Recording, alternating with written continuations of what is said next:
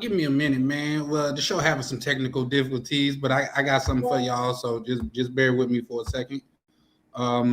We should be rocking very shortly here. I've been working, y'all. I've been working. Yeah. Late nights. Open mics. Truth only move when the room got order. The peppers and prime on the control. Welcome to Charlie Chine TV. Yeah. Three beautiful women, whole panel in a vibe. Vibing with me, she set the tone when she look you in your eyes. Tam talk straight, no filter, no disguise. And a smooth with it, every word calm but precise. Chat going crazy, yeah, the numbers stay live. Everybody got opinions when the combo get tight. Different views.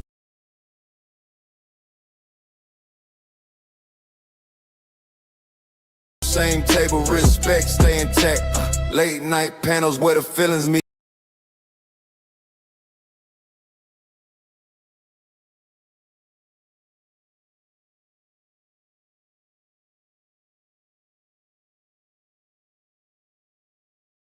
Facts, late nights, don't sleep, don't sleep.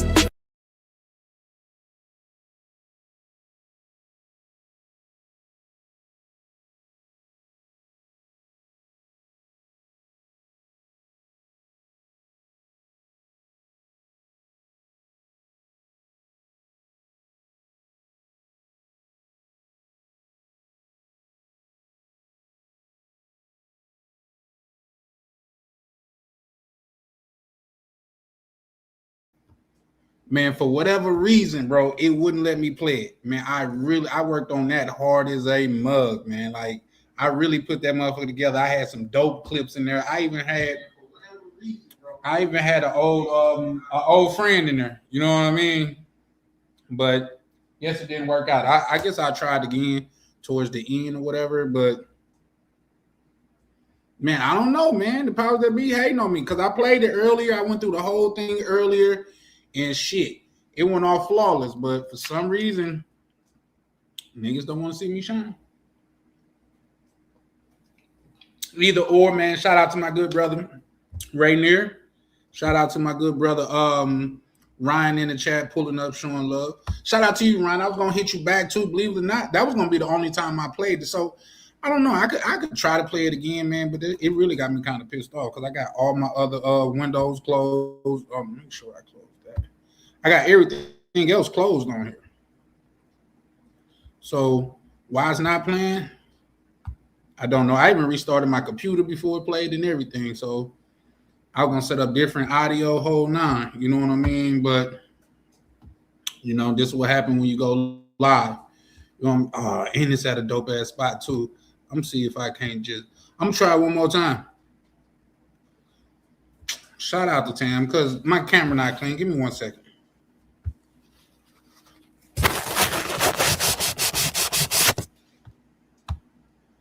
Feel like that's better. Shout out to you, Mo Black. DMV, what you got going, good brother?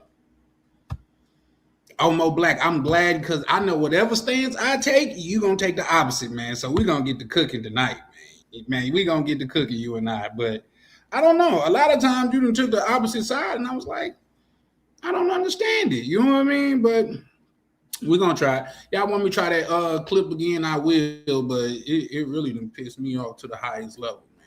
I ain't gonna even lie to you. It done pissed me off, man.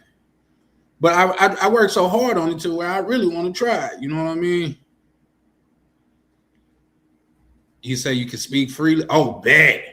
Oh, you should have texted me that earlier. I'd have been stretching like we got them getting in the ring.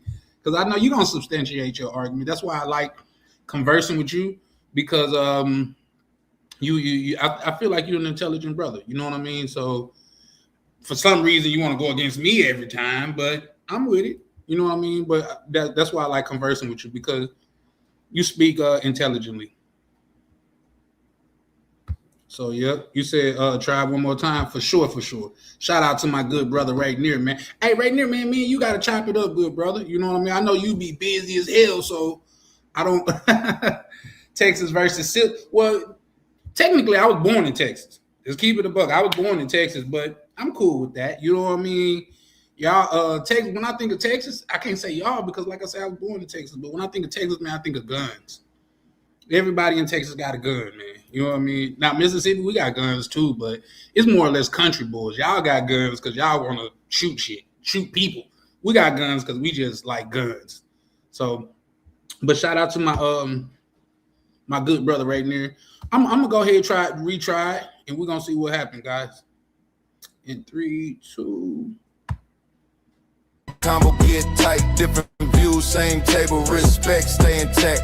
Late night panels where the feelings meet. Facts, late night, don't sleep, don't sleep. True talk, true, no retreat, no retreat. Panels.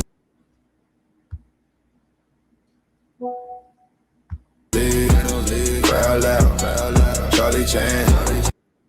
TV, Charlie Chan. TV, Charlie Chan. TV, Charlie Chan. TV. Once again, man. Shit. Charlie Chan out here, man, with some of the most beautiful women, bitch friendly.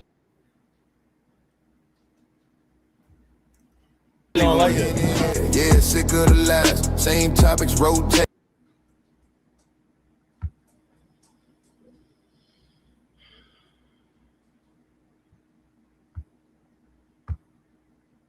Yeah, it's still on BS, man. I tried. Y'all see, I had to let it get to that part. Y'all see, I got the old homie in that motherfucker. You know what I mean? I had a little badass chick coming up. She was literally the next shot. But I don't know, man. For some reason. No, it's not even Verizon no more, bro. I got the T-Mobile joint. At this point, if I'm keeping it a buck, bro, I think it's my computer. You know what I mean? Like, oh, shout out to my good brother, POV. You got to come up, man. Shout out to my good brother, POV, man. We glad to hear you touch down safe, man, and you out there kicking it and shit like that. Mr. Peppers, what it do? Man, I worked so hard on that fucking video, man. I believe it or not, I even shot the big homie Ryan just a little preview to get his take on it. You know what I mean? Yeah, for sure, for sure. But I even shot it to bro to get his goddamn it, his take. And, you know, he gave me some critiques because tonight was gonna be my only time playing it. You know what I mean? Just because he brought up a good point. You know what I mean? Last thing I want to do is gas some niggas up. You know what I mean? Not saying that a nigga would be gassed up, but I think he brought up a good point. You know what I mean? Stay high, man. What it do, man? It's good to see y'all back in the building, man. Oh, we're gonna cook tonight.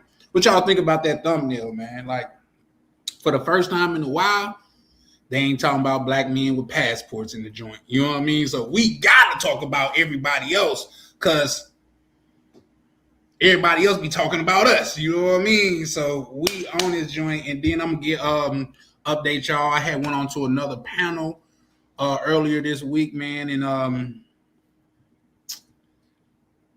I think it went cool. You know what I mean? The person that I went up there was Ronan's Travelers. I seen him up there, so I thought it was his panel.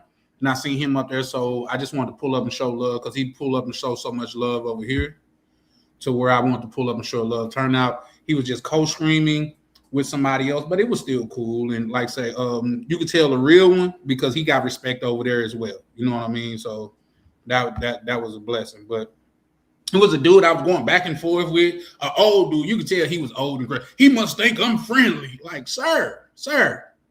Why you think I think you're friendly? I don't know you from Adam. Why would I even care about you being free?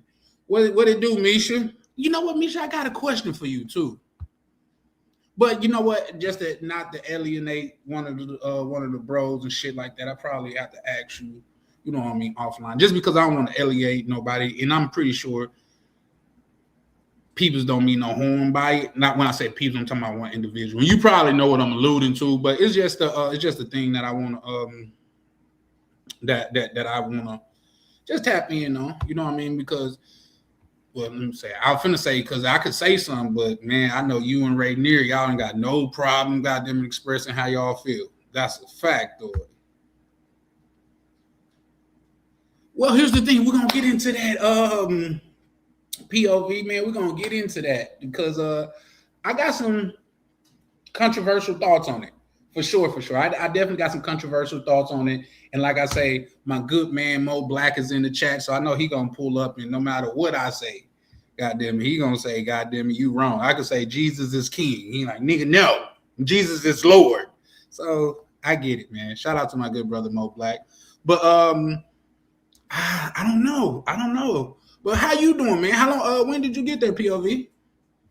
Let me turn on my light. I feel like my light ain't here. Oh yeah, shed a little light on the situation. Yeah, man. I don't know. Maybe I need to take my resolution down or something because my camera looking clearer than it usually look. Maybe my resolution too high. Because you know when it's in 1080p or 4K, your computer have to work harder. You know what I mean? So maybe that's what it was though, because I don't think I've ever seen myself this clear on my camera. And I didn't shout out to Tam, you know what I mean, showing love, but she like his camera dirty.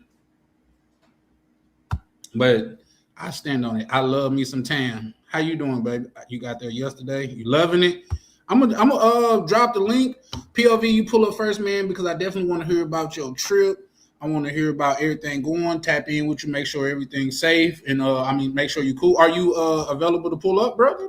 If not, you know, I understand, man. You know, with me, there's never no nothing with me, brother. You know that, man. It's nothing but love and positivity coming from this way. You know what I mean? We ain't gonna be like them niggas from last night. You know what I mean? Say it again. Tam, don't roll your eyes at me, ma'am. Ma'am? Nah, I'm just playing. But yeah, man, how y'all doing, man? Listen, I had a lot going on this week, man. So I couldn't get on earlier and things of that nature, but I had my way. I still got a lot going on. But I'm gonna try to come on again tomorrow night. Just man, because here's the thing. I really fuck with this community, man. You know what I mean? It's a lot of brothers in here too I really, really resonate with. We really are like-minded people.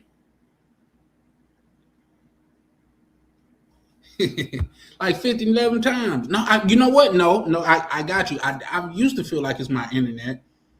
Oh, I need to do a control test. Because if I bring somebody else's laptop over here and it's working better, it's probably not my internet. It's probably just my computer, which is what it is.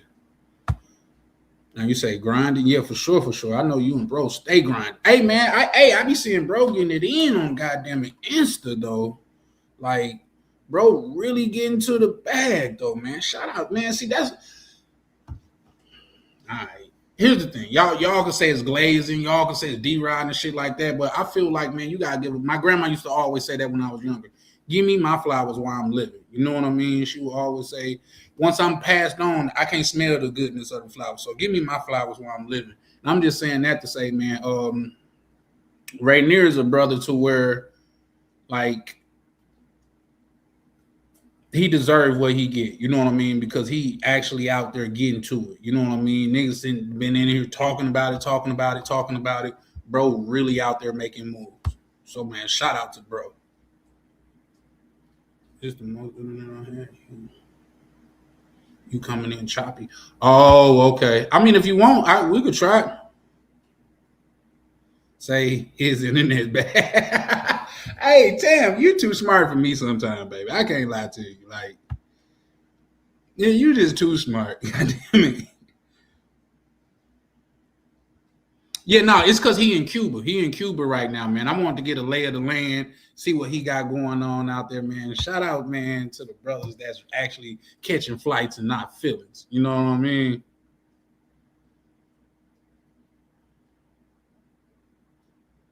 You say he doing the dirty work. You say you taking care of the corporate side, man. Shout out to that, man. That's what a team for. That's the purpose of a team. Because a team full of point guards is gonna be what? Nobody gonna be passing the ball. You never gonna have a good look. You see what I'm saying? A team full of quarterbacks Who gonna catch the ball if everybody throwing it? So the purpose, in my opinion, of a team is everybody having a position to play. So yeah, nah, shout out to you for that, Misha. It's me. That's choppy. I mean, if you hold on, I'll drop it. If you wanna I mean, if you wanna try it, you can. But I want to see if I can take this resolution down because I really, man, I was looking forward to showing this video to y'all, man.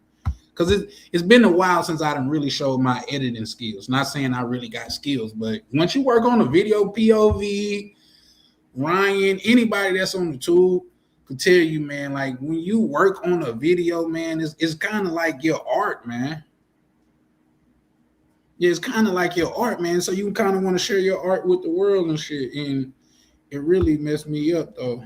So I'm gonna drop the link in POV. If you want to pull up, you're more than welcome. You know what I mean? But if you feel like your internet won't hold up, I say give it a shot, man. Look, did you see my video? Oh man, that's something else too. POV, man. I put visuals. I don't know if you was here to see it, but I put visuals with the song that you made. I had the little part where I turned it down and started talking a little bit. Well, in the actual video. It was dope to me, man. It just didn't work out. What the fuck is my fuck this shit? So yeah, man. I'm gonna try it again when well, I guess that'll be even harder. Let me see something. If I could take the what's the name down.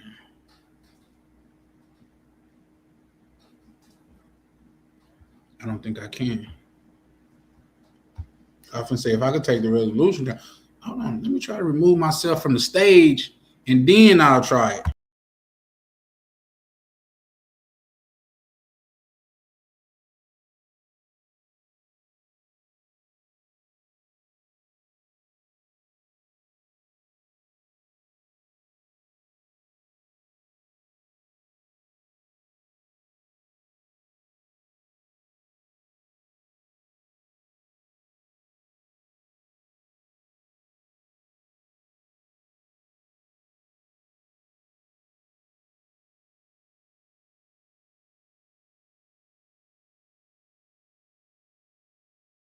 Charlie Chan, TV, Charlie Chan, TV. Once again, man, Charlie Chan out here, man.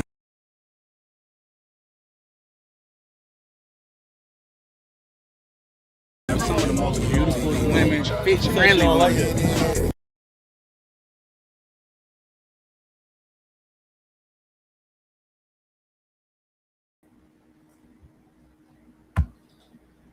It just won't work, man. It just won't work.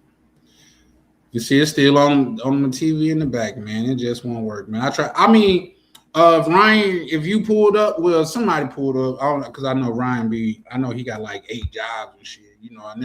Charlie Chan, never interfere with the bread, man. That's just my whole thing. I'm never interfering with the bread. But if you got time, Ryan, and I know you on your phone, so you probably couldn't do it. I was gonna say you could pull up and play it if you want to, because I know you got the video. You know what I mean?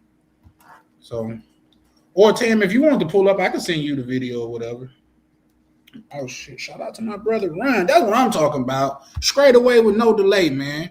Real brotherhood type shit. That's what I'm talking about. Oh, hold on. Let me take myself from the solo camera. Oh shit. What it do, good brother? Yo, what's good, bro? Man, super villain chilling, man. You see, man, all that work I put into, man, I couldn't even goddamn play the video, man. Damn, that's crazy. That's crazy. What? I don't understand why it's tripping like that. Man, this bullshit. When I buy stuff like this, like my phone, my internet, my computer and stuff like that, mind you, I done had this computer for like 3 years, probably a little bit more. So maybe I don't know. Maybe it's time for me to upgrade my computer or whatever. But when I'm saying that to say, whenever I buy electronics like that, like things I'm gonna have to use, I generally spare no expense. I said, this is what I'm doing. Give me the best computer to do this. Now with computers, he was like, man, them shits could go up to $2,000 or $3,000. Well, I said, give me the best computer that could do this in that price in this price range. You know what I mean? So I think I spent like $1,500 on this computer, man. Oh damn. Yeah. Oh But damn. yeah. And I know somebody said it's because you be watching corn. I've never watched corn on my computer. Listen, I felt because, and I'm not saying I'm too good for it or some shit. I fell for that trap long time ago, man. Don't watch none of that shit on no work device, no device you want to keep like private and things of that nature, because you're gonna fuck your shit up. Let me ask you this, Ryan. Are you able to play it from your end? Like on the WhatsApp? What you mean? Like when you sent it to me? Yeah, are Yeah, you able to yeah. play it up here? Oh, on here. Is that possible? Hold up. I just want to Recordings. share my art with the world. That's all. Let me see your audience.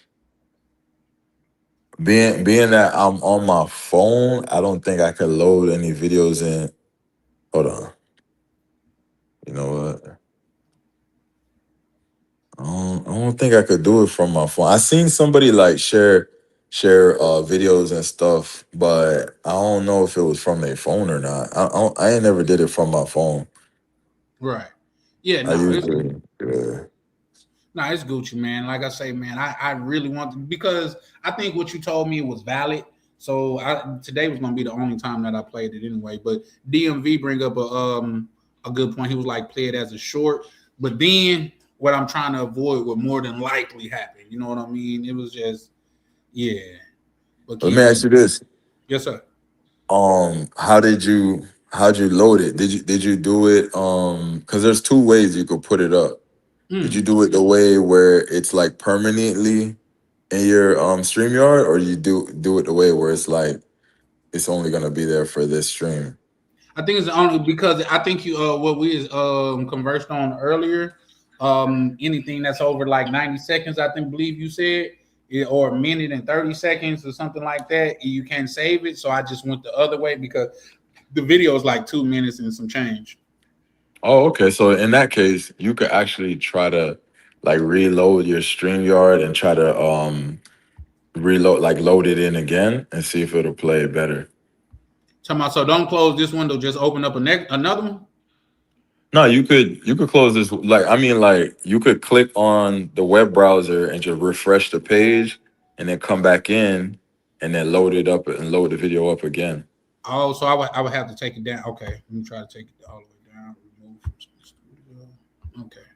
So it's not once I hit reload, it's not going to goddamn close it out, is it? Nah, it's not gonna end the stream. If you just like refresh the page, nah, it won't. Then not just that. I know you caught the Anton Daniels and Corey Holcomb debacle, right? Yo, so I was just watching it just now. Like I was literally just now before you started. I was trying to catch up on it because I know everybody was talking about it. So I didn't get to the part where I seen everyone talking about it yet, but I was like in the middle of it. Yeah.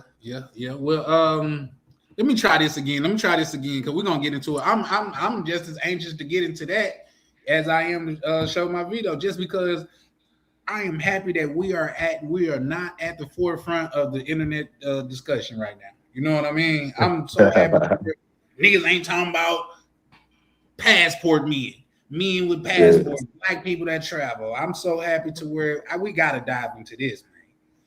I'm Thanks. talking about like that Trey Songz type shit. I'm about to dive. Yeah, that type. But which was finna say, my bad. No, nothing. Okay, I'm finna try to refresh the whole thing and then I'll try it again. All right.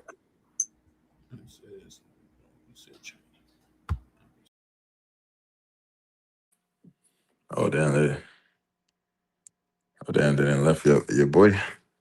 Shout out to the chat, man. Salute y'all. Ain't people with it.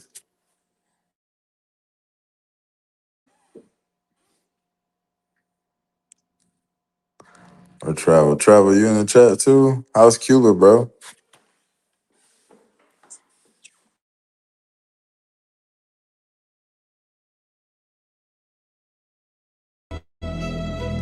Yeah. Late nights.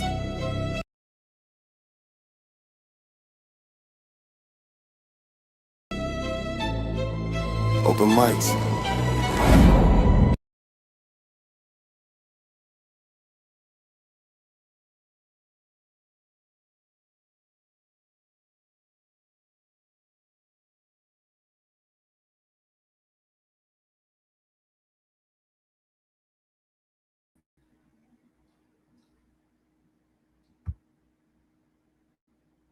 Damn. Can you hear Crazy. me? Yeah, that shit's nuts, man. That shit got me so frustrated. I'm pissed off, bro. I can't even get this shit off the screen now. It's like my shit done froze. Can you hear me, Ryan?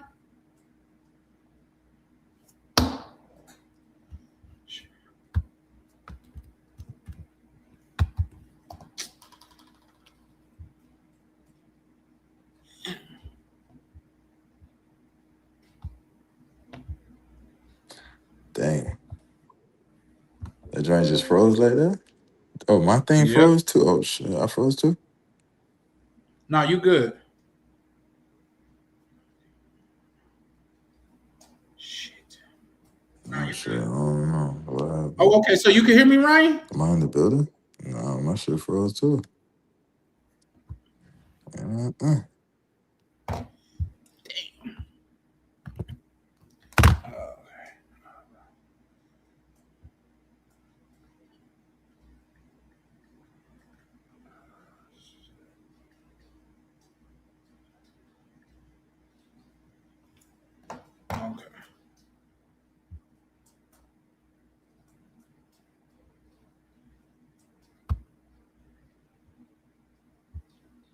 Can you hear me?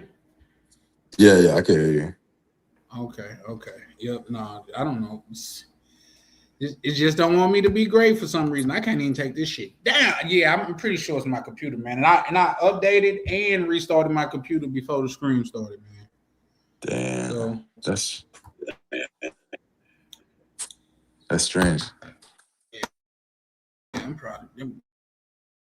I just made a huge purchase. So shit, I put that to the. I might have to Klarna me motherfucking computer or some shit. Yeah. I low key don't Can think you it's still your hear me? Because computer my though. shit done froze up again. Yeah, Okay. I can hear you. I don't know. I don't think it's your computer What you though. think it is? It gotta be either You think StreamYard it's the internet? it gotta be either StreamYard or the internet. I don't think it's because if you just bought a $1,500 computer, I doubt that's the issue.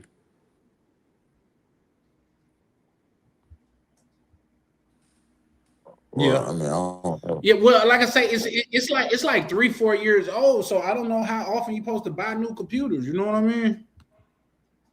Oh, I mean, damn. Yeah, I took it down, so we should be. Oh, hold on. Oh, snap. Yeah, I don't know. I guess I was fucking with the computer. You said I didn't change the background and everything. That little game you Oh, put can you me hear on, I me? called I myself. can't hear you. Oh shit! I'm gonna have to reach. I'm probably gonna have to come Can you hear down. me now? Can you hear me Oh, now? damn, you went crazy. Oh, bro, cloned himself. Hold on, I'm gonna refresh mine. I don't know what happened. I can't hear you. Oh yeah, probably because I added myself. Now I'm moving on both of them. You see what I'm talking about? They'll be busy, y'all. Nah, I got terrible shit.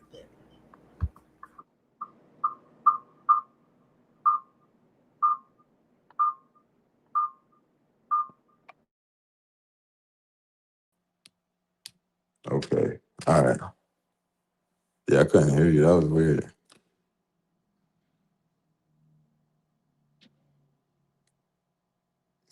Damn, I still can't hear you.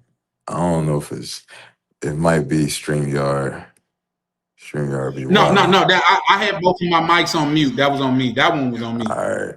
I'm gonna switch phones. Let me try my other phone. Hold up. I'm gonna come Yeah, back. for sure. I'm gonna hit the link on my other phone. All right, for sure.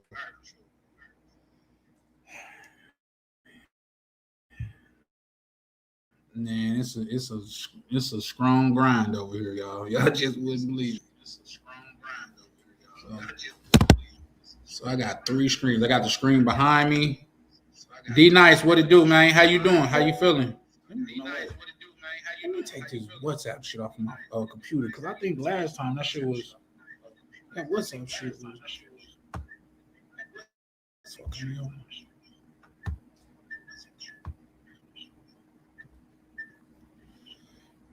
Yeah, I'm finna try to take WhatsApp off because I had to put WhatsApp on my computer earlier to send the copy to Ryan. So I'm gonna try to take that off. D Night Ryan just dropped down. He said he about to pull back up.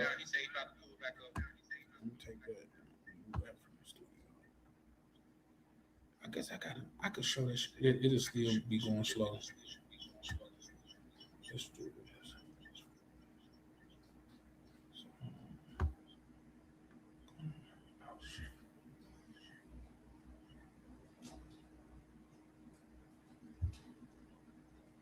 Yeah, man. So check this shit.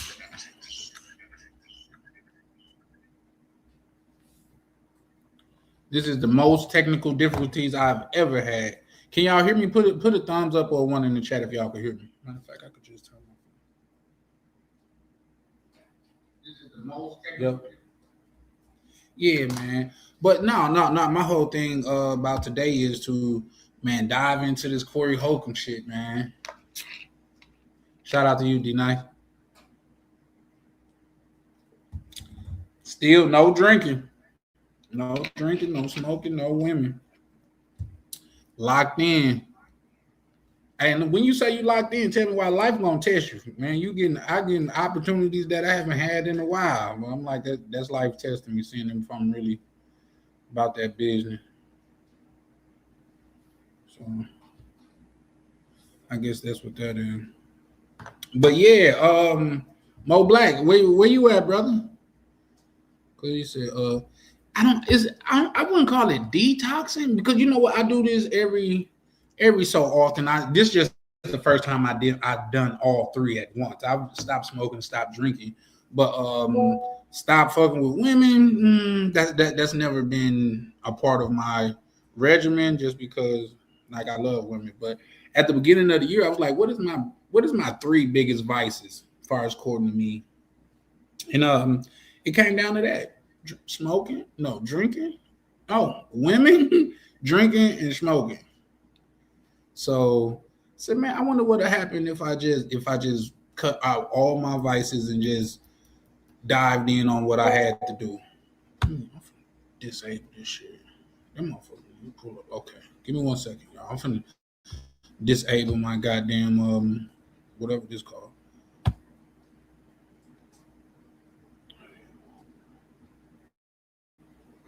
Well, I'm finna log out or whatever. That's the only thing I could think of too. Cause my last couple screens been cool. So I got this bit.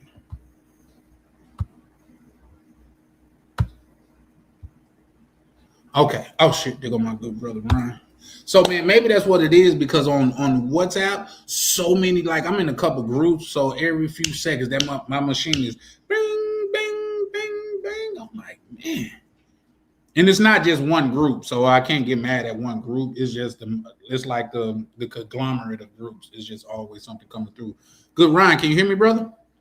Yeah, I can hear you now. Okay, I had to drop down, goddamn it, shit, and yeah. He said I stopped eating donuts, sugar for past 2 weeks. Shout out to you, bro. Man, can we say 2026 is about sacrifice? Can we say that, man? 2026 is about sacrifice, man. You got to sacrifice to get what you want, man. You got to sacrifice to get ahead, man. How your journey going this year, Ryan? Man, it's going good, man. I can't lie. I can't really complain. Like, and I had many semi crash outs, but I haven't stopped fasting yet, so that's good. Like, I'm still intermittent fasting. I haven't broke that yet. Mm-hmm. Yeah, for sure, man. Are you seeing any results? Yeah, I'm down. Last time I checked, down 16 pounds. 16. Oh, you know what? That's crazy because I wasn't gonna even say my progress because it just seemed unreal. I even checked. I'm like, nigga, am I dying? This shit crazy, bro. But Yeah, I'm that's down how it like is. 20 pounds, bro. That's what's up, bro. Good shit, man. Good stuff, bro. Yeah, Yeah, when I looked it's into it, my bad. Go mhm. ahead. No. No, No, I'm I just was gonna just say. going. Go ahead. No, I was just gonna elaborate. Like, yeah, like I noticed, like fasting made me notice, like what you put in your body, like your body respond different. Like at least me, right? So like today, I ain't gonna lie, like I crashed out and I had ate some chicken wings, right, to break my fast, and Some my fried stomach chicken started. wings. Yeah, I crashed out. Oh, But my stomach started hurting. Like I like I felt sick. Like if it sat disgusting in my body. So I've been fasting so long and eating vegetables and chicken breasts eating and stuff clean. like yeah. So when I ate that today, it's like my body was trying to reject it. You feel me? So it's like damn, I was so accustomed in the past to eating so bad that my body wouldn't even respond like that. But after like, Mm, after detoxing, cleansing, fasting, now if I go, I bet if I would have went to like McDonald's, I probably would have threw up. You feel me? yeah, yeah. Yeah, McDonald's is bad for you either or, bro. I definitely wouldn't fuck with McDonald's, bro. They're trash, man. Like them. 100%. Listen, if I can help y'all out, man, y'all think about this. The regulation on fast food is so far off to where you're barely even eating food. It's a low threshold for them to be able to legally call it food. Do you know why Pringles are called Pringles? You notice they're not called potato chips because it's like a paste, and it's for it to be called potato chips, it has to be have a certain amount of potato in it. So do with that what you will. Once I learned that, I never ate another Pringle in my life. When I found out the chicken breast at Subway was only 45% chicken breast, yeah, so everybody asked the same question. Well, what was the other the 55%? Nigga, we don't know. You know what I mean? Uh, uh, uh, um, D Nice spoke to you, Ryan. Yo, salute D Nice. Yo, salute the chat. What he said? Yeah, Ryan. When you coming off the fasting, yeah, you don't want to eat any grease. It'll come out fast. Yeah, so I usually break it with a fruit. Like yesterday, I broke my fast with like a banana. The day before, I might have had like some grapes. I like to break it with a fruit. Today, I ran out of fruits, so today I broke it with some multivitamin gummies. That was the first thing I had. Um, and then what else I had? Yeah, that was it for today. And then, man, I had to order some food. I ain't had no food. I was going on like 23 hours without eating. So I was like, you know what? I Googled, I'm like, is chicken wings bad? And then like you gotta eat it in moderation. You gotta cook it without a lot of all this BS. So I'm like, man, I'm only having one meal today. You feel me? So let's give it a shot. Worst case scenario, I'm gonna fast again for 23 hours, and then tomorrow I'll eat something clean. And it was even like I don't know. It just felt disgusting inside. Yeah, because it So is. yeah, but like what it made me think was like all that time I've been eating terrible. Like it was I never felt bad eating. You know what I'm saying? Like Yeah, everything your felt body normal. adapted to it. Yeah, which is Now that you scary. giving your body what it need, once you putting that dirty stuff in there, your body like, come on, man. Like you tripping. Yeah, Right. Let me ask you yeah, this. Because I'm sure you like fried your chicken. You don't. I don't even have cooking grease in my house because it's too tempting of me. Like I say, I tell my people, like even my chicks that come over, I'm like, my fight ends at the grocery store. If I could get out the grocery store without buying it, I'm good. You know what I mean? But like, because and I'm saying that to say, if some chicks brung some cookies in my motherfucking crib and just left and shit, I'm like, damn, I'm not built to, you know what I mean, to not fuck with those, So I don't even like it in my house. Like, only seasonings I have in here is slap your mama and salt and pepper. You know what I mean? But yeah. go ahead. No, yeah, I agree. Yeah, you better than me, man. You better off. Like I ain't gonna lie, I ain't perfect because if I don't cook for the whole week, I gotta grab some on the road. So I gotta bypass all the foolery and try to find something clean. You know what I'm saying? Yeah, So that's a fact. it's hard. That part is real hard. I ain't gonna lie.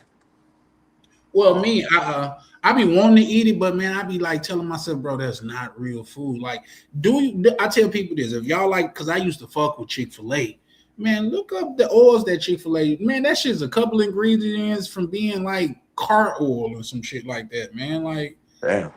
yeah, look it up. I'm not capping. I Yeah, did hear. I heard about them too. I heard. Man, yeah. all this stuff bad, man. I try to keep it simple, man. Chicken breast and steak, man, with broccolis and carrots and stuff like that. I do the multivitamins once a day. I drink water all day long.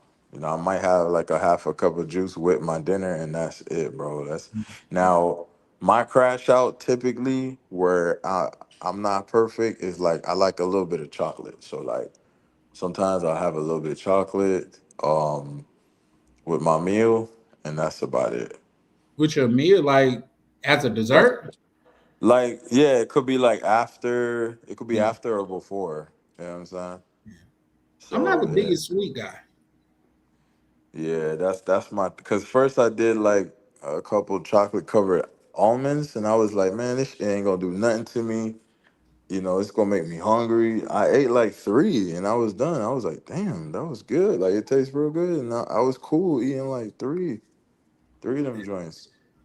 Yeah, see, Um, I don't got the willpower like that because if it's 50 of them there, it's gonna be hard pressed for me to stop at three, especially if I like them. It's gonna be hard, bro. I ain't gonna lie to you, pause. Like I said, I ain't it stop. But go it ahead. do be hard for me. Like for my body right now at this point, for whatever reason, from 2 p.m. to 4 p.m. is my most difficult hours to not eat all day. Like breakfast, my body's already used to skipping breakfast. I'm not hungry.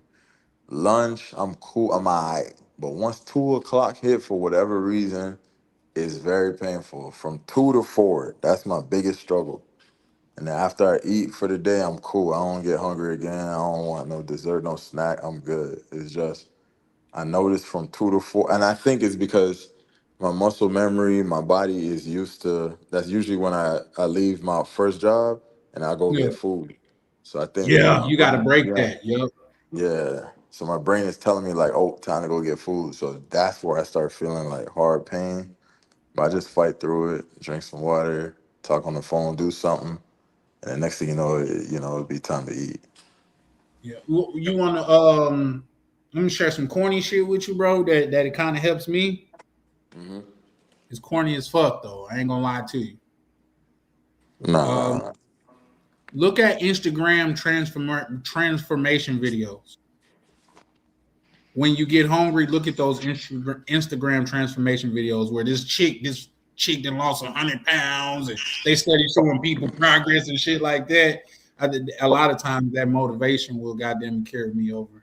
It's oh, you know. corny, I know, but Nah, it's not corny. You know what? My algorithm, I'm telling you, these people they be spying on us. So ever since I started fasting, my algorithm is now showing me the transformations. Like on Instagram, I see a lot of, oh, I lost 100 pounds in 3 months. So that that that nigga dead. that is That's impossible. no, your boy, man, what's that ninja name? The dude with the bald head that wrote that book. He lost 100 pounds in 3 months. That shit took me out the game. I was like, oh, okay, that's He how y'all black? doing it. Yeah, he black. He got a popular book out. Oh, George, is it George Goggins or something like that? Oh, Goggins? David Goggins. David, yeah, him. Hey, he said he lost 100 pounds in 3 months. 3 months, 90 Yeah, days. So that nigga's a then, superhuman though. yeah, so I watched that, and then my algorithm was like, "Oh, you like that? All right, we got more for you." And Right, then I we just got started you. seeing, yeah, 70 pounds in 3 months, 60 pounds in 2 months. I started seeing all that crazy stuff, so that keep me going. So yeah, no, that's normal, bro. And then when you start watching those, my algorithm starts showing me shit like fasting stuff, good Right. stuff. You know what I'm saying? So yeah, that keep you going for sure. I don't, no, that ain't corny. It ain't hard shit. You know how everybody over here is like, that's what we're gonna get into tonight.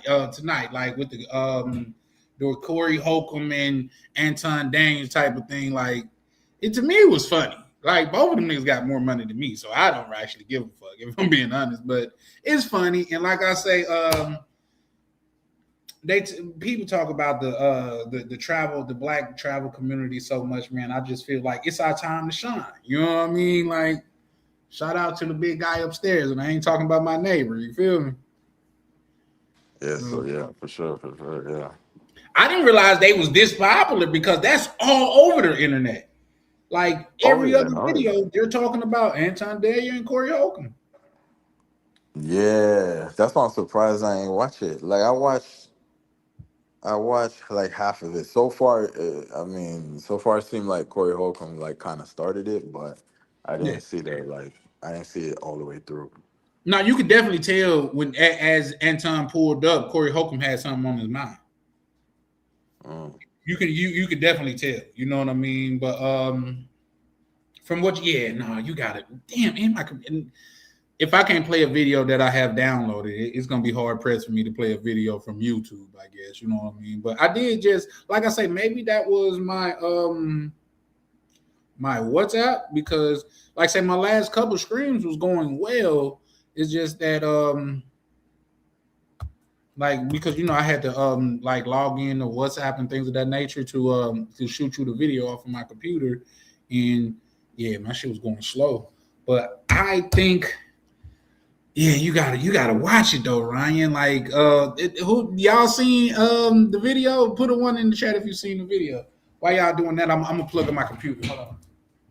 That shit took a lot of computer power, I guess. Yeah, I ain't gonna lie. I assumed you was gonna play it, so I was like, I'll just watch it with y'all. I mean, I can try to play it now that I like say I should uninstall it.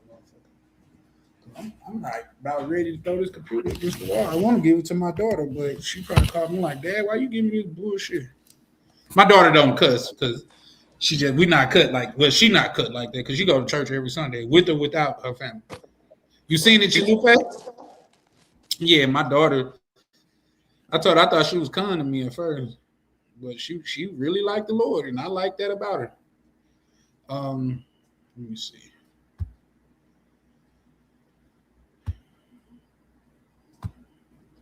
That shit's crazy, man. I think if I'm keeping it a buck, we're gonna see. I know Mo Black. He probably catching up on the video and writing down arguing points. For some reason, Mo Black just love to argue with me. So, can you hear me, Ryan? Yeah, I can hear you, bro. Okay, I just want to make sure because I'm trying to pull up the video. Yeah. If not, I'll watch it real quick. I think I watched half of it. Cause then what I don't like about it is that like say Corey Holcomb was throwing. What part did you get to? I got to so I seen him move his chair and move in front of him, and then I seen him saying, "Say that, say that DS again," and then I seen when Antoine Daniels stood up and said, "We can go outside right now." I think that's where I stopped at, where Antoine Daniels stood up and it was like, What do you feel about that part? I mean, I feel like Antoine Daniels ain't back down, but also I feel like Corey Holcomb. I feel like it was blown out of proportion. I feel like Corey Holcomb was looking at it like, "Oh, don't try me with that, that GAY ish," which I could understand that. I could some dudes don't play by that.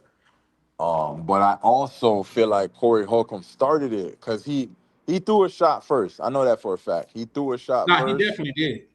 And I feel like he thought in his brain that Antoine Daniels was like pie. Like he was like, man, he's soft. You know what I'm saying?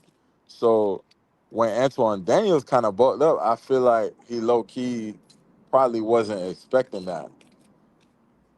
Well, you know what? I got a good point that I want to touch on with that, just because and then I'm gonna come back to say that too. Like Ryan, me and you are larger fellas, wouldn't you agree? Right. I we have seen, especially if you black and you a larger fella, you have seen other people use their size as an intimidation tactic. Facts. You see what I'm saying? So a lot of times it don't even go that far because a lot of times, like say, people will bag down or bag out before it even get there. You see them because of their set. But so when a person that's used to people bowing down because of their size, when a person buck up at them, it's kind of off-putting to them. They don't, oh shit, I haven't got this far too many times. You know what I mean? They don't expect it. Yeah, exactly. That was the energy I was getting from Corey Holcomb. I didn't even know Corey Holcomb was like that much bigger than him until he sat like in front of him. And so I was like, oh, he do it. Yeah, he bigger. He called Anton down, you fat and everything. He said, when I see, he said, oh, this little fat nigga. I said, damn. Oh, damn. That's crazy. Yo, when fat people be calling each other fat, that should be crazy, dog. That do be crazy to me. I don't never understand it, dog. That do be like, nigga, what? That should be funny, though. It'd be funny. Yeah, like nigga, you're not a Greek god and no shit like that. Chalupe say, shout out to Chalupe because that's what we're gonna call them. The plantation bros are taking the L on this one. That's a fact. Yeah, that was some ratchet shit. Like, y'all ain't supposed to be. Okay, let me just, in my opinion. Yeah. I couldn't hear you. What'd you say, Ryan? Oh, no. I was just saying, like, yeah, y'all supposed to be stoic, like super red right. pill. Y'all got everything together type shit. Right. So, because I can't find, and I know bro gonna be on the same points, and I played his videos before, and he didn't strike me, so I'm sure he cool, man. Shout out to MTR, man. You know what I mean? I fucks with that brother. But his video is the video that I'm gonna use right fast. I don't even know the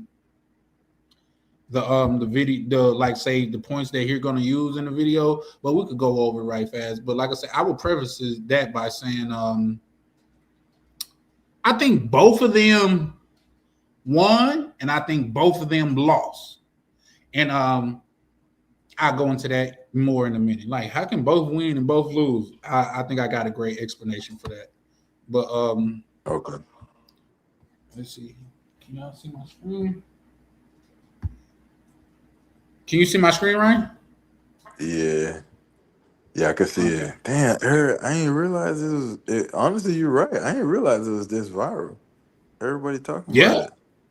Everyone. Let's slow down because you're talking loud, but you're not saying a lot. You dancing around it, and that's why I lose respect for you when you start dancing and kissing Caucasian males' ass. But I don't. Don't do that in front of me because I'm not an ass kisser of nobody. Yes, you are. You suck the dick of black people right now. God damn! You want to talk about going scorched earth? That's the way to do it. So apparently there was a dust up over there at. Oh shit.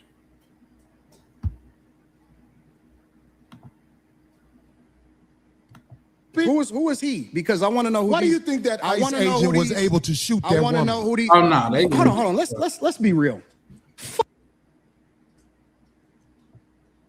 We say that. We say that, but here's the truth. I don't have a boss. It's a reason you go after black males or black people quicker than you will go after white males. What are white males responsible for in this country as the downfall of it? I'm an equal accountability smoke giver. I talk about everybody. I'm just saying, I ain't heard you talk about white men since you've been up here. You ain't been listening. You ain't been listening. I've been listening to you. No, you haven't. I hear you. You don't have the capacity to be able to listen because you're too busy. No. You got me wrong. You're too busy. My capacity that you just criticized, that's an opinion. Here's the fact. Have you seen something about Caucasian males and how they destroy this nation? Well, what did I miss?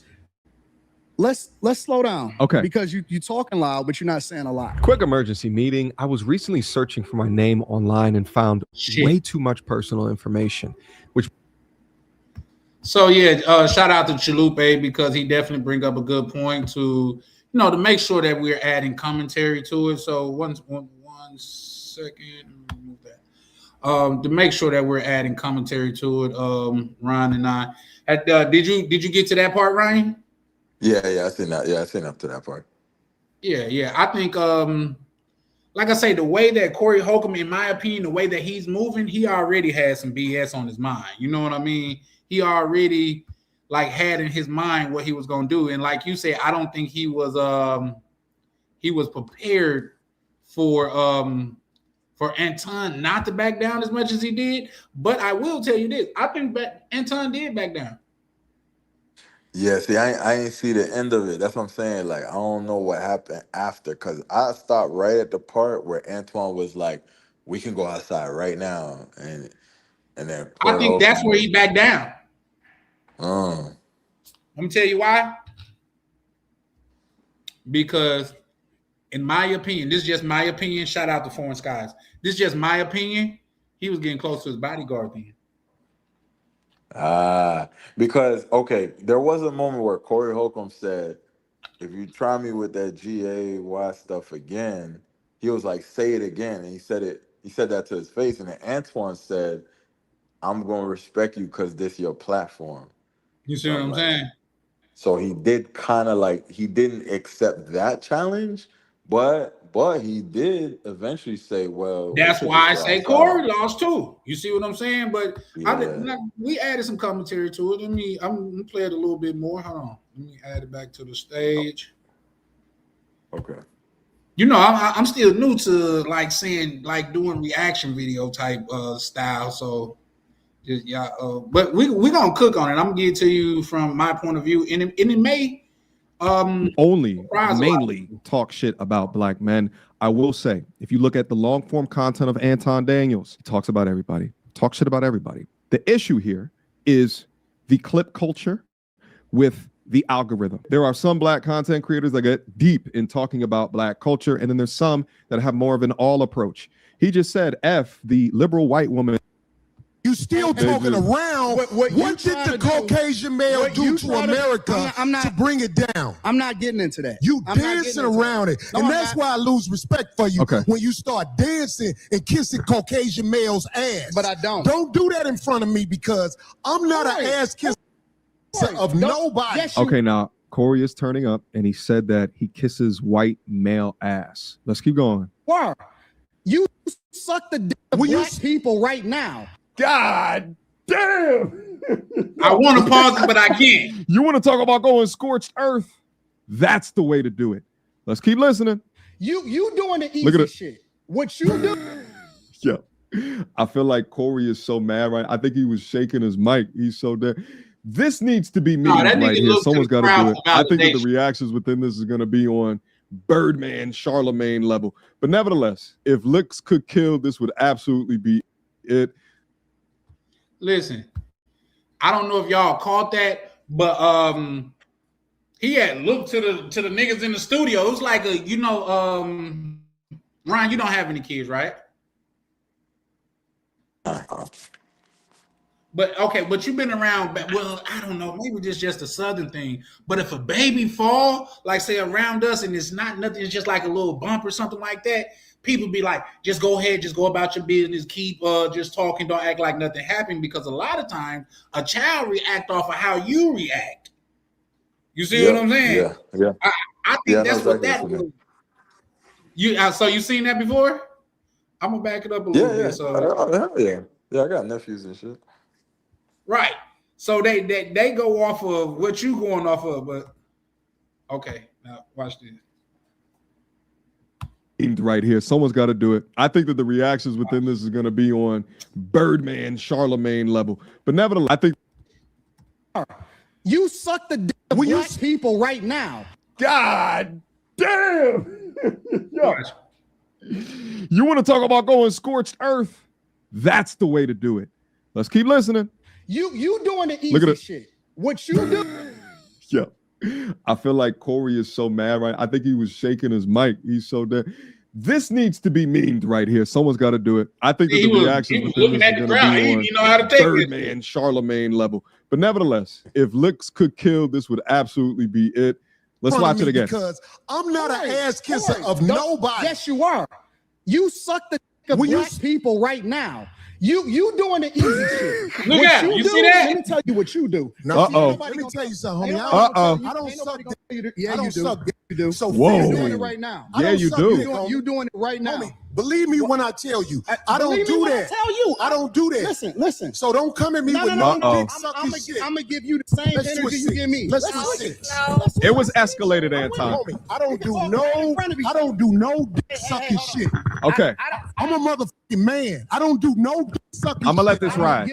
Well, I tell you what, watch that dick sucking shit, because that'll go bad. Call it what you want. I don't do no dick sucking, You say a lot of shit that I don't fuck with either. You okay, but that Anton popping back. Oh, you I don't give a fuck about what you talking hey, homie, about. I tell you what. I'm right here. Don't put no dick sucking shit. Don't put no dick sucking shit on me. I'm from Detroit. Say right I now. suck a dick again. I'm right here, right now. All right, that's what I'm saying. I'm gonna respect you. Dance around it. Dance around it. No. I don't do no. Now, if you ask me, this just hold on. Oh, let me turn my camera back on, so you know I like talking my shit where niggas can see me. If you ask me, Anton Daniel was not in the fighting posture. Did you disagree with that, Ryan? I agree with that. I do agree with that. He's not in the fighting posture. For one, you got one hand on the mic. That is not strong or sturdy enough for you to use it as a weapon, because the mic is unsturdy, because it is made for you to be able to take the mic out of the what's the name. In the stable thing, the stand thing is small enough to where not sure that you can inflict pain with it. And you see how Corey is bucked up, like he's stretched out, making himself look big and things of that nature. And Anton Daniel kind of scrunched down. I think that is posturing and just reading body language. Anton Daniel wasn't ready for a fight just then. You know what I mean? Like, or he was just calling him a bitch and saying, nigga, you ain't gonna do nothing. But I don't think that's what it was. Because he was like, nigga, I'm gonna get in your face too. Or he maybe just that short, because we only see him sitting down. So what you think about that so far? I have two sides to it. So yes, I do agree that Antoine, I don't think he really wanted to fight like that in that moment. But I also don't think Corey Holcomb wanted to fight either. I'm going to tell you why. Because I have never seen a ninja that wanted to fight walk with the microphone.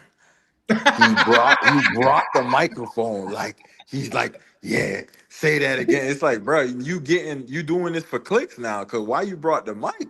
Yo, if I'm about to fight somebody, I'm blacking out. I ain't worried about no microphone. I ain't worried about none of that. Like, let's get it. Like, I thought that too. Yep, I thought that too. That was more or less like, nigga, if you finna get it in, you took the microphone over there with you, nigga. Like, that's kind of crazy.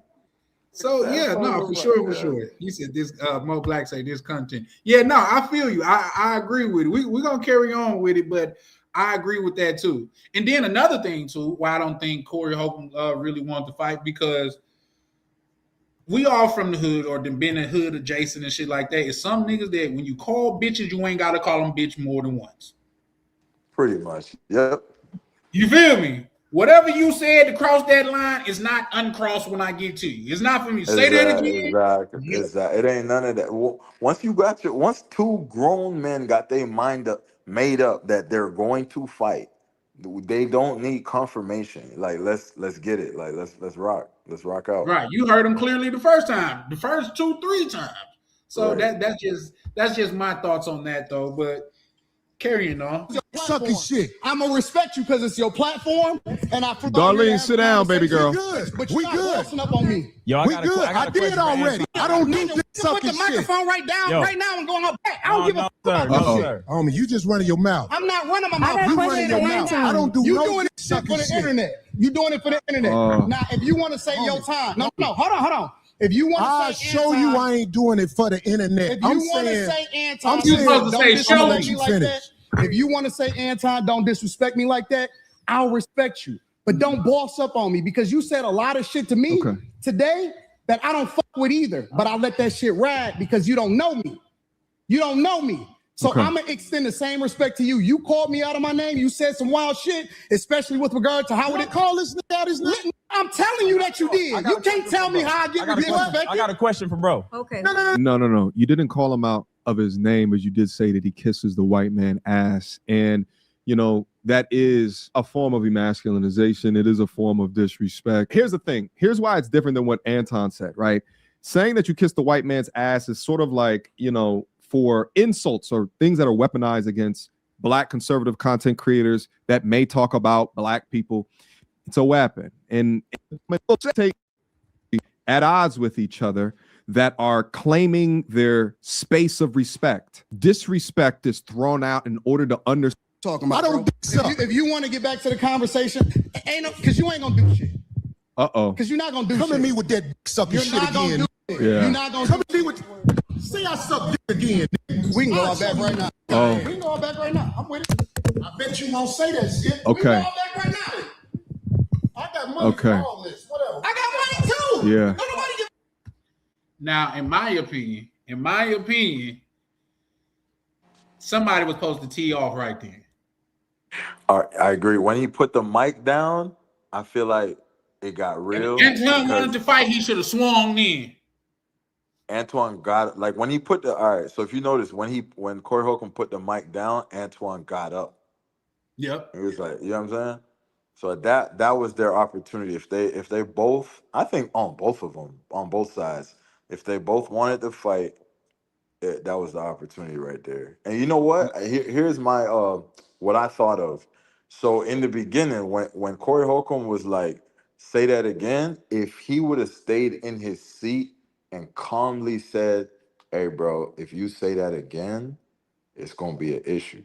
Then Antoine might have actually said it again because, he was sitting, it would have been calm, and he would have maybe felt like, oh, you challenging me? You know what I'm saying? Yeah, I think put his him whole going guard up, when he said it. Yeah, I agree. yeah, he didn't need to sit in his face. He could have just said it from his seat, like, hey, bro, you say that again, I'm going to tell you right now, we fighting.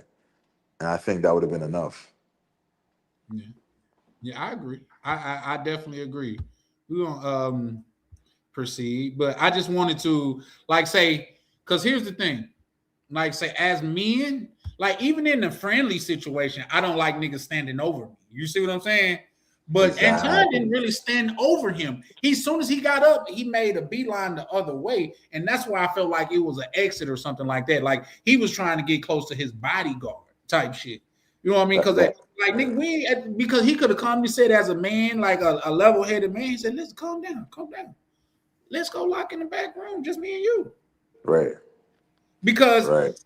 We'll get into it, and I tell you why I feel that way. But we're gonna proceed it from this juncture. Right? Fuck about that shit. No, it's just not respect. I ain't falling for that. I ain't falling.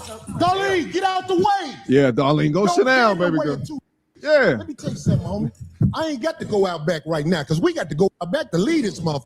But I'm saying that dick sucking shit, watch that. That's all I'm saying. And if I don't say it how you like if you want to get back to the conversation, we can get back to the conversation. But just know, I'm not listening to none of that shit, bro. I'm not listening to none of that shit. If you want to get back to the conversation, long as you we can know. get back to the conversation. Long as you know. Bro, you not. Okay. You not that tough. Let's talk about this real quick. If you call another man out, especially to his face, actually really only to his face, specifically saying things like you kiss white ass, you have to be ready, willing, and able to respond into that situation, because some men may take that as the ultimate form of disrespect, and the threat of violence can be real. If that man then responds to that and ups the ante, not with violence, but with words, and says, but you suck Black male members, it enhances the threat of violence significantly within the situation. So all we're doing, side of how an OG should operate, I'm happy that he did stand down again. But in my opinion, in my honest assessment, it was initiated by saying that he kisses white ass. I'm not listening to none of that shit, bro. I'm not listening to none of that shit. If you want to get back to the conversation, long as you we can know. get back to the conversation. Long as you know. Bro, you not. I got a question for you, Ryan. Yeah. Wouldn't you agree? He said, all look back. I agree. I definitely agree. Said Black travel space. Yeah, no, this is our time to shine, baby. We ain't got nothing to do with this. This is our time to shine, baby. I feel like the little dude that was hugging his dad on the counter and he pushed off of me like, you know what I mean? It's our time to shine. But let's call a spade over here. Which one do you think is more disrespectful? Saying that you kiss motherfuckers' ass, or saying that a motherfucker telling you, or a motherfucker telling you that you kiss motherfuckers' ass, or a motherfucker telling you that you suck dick? Number two, 100,000%. 100,000%. You know what I mean? 100,000%. Yeah. Because there's no metaphor for that. That's just mean what it means. Like right, you feel me? Yeah, Like his yeah, ass that's be a like, fact. oh, nigga, you sucking up to this nigga. Like you brown nosing the nigga type shit. You know, there's a metaphor for that. But to say Right. that you goddamn it, you topping a nigga off, that's different. Yeah, that's OD. That's definitely OD. Yeah, for 100%. sure, for sure. In my opinion, he said the church looked bad for. Oh, we're gonna talk about the Druski shit too now. We're gonna end on the Druski shit. Ryan, tell me you seen the Druski shit, right? I definitely seen that. Oh man, we got to Definitely. get into that Druski shit, man. Like I think he kind of exposed some shit too, though. But we're gonna get into that. This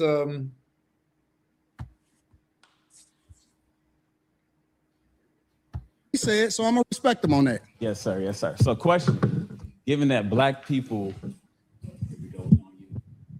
are on the Democratic plantation, what do you say about the use of Christianity to make slaves out of black people? In what, today's time or historically? No, sir. Historically. Yeah, absolutely. It was used in a negative way, but anything can be used in a positive or negative way. You can weaponize literally anything. Corporate America, for example. You can use the internet in order to push out propaganda, or you can use it to communicate effectively with the people. You can use money to manipulate people, or you can use it to help people. And so you can't just say that Christianity itself is used. The Quran is used in a negative way in order to control people. Absolutely. So it depends on the person. And that's why we evaluate the person based off of their fruits instead of evaluating them based off of Christianity itself. Because Right. everybody that calls himself a Christian is not a Christian. 100%. So I agree that the teachings of Jesus are pure. However, in the hands of Caucasian white males, That's not true, because I know some good the Caucasian white teachings men. of Jesus, And I know they some kept bad slavery. Caucasian white men. Okay, Okay, right, so correct. look, check this So that's out. the This main what I point, but let's listen, keep listen, everything respectful. listen. This is what I'm saying. The reason I don't have a lot of people up here at the show is because I know a lot of people aren't initiated when it comes to talking to men of a certain mind state. And I don't believe you knew what you was doing when you said something about dick sucking, bro. I disagree. I think Anton knew exactly what he was doing. I apologize. Okay. Hey, bro, I appreciate that. I apologize. I appreciate that because this ain't no show. The last thing I want to do is get into it with you physically. Right. But I have a switch. I do too. When I'm a man, just like I you. respect your switch.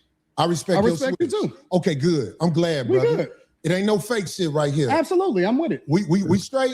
Good. I respect your switch, brother. I mean, obviously it And went I'm off the saying rails a lot- after. what you think about that, Ryan? What the fuck just happened? I'm sorry. I don't even know. What the fuck did I just see? I don't know. I respect your switch. Yeah, you too. My fault. My bad. That was I don't know. I got thrown off. Like, what the hell just happened? Hey, down south, we would say he's scared. And he happy that he's scared. You know what I mean? Which mean that he's scared too. Shit. Yo, this Right. the internet, man. Y'all can't be doing that shit on the internet. Yo, that was wow. That remind me of like middle school, bro. Like when two people like damn well they ain't really want to fight, and then later on, like when everybody not looking, they make peace or some shit. You know what I'm saying? Yeah. You know Yeah. they was bluffing the whole rip. You know what I The whole mean? time, yeah. Shout out to Chalupe. He say telling an emotional ninja to calm down is not always an effective move. Sensitive, baz ninjas get more agitated. Yeah, like women. I get. Yeah, I feel you. Let's see what Anton says. That's crazy. My bad. Hey, I like Slick kind of got thrown off because someone just made a video about me, so that kind of threw me off. No, you want to go over it? Yeah, I ain't see it yet, so okay. I'll send it to you. Well, Yeah, for sure. I got I go squirt short. Irv. If they ain't talking how I agree, like I go squirt. I think like Miguel could be my anger translator, bro. I could be your anger translator, bro. You know what I mean? Yeah, nah, I got tagged, so I'm like, wait, what happened? I just seen myself in the beginning, but I ain't see the video. Wait, hold up. What, I'll send it to you. is it a screamer we know? Nah, it's some Chico, some Colombian joint, I guess. Oh, Yeah, okay. I'm gonna send it to you. I don't know what it's about, really. It says something about passport, bro, and I'm like, oh, here we go. Damn, they trying to make you the face of the passport bros now? I don't know what it's about. I'm gonna send it to you right now, though. So if you All want, you right, know that's what I'm what's saying? up. I'm Wait, what I missed? Wait. Somebody trying to make Ron the face of it? that what well, I'm just going off of what he just said. He said that somebody did a hit piece, did a piece on him, and he didn't watch it yet, but he said it's titled Passport Bro something. Yeah, it says something like Passport Bros versus Colombia, but I got tagged, and then when I click, I'm the first person he used. You'll see if you play. You'll see. Damn. I saw it to you. You know what's funny? Somebody last time I went live, somebody said, "Hey Ryan, somebody made a video about you." Even though this video was only posted 16 minutes ago, I was like, somebody trolling. You know what I'm saying? I was like, send it to me or they trolling. Right. So I don't know if they was telling the truth now that I think about it. Which is cool. Oh It's the shit! I internet. just got something that said Colombia is on a visa suspension list. Yeah, I heard that earlier. Mm-hmm. Yeah. I was gonna try to go in about that too. But bro, it's on fire, bro. It's in the air. It's a lot we could talk about. It's a lot we could talk about. Yeah, as soon as this over, yeah, we're gonna start cooking, man. We just like meal prepping right now. You know what I mean? Right. So Mo Black, how you feeling, good brother? Oh, you know what, man? I'm doing well tonight. Dealing with I this call Verizon. Cap. No, I'm fucking with you. I mean, yeah, I mean, you're right, because I'm dealing with this Verizon outage. So I hadn't had internet for a while. T-Mobile texts me that, and I'm Yeah. like, damn, they on my heels because I was just talking about how T-Mobile may be bullshit, and I'm gonna read to you what they sent to me. This was 16 minutes ago. It says T-Mobile, our network is operating normally. A reported Verizon outage may affect reaching Verizon customers. Damn, I think they sending shots too. That's Corey Holcomb versus Anton Daniels too. Like, what they got to do with you if your shit working fine? You know what I mean? Mm-hmm. They just want to be like, if you know somebody that's fucking with them, tell them come on over here. We got That's them. what that is. You know what I mean? So shit. Yeah. Well, let me ask you this: if that's the case, how are you on the internet? I don't know. I came home. I have Verizon wireless internet at home, but this apparently is working. Yeah, that's crazy. And it's 5G. So I honestly, on the way home, I didn't think I'd be able to get on, but I'm on. That's a fact. That is a fact. You got anything you want to add to this Anton Daniels joint before we proceed with the video? I mean, you know, I think both of them realize, they probably have corporate sponsors and they don't want to lose that stream of income or whatever. And I'm glad if they did, look like they hashed it out. I mean, shook hands. That's good. I mean, that's good that they showed that they could disagree and get into it and shake hands, whatever. I mean, the community does need to see something like that, you know. But I think what you said about the topping somebody off, that you can't say that to people. That's Not horrible. no man. Nah, you can't say that. Nah, I would say there's no way to sugarcoat that. I mean, like, oh, I meant it. No. It's not. You can't coat that any kind of way. and you know what? To double down on that, I would say this, man. I think Anton is used to being behind his computer, and he's just used to having a quick, snappy response and going there. And it's different when you in a man face, because if he's at home in the safety of his house, he could say that and sound smart. Oh, you said this, so I said this. Forgetting when it comes to men, you gotta, and you face to face, you gotta be accountable for what come out of your mouth. It's no editing being in somebody else's studio. Exactly. So I think that's a good observation. Yeah, because when he did that interview with Fleece Johnson, he was laughing, he was giggling like a girl. He wasn't acting like this. He was. People was like, if he would have been in the pen, Fleece would have smashed him. I never watched that. That's the booty bandit dude, right? Yeah, he was giggling, and he didn't get that Fleece was coming at him. No, he didn't pick up on it. I never watched it. It's how he's acting with how he acting with what's his name is totally different how he was with Mr. Fleece night and day. Damn, that's crazy. I never watched it. When they say, oh, that's he did an interview with the bandit dude. I'm like, why would that even come across my I was kind of mad at YouTube for that. Like, why y'all think I want to watch this shit? I mean, it was very telling. I mean, like when you first watched the guy be on Lock Up Raw back in the day, he was like, oh man, he just like that because he just want to get on TV and what I'm saying, get some airtime, blow up or whatever. But as you see him in like other interviews, it's really, I mean, honestly, outside of that, his interviews is very interesting because when he gives us a chance to tell his story, you can see why he's like that because he was abused as a child, things of that nature. Got locked up like really, really young, got abused in the system, and the things that they did to him or whatever. Like, I mean, that kind of behavior, but I don't know, but he has a very I mean, I don't say interesting, but a messed up story, and it's like if you have kids, because I don't know if you ever watched that show, Soft White Underbelly. You ever seen that? I haven't. A lot of people been telling me to watch it though. Yeah, and it's one of those things. It's one of them shows. Most people come on there. All the issues always go back to one thing, and it's childhood trauma.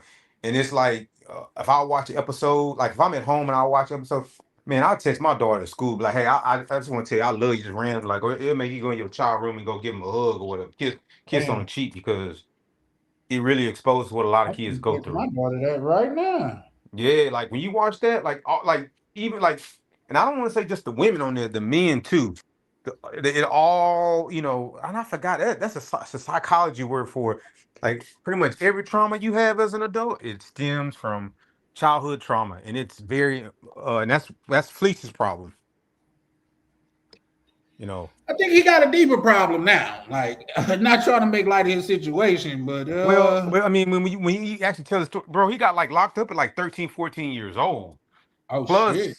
Plus was abused at home physically and that kind of way. So I mean, I ain't excuse him, but he didn't stand a chance. Things of that nature. And then when he talks about what the state did to him, it's like, ooh. Yeah. Damn. Yeah, no. Yeah, but I mean, but back to Anton, like the dude was basically hitting on him in his face, and Anton was giggling. Not giggling. Come on, man. Don't say a grown man was giggling. Say he was giggling. Let's just say this: if you're doing an interview, let's just say you're in the DR, and you're doing an interview face to face with, I don't know, let's just say, I don't know, what's the dude named Jose? I don't know, and he say a comment, and it's like over that kind of line. You gonna first, knowing you gonna be like, whoa, we don't do that. I don't play like that. But he didn't say that. He was like, oh, please, oh. How he responded? I mean, what did he say? Because sometimes you could give a motherfucker the benefit of the doubt. No, he said, if you was in there, I would have made you my girlfriend. He laughed at that. Felice was calling him cute and stuff to his face. Nah, that's a little different. It's like sitting in an interview chair right across from each other. He was like, yeah, how you looking. If that camera wasn't here and stuff, I'd get up in here. No, say it ain't so. I ain't lying. What the hell? You seen that, Ryan? No, what's that?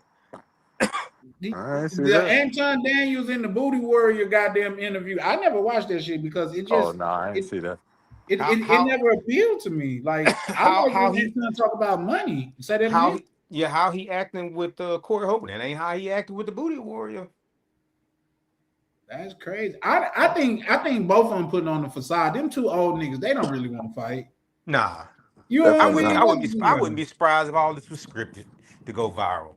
I wouldn't be surprised either. No, I ain't gonna... It's working. It's working. Yeah. I ain't gonna lie to you. It's working. Yeah, because it's really giving a different side of them that most people didn't know, have never seen.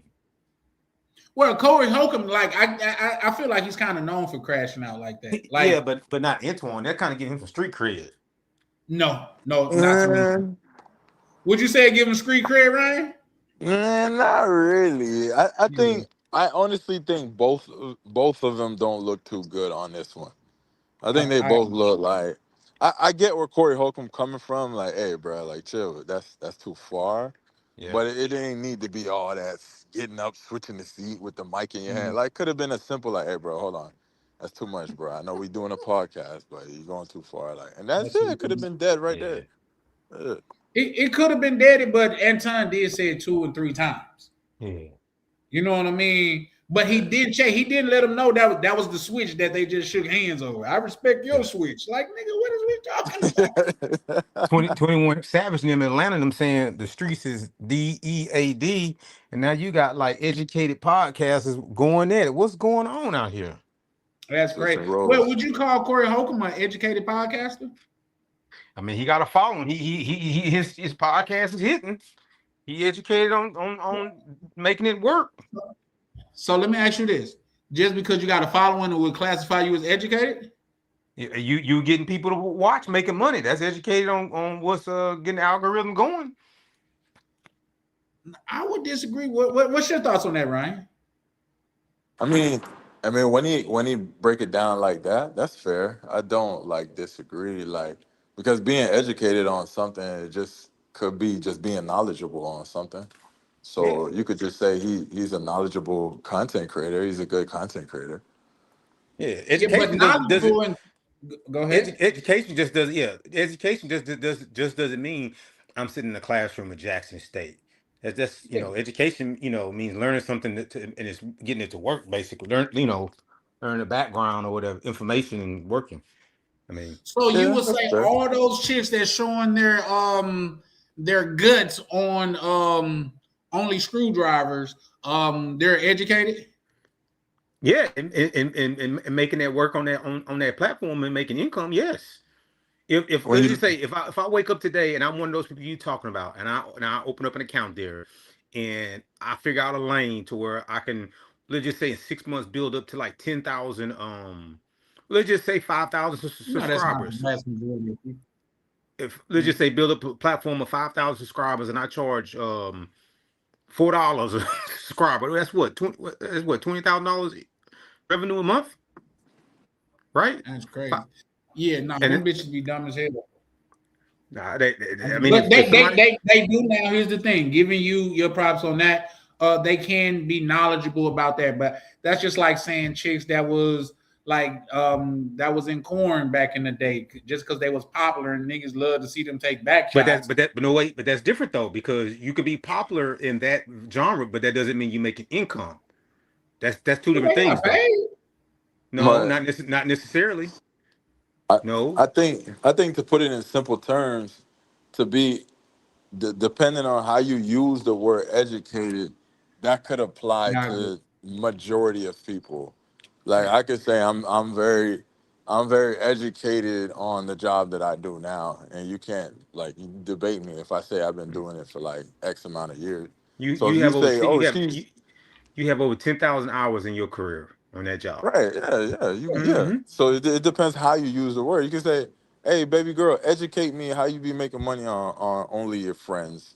Yeah, she Hmm. could say, "All right, let me educate you. This how I do. This how I do my videos. This how you know what I'm saying." Yeah, I guess that's acceptable for sure, for sure. I guess I could see that point of view, but I wouldn't just I don't know. I like because when I think about educated people, I put those type of people on such a high pedestal to But you where but it's hard. but you can't. But I get what you're saying. I get what you're saying. Like, yeah, no, I can feel that. Like, And I'm gonna say this, Troy. What you just said, you what you feel is educated and you put on pedestal. When I was younger, like my parents were educated. Most people in my family have college degrees, and I think education is key. But that word education can be a multitude of ways.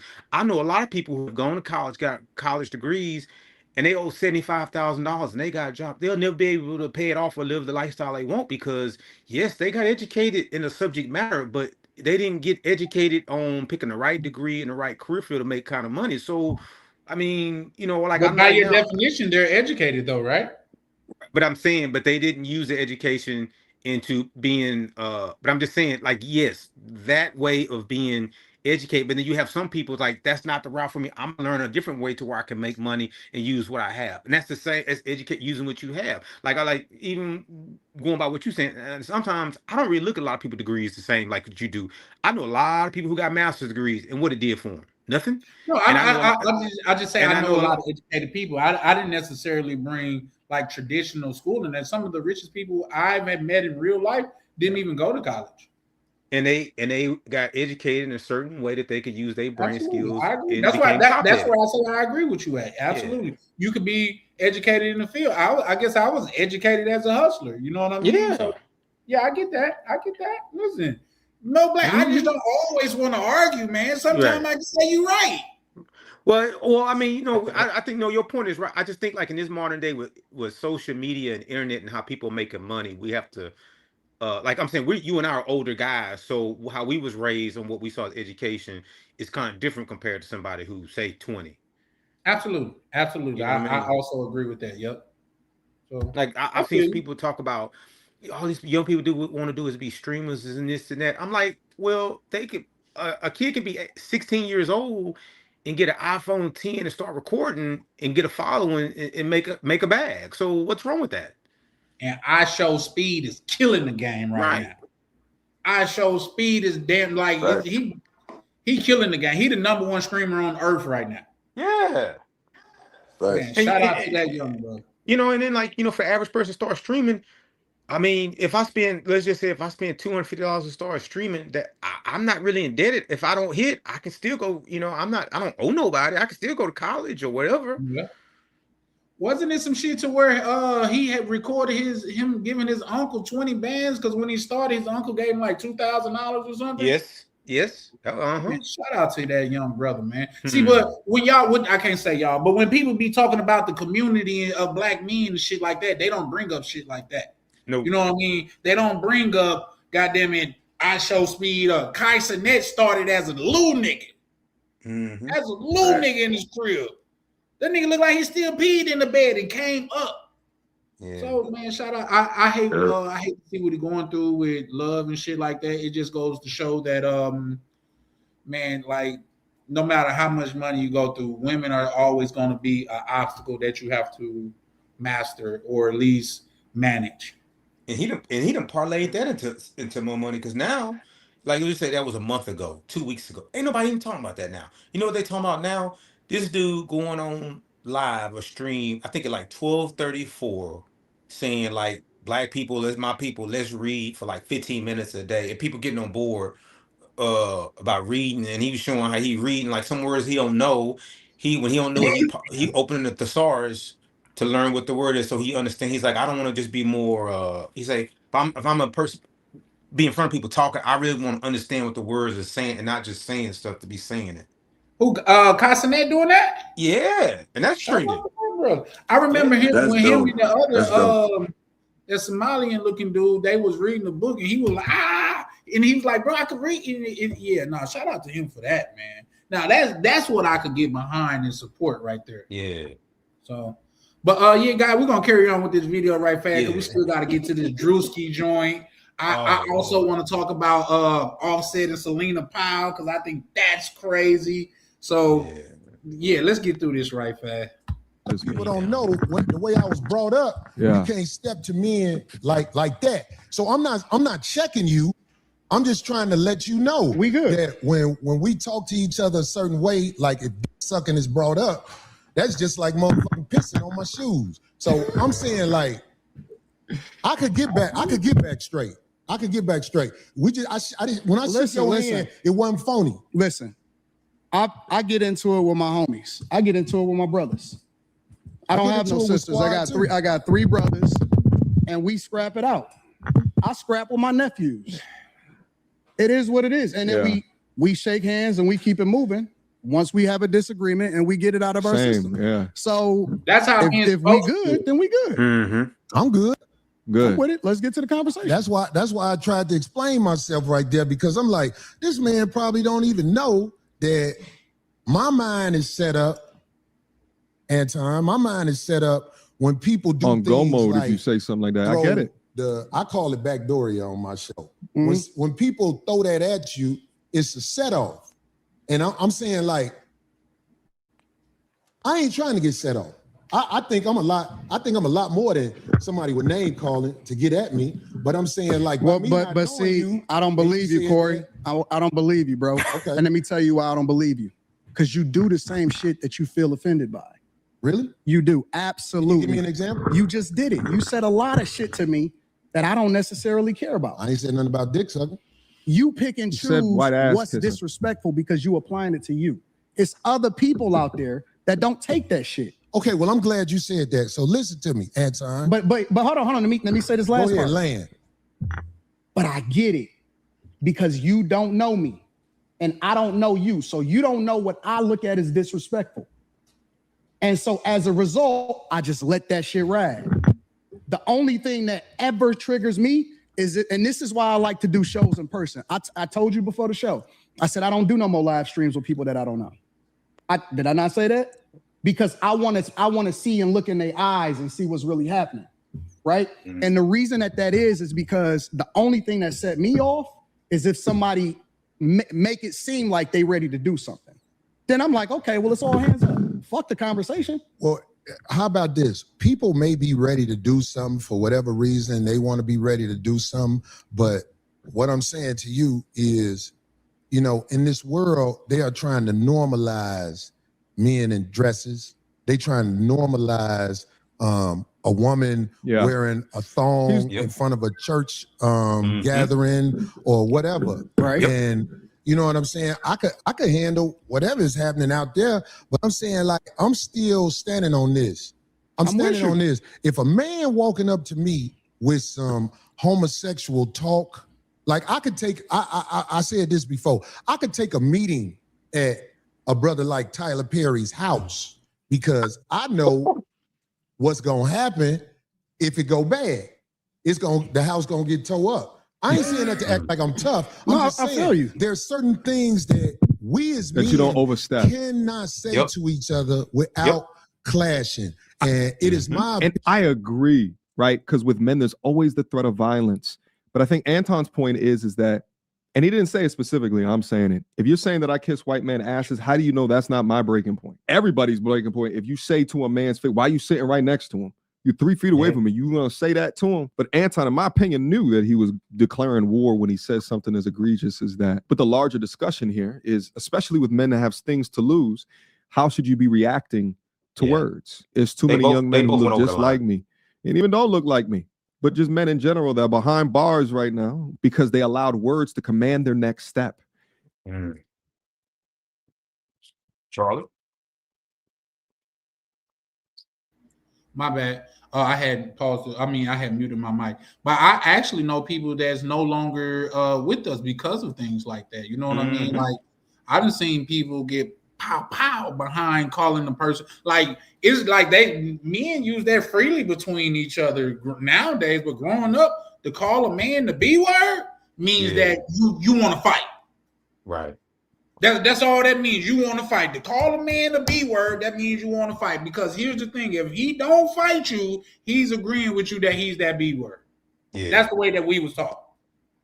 So yeah, I agree with that. I think both of them have too much money for that to almost even happen. That's why I say we're gonna let it ride out and then we're gonna close out on it. So I just wanted to bring that in, and then you guys know that we got to keep on like commentating over it. Now, shout out to Mediocre Tutorial Reviews, man, because like I say, he seemed like a cool brother. He never did like reached out or like, because I'm sure he could have me take shit down because this is not my first time doing a video about one of his videos. But shout out to him, man. Hey, if you see this brother, man, I'm just a newbie trying to come up. That's all, man. And if there's ever any issue, man, you ain't got to copyright me or anything. Just hit me up and I'll take it down. No questions asked, sir. Yeah, I think he's pretty cool about it.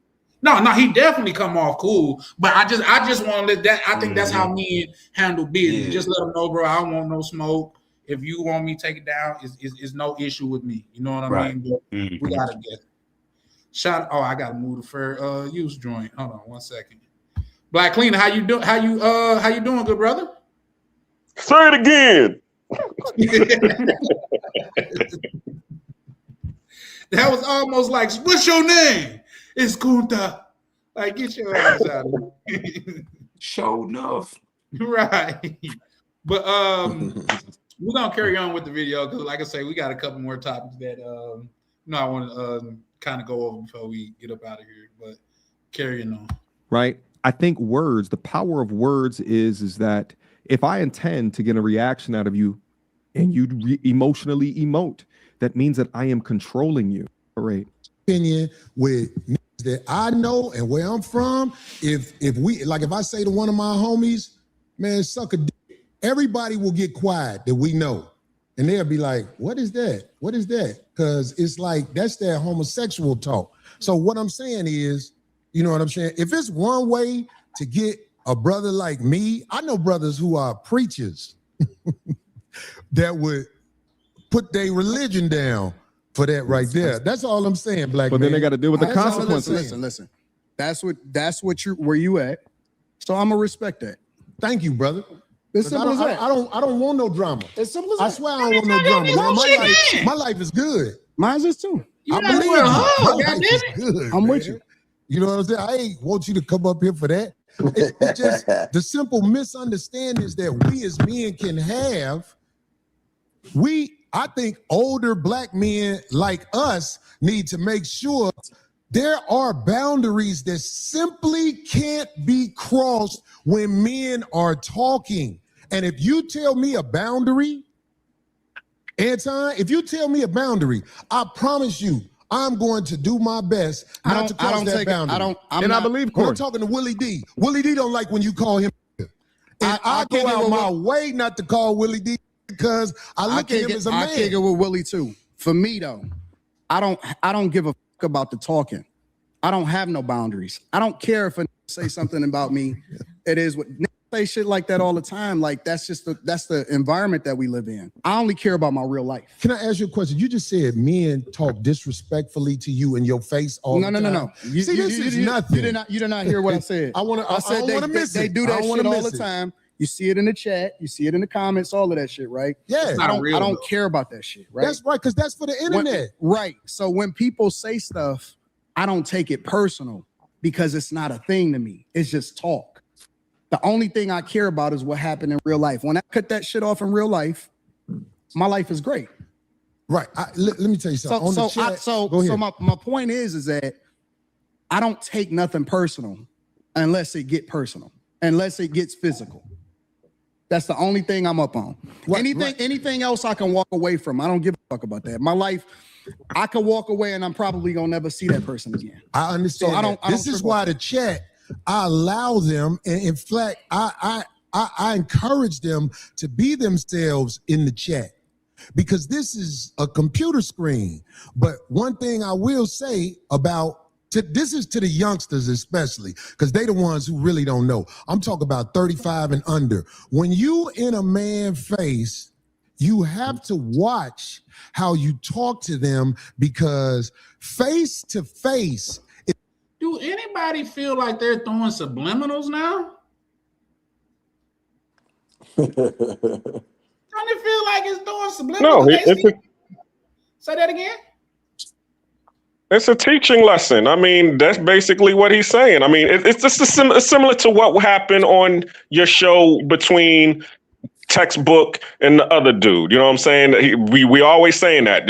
There are certain things that you cannot say to somebody in their face. Because even if it's not even in their face, if y'all are just talking over the phone or talking about somebody, there are certain words that are trigger words or that will make you want to go see somebody.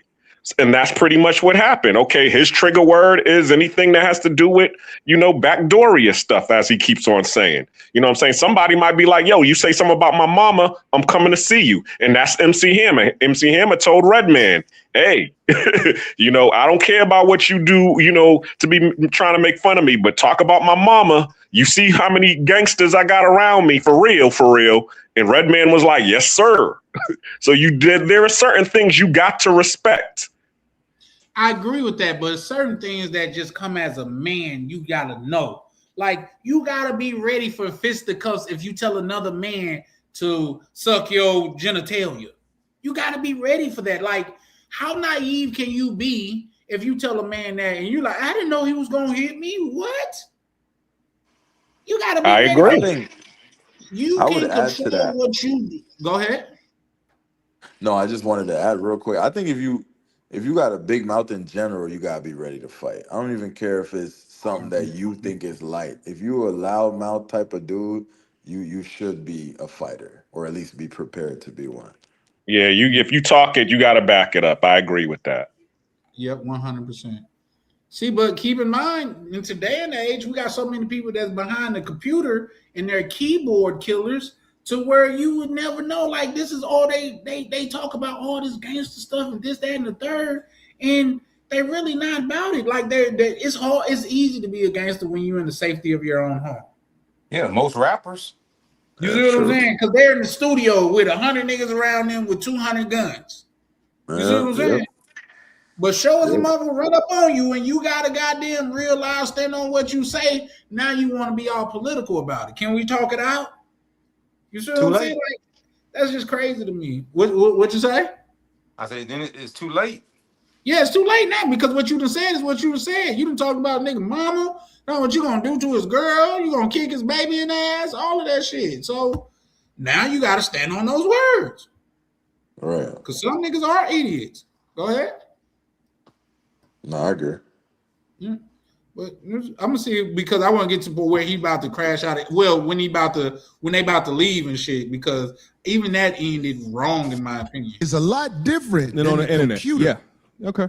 On the computer, I got. Let me ask you a question. Saying all kind of shit about me on the computer. Let me ask you a question. But if they in my face saying that to me, let me ask you a question. It can go back. Listen, and we all as commentators get bad comments all over the internet. I've never had anyone say anything bad to me in person, in my face, ever. And I think that's also why Anton, I guess, would prefer to do live conversations as opposed to digitally. You can go up on someone else's platform. People can talk crazy to you, knowing damn well that the chance of hashing it out in person will never happen. They might be utilizing the mute button in order to continue to disrespect you, what have you. Right. And I think some content creators are just better at dealing with the online negativity by just turning it off and just not paying attention to it, waking up in the morning and doing their next piece of content, which is the way that you should go if you within this line of work. You should never bend will to people that don't agree with your points of position if you stand up on that business. But in person, there was always a threat of violence. That's why I would tell my audience, that's why I got boxing videos up on this channel. Right? Well, a degree of the reason why I got boxing videos up on this channel. I also want to demonstrate that, even though I'm 40 years old, I'm still trying to get as active as what I possibly can. But because the threat of violence amongst men is always there, no matter the age, it pays dividends to stay ready so you never have to get ready, so you never get caught off guard. What? Fact. I'm not saying I'm not. No. Hold on. I'm not acting tough. I'm asking you a real question. Why do you get triggered if somebody says that to you? Like what is it in you that gets bothered by a switch? Okay, so listen to me. Manhood is all we got left. I doubt it. When you can disrespect somebody and when you can't disrespect somebody, and then pick and choose when you're going to react to somebody disrespecting you. You wrong, bro. You wrong as two left shoes. You're wrong, bro. I fuck with you. I fuck with you because you are one of the most disrespectful and stand on that shit. But I want to understand what you're saying, Anton. You missed me. When you say you can't disrespect people with what? Pause it right here. Explain that to me. You got to keep the same energy across the board, bro. Go ahead. Yeah, because right there, you can start to see where, he's trying to press his buttons and basically call him a bully on his own platform. And that's what I started to notice. There were two things where with Corey and Anton where they clashed. Of course, Corey's for the culture, Corey's for the people. Anton is, as he said, he's a Christian conservative, or in our words, he's a coon. Because all of those talking points that he was, spewing at the beginning were the same as Kansas Owens and Myron and everybody who be talking all of that, alt-right, Nick Fuentes type of talking points. And that's where him and Corey started to clash in the beginning. That's where it all, because he's like, you kissing the white people's, ass. And then that's when, he came back, well, you sucking the black man dirt. And Corey's like, yo, I don't do none of that homo stuff. Yeah, you do. Yeah, you do. And then but also he let Anton know. He's like, yo, I studied you. So that he let him know that, yo, I've been watching your content. So he did this on purpose to press his buttons.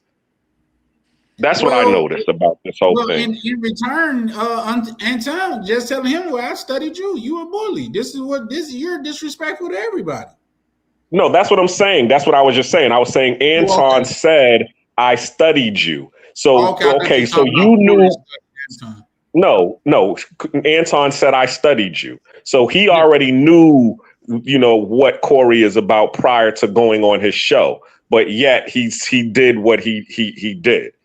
So he already knew the reaction he was going to get. But does that make it right? No, it doesn't. To be honest, I'm gonna be real with you. Don't come in my house disrespecting me, because I have every right to do whatever I want to do to you if you up in my house, and I'm not going to be wrong for it. Well, yes and no, and I'll tell you why. It's a law that say you can't lure somebody in your house just to do something to them, right? I didn't Lloyd, nobody Lloyd. Just because a person end up in your house, like even in Mississippi, so many people was getting deleted for like breaking in people's houses and stuff. They had to change the law. They said you cannot pow somebody if they're exiting your running house. Away. Yeah, exactly. Right. I understand that. You see what I'm saying? So just because they in there don't mean that you could do that. Or like you can't like shoot, you can't pow them in the back or something. Yeah, but we're saying okay, like prime example. Everybody's seen Minister Society, right? Yeah. You remember the opening scene when Samuel Jackson is talking to the dude and he's like, yo, when you owe me some money, and the dude's over there like, I ain't paying you, my dick. Oh, I forgot all about that. Yeah, I forgot all about that. Yeah. When he asked the homeboy, he said, you owe me some money. He said, nope, but you can have it. Yeah, I definitely remember that. You owe me some money too. Right. I'm talking about right at the table. And then that was a lot of actors in that scene, like well-to-do actors. AJ Johnson, Samuel Jackson, the mama. I can't remember her name. It's like Candy something Alexander. And then the other guy, I don't know his name, but he was the guy who played Basil in the movie with Oprah Winfrey back in the day, Women of Brewster Place, I think. Oh shit! I remember watching that. I don't remember Basil though. Actors in there. It's been a couple black movies that had like a star-studded cast. You know what I mean? So shout out to those days, man. That's back when shit was simpler then. I wish I was grown back then because shit was a lot more simpler back then. But we're moving on. Just give me 1 second. I don't understand. You can't say I'm a disrespect you online, but then you can't do nothing in person. He didn't say that. Well, trust me. I'm not saying do that. I'm not saying what you're wrong about. But listen, talking to somebody in person is different than talking to somebody online. And if I'm so disrespectful, what do I do to be disrespectful online? Because you said I'm disrespectful online. You just said out of your own mouth that you will be disrespectful. This is misunderstanding. It ain't even. Yes, you did. You just said that. Disrespectful online. You said you can disrespect. It's different if you disrespect. Also, too, just reading body language. If you guys pay attention, Anton is very mindful of how he extend his arms in Corey's direction. Corey almost didn't put his hand in his face, and Anton is very mindful of how he extend his arms in Corey's direction, which give further credence to. I don't think either one of them wanted to fight, but I think Anton didn't want to fight the most. You know what I mean? Because here's the thing. I don't think Anton pulled up feeling like he had anything to prove. Corey felt like he got something to prove, and that's a dangerous nigga to be around, if I'm being honest. You know what I mean? Let's just keep it a book. That's a dangerous person to be around. You embarrassed me in front of my girl. That's a dangerous person to be around, in my opinion. But I just wanted you guys to take notice of that. Say when you watch it and things of that nature, Corey Holcomb is damn near touching him when he extend his arms, but Anton is very mindful of his arm extension, and like not being in Corey Holcomb's space. But I yield. Oh shit. Somebody online versus doing it in real life. No, Corey is talking about the audience. He's not talking about himself. So this is just a misunderstanding. He's saying the audience, the live streamers can say whatever they want in the live chat, the comments after the video. They can say whatever they want to say because inevitably it's entertainment. He's not talking about himself personally. Say what I would do. Right. How is it different? I said, if somebody in the chat room Yeah. is saying something disrespectful about me, Yeah. I don't care. hold that against them because they're What typing. about when you talking about real people? Okay. What do you mean? If you comment on somebody and you give your opinion on real people, I don't want to. Give I don't examples. want to go back and forth. I'm trying to make sure you understand what I'm saying. Do you hear I me when I understand what you're say saying. I whatever I say online, giving an opinion of something is different than if I am. About an opinion. I said disrespectful. How can Well, how can you determine whether or not somebody feels disrespected? Well, feelings is one thing, man. You felt some type of way? Yeah, because ain't nobody finna stand in front of my face and talk to me like they on my level when it comes to homosexuality. Like that'll start a war. That'll start a war. We can agree to disagree. I think you're wrong, bro. I think I personally, I'm telling you directly, you're hypocritical. Okay, well, you can say that. I don't think I'm gonna win that argument with you now. But what I am saying to you, Anton, is when you are talking to men face to face, trust me when I tell you this, man, it's different than online. Face to face. I'm the same person in real life as I am online. I'm gonna tell you that straight up. Anybody, listen, I go city to city. I'm not an online bro. Like I create content online. I really am out in every single city. I done visited almost every single state. I have real. Do you hold on? Am I wrong for feeling that way? He is an online nigga. What? This man said, "I'm not an online nigga." you live Yeah, on but that's it. That's everybody. That's everybody. Yo, I ain't, all of the rappers. Yo, I ain't no motherfucking industry nigga. I'm an industry nigga. They all say that. You put out 5 albums in 1 year. You are an industry nigga, bro. Like, come on, man. That's crazy to me. Oh my, that's got to be some black people ish. I ain't gonna hold you, because how many rappers you always hear say I'm not a rapper? I'll be like, wait, hold on, aren't you signed to Atlantic Records? Like, what are you As a rapper? Like, what are you talking about? That's crazy. Like, yeah, nigga, I ain't rich as rap shit. Listen to these bars though. Like, what? You niggas is something different, man. So no, I just thought that was crazy. I'm not an internet nigga. Like, no, nigga, you are the internet nigga. Like, you done 1 million plus off of the internet. What are we talking about, AD? Thanks. That's just crazy. But let's go. That's like O'Shea Duke Jackson saying he's not an internet nigga, bro. You brothers are on the internet about the same amount. No, I think he's probably on the internet more than O'Shea Duke Jackson. O'Shea Duke Jackson just got a lot of content.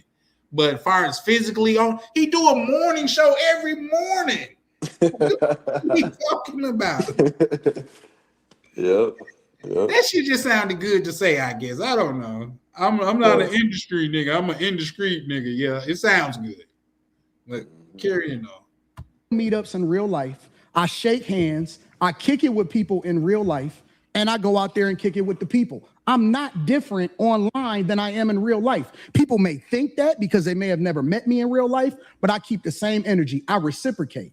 Or I'm willing to walk away unless it goes up. If it's going to go up, then it's just going to go up and we just going to figure it out from there. But the fact of the matter is, I don't switch up. See, I'm not going to talk about you online. Hold on. I'm not going to talk about you online. And then when I see you in real life, I'm going to be like, man, I'm just playing. I'm not that type of. Yeah, but either I fuck with you or I don't. But see, that's just one scenario, Anton. What I'm saying to you is this. This is what I'm saying to you. I ain't saying it to offset what you just said. I'm trying to talk to you now. And I'm not a tough guy either. I'm not either. I'm not a tough guy. I'm not a tough guy. I don't even want to perpetrate like I'm a tough guy. But what I'm saying is, when men stand between each other, there is energy that is being transferred. And trust me, when men disrespect each other face to face, motherfuckers can die. I agree. That's why when I'm talking to a man, especially face to face, I try to make sure I don't go over the line. And if I ever go over the line, I can apologize. Is what I'm saying. I understand what you're saying, and I agree with you. Right. Why is it only face to face? That's where we disagree at. Well, anything I said, I will say in the face of a man that I said it about. All right, well, that's I don't go there to try to. I don't have to shock jock, even though that's something that people say easily. Oh, he's shock jocking. No. Anything I've said about anybody, I will say right to them if they standing in front of me. And I would like for somebody to research the internet on things I've said and show me that I wouldn't say something to somebody if they were standing there. The only thing I said I wouldn't say to somebody if they were standing there, because I saw Charles Barkley in the airport one day. And I realized how big he was when I saw him in the airport. Now, I've said things about Charles Barkley. If he was standing in front of me and he said, say that shit now, I'll be like, we black, man. Calm down. I ain't gonna lie. That's the only one. You know what the problem with this show? What I love about Corey, and also this goes to show you how he's been able to generate an audience of, so many loyal different people is that, and when he's wrong is wrong, is when he realizes it, right? But he's calling himself out for being a hypocrite, right? Like the honesty that it takes to be able to do that is fascinating to me. All right, but let's see if they get through any examples of what Anton might be talking about. We got to do a part 2. Because we ain't talked about none of the shit that we supposed to talk about. That's why, because we can't say dick sucking in front of each other, brother. Well, I know that now, right? I get it. And I appreciate you for giving me that, because that shit, I forgot I'm still Corey, because I don't live a life. Can't give me an example? Because that's the third time. I'll give you an example. Okay. You tiptoed around Dave Chappelle. You talking about the last time I said something about it? You tiptoed around Dave. I'll give you that. Okay. You tiptoed like a ballerina. But now I'm gonna give you that. No. But what did I tiptoe about? You would not have did that shit on a regular motherfucker. You know that Dave Chappelle's last Netflix special was not it. And I tiptoed around it. And you tiptoed around it because you didn't want the smoke. I did. Overall. And so you pick and choose your targets carefully. You see, I didn't want the smoke. No, because you didn't want you didn't want the backlash. Okay, but look, let me say this because you.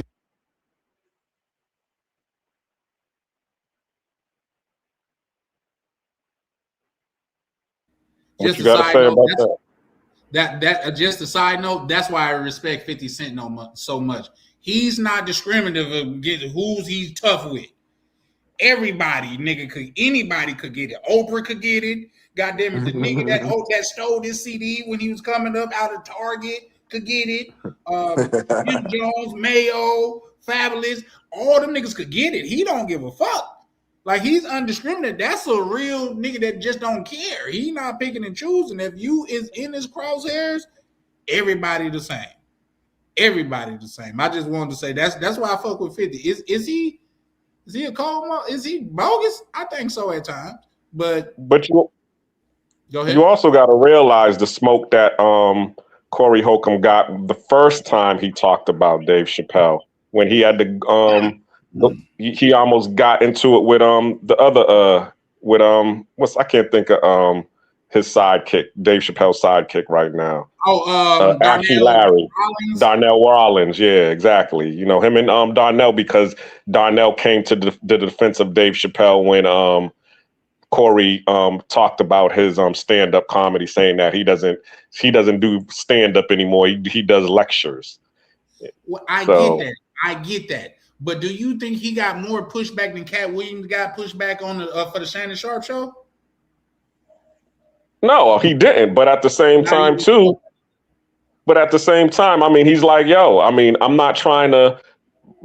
You know, I'm out here trying to get money. I don't have time to be dealing with, the barbs, of Dave Chappelle or the beehive of Darnell Rollins. So, something I said, everybody knows how I feel about Dave Chappelle's comedy. So I really don't got to say anything this time about it because it's already been said.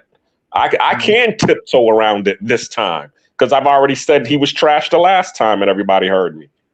Yeah, and they're in the same industry, so I could dig that. But at the same time, it's just some people out there, they don't give a fuck if you blind, crippled, or crazy. They gonna give you the same energy. You know what I mean? So, like, to me, those are like selective tough niggas. You know what I mean? It's just like the bully in school. He know who to fuck with. He know who to fuck with because there's that one time to where he fuck with that quiet dude that he thought was a soft target, and that nigga opened up a gallon of whoop ass on him. Yeah. We all done seen that. If you've been to school, we done seen that. He thought this nigga was quiet because he was a hoe. He was quiet because he know. Yeah. So, I'm just saying. So yeah, but we will proceed though, because like I say, we got to move on. You brought it up. I did tiptoe around.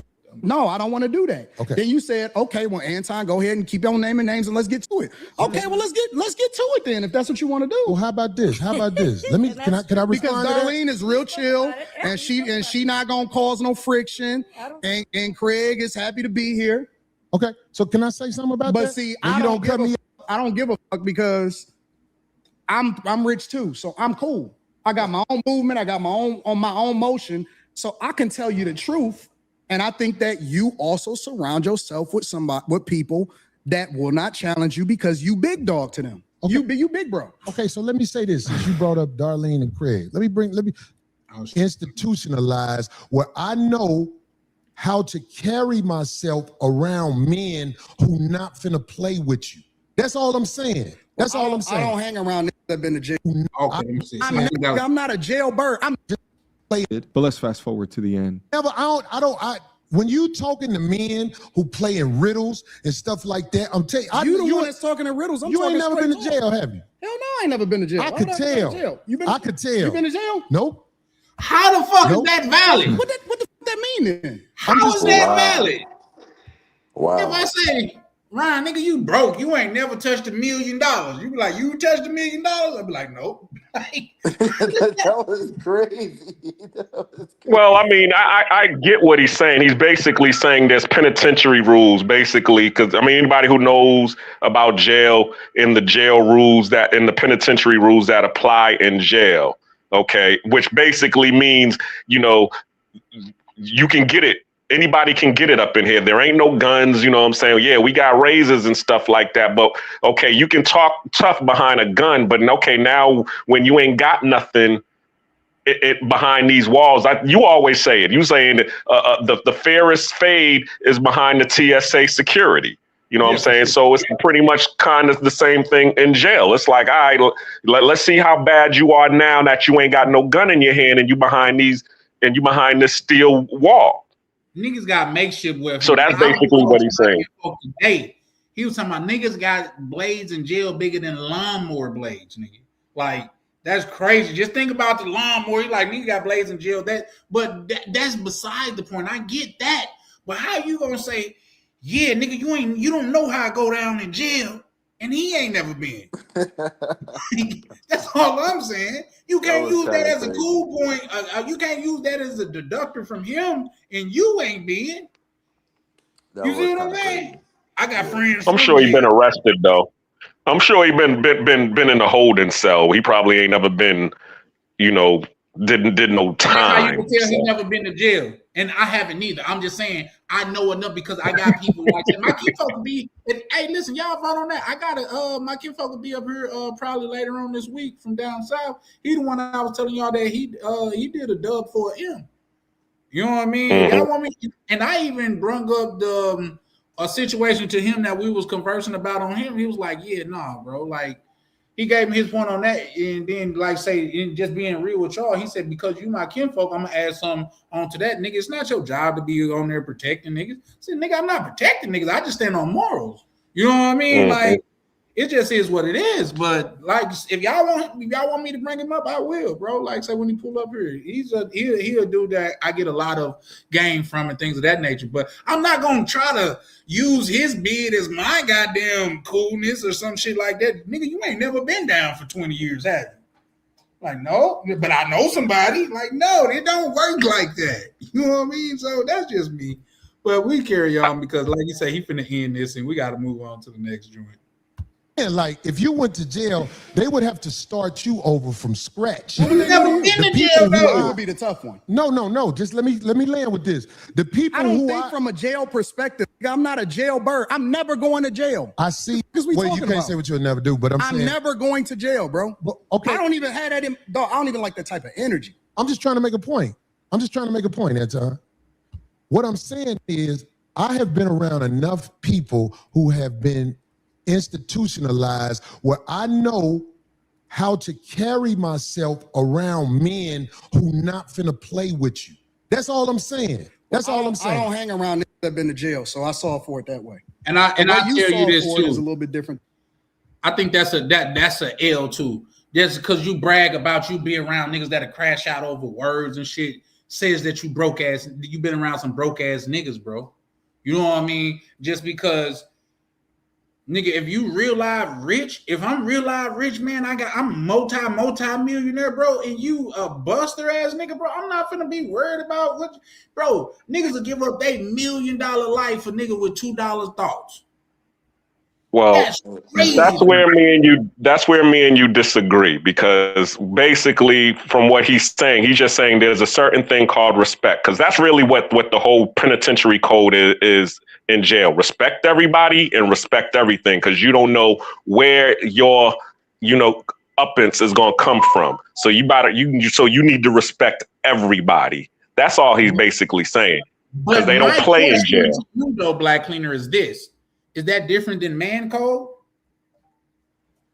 No, it's man code enforced. If you in front of a man, you are accountable for what you say. That's why niggas be like, bro, I don't believe in no drunk tongue shit. If you get around me and you get drunk and you get disrespectful, I'm gonna handle you as if you were sober.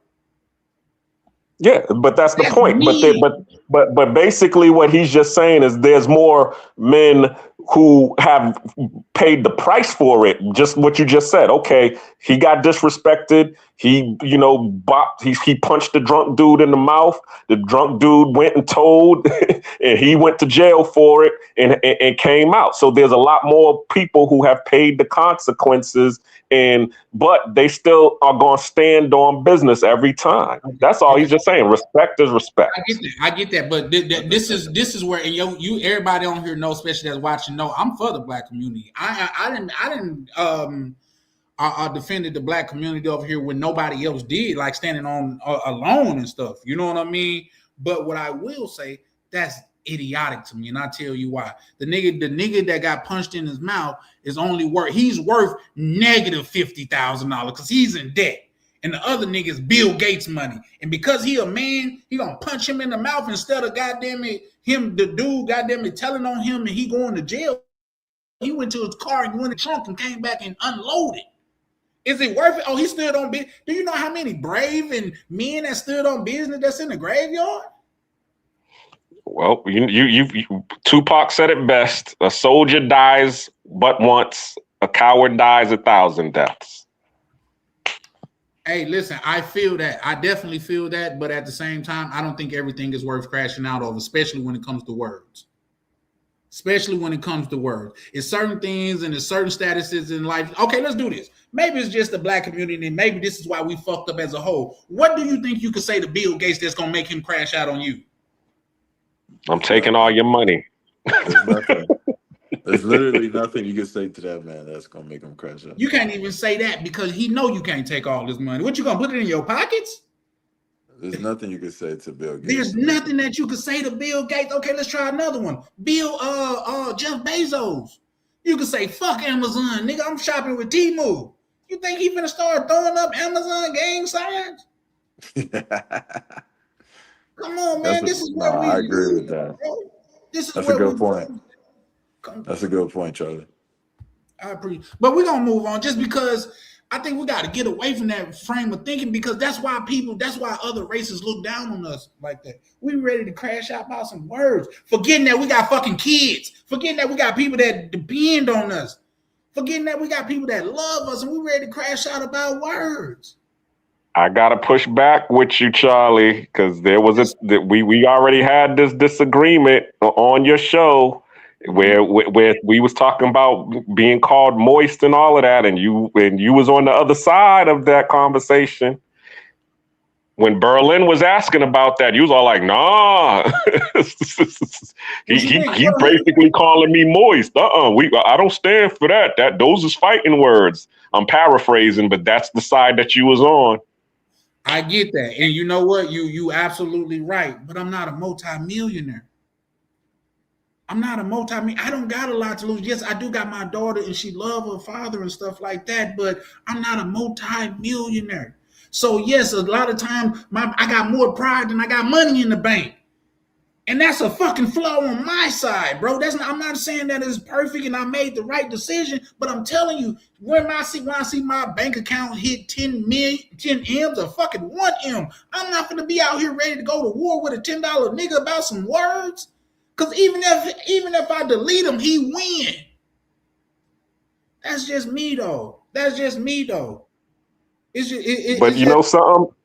Yes, sir. But there's the flip side to that. There's the guy who says, "Fuck it, I got bail money," and that's one of the things that they were saying when they were. If you rewind the tape, I know you ain't gonna do it, but that was one of the things that they were saying. I got dough for all of this, meaning I'll tear this whole thing up, and I got dough to replace it. So you know something? Let's do this. And that's basically where that comes from. I mean, yeah, there are certain people who was like, you know something, this is what I got the dough for. So go ahead and press my buttons if you want to. Neither one of them, Anton being a multi-millionaire, don't got the dough for you. Want me to tell you how? Can I please tell you how? Because if he was to off somebody, he couldn't even get a bail because he's too much of a flight risk. He got too much bread. When Cat Williams went to jail and they said they didn't have a bail, he was like, "Nigga, I'm rich now." He said, "Nigga, what's 10% of zero?" He ain't even got no bail. No matter how much money you got, they ain't letting you out. That shit, it's a lot of shit that we say as black people that sounds good in theory, but in the real world, putting it to test, bro, that's not a real good mantra to live by. I got bail money. What? Let me ask you. Let's be good because I'm gonna say that question for the end because we're coming across the end. So let's go ahead and wrap this up. In the way I saw it. All right. Okay.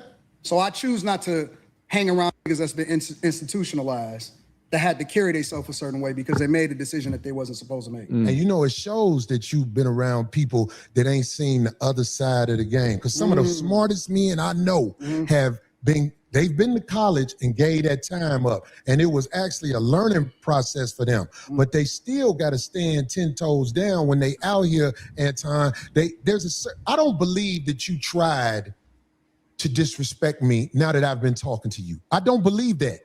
I believe that you are the way you are. I am the way I am. And it can clash if people are not educated on how to be around each other because men can go to war over misunderstanding. He's throwing an intellectual shot right now. What am I doing? So without saying it, he's basically saying, oh, you from a different space, so you don't get the way that we move over here. Over here or anywhere in the United States of America, and that's not a black thing. I'm talking about it's a manhood. Caucasians, Hispanics, and Asians understand the respect level men must have when they're in front of each other because it can trigger war. That's all I'm saying to you. I understand everything that happens when it happens. I'm a chess player. That's what I've been playing my entire life. Okay. Maybe you walked into something that you wasn't expecting. Maybe I knew what you was gonna do before you did it. Maybe. But I tell you what, that's a dangerous game to play, especially if you got a life that you live in. Because I'm telling you, man, it's a lot of people in the cemetery that didn't know it was gonna happen like that fast. I try to walk under the code. There's a code out here. No, you don't. And that's why I said you say I don't walk under the code? No, you're hypocritical. I told you that to your face. The whole world a hypocrite, but what are you talking about? No, you're a hypocrite. You're a hypocrite when it comes. I believe you. When it's about to go there. Specifically, you moving by a code. I don't understand what you're saying. Because you think that you can say what you want to say when you want to say it, and that people are supposed to respect the way that you move without giving it back. But I don't think that you move the way that you're supposed to anyway. I want this thing to be studied because here's the truth. Brother Anton is talking about everybody else but himself and white men. This is a fact. I like this chat. Let me tell y'all why I like the chat. Everything but himself and white men. No, listen. I told you I want to come back and have a full conversation about it. Now, I just did a 20-minute time skip, and they still talking about the same thing. Corey still believes that Anton doesn't understand something about that level of disrespect. I think Anton very much understands it and put it in there in order to bait into the reaction that Corey is given, because Anton prioritizes the content, which he should as a content creator, or at least he prioritizes the content over the thought of violence against him. It was a risk. Let's see how it's going to pay off. Or we can talk about it right now. I ain't got nothing better to do. Study this episode. Shout out to the shit on Caucasian males. Shout out to the chat. Shit on I'm himself. not gonna shit on nobody. Yeah, Shout you out to shitted the on chat. black people. You shitted on motherfuckers. I feel like I shitted on you. Oh, to your face. To your face. Be careful shitting on me because I feel like you're talking shit again. I'm not talking shit. I'm Well, telling be you. careful. I'm telling you. You that- shitted on me to my face, but that shit will lead to some danger. Will we please stop the Trust me. The tough talk? I got security. You got security. Ain't Homie, nobody I doing ain't got shit. security. Them my people. Cool. Them your You security gotta people. hire a motherfucker to be with you. Absolutely. I'm always gonna have hire That's somebody. that's a How you be goddamn talking? Corey Stop side talking. too. Stop talking. Homie, you just said that you. I'm not Pause it. What you talking say? tough. I'm talking to you straight up. Why are you so? You said you disrespected me in my face. What you say? That's an L on Corey's side too. What do you mean? Because if that's how you talking about, like those people that's in there that's willing to protect him, if them is your people and shit like that, and you was getting as much money as you did, if your people did something to them right there, they're not licensed people. That's the difference between goddamn it Anton security and goddamn it Corey. He was doing his job. His job is to protect him. Them other people just be moving off of feelings and don't know the law like that. They don't got the proper training. They don't got the understanding to that. Once I get to that level, I'm not gonna want my people to crash out. We got people for that. Even when we was younger and we was upper on the totem pole, we had little niggas for that. That would be around and they would, because we don't send niggas to do crash out shit, but if they around and some shit go down, like I even said, I was one of those cats, like say if we got pulled over and I was like younger than 18 at the time, and I'm with my people, shit, and when something went down, I was willing to take the charge. You know what I mean? But I disagree. I disagree, and the reason I'm gonna tell you why I disagree. There's a difference between I'm out and about, okay, and versus I'm in the house. Basically, okay, these are my people, meaning their family. I'm inviting you to my house because I'm thinking you're a friend. And there's not going to be any drama caused. Anton was a friend, though, Black Cleaner. Say it again. He didn't think Anton was a friend. You could tell by the energy. What he's saying, he felt that before Anton got there. Exactly, but he said at least me and him can talk respectively. There's been plenty of people who done came to 5150 and they've talked it out respectfully without any drama happening. The only exception that happened on his show was when Zoe Williams and Ari Spears got into it and Zoe Williams beat up Ari Spears. Huh? Was that the Corey Holcomb show? Yep. Oh wow, I didn't realize that was his show, but I do remember that. And him and Zoe now, and let's go back to that. He's like, you did that to him, goddamn it, knowing that he was drunk, and you wouldn't do that to Zoe. Said, I can, I will, as if saying, nigga, I do that shit to you. And Corey just glossed over that shit. I remember that. Yeah, exactly. But that was out of respect. That's the whole point. He's like, yeah, number one, also too. Corey said that cost me $10,000 because I had to go fight that in court. So there were certain premiere. He's like, yo, I don't even want to get in that drama anymore. And I guess that was another reason why, when he was like, yo, let's go outside. He was like, he probably was thinking about that. Here's another Zoe Williams incident. Let me try to de-escalate this. You see what I'm saying? But at the same time, you know, he's saying, hey, you know, study this, you know, because this right here is the problem. But as what's his name, as Anton Daniels said, he said, I'm playing chess. You probably walked into something that you wasn't ready for. And then that's when Corey said, yeah, probably. But just keep in mind, it's very dangerous. You're playing a dangerous game when you do that. You're in my house disrespecting me, telling me, fuck my couch in my house. Yeah, but that's also dangerous. It's actually not his house, though. I mean, I get what you're saying metaphorically, but that's not his house. That's his place of business. You can't go up to Adam 22 studio without going through security. You can't go to a lot of these places. A lot of these podcasts is in places like that without them having security there. You know what I mean? So they do have security. It's just like, I mean, you go to the Nation of Islam. I mean, but there's a certain way that black folks do security versus, you know, the standard that we're used to seeing. Like, you know, the guys in the suits, you know, sitting behind the desk with the metal detector, or they just, you know, they got the suits on. I mean, even what's his name? You just brought up 50 Cent. 50 Cent. They what's his name? Was it Big U or I forget, but they said that they actually tried to run up on 50 Cent with some Bloods or whatever. That nigga had the Secret Service with him, though. Just like Drake had the Secret Service with him before. You know what I mean? Exactly.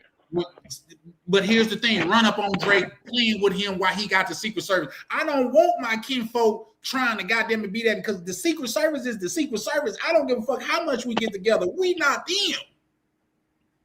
Them niggas got on John Wick suits. You're right. But the point is, you're not gonna.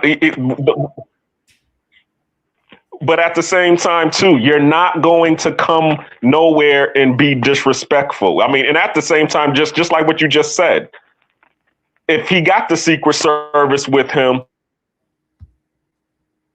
you're definitely gonna think twice about being disrespectful and saying some things out your mouth, because you already know all he got to do is just snap his fingers or give a wink, and you know, as what did Eminem say? I got, you know, people that could kill you legally, and that's one of the things he said.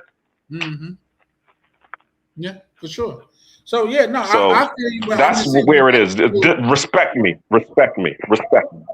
Yeah, but once I get to a certain level, like Anton, where he's showing, goddamn it, in 1 month he made $189,000.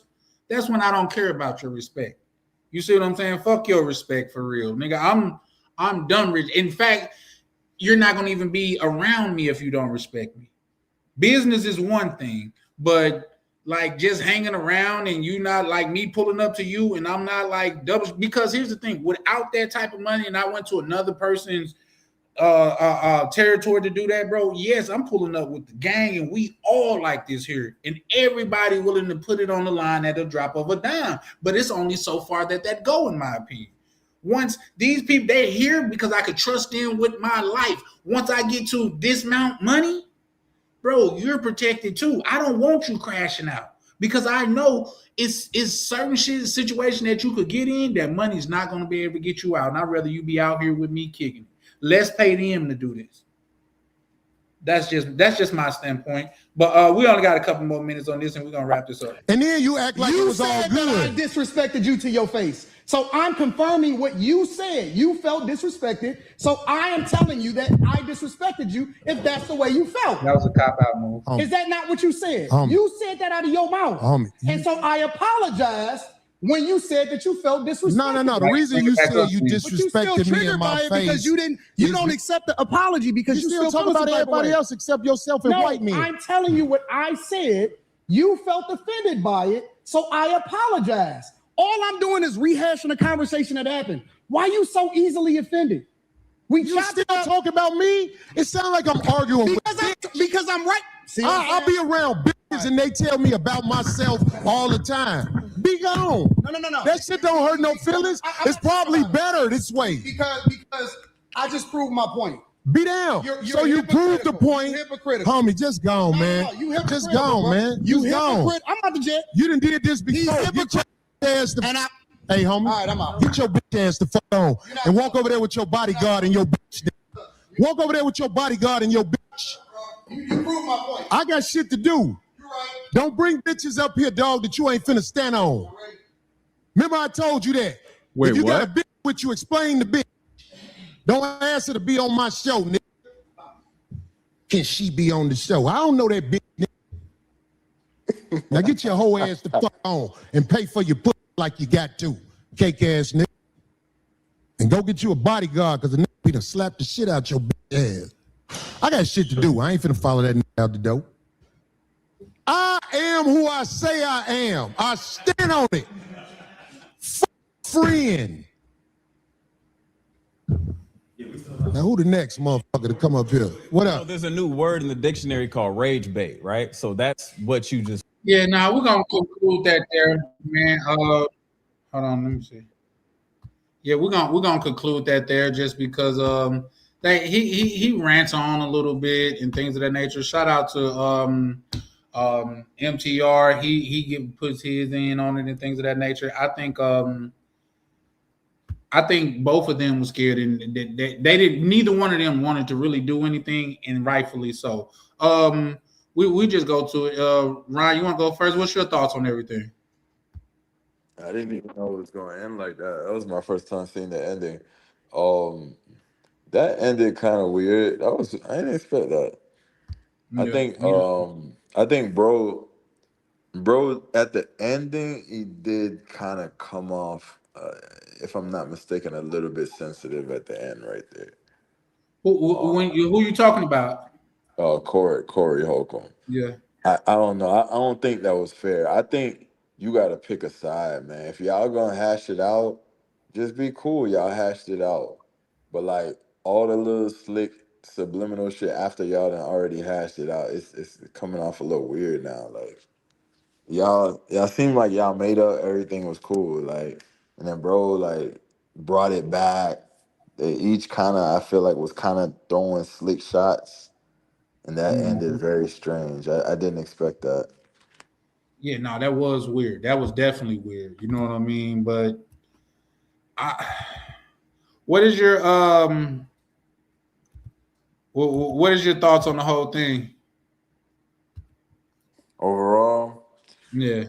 I think it was good content. I think both parties caught a win content wise. But I think like if it was outside of content, I just think that would be, it was just been the whole thing was dumb. But on a content level, I think it's a W. Both parties stand to gain some type of notoriety from it, some type of clout from it. And in the content world, that's unfortunately that's what it's all about, man. Clicks and views. Yeah. So yeah. That is a fact, man. That's crazy. Black Cleaner, you want to chime in? What happened to Mo Black? Oh, he was talking about how good his home internet was working today. They were like, damn, we forgot to cut it off his home internet and got his ass on there too. So, well, what did do, Black Cleaner? What's your thoughts on it? I was talking about this on another panel, and they posed the question: who was wrong, Anton or Corey? And basically, I already saw that it was going to go this way right when Anton voiced what he was. When he said that he was a conservative, straight up and down Republican, and then when Corey asked him, about slavery and black people, and he was like, he said, "Do you consider yourself to be a black person?" He's like, "I consider myself to be Christian first." And then, he started talking about being black as a construct. That's when that whole conversation should have ended, because it was only gonna escalate and go left from there because of what Corey stands for. Corey stands for the culture and being around the people. Who does he have on his show all the time? Rizza Islam. Who is he always talking about? He's always talking about Minister Farrakhan and the Nation of Islam, and in all of Tariq Nasheed and all of those different talking points. So to have somebody who is from the alt-right coming on your show, it only going to create, problems. So that's where I saw it going left right from there. And then, of course, as I said, you're in Corey's house. And then when you're still trying to stand on your alt-right talking points and then you're being disrespectful, yeah, as I said, it just went left from there. But yeah, all in all, yeah, content over everything. It's sad that, they couldn't, talk, alt-right, alt-left. I mean, well, I'm not even going to say alt-right, alt-left, because we already know when it comes to black people, there is no left or right wing. It's the same white supremacist bird. So we about black folks and, elevating black folks. So we already know, anything that he was saying, is going in one ear. And that's how it should have went. It should have just went in one ear and out the other. And let's hurry up and get this dude off the show so we can get back to our agenda of uplifting black people. And that's how it should have went. That's a fact. I agree with that. But what I will say is this.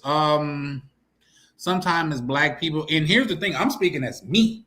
That's on part. I've been on here numerous of times, not just on my platform, but on other platforms, talking about the black community in a positive light. And I remember other people being around and nobody was saying anything.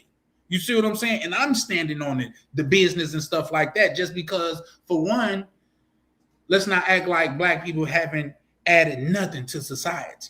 Black Americans haven't added nothing to America. Let's not do that, because if you do, you're being disingenuous. Not just that, it's only like, let's uphold the greatness in black people, not the crash out in black people. The fact that we're willing to give it all up over some words is not nothing to be held up in high, in my opinion. Standing on business, standing for family. That's what I feel like that's what we put on the highest pedestal. Carrying ourselves with motherfuckers, some type of bravado, some respect. That's what I'm talking. For you to be willing to goddamn it do something to a person that look like you behind words, and I guarantee you're not gonna do nothing to a Chad behind words like that. There's something to be said about it, in my opinion.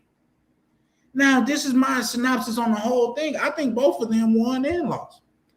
I think Corey won as the street dude that he wanted to come off as, and which that he wanted, which means Anton lost as the street dude. But I think Anton won as the intellectual that he tried to come off as, which means Corey lost when it comes to the intellectual thing, the intellectual aspect of it. You know what I mean? So when it comes to that, I think they both won and lost. But at the same time, when I'm thinking, damn, bro, I would have teed off once he got in my space like that. But let me ask you this, Black Cleaner.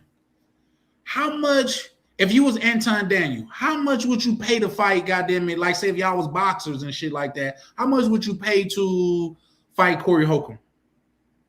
Well, first of all, don't put me in Anton Daniel's skin. Let's just start there, because I'm not a coon and I'm not a I'm not a conservative. You got to pick somebody else.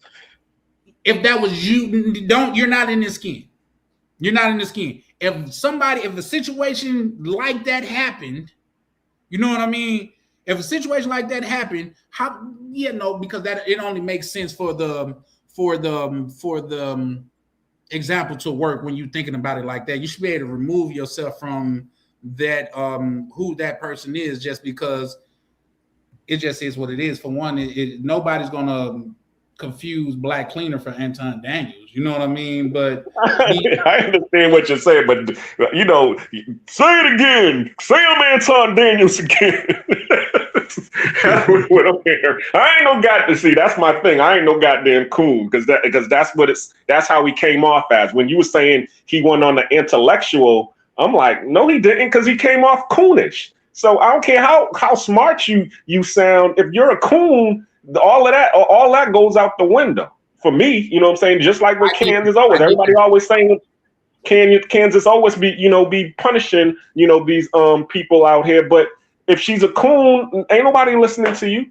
So I guess the question is, because we were just talking about a nigga moment, because that's really what it was. You know what I'm saying? The Boondocks, summed that up perfectly. We all remember that. Exactly. So would I be caught up in a nigga moment, and how much would it cost?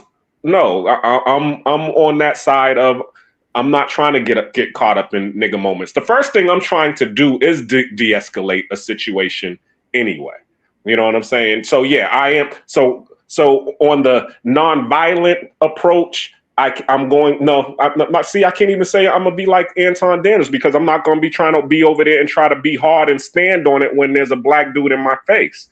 As soon as he steps up and starts growling in my face, I'm gonna be like the white dude in the Boondocks. Wait a minute, I'm white, and walk the hell away. But I'm basically gonna be like, you ain't gonna get me caught up in this nigga moment, and I'm just gonna walk away. Or I'm gonna say, you got it, dog.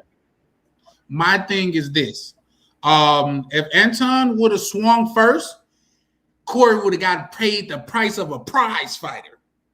Richardson Hitchin and Keyshawn Davis was talking about $1 million, or $2 million, or $1 million, or $2.5 million to fight each other. He could have hit it. He could have sued him for that. You see what I'm saying? When you putting that in, was that fight would have been worth $2 million to anybody?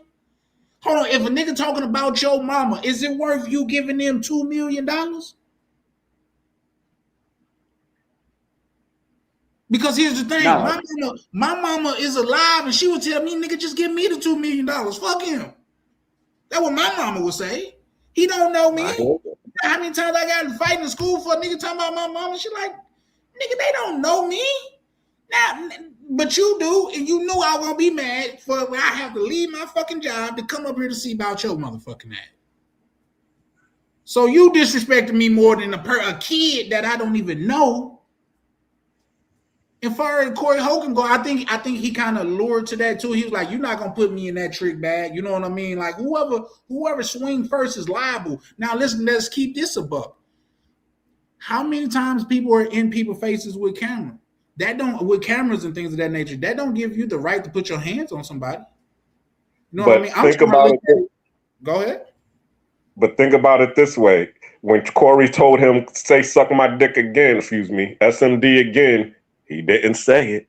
No, he definitely didn't. Because Anton's not built like that. I'm not debating that thing. I'm just saying, as a rich black man, I'm looking at it differently. He was in that bitch with me, because nigga, I'm on my way home, I'm getting a private jet, getting my dick sucked on the way to the house, because at 30,000 feet, none of that shit mattered.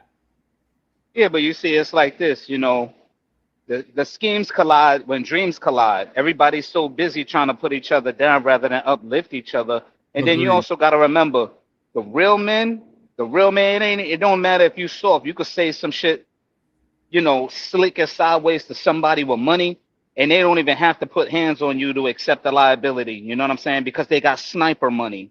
And sniper money is the ones that you really got to watch out for. I'm the quiet one, but the minute that, you know, you tell me on some slick shit, or if I go to a rich person and say, hey, nigga, you know, suck my, you know what? He could have me unalive tomorrow and make it look like an accident. So, you know, you got to be careful when people got money. They may not do something to you directly, but that don't mean that they can't have something done to you. That's a fact. Indirectly. And that's the most dangerous person of all. A person with money and a person that's quiet. I've seen political people make some shit go away where you would be like, how the fuck did that just happen? And, you know, that's how you play the game of chess. You don't play checkers where it's just tit for tat. You play chess. Dude is going to say some slick shit to me today, tomorrow. He might end up going financially bankrupt. He might get accused of a false allegation. He might, you know, anything could happen. So the minute that he would say something slick to somebody to really try to demeanor them, you don't know how this person could be, you know, all sideways. I put it to you for this. I'm going to say this example and I'm going to mute out. There was a situation, right, where my sister and we were sitting on my grandmother's stoop, and this guy randomly was trying to show out in front of this girl because he was feeling her. So this dude that really liked, you know, shorty, he had pulled up and was just like, yo, what's up? What's going on? And he was like, man, she ain't trying to go out with you, man. You know, suck my dick, nigga. You know, just started talking all kinds of crazy. So the dude pulled up. He didn't say nothing to him. He just stared at him while the dude was, you know, talking all that jazz. And the people that was sitting on the stoop was laughing at the dude that was in the car. So he didn't say nothing. He just stared at him. And when he just stared at him, me and my sister, we already know what that stare is. That stare means, get out the way. Dude might shoot. Anything could happen. So dude didn't say nothing. He didn't say nothing to him. He just stared at him and let dude talk all his shit and just drove off. Within a couple of hours later, when things got quiet and everybody went home, that same dude that was talking all slick and shit got his whole house shot up. Yeah. See what I'm saying? That's real. And you can't say he did it because he wasn't there. You don't know who shot up your house. So again, people got to be real careful of how they talk to people who they be disrespected, because you never know how that other person just may handle you. That's a fact. It's real dangerous. You don't necessarily need to crash out and be like, let me get him, I'm gonna do all of this other. That's when you let your emotions run wild. But the dangerous person is the quiet ones that know you real well. They say, okay, this person's easy. I could steal on him because he runs his mouth. That means he's weak. Empty cans make the most noise. You know what I'm saying? That quiet can is the one that you gotta hear, that don't tick. You gotta watch out for. I agree. So much so to where you put something in my mind too, like say the gym that I went to up here, and you guys can look it up. It's called the Academy. They teach a multitude of different arts and things of that nature. When I say like, they teach Muay Thai, Jiu-Jitsu, MMA, and things of that nature. They train special forces there, the army and stuff like that. Even the police, like when you guys seen when George Floyd passed and the dude that was talking, he said, I go to the gym with you guys. He was talking about the gym that I used to go to. And I'm saying that to say some Thug Rose went there. She was a champ there. Brock Lesnar went there. I forgot his name, Justin something, but he got blessed tattooed on his chest. He was another very popular MMA fighter. Troy Jones went there. He didn't make it to like the UFC and things of that nature, but he was a champ in his own right. These are the most quietest people in the gym. You wouldn't even, if somebody didn't tell you who they were, you wouldn't know. So just imagine you talking shit to this person. They think, talk all you want. I don't give a fuck. But as soon as you put your hands on them, they take your ass to a different world. And where you come from. I'm talking about a whole different world. You got them be like, damn, I ain't signed up for this type of ass whooping. The nigga kick you so goddamn out of nowhere. And guess what? They justify. Because at that point, let's keep it in the buck, their hands are registered, but you put your hands on them and you thought you took their quietness as them being weak. You took their quietness as he ain't gonna do nothing. I can slap him like a little bitch. Next thing you wake up talking about what happened. You see what I'm saying? So that's my thing with that. So yeah, I agree with Mike. You never know who you're talking to. And it gets even more dangerous when a person is rich, because you could be a rich, petty person. Nigga, I'm gonna buy your company and fire your ass. You know what I mean? Or I'm gonna pay this chick to put a case on you. I done seen that. Ron, you got something you want to add to that? No, it's great points. I agree with that. Yeah, that's why I'm so peaceful and chill, man. Because like Mike was saying, like I done seen the quietest people like do the craziest things, man. That's why. You never underestimate your opponent, and I don't never start stuff with people, bro. I be chilling. Yeah, I got one of my homeboys, man. He was the quietest. He was like super quiet, but he was like, if you didn't know him, like, and then he kind of, if you from the hood, you know, a lot of times the most dangerous is the short niggas, because they call it the little man complex. He had got into it, man, because like say it was a lot of us, so we had weapons and things of that nature. We ain't got to go into that, and like everybody would just add to the weapon piles. You know, I'm like, he probably put in a couple, this, that, and the third. He probably put in, he put in one, and he got into it late night with somebody. Like say, mind you, it's a house of us. It's probably like 10 niggas, and we all in our prime and things of that nature. Nobody knew what was happening, bro. Came to the crib, got the one scrap that he put in, left, didn't say nothing to nobody. You couldn't even tell he was mad or nothing. Came, got that whoop, left, and wouldn't handle somebody. We didn't know until we figured out he was in jail. It's certain people to where you just don't want to cross, man. It's certain people to that they gonna let you get your words off. They gonna let you niggas be like, I don't have to carry a gun because if I leave, he already done. He's done. So there's that. Black Lena, you want to add anything to that before we move to the next little whoop? Because we probably finna close up here in probably about the next 30 minutes, because Still busy and shit, man. I got some shit coming up, man. I don't know if I want to talk about it on here once I close on it. I mean, not close on it because that sounds like I'm buying the house, and I'm not. But or in the back office. But I got some big coming up, man. So y'all stay tuned for that. But Black Cleveland, you got anything that you want to close on that on? Yeah, I mean, I definitely agree. I always say the same thing. You know, you got as you said, the bully in the schoolyard kicking kicking down sandcastles, and I'm the type of dude I'm gonna get out of the way because I already know who's in the sand, who's in the sandbox, who's gonna whoop that ass if you kick down his sandcastle. Mm-hmm. I might not be the one, you know what I'm saying? I'm not gonna sit there. As I said, I'm the nice, calm one. You got that. But I already know you got 3 more sandcastles to kick down before you get handled. So go on ahead. Please proceed. Nah, I feel that. I definitely feel that, man. KB, hold on, I gotta get the little introduction. Hey, y'all, I'm just learning how to do that, like manipulate and stuff like that. Shout out to my good brother Ryan, man. Man, I always shout out to Ryan, bro. Bro always take the time, like, I even apologize. I said, man, bro, my apologies, man. I ain't even tried this shit before I called you. I just knew you knew and I hit you up. Nah. Go ahead, my bad. No, that's cool, man. Shit, I'm sure. I'm happy to help any way I can. And he said that same shit, bro. Don't trip. It's all good. But man, take this as men and things of that nature, bro. Before you ask for help, try to do it on your own. That was a flaw on my side. You know what I mean? Like, because we already know bro got like 8 jobs.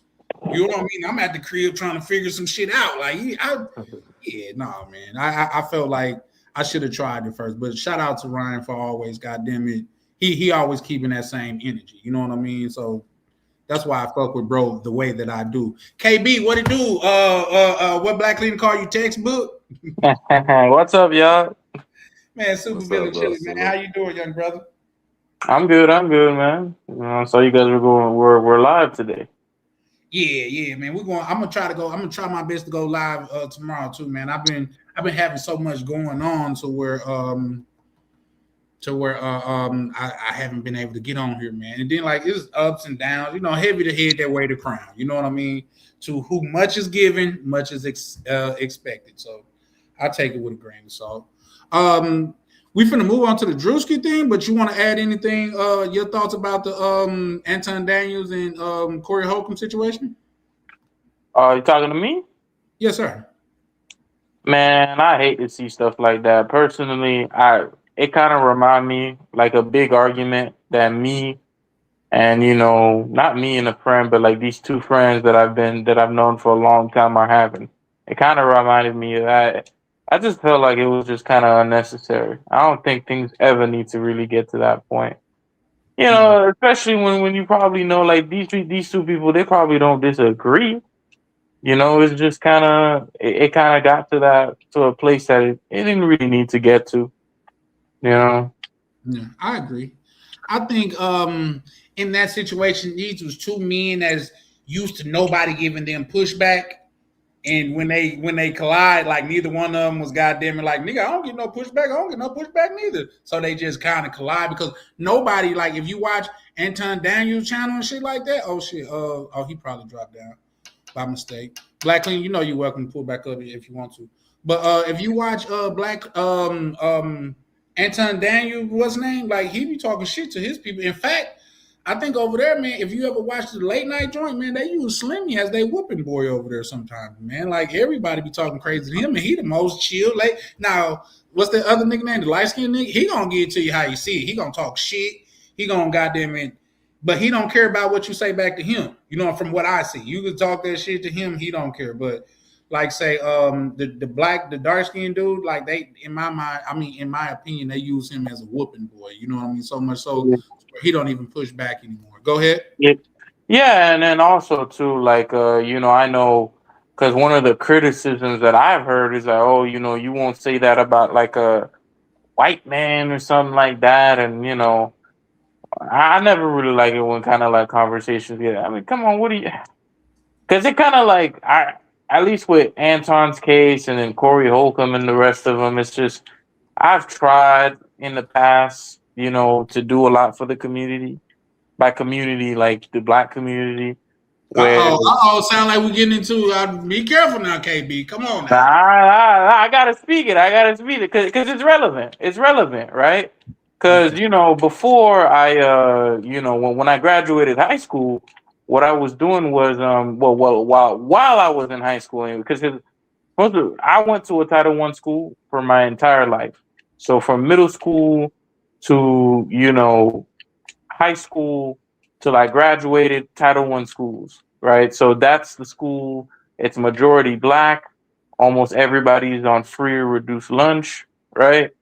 So, you know, I'm not just, you know, trying to bash black folks or nothing, but it's after I was in this community organization where we would go in and we would have these kids that we would work with.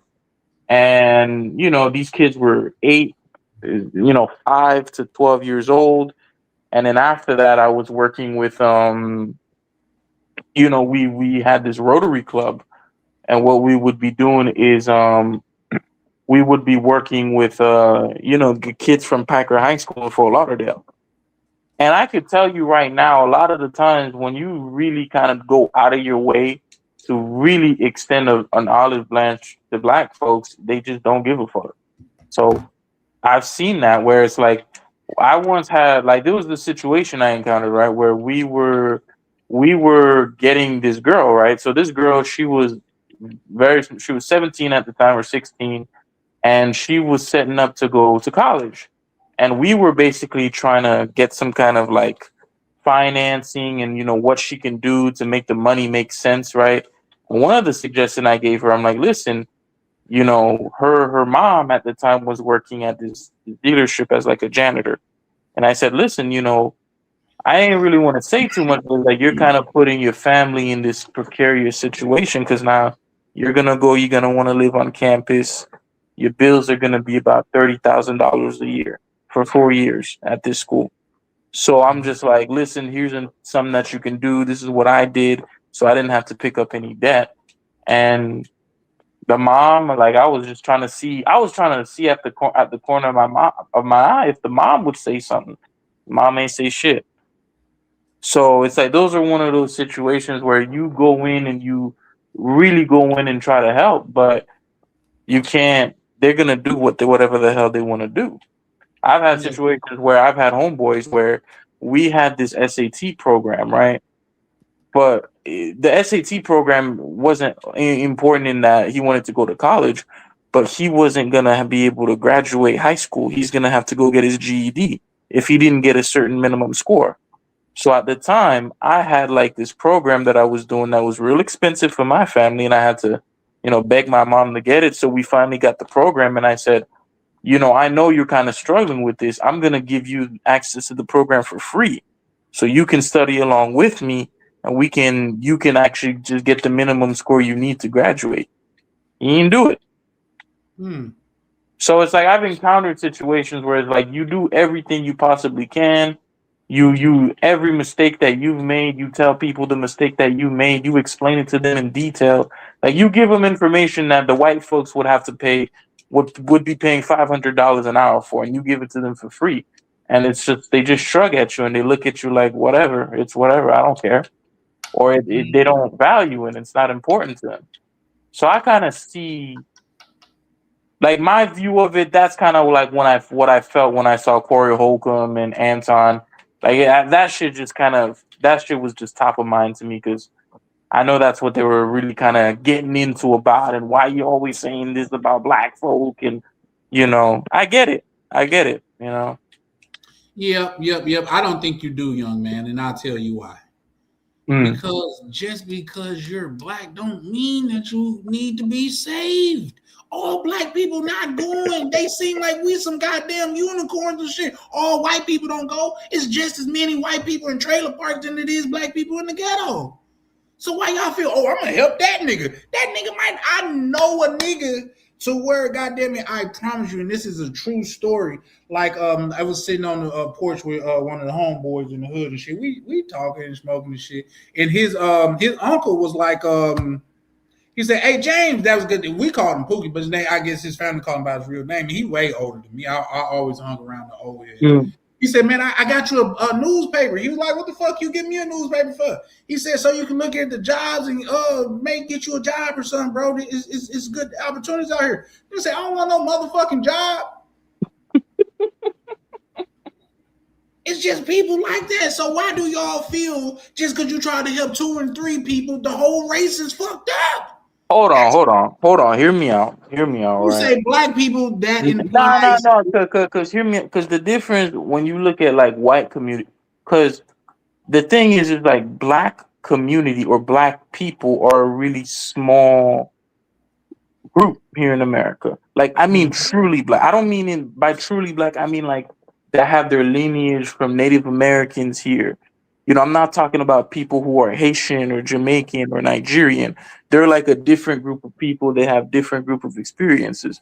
But when people just say white, you know, you gotta understand, like when they just say white, you could be talking about an Italian or you could be talking about a German. These people have been here, the Polish, German, you know, what's they've that? been here 200 years, you know, about there. But because their skin is white, people just be like Caucasian. But he's really German or he's really this, you know what I'm saying? But when you think about black people, you're thinking you don't think Nigerian, you don't think Haitian, because that's just the skin color. You think American descendants of Native Americans, American descendants of, you know, you think black American. You know, you're not gonna talk with a black person and expect them to be speaking French or patois. You would think a Jamaican, but you wouldn't think of a black person. Now ain't nothing And wrong it's with that. funny that you say You know that, what I'm saying? textbook, because black people think differently.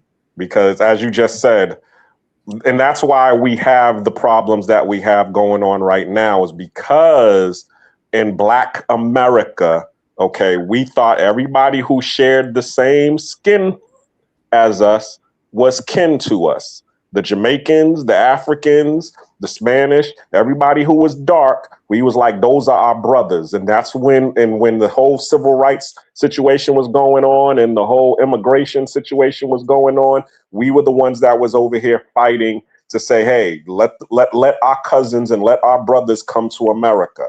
But the problem was they sent their coons over here as well.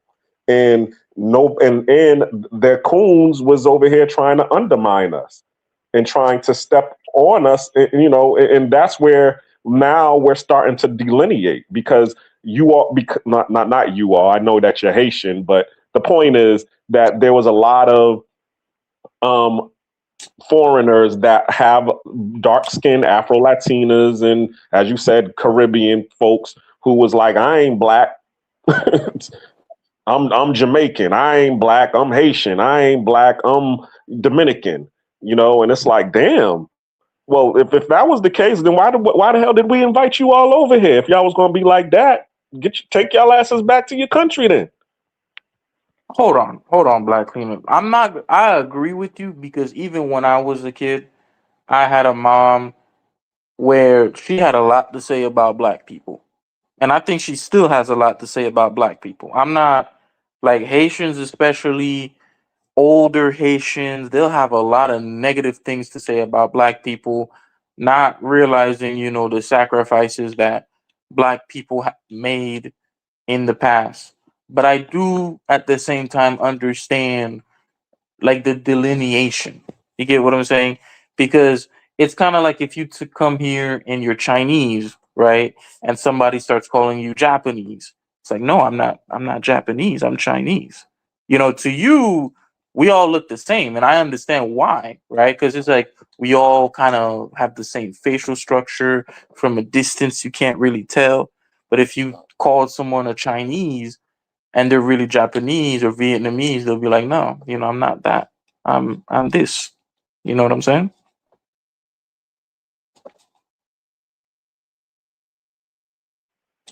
Hey, you guys say something? Yeah. I think you guys are on mute. I can't hear you, Charlie. Charlie, say something. I was on mute. That was on me again. When a lot of times when you brothers are talking, I put my what's name on mute because I don't want to interrupt you. Misha say, I feel what Carl B is saying. Yeah, she agree. But I mean, like I say, but let's go into why that is a thing. Do you know why that's a thing, though, Carl B? Why all black people in America is looked at as black people? Like the skin. I think it's mostly because we were just always a minority in this country. No, always. It's because America is the only country because America didn't invent goddamn slavery. Let's be honest. You know what I mean? That's just be acidine to think about that. But back in the day, especially when it was like white people and stuff like that, when this kingdom took over that kingdom and things of that nature, they would put the kingdom that they took over, they would put their people into slavery. You know what I mean? So it wasn't predicated on skin color. America was the first place that was predicated on skin color. So if a white person seen somebody out with the hue that I have, they just looked at him as a slave because of the skin color. So, yeah, why is that? Do you know why? The transatlantic slave trade. No. Look up Bacon's Rebellion of 1676. There was a rebellion that happened here in America, and it wasn't about black and white. It was about poor and rich. The Nathaniel Bacon, who was a white man, was not happy about the inadequacy of what was going on in America, and he united with the poor Irish and the poor white people along with the poor black people, and they fought against the rich, the aristocracy, and all of that. And after that, the aristocracy said, "We will never let that happen again. The poor people unite up against us." So therefore, that's when they started disseminating the poor whites, or actually, that's when the term white was actually created. Because before then, there was no term called white. Yeah, feel that.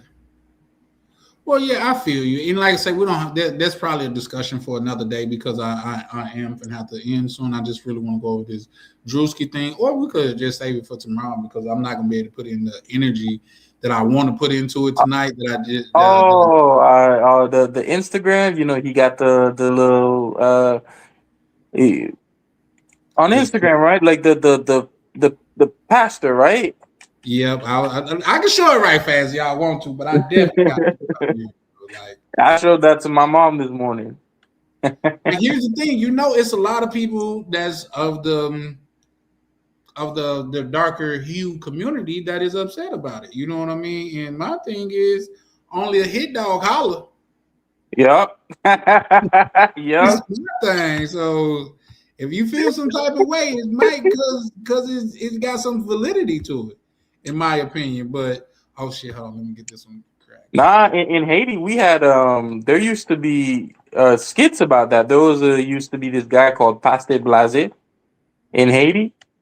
Mm-hmm. And what he would do is like he would have this skit where he would be like, he's like, who put this, bunch of garbage in front of my business right now?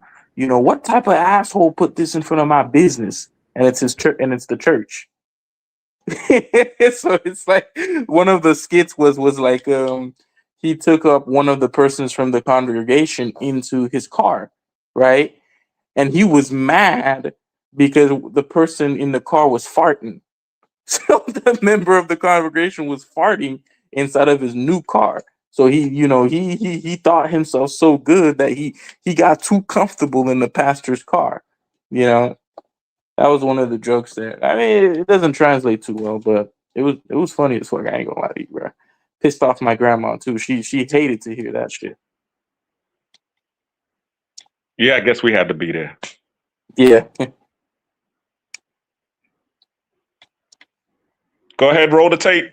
Yeah. I'm just getting the tape together now. You know what I mean? Like I said, I would probably I think it's hilarious, things of that nature. I'm trying to find what's the name of it, but I guess I couldn't. Oh no, damn! See, I hate doing other subscriber. I mean, YouTuber shit. Because especially if I don't know you, you could be on BS and strike my channel. So I'm just trying to find like either Druski's. Because if I'm gonna get struck, I'd rather use his.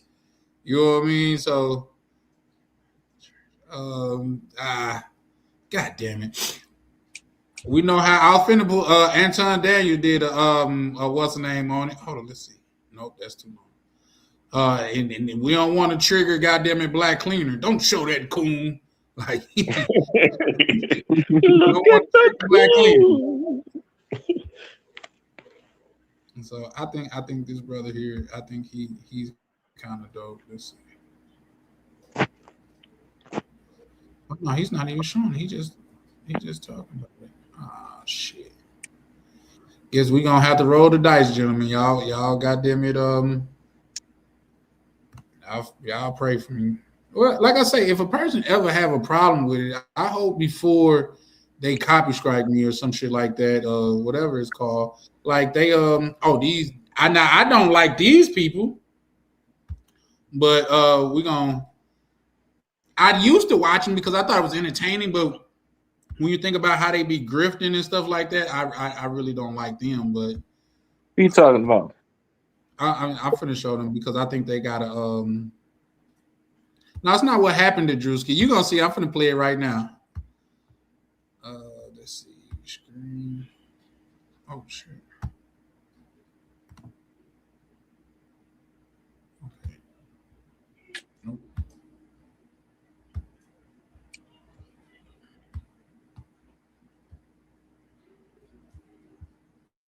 Yeah. The mega churches making fun of them. Yeah. I'm going to impregnate everyone with the word of God. You gonna get pregnant with the word of God. You gonna get pregnant with the word of God. He tried not to laugh. You gonna get pregnant with the word of God. Impregnate. This is like the black church. Yeah, this is for black church. That's what I was like in the congregation asked why I'm wearing Christian Dior and Christian Louboutins. Because I'm a Christian and I walk in the blood of Jesus. Give him some praise. I'm a Christian and I walk in the blood of Jesus. Give him some praise. Give him some praise. So we are raising funds for a project in Zimbabwe. Yes, we are trying to get our congregation over in Africa. Amen. We wanted to raise $4 million for that. Amen. Hallelujah. That needs to appear today. We are not letting anyone leave until we reach our goal. Amen. There was a pastor did something similar to that. He wasn't asking for $4 million, but I think he actually locked the doors and say nobody's leaving. This is Apostle Richie says, baby, can you help me? I said, can you help me? I said, can you help me? I'm going to finish this word here, and I'm going to do the Christian version. Don't worry about it. I'm going to do the Christian version. I'm driving this Bentley Bentayga because I believe in Christ. Can you leap on your legs like a survivor? Can you leap on your legs till the money fall out your pockets? Still praise the Lord. Hold on. I need you to pray for my wife. Hey, come on, man. Get your hands off my car. You gave tithes and offering? No. Oh, you dropped it. He loves spitting in his comedy sketch. Y'all remember he was pretending to be a redneck NASCAR fan. He was spitting in front of. Yeah, no, that.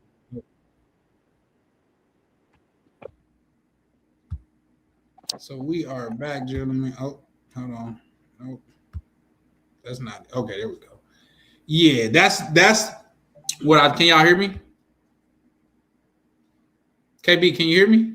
Yeah, I hear you. Yeah, Okay. I can hear you. What was y'all thoughts on that, man? Ryan, you go first. You want to? Man, I'll be honest, man. I thought it was initially I thought it was funny. I thought it was really funny. You don't think it's funny no more? Yeah, no, it is funny, but like I went through a couple different emotions. Like it was funny, but then a piece of me was like, "Is bro really good? Like, is he really doing this?" I'm like, me personally, I have a sense of humor, so I ain't tripping. But I'm like, I know people gonna take it away. They're gonna take it a certain way. So I just went straight to the comment section just so I can try to see how people felt. And everybody was having fun, man. People was laughing. Like one comment, I seen a girl, she was like, where do this man be getting the people to like allow him to use their place like that? Like, who is giving this man a church? Like with the whole yeah, so it was funny to me, man. I think it was funny too. Black Cleaner, what's your thoughts? I mean, it looked like something that I've already seen before. We've seen it. The skits That's the have been done. irony. I mean, they cloned Tyrone. It was in that. There was another one with what's it called? Trigger warning with what's it, Killer Mike when he did the stripper and he had his church at the strip club. So I mean, for me, I mean, me seeing it, it was like, okay, that's been done. I'm not a fan of the church myself in any way, you know what I'm saying? Because I see the stuff that the church does, and it's funny because I grew up in the church. My grandmother actually was the mother, or not the mother, the founder of a church in Boston. So and I grew up in the church, but when you grow up and you get knowledge of self, as they say, your mind starts to shift. So yeah, very amusing, but has been done already, as Simon Cowell would say. Yeah, for sure, for sure. Simon Cowell is a weirdo, but yeah, I feel that. It's just like for one, it hasn't been done as of late, and it hasn't been done to that magnitude. Like this, bro, he really sold that. Like this nigga suspended himself from a ceiling. You know what I mean? And like That was hilarious. that was hilarious to me, man. Like that's just was crazy. KB, you want to chime in on that? Yeah, it was funny. Looking at it twice, I don't really find it as funny because I know some people in my life who are kind of caught up like that. But what are you gonna do, man? Man, it is what it is.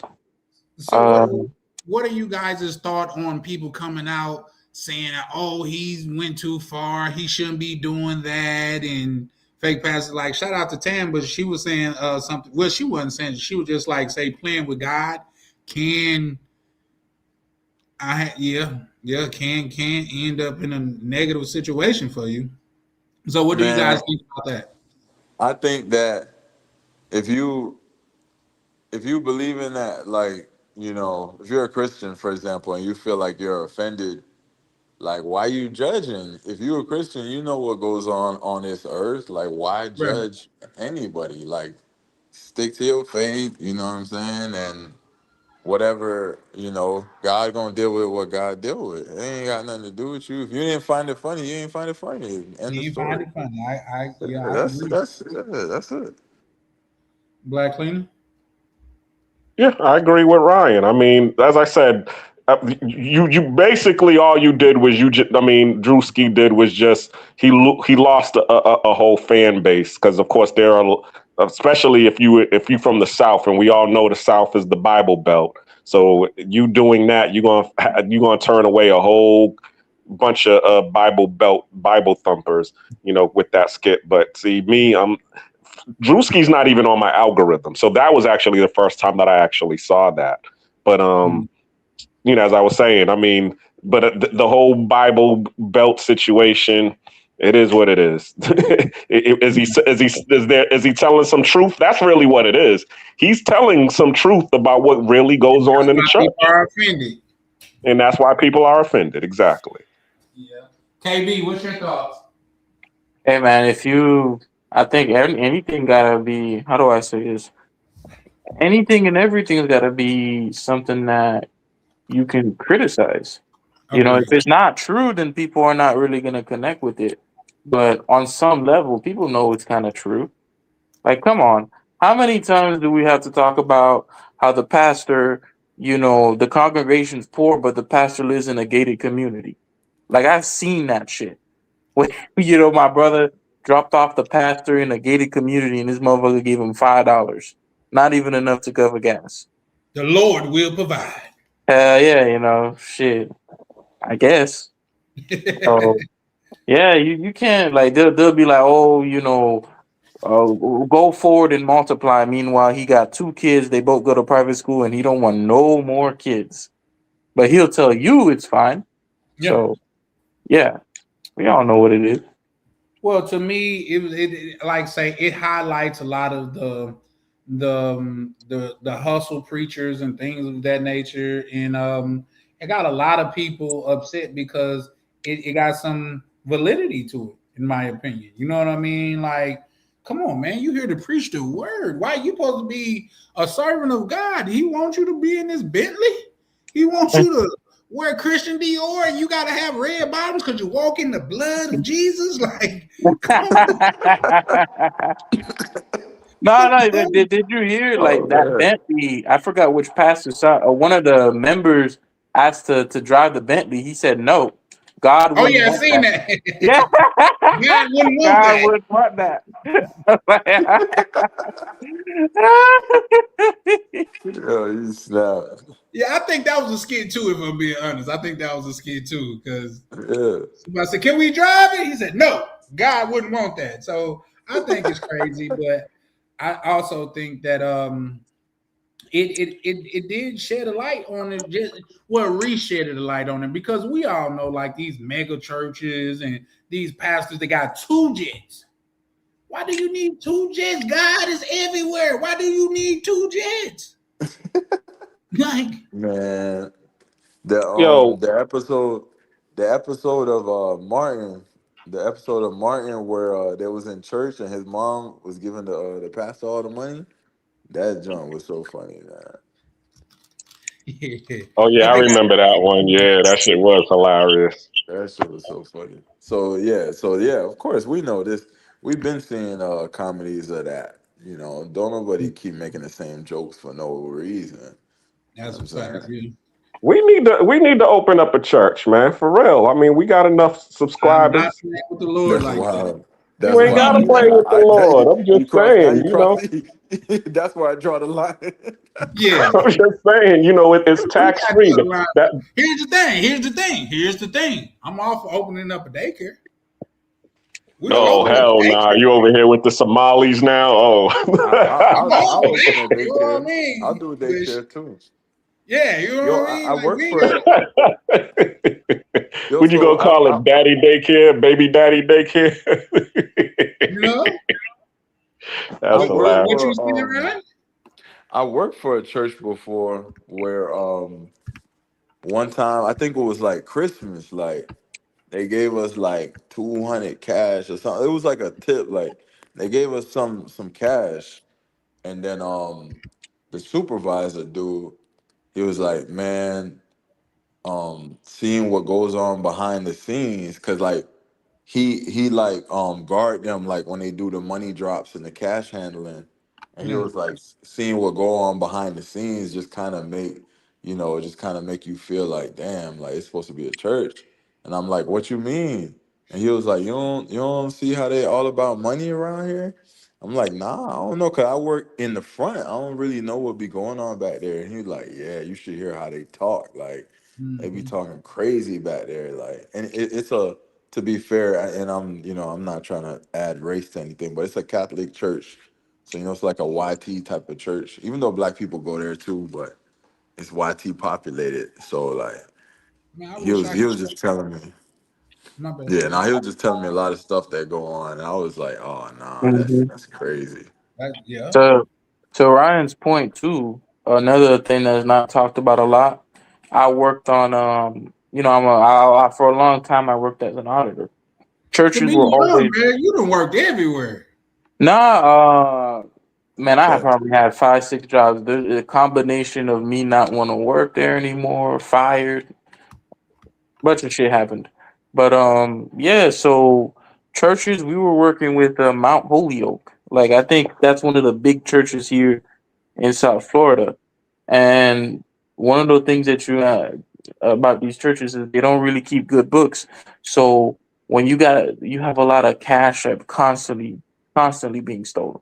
So they put money in the basket, somebody goes out to count it, money just goes missing because it's just a lot of cash. So like you may be giving money to a church and the pastor could just have the money in a drawer here. He just comes in, counts it, takes a little something for himself, and nobody ever knows. And that happens all the time. And there's no way you could find out if it's happening either because it's all cash. Like that's why they were It's all donations, exactly. Yep. And they But- lie to you on the taxes and how much money they're getting in because it's all cash. So you got to think about it. I mean, in terms of taxes, a church. That's what I was saying. A church is They don't- nonprofit. no, they don't. It's tax free. It's So they don't even have tax-free. to report that. But they have to say how much money they're getting in because it's a church. So if they're gonna be spending money on community, right, over a certain amount of money, they still need to like tell the IRS this is how much money that's coming in. So if the congregation knows how much money is coming in, truthfully, then they're gonna be like, "Where's the money?" You know what I'm saying? So then they're gonna be like, "Oh, we only got $100,000 less than we wanted to," and they just tell the congregation something, and you have no way of knowing because it's all cash. Yeah, that's crazy. That's why we need to open up a church. It doesn't necessarily got to be. It could be a spiritual. It could be a spiritual living center. That's what I'm saying. And we can just do wellness overseas, abroad, but make it a church, nonprofit. I don't know if you're joking or if you're dead ass. I'm serious. We could be doing. Like he sound We like could be doing wellness. We could be doing wellness retreats, the whole nine, yo. For real, for real. Nah, he joking. Doing the ayahuasca and the ayahuasca retreats in Colombia. You know what I'm saying? And all of that could be in the name of church. Spiritual wellness. Black Cleaner gonna be doing some wellness training with the wives. Hey, we gonna call him Pastor Black Cleaner. You know what I mean? I want to open up the floor to Pastor Black Cleaner. He's so anointed.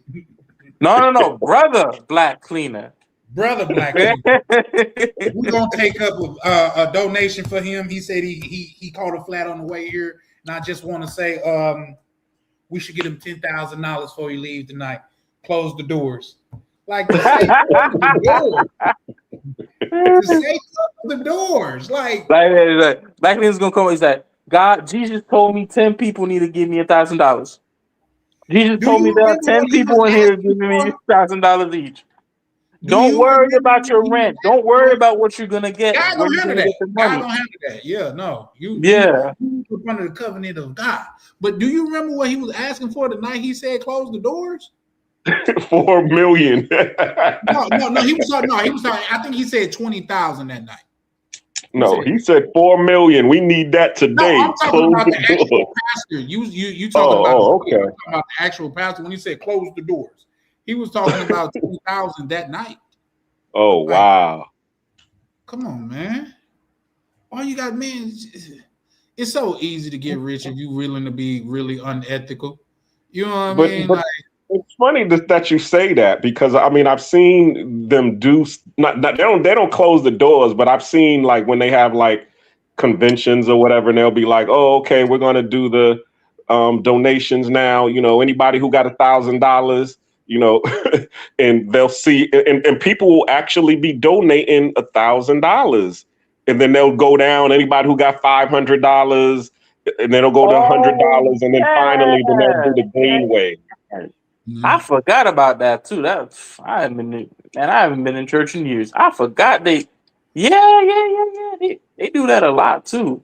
They do that a lot too. They'll be like, oh, anybody who got 100, then anybody who got 50. Anybody who got 10, anybody who got 5, and then anything else, they just have those people with the little bags come around. Yeah. That's crazy, man. But believe it or not, that's why a lot of black men have left the church. You know what I mean? Because they see the trickery and fuckery and that shit. That's why a lot of women go to church. You know what I mean? Because of because of trickery and fuckery. It's the same thing, but on a different scale. Like say, because my daughter, she sung for this choir, and they went like she sung at this like church convention. Now, what I will tell you, there's a lot of ex-hoes in the Lord's house. Like it is a lot of ex-hoes in the Lord's house, man. I was looking around like, I know this bitch. And she talking about, she crying, talking about, yes, Lord. No, Lord. She's a whore. Like, it's so, that's why I like, get you a church girl. Yep, they be the loosest ones, man. That joint be like, Ricola. But it was some baddies in there too, though. I'm talking about, it be some baddies in the church house, but I'm cool on them, man. I'm cool. Oh yeah, you speaking the truth, because as I said, I used to sing in the choir, and that was the one thing that we used to love to do was go on them church fellowship trips. I mean, from Boston going down to Baltimore, we was up in the hotel, and you would think that we was in Colombia or the DR, the way it was going down and up in the hotel with the church choir. Black cleaner, you were fornicating? I can't believe it. Nah, not me. Come on, let's raise a donation for him. Y'all, come on, $1,000 in the chat, man, just for Black Cleaner, man. We need to get this brother back on the right path, and I think $1,000 to do it. Yep. Yeah. Hashtag Black Cleaner. That's my my hashtag. What is it? $ Black Cleaner is my cash app. Come on. So this live not ending until we get $20,000. I knew some people in Texas to where that was like their whole little that was their whole. Now, granted, from what I could see, they wasn't scamming their people, but I never went to their church. But they had like a damn, I shouldn't have said where it was from because that's kind of crazy. Do I really want to say it now? Fuck it. I mean, are you gonna expose them? I mean, shit, if they're shitty, expose them. Well, I mean, it's kind of not like I say if you're from Texas and like say you this part of Texas, it's just a huge part of Texas. I mean, Texas is huge, so like let's just be honest. But their whole little game is they would like go to little churches and tell them that they could rebuild their shit and make them a big church and stuff like that. Walk them through how to get these loans that's for churches and stuff like that. So they'll build them, let's just say, $2 million church, but they build them. They will build like building a $2 million church, but they will build them BILL $3 million. Damn. Yeah, because mind you, they're not taking that money out of their pocket. Because special loans you could get. You could go to like I think they were saying like it's a special council that you could go to and you get loans for the church and stuff like that. And it was a whole racket. It was a whole faith-based initiative. Yep, I know what you're talking about. Yep. Yeah, it was a whole racket, man. So and they was living good. They was living good too. I'm like, damn, your dad must play ball or something. I'm like, kinda. He got a church. He played ball, all right. He playing ball with the banks. So I just think it's just crazy and weird to me. But hey, if you can sleep well with that, I guess it's just some things that some people can't sleep well with. You know what I mean? I can't sleep well with that, me personally. Mm-hmm. But the thing with the church is I just kind of felt like eventually it just became an embarrassment. Because I was talking with a friend of mine and we were talking about the church and I'm like, bro, how the hell do they got the single moms? They got all these people who didn't really follow the word and then they born again now. They're born again Christians, they done three children, 3 different men, and now you born again. And now like they have the same standing in the church as someone who was devout their entire lives. Like, there's got to be some motherfucking rules or something, People just can't come and go. No rules, no sir. Oh, that's tomorrow. There used to be rules, but with the prosperity preaching, they got rid of that shit. God will accept you however you come. Yeah, all right. That's how they get the whores, the murderers, and all of that thing. But yeah, there was the guy who was a pimp who was running the church. I forgot what his name was. Let me ask you something. Do you think the term Bishop Magic Dunn one is just something that he made up? Because he's a real life licensed bishop. Tell me you knew that. Well, you young, so I can't hold you to that. I Tell thought me who other brothers I you heard. like. I know who you talking about. I thought it was just like a name. I don't think you need a license to be a bishop. I thought it was just like Yeah, something you that they gotta go do. get ordained He and all pastored that a shit. church. Yeah. No, you just can't. Now it was a little boy, a little white boy that was preaching. He said he couldn't be no more than about like 11. He said, they told me, Sebastian, that's all white people named me for some reason. Sebastian, you need license. He said, ain't no way I need license. The only person that can tell me that if I can preach it now is the Lord. And he the one told me to preach. And he gave me my license. I don't need no license from no man. How can a man give me license to speak on behalf of Jesus? Like, he was going in. I said, damn, this little nigga crazy. But he was preaching. So there's that.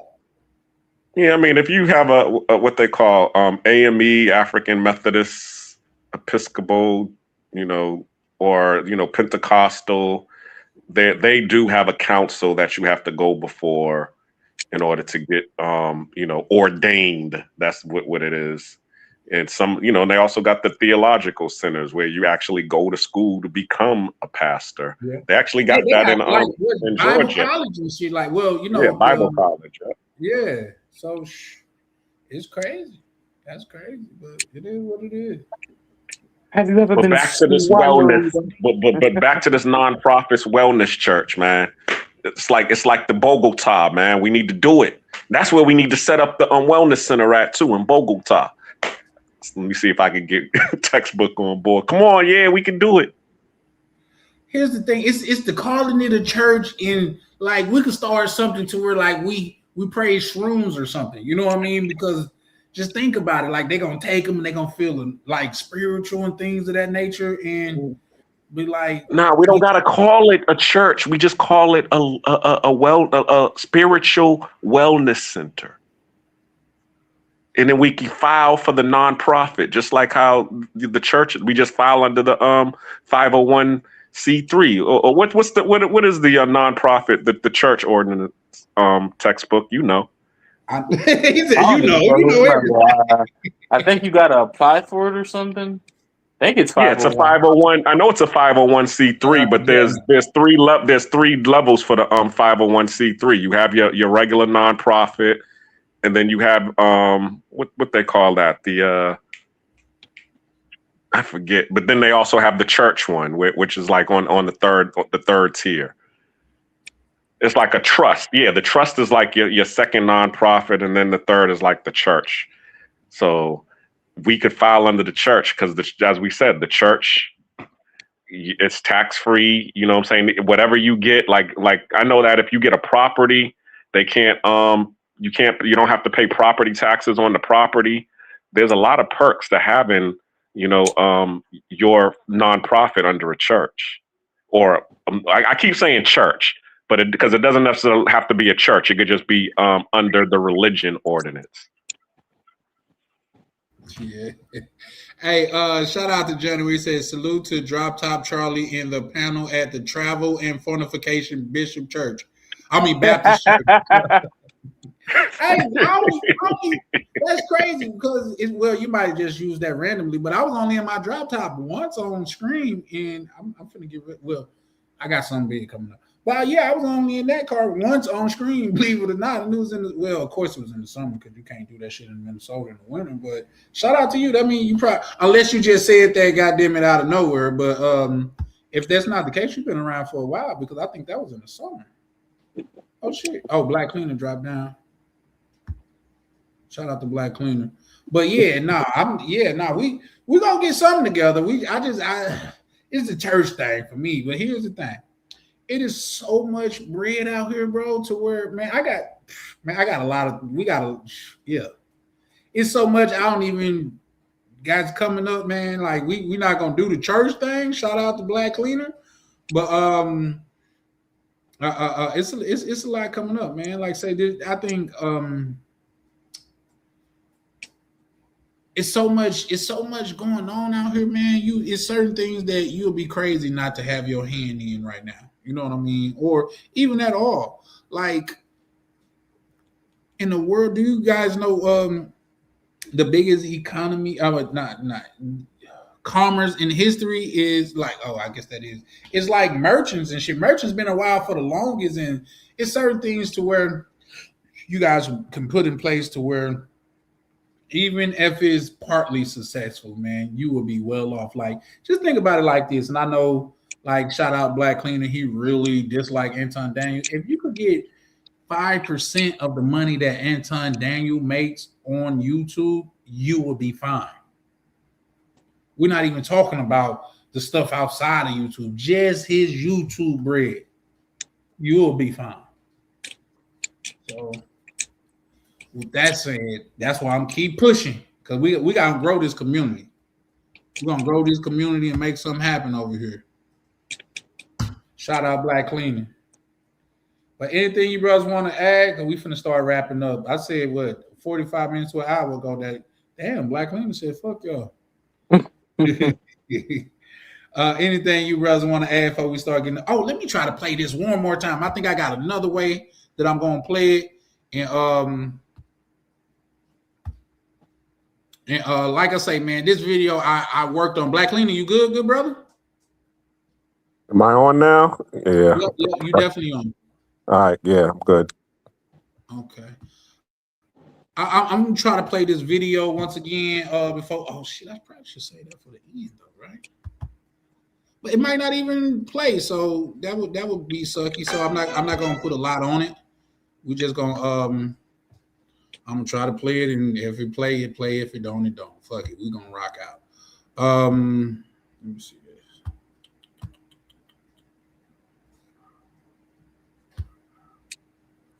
No, that motherfucker say video file. No, we're not gonna do that one. Yeah, and here's the thing. Ryan, you still there, good brother? Yeah, I'm here. Have you noticed? Listen, it's gotta be, hey, maybe I'm with you, Black Cleaner, because it's gotta be a high power hating on me. Because I paid like 2 different long ass videos and then one of them fucked up.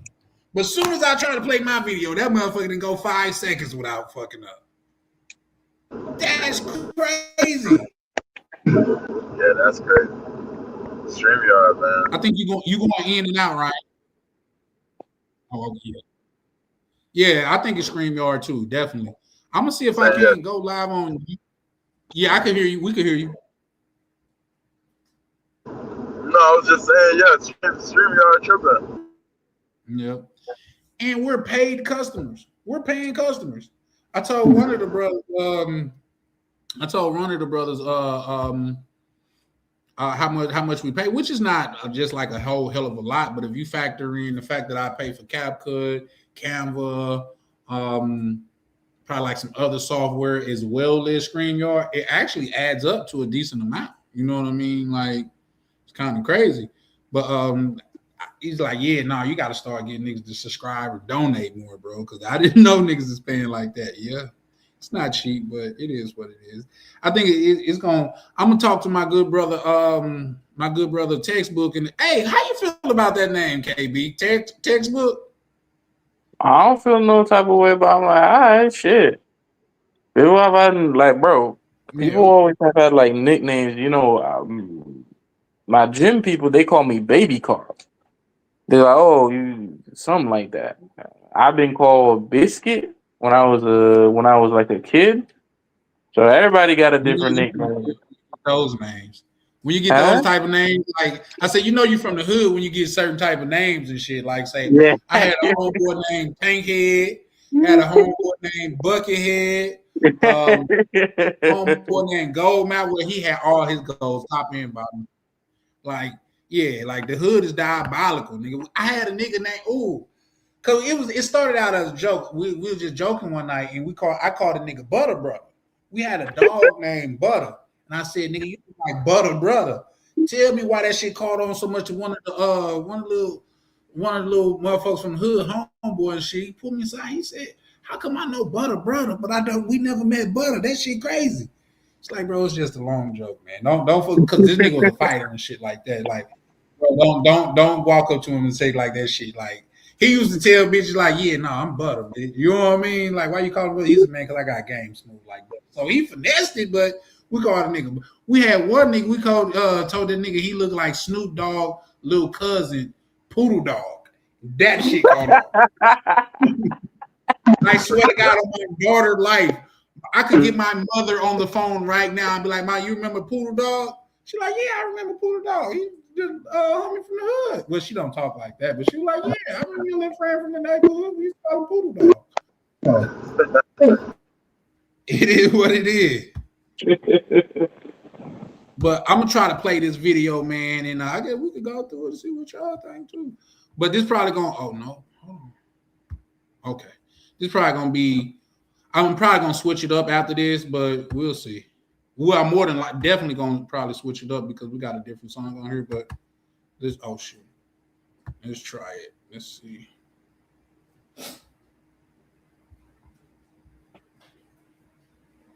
Trying to see if it's gonna show. Oh shit.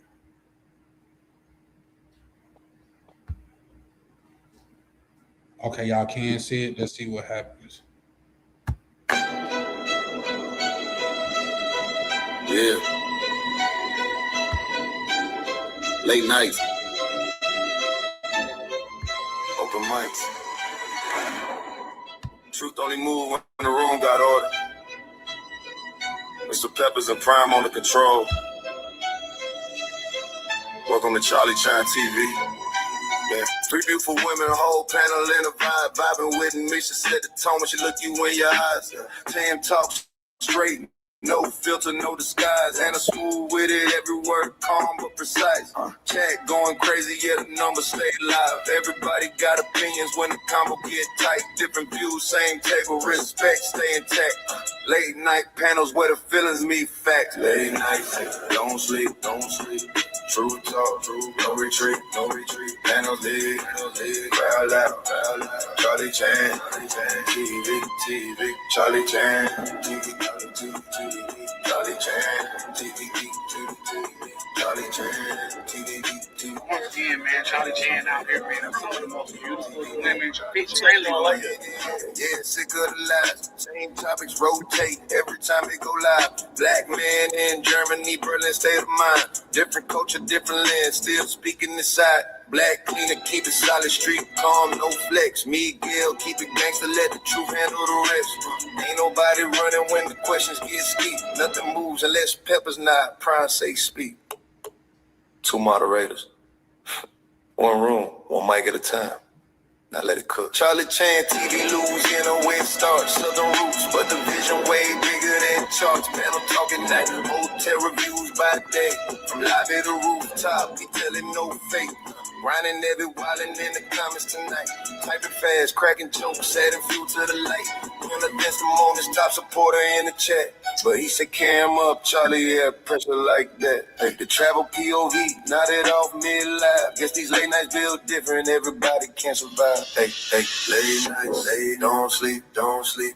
Real talk, real raw speech, Peppers grind, crowd loud, Charlie Chan, Charlie Chan, TV, Charlie Chan, TV. Shout out to Live Chat. Shout out to Replay Game. Shout out to supporters who keep the lights on. If you're here every night, we see you. Let's talk. Charlie Chan TV. I'm Charlie Chan TV. We out here at Ryan's party, man. This number right now, man. My list, man. And there was that. Okay, let me do that. Finally got it off.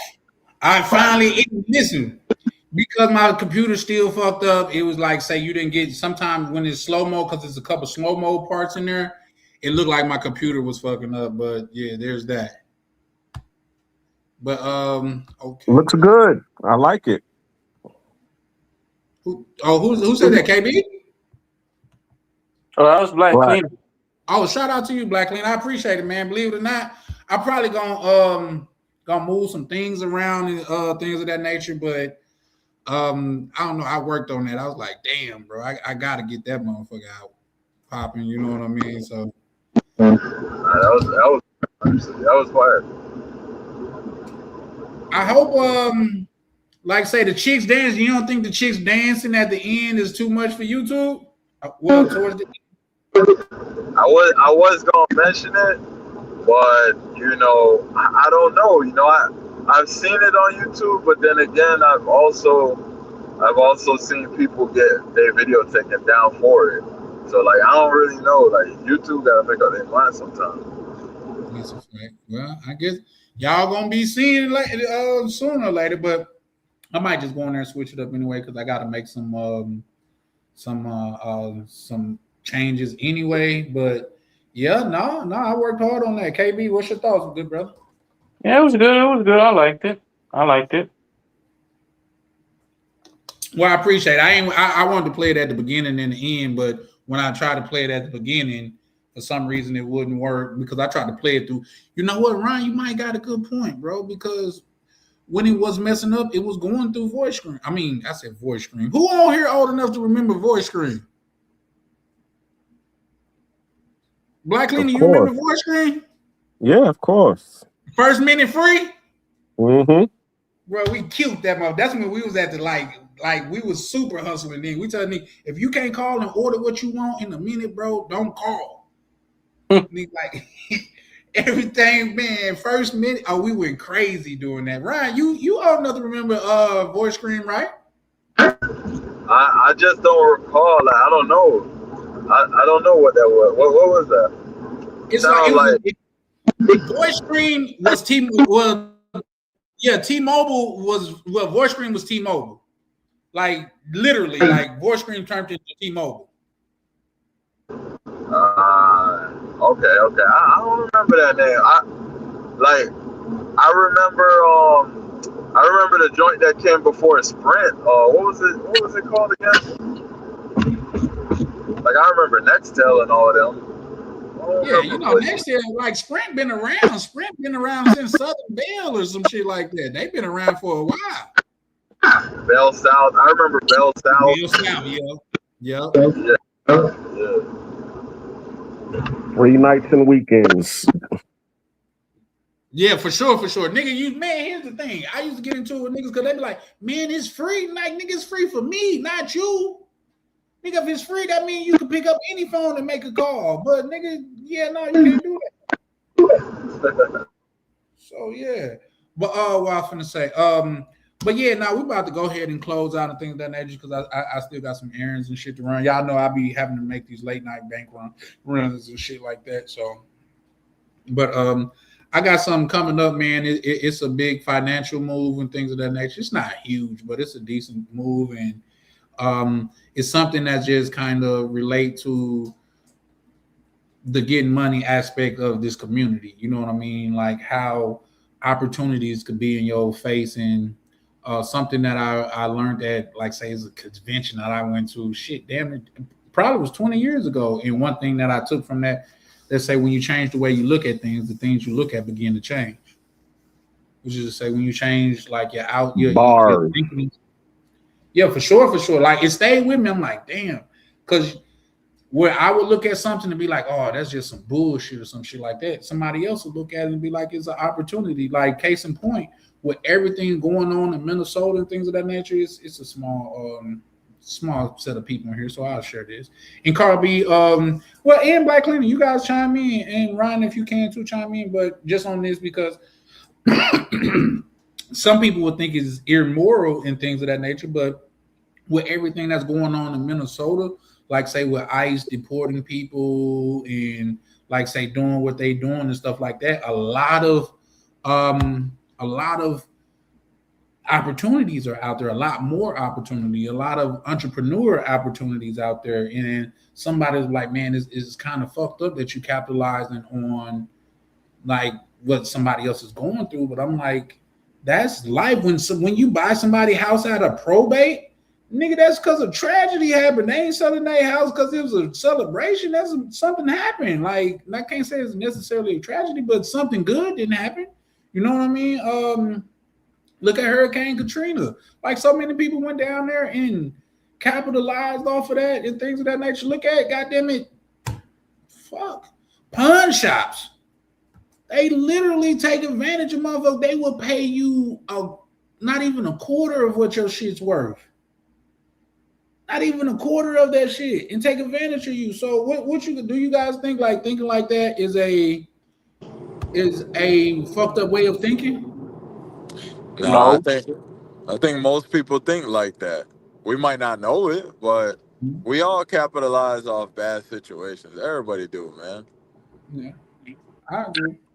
Well, I mean, when you're talking about money or whatever, as they say, money is this is the law of money is the same as the law of energy. And anybody who knows about energy, it's not created nor destroyed. It just simply transforms. Transforms from one place to another. So that's how just what you was just talking about. That's what's going on. When somebody dies and it goes to probate, it has to go somewhere. So you got to be able to take advantage of where it's going to be going. That's one of the reasons that I was able to be so successful in the cleaning industry, because I understood that law where I lost my job, in pest control. And I was looking at the BP oil spill that happened. And I was all like, yo, there's going to be money down there. I wish I could get in front of that. And that's when somebody said, well, you can go down there and go clean up the oil. And I was able to go down there and be a part of that industry and make money, cleaning up the oil. And I just continued on with that.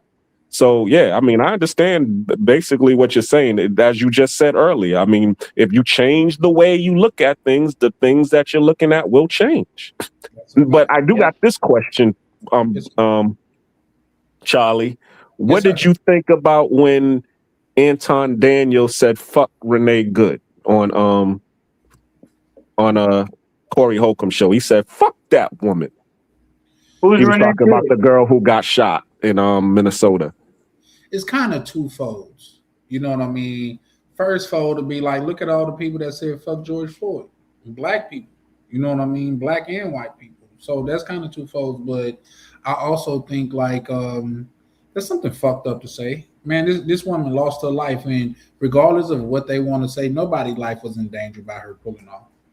And police protocol is like in a lot of places, if you're not to even take you on a high speed chase, because then more people are at risk at that point. You know what I mean? So I think that was extremely fucked up for him to say, because everybody is somebody, and that just alludes to my point. Like, say, when he's used to sitting behind a fucking camera, you don't look at the outside world as real people. These are just people that you to fucking commentate on and shit like that. But this woman was a mother. This woman was a daughter, an actual person. And just to say that about anybody's life to where it could have been avoided shows how disconnected that you really are. But yeah. And the thing is about that too, when there's an opportunity like that, where opportunities arise where people do certain things, they got to really think about the consequences of their actions. Because not just that, say for example, putting that dude that shot that woman, people will take chances. And then there are people from the outside looking in that are looking for mayhem to occur, so that way they could step in and do what they really want to do, like rob, loot stores. Just use that as a reason, because the attention is diverted somewhere else to where it's more populated, and then they sneak around to go ahead to do what they really want to do. And that's dangerous. But then you also have to remember the consequences when you take a life, when you take an innocent life.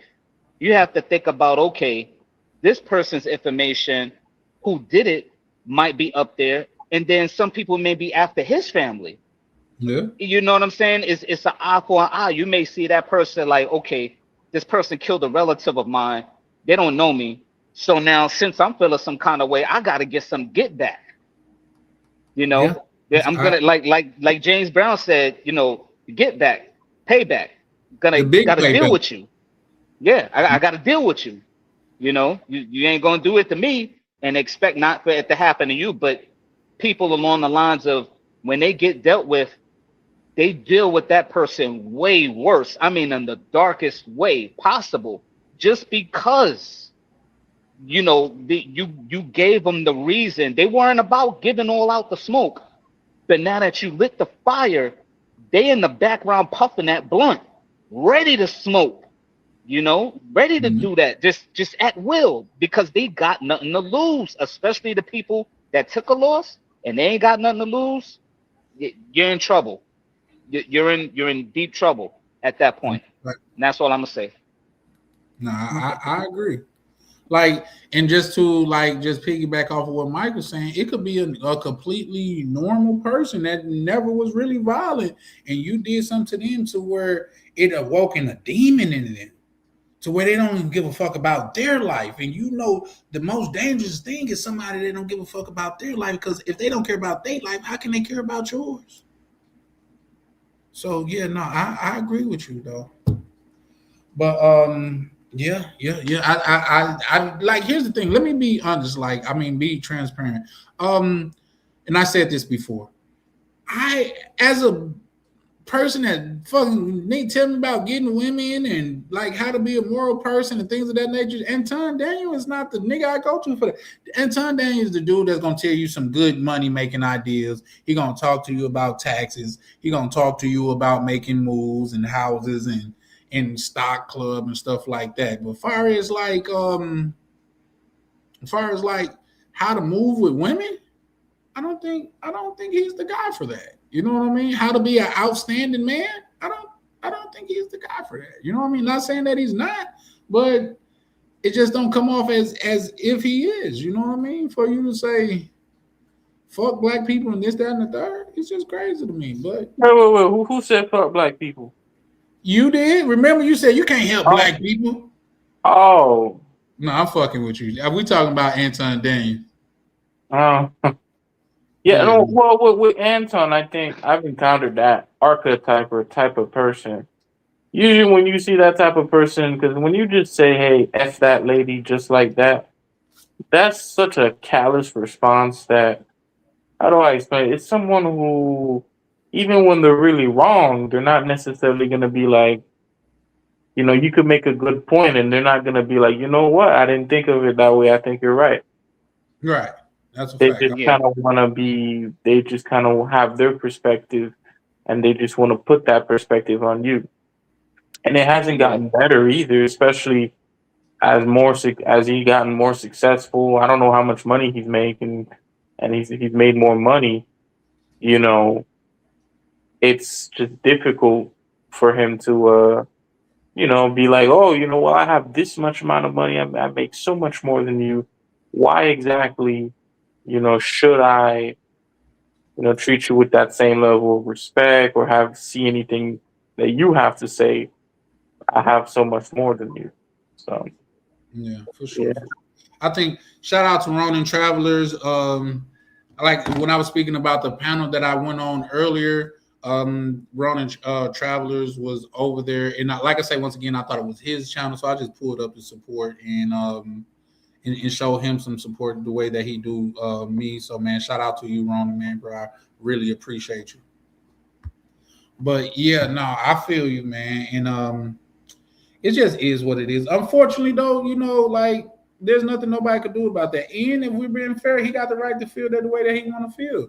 You can't just say just because he's black, he should feel some type of way. You know what I mean? Because if that's I can't. I'm not speaking about in general. You shouldn't have to feel some type of way because you're black. But when you say, when knowing what you know about the situation, and then you're just kind of like F that lady.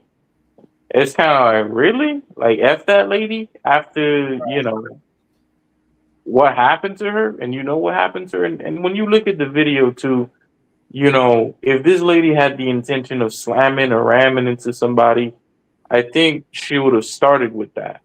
But it very much looked like, you know, from the video I sent you and what we saw together, she was trying to basically go to the right. And this officer basically got in the way where he put himself in front of the vehicle to stop her from actually going and leaving. That's what it looked like to me. And then on top of that, too, before she even really did anything, you can already tell he already had guns drawn. So his gun was already out, you know, to begin with. And then it wasn't until after he shot that, you know, she lost control of the vehicle and, you know, smashed into another one. And it's just, really, man? Like, was it really necessary to do that? And, you know, these Like, I don't know what type of training these guys get. It's like, who does that? The man was recording with his phone at the same time. He didn't have a body cam. Right. He didn't have a body cam, so he had his phone out, and then he was basically with his pistol in one hand. Phone in one hand, pistol in the other hand. Say, really? This is what they teach these people? But also, to keep in mind, she was also waiting for 3 cars to go by. She was waving them by. You see what I'm saying? So for them to say that like they was blocking, she was blocking them. How those two things are like contradictory of you. How she blocking traffic and she's waving people by? Looked like she was just trying to get out, because I don't know if you ever stayed in a snowy state. Sometimes, like when you trying to pull out, your car can catch ice and you got to get some momentum going. You might got to back up and restart or whatever. You know what I mean? It could have been. It is a bunch of different variables that could have played a part there. So for them to just run with that narrative, I think it's crazy. And for the government to, I think it's just an all around bad situation, because it's almost like the government is weaponizing the people that's supposed to protect America against America. And I just think that's just kind of fucked up to me, but it is what it is. And you want to know what's really funny too? You'll find this, well, it's not funny, but more sad. Despite all these hooplas and circus theatrics, Biden at this point already deported more people than Donald Trump at this exact same point. He's only managed to deport Obama deported more people than Biden and Trump.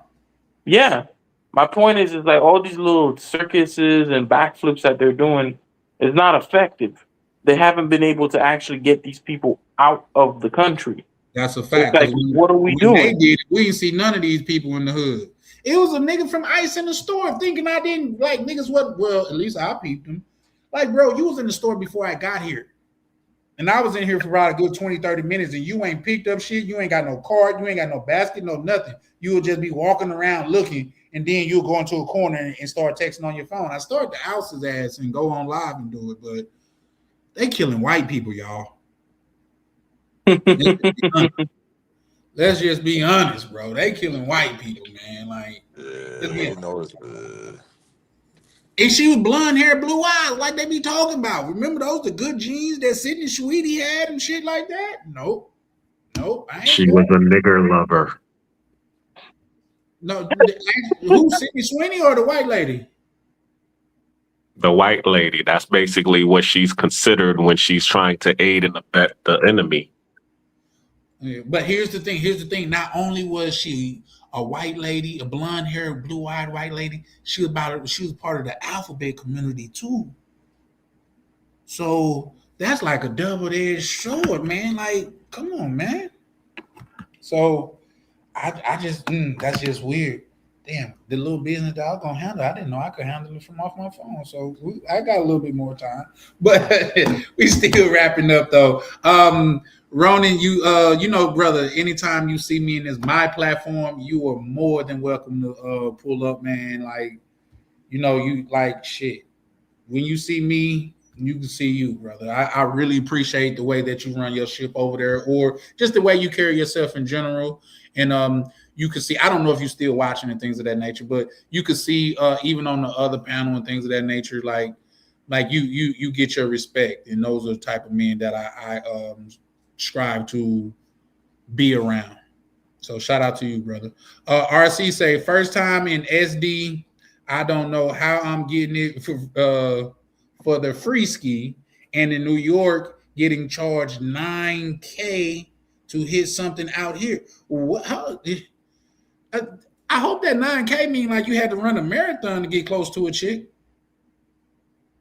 Like a $8,000 or something, just with an extra one. Ain't no way you paying no $9,000 out there, good bro. Ain't no way. You know what, Black Cleaner, we do need to start a health and wellness goddamn retreat. The doors of the church is now open.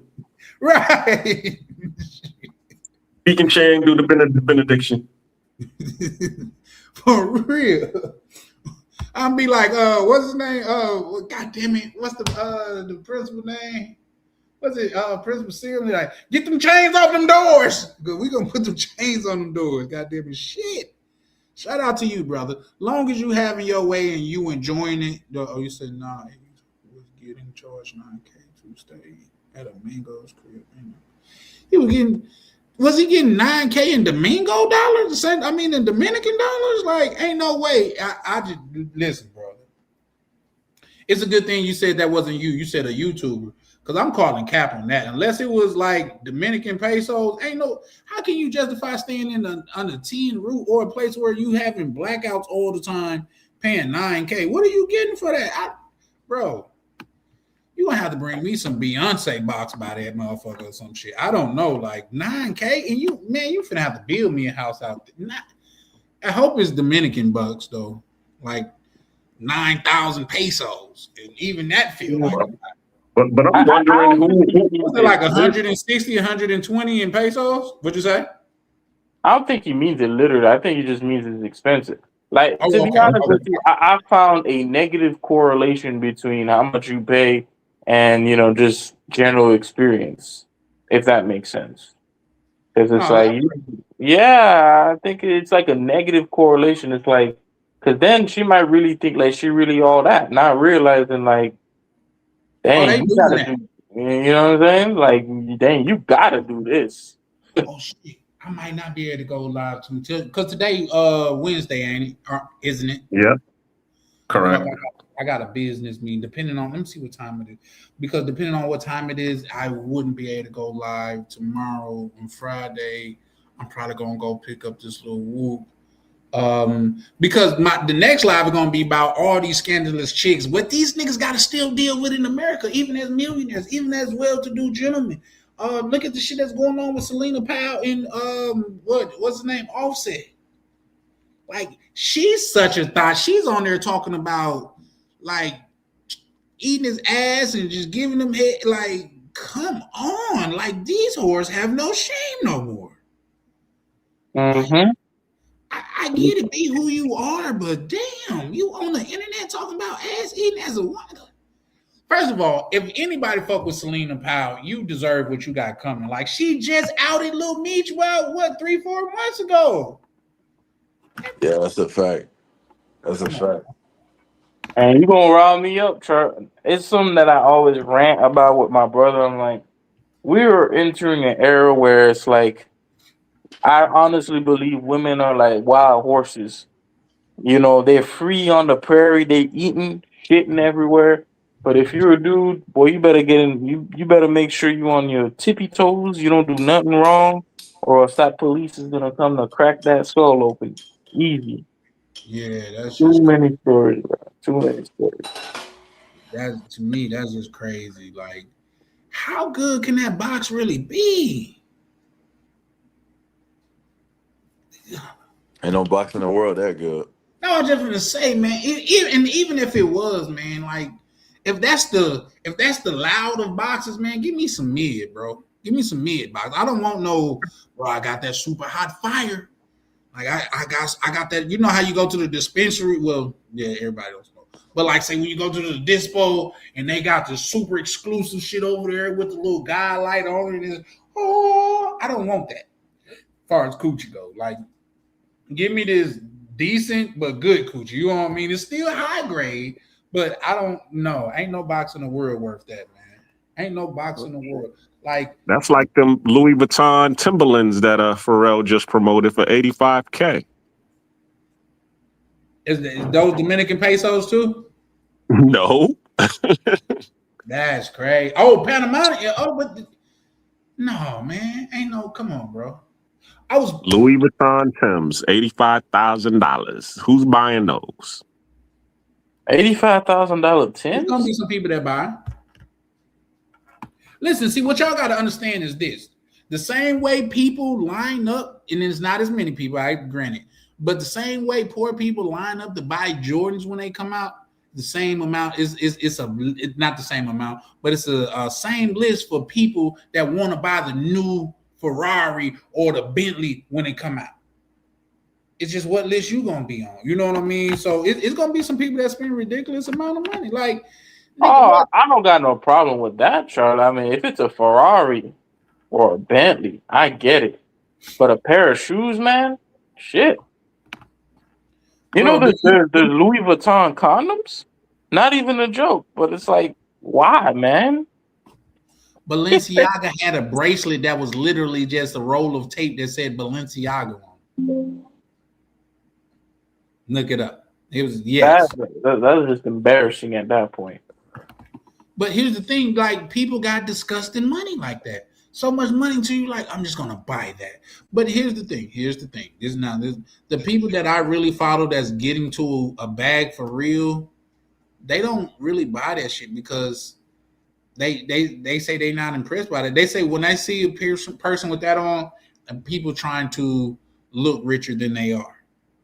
Like I say, when I went to I was part of MinREA, that's Minnesota Real Estate Investment Committee or something like that. The dude that was the financier there, he drove like a 1969 Mercedes. Now, mind you, it might have been vintage and it might have cost a lot because it was vintage, but it was nothing special about it. Now, I didn't know it. It wasn't like that Diamonds Forever Benz where it's silver and the doors go up like that. It wasn't no shit like that. It just looked like a regular Benz from back in the day. Well, and he financing $1 million deals. That's shit. I gotta ask too, if you're that rich, why don't you just pay someone to make all your clothes for you? Right? It's a status symbol. Right, but like, I mean, isn't it more of a status symbol to just have someone just make all your clothes? It's like, oh, I have bespoke pants and bespoke suits, and I only wear stuff that only I could wear and no one else could wear.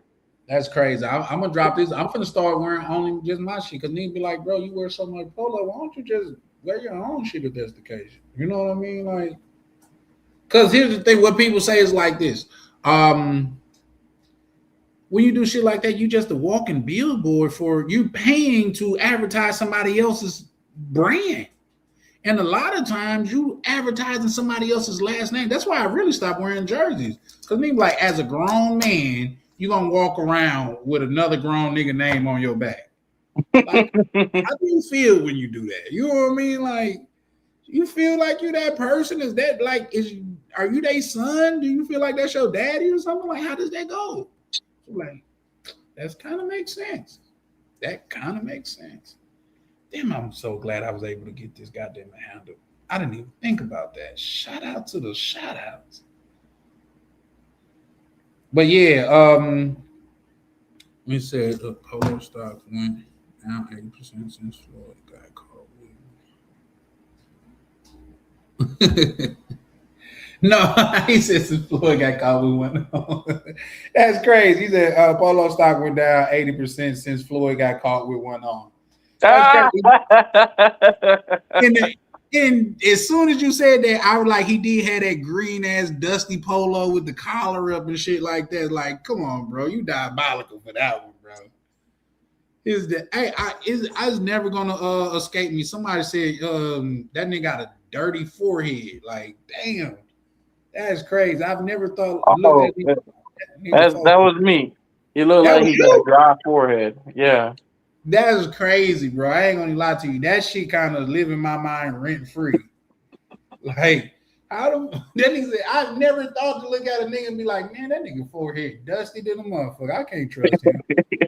You've been using that ever since. Yeah, for real. It's some shit. Floyd looked like one of those types of dudes who he showers, he goes to sleep with his hair wet. And then, like, now his head is like in a shape, like his hair is like a right angle or something. Yeah, he don't get up and brush it, combing or nothing. Yeah, nothing. He don't do none of that. Bro. He put on a collar shirt and don't even turn his collar down. Like, yeah.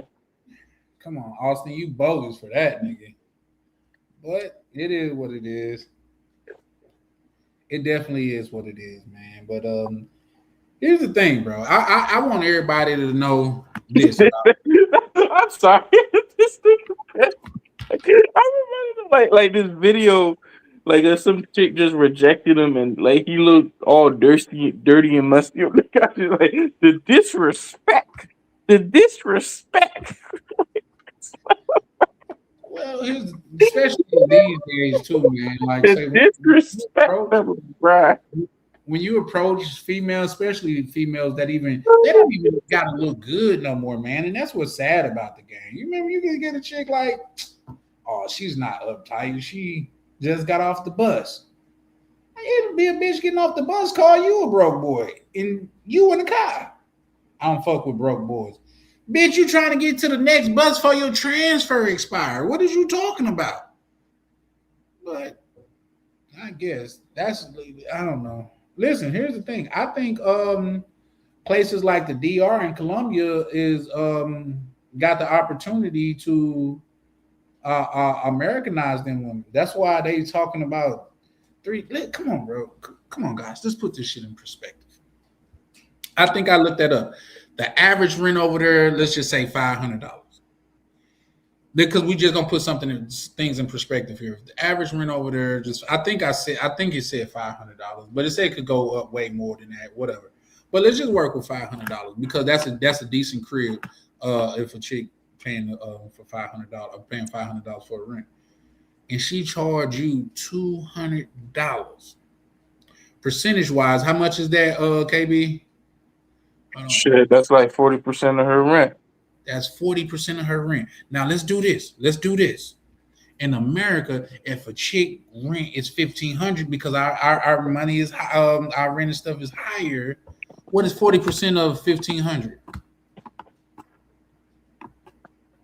40% of 1,500. 600. If you give a chick that here, she's gonna get down. She's gonna get so you guys going over there like it's really making a difference and you winning like that and shit like that. But if you give a chick that here, she's gonna get down. Remember Cameron saying who's that? Melissa Ford was goddamn it chopped. Well, I guess he said for $2,000, and I guess in New York that was a going price, but I guess, man. You see, Charlie, the problem with the game here, in my opinion, is what you pay doesn't necessarily correlate with beauty. You'll have something looking like a can of open biscuit telling you 5. Yeah. Just like that. Like, you look at them, the belly poking out, and shit. Looking like she ain't really brush her hair either. And she like, oh, I'm God's gift to you. And then on top of that, KB, she got a dusty forehead. Yeah.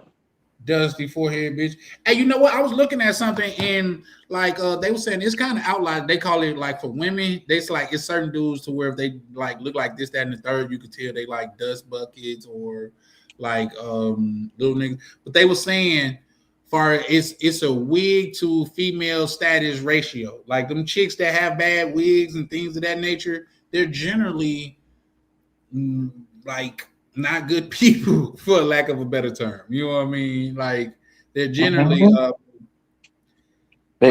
trying to be something they not. Smuts. So I was like, damn. But there's that. But with that being said, guys, we're gonna get ready to close up, man, just because I still gotta go feed my dogs and shit like that. I just ain't gotta make it to the bank before they close. Well, before 12 o'clock. So there's that. But you guys want to say anything before you get up out of here? Episode 2 of Nate's Odyssey is out. I just dropped it today. Check it out. Yep, that's the link that you had gave me, right? Yep. The Black Cleaner link, man. Go ahead, check Black Cleaner out because bro doing good like work. And subscribe, everybody. Like and subscribe. For sure. Make sure you check out Ryan, man. Everybody that fuck with the community, man. Ronin Travelers, man. Like, bro, a big dog, bro. I didn't realize how big of a big dog Ronin was, but bro was a big dog, man. Shout out to Ronin, man. Go check bro out, man. They very intellectual over there. They had all communities I'm figuring out got crash out dudes. You know what I mean? There was one dude over there is like, oh, he think I'm trying to be friendly. Like, sir, I don't know you, sir. So I didn't even pull up to talk to you. I pulled up because the good brother Ronan was on here. Otherwise, I would have not pulled up, man. So, like, I'm not trying to be friendly with you. I'm just trying to goddamn it show the person that showed me love. I'm trying to reciprocate and show them love. You know what I mean? So there was that. But it was one dude on there that he was like Huncho. But I think he hit a lot more points and things of that nature. But man, he was yelling and screaming all night.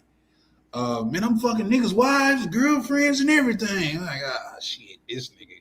But it is what it is. That's why y'all gotta go over there. Things of that nature. Oh man. Right. That whole line of conversation it just pisses me off, man. You reach a point where it's like, bro, you know taxi drivers that are getting play.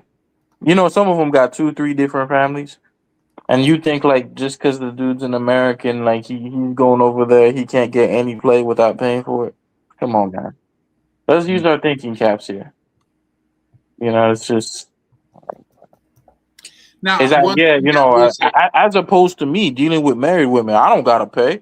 It just so happens that if I get caught at the wrong moment, I might end up with like a bullet in my chest. You know. But I don't pay. That's a big ass price to pay, brother. Yeah, I don't pay, bro. I don't pay. Yeah, I'm fucking you up. Like it was some things that he was saying like that made sense, but for the majority of it, it didn't. You know what I mean? But yeah. Well, the thing is with those types, I would say, so especially I don't pay. I don't like they dealing with women who are kind of skeezers, bruh. You know, you're dealing with like women who are in the hood, and ain't nothing wrong with being in the hood, but it's like, bro, you ain't telling me a good woman you're gonna find they got 2 kids by 2 different fathers, or like they're out here married to a decent husband, and then they out here just cheating willy nilly. Yeah, for sure. Here's the thing that, like, say they had discussed over there in the marital bed too. They were speaking about Dunn Banks, and they was like, he said he speak the language, and I had to speak up. I was like, I just said I because there was a lot of speaking going on, and obviously they didn't know me, so it's not the same type of respect of over here and things of that nature, which is not saying it's good or bad, but I'm just a new nigga on their platform, and it just is what it is. And I had to tell him, like, I can vouch for Dunn Banks. He do speak Portuguese, and he sounds like he's fluent in it. What would you think, Ryan? My bad, I had to mute. Yeah, he speak Portuguese. Yeah, for sure. Yeah, we heard. Yeah, I think we all heard it. Yeah, he speak good Portuguese. Yeah, for sure. So I was like, yeah, I can vouch for that. Now, whether he's paying or not, I said he told me the same thing that he ain't paid. But like I said, man, far as a man go, bro, I believe everything you say damn near until goddamn it you lie, and then I don't believe nothing you say. Yeah, I feel that. Yeah. So I see, like, say, little chick that I was talking to. Oh no. Oh, I should have put her in. It wasn't because it was. Oh no, that chick that did this in there, like that was a chick that he was fucking with. I'm pretty sure. Yeah.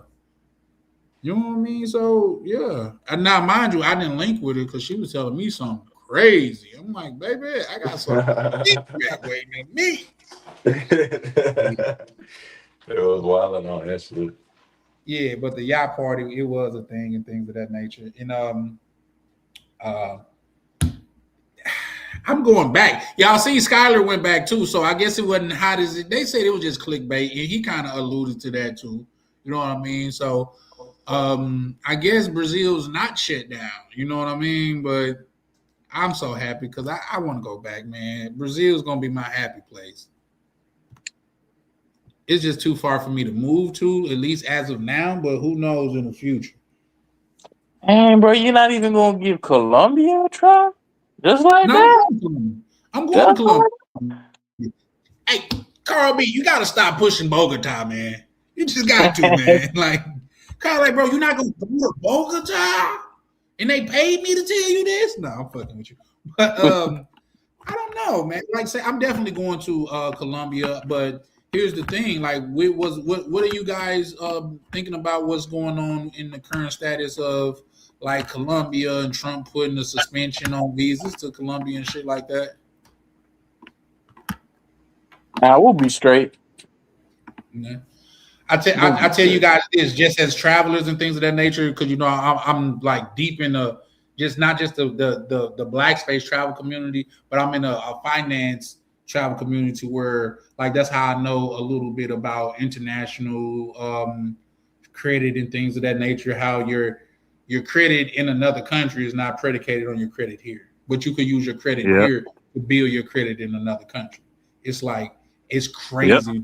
Some of the things that these people is doing is crazy, man. So, but I'm saying that to say it was a gentleman that's very known in that community and respected. But he said by 2030, dual citizenship is going to be banned.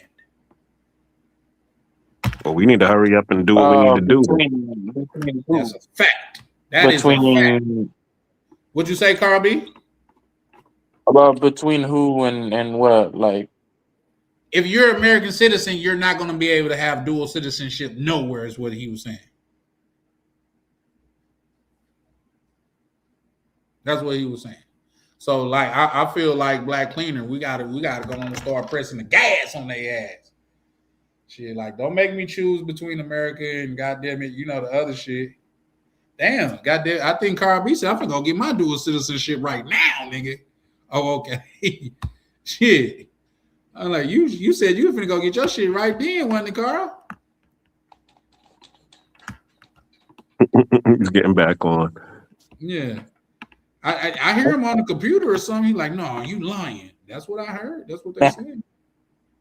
Shout out to Mike. Pull him back up. What it do, Mike? I guess I must have been saying some real shit because then all of a sudden, boom, my phone just cut off. And I was already at 50%. How odd is that?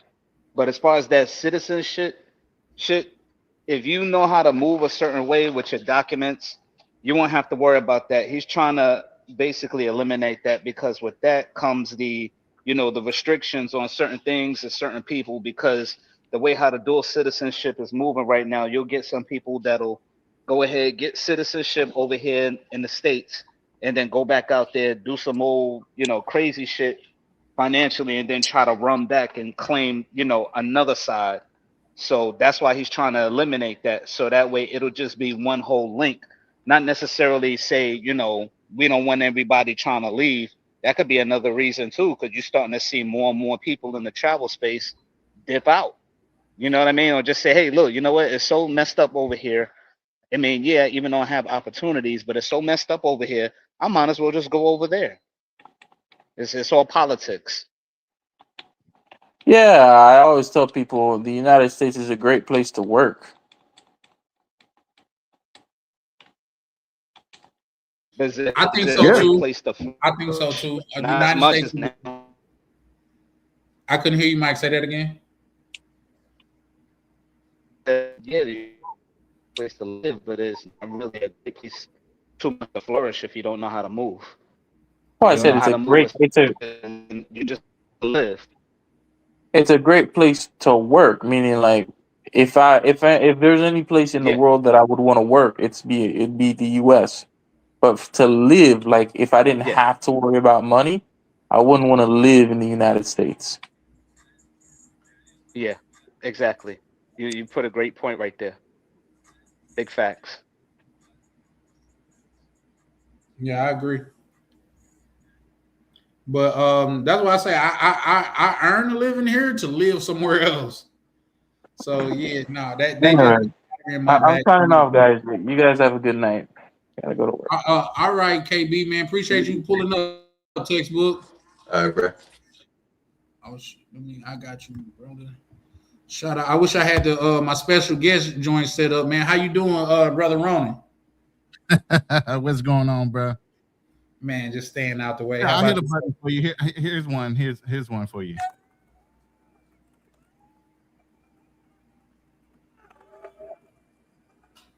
Oh, you know what? I was learning that today, earlier today. Shout out to my good brother Ryan. He put me on that.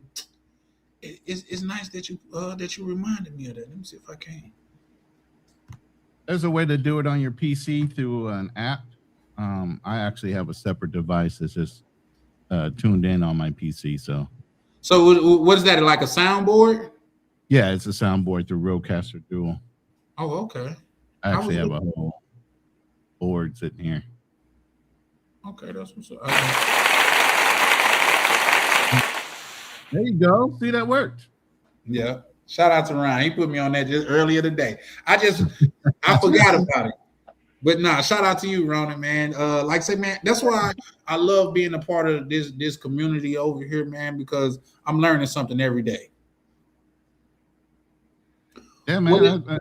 That's the deal. It's always constantly sharing of information and growing from it. You know, there's no sense of having to reinvent the wheel. But I jumped on and I was listening to you guys, and I always do that in the background because it's middle of the day for me. It's only 1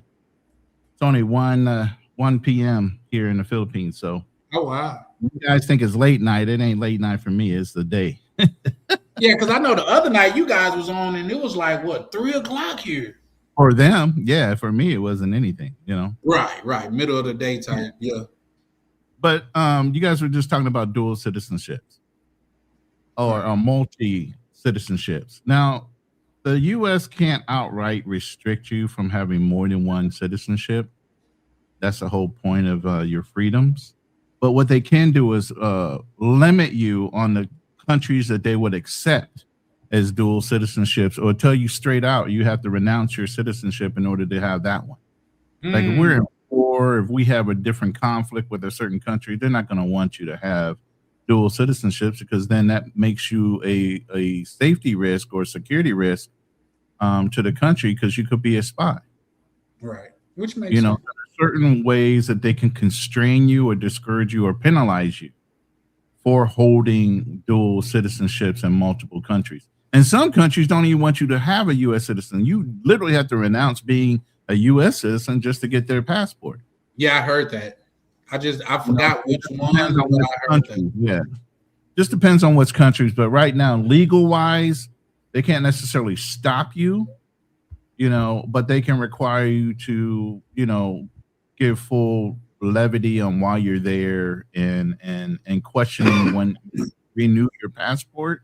They can say, nah, we're not going to renew your passport. So you either come back or renounce your citizenship. They can do things like that.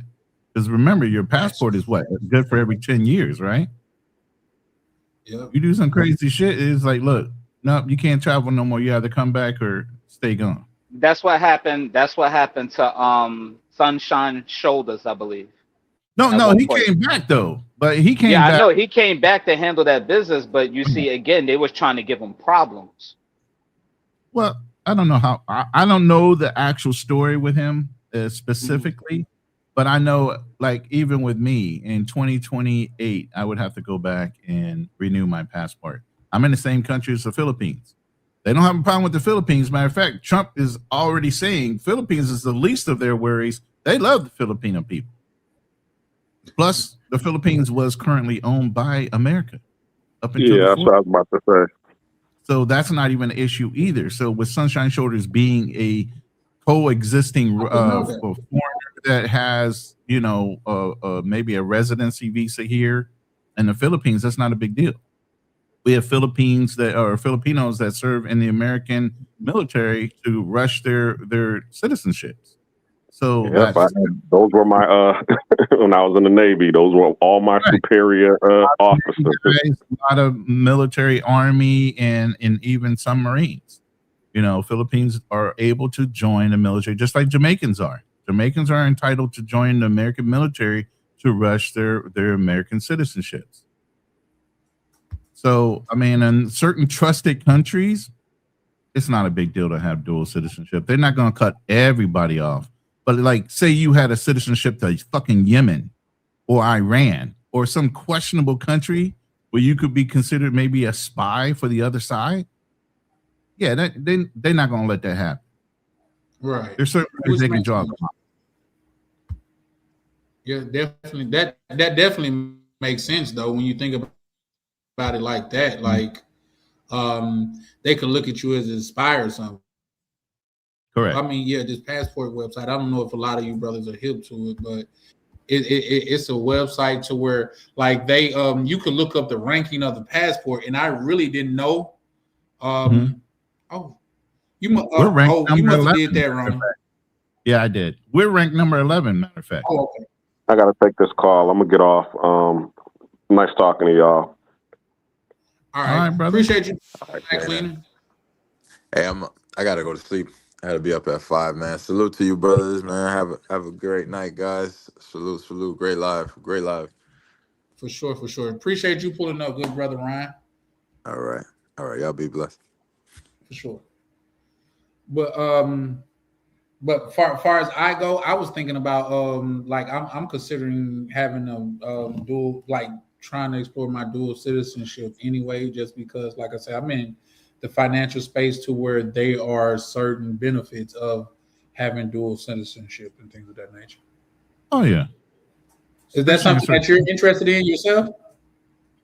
I mean, I geo arbitrage, obviously being here in the Philippines. I'm taking advantage of the money that I'm earning now to stack cash because I'm doubling back and buying a house in Texas. You know, so right now is about establishing my relationship with my lady here. Oh, okay. So you're not out there to stay? No, not at all. I'll be here about 2 to 3 years, depending on how long it takes to redo a visa and get a spousal visa. I'll be back in Texas. Oh, okay. So you just I don't know why I felt like you just relocated out there. I got out here May of this year or 2025. You know, so I'm coming up on my first year out. What is it like out there? I mean, where I live in a province area that's about a 50-minute, almost an hour flight away from Metro Manila, in a province called Isabela. It's up in the mountains, but behind the Sierra Madre mountain range. So we get the double blessing of not getting the hurricane or cyclone warnings that they have here during rainy season. We just get a little bit of heavy rain and a little bit of heavy wind. Other than that, we don't get flooding here in this town. You know, where I live at in a community, a housing community, it's like a gated guarded community here. It's 5 minutes down the road to an airport. You know, it's known as rice country. So there's a lot of like terraforming on the hills and the mountains around here where you have multi-level tiers of rice farms and different things like that. So it's a nice, quiet bedroom community. It's typically what I would do when I lived in Texas. I didn't live in Houston. I lived about one county over. When I come back, I'll push it over to 2 counties over from Harris County. Okay. So what about your home in Texas? You're done traveling, or? No. We'll stay in Texas till she can get her citizenship, and then we'll double back and build a house here. You know what I'm saying? Taking your lady with you. Yeah, that's the whole point. Yeah, that is the whole point. You know, and then while we're here, we'll do some traveling to Bali. We'll go to Japan. We'll go do some things here, because part of you getting your spousal visa and once trying to bring somebody over is proving that it's a legitimate relationship. Right. Okay. Especially with the immigration laws that changed in August of this year or 2025.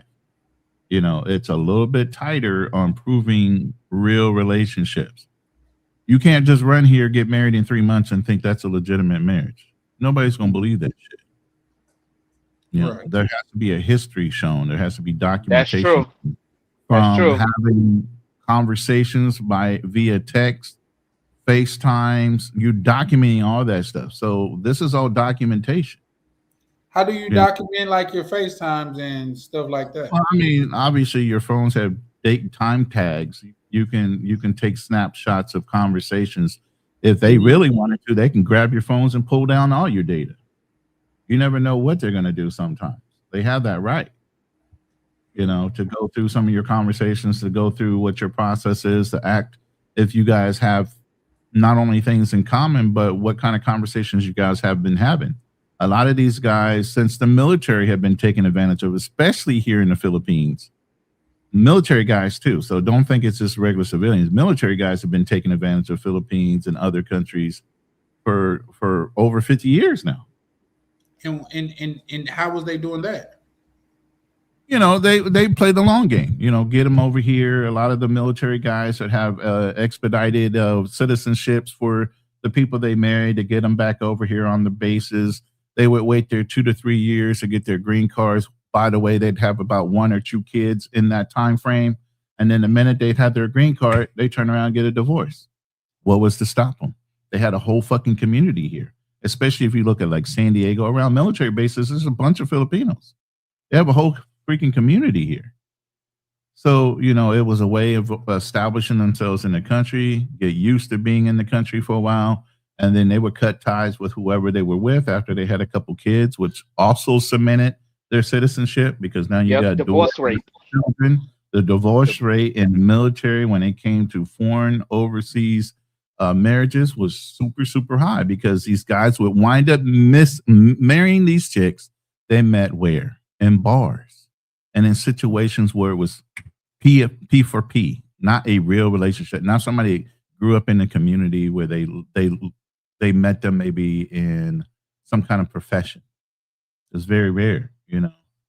And then straight from there, they would after they were done with them, they would go ahead, build up, stack up, get with somebody who got more money, and then do the same thing, and then turn around and bring their family from there back out.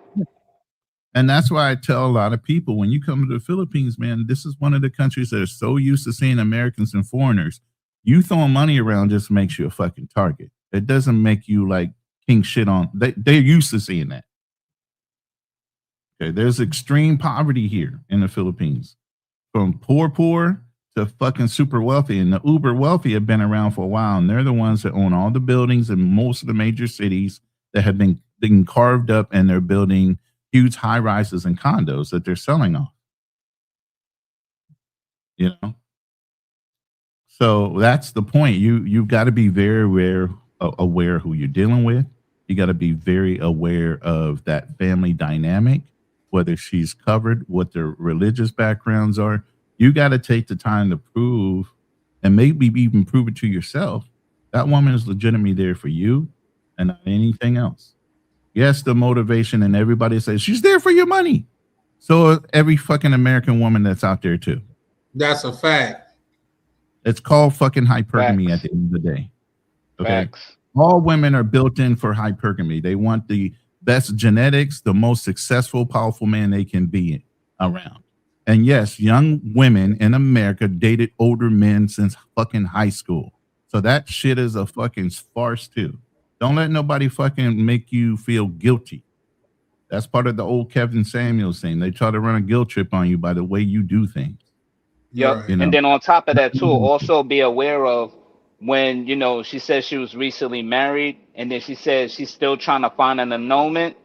Yeah, think about that same thing happening to you, because that's what probably will happen. If she said, yeah, I was married, you know, the guy wasn't right, you know, he was doing this, he was doing that, and I can't get an annulment. Yeah, more than likely she bounced on him, and, you know, she's looking for her next victim. So, you know, you next. Well, that's the whole great thing about the not the military, but the Philippines here is they have to prove they're single too. Yep. So where you have to get a Cinemar, so does the Filipina, because in the Philippines, divorce is not legal. Can't get divorced. Oh shit. So that's not legalized here. The only way to get a divorce, or basically they would say an annulment here, because it's a Catholic-based country. The only way to get an annulment here is it takes about a 4-year process. You got to go through the court system. And at the end of that whole 4-year process, the judge can turn around and say, fuck no, you can't do it. Now, an American or some foreigner can go back to their country, file divorce papers, legally obtain a divorce fucking in their country where they're divorced.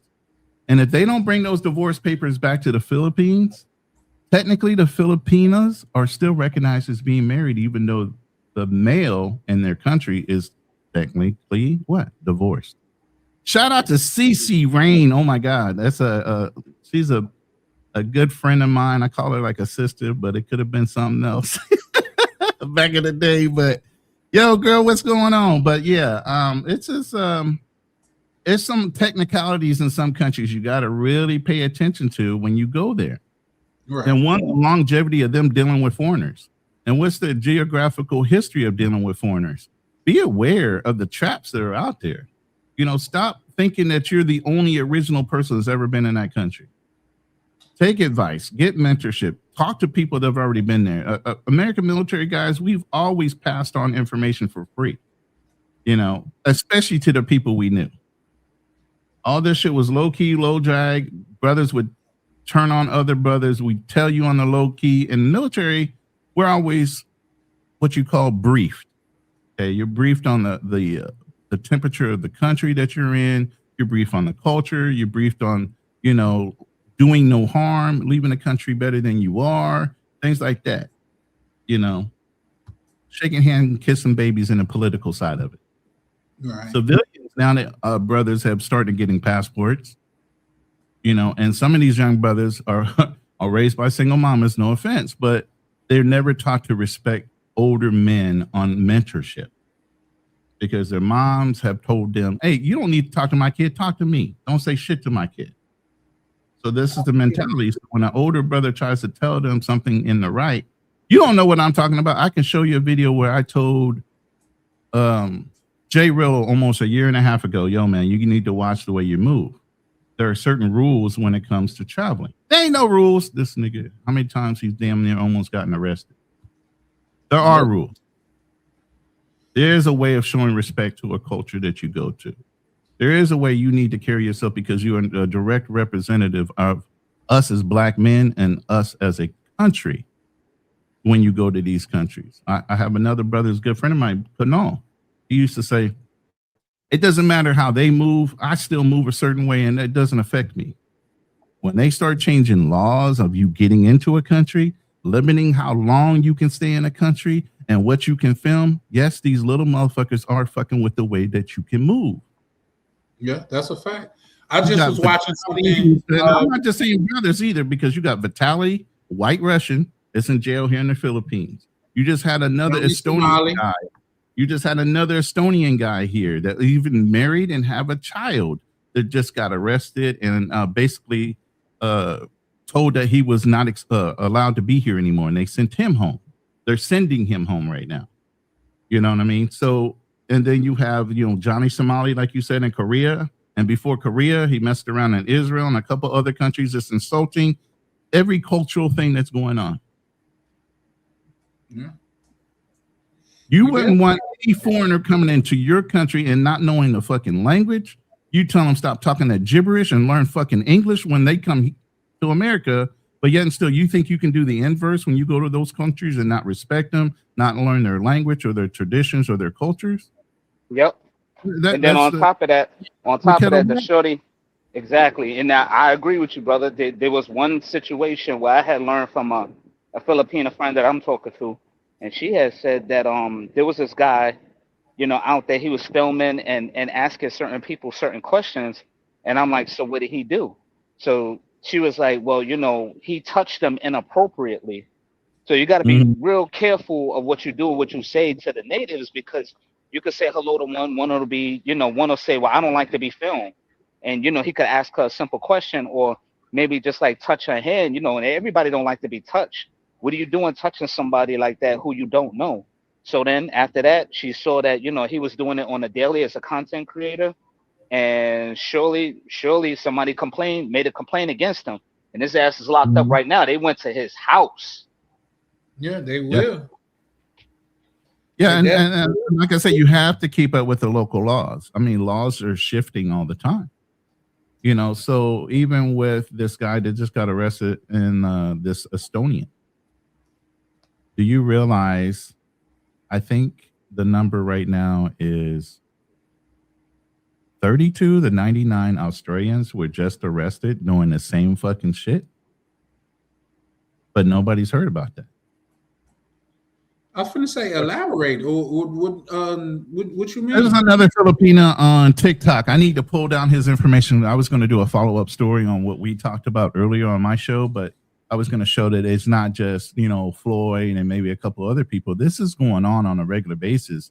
I watched a documentary, and me and Fearless did a show maybe about 6 months ago on how many foreigners father children in other countries and then leave and don't fear or have any responsibility to those children. Here, specifically in the Philippines, they have tracked down these men and started making them pay child support. So like I said, when you go to countries, you better understand what's going on. Don't think you're going to walk out of here scot-free. That's a fact. They're going to find you. They're going to double back on you. And even with Floyd's situation, that whole situation was over a 2 to 3 year investigation. So even if you walk out the country, come back in the country, walk out the country again, when they're ready to pull the trigger, they will come find you or wait till you come back. You are not scot-free just because you got out the country. And nobody's going to tell you you're being investigated. Let's be real. Yeah, that's a fact. Yeah. Now the traveling stuff is, but see, for me though, I'm okay with like you say, you gotta pay like these countries the same respect you want people to pay your country. And the fact of the matter is, like, say, you go over there and you feel like because I've actually gotten into it with some people on my channel. They're like, I don't have to learn the language. I have the money. Like, how? You don't have all the money, first off. Second of all, like, is that what you want all your relationships to be built on? Because you got bread? Because here's the thing, the next guy that comes and he got more bread than you, your whole infrastructure fall down. So yeah, no, I feel you. Johnny said, yeah, I promise you. Listen, I have no babies in the DR. I promise you.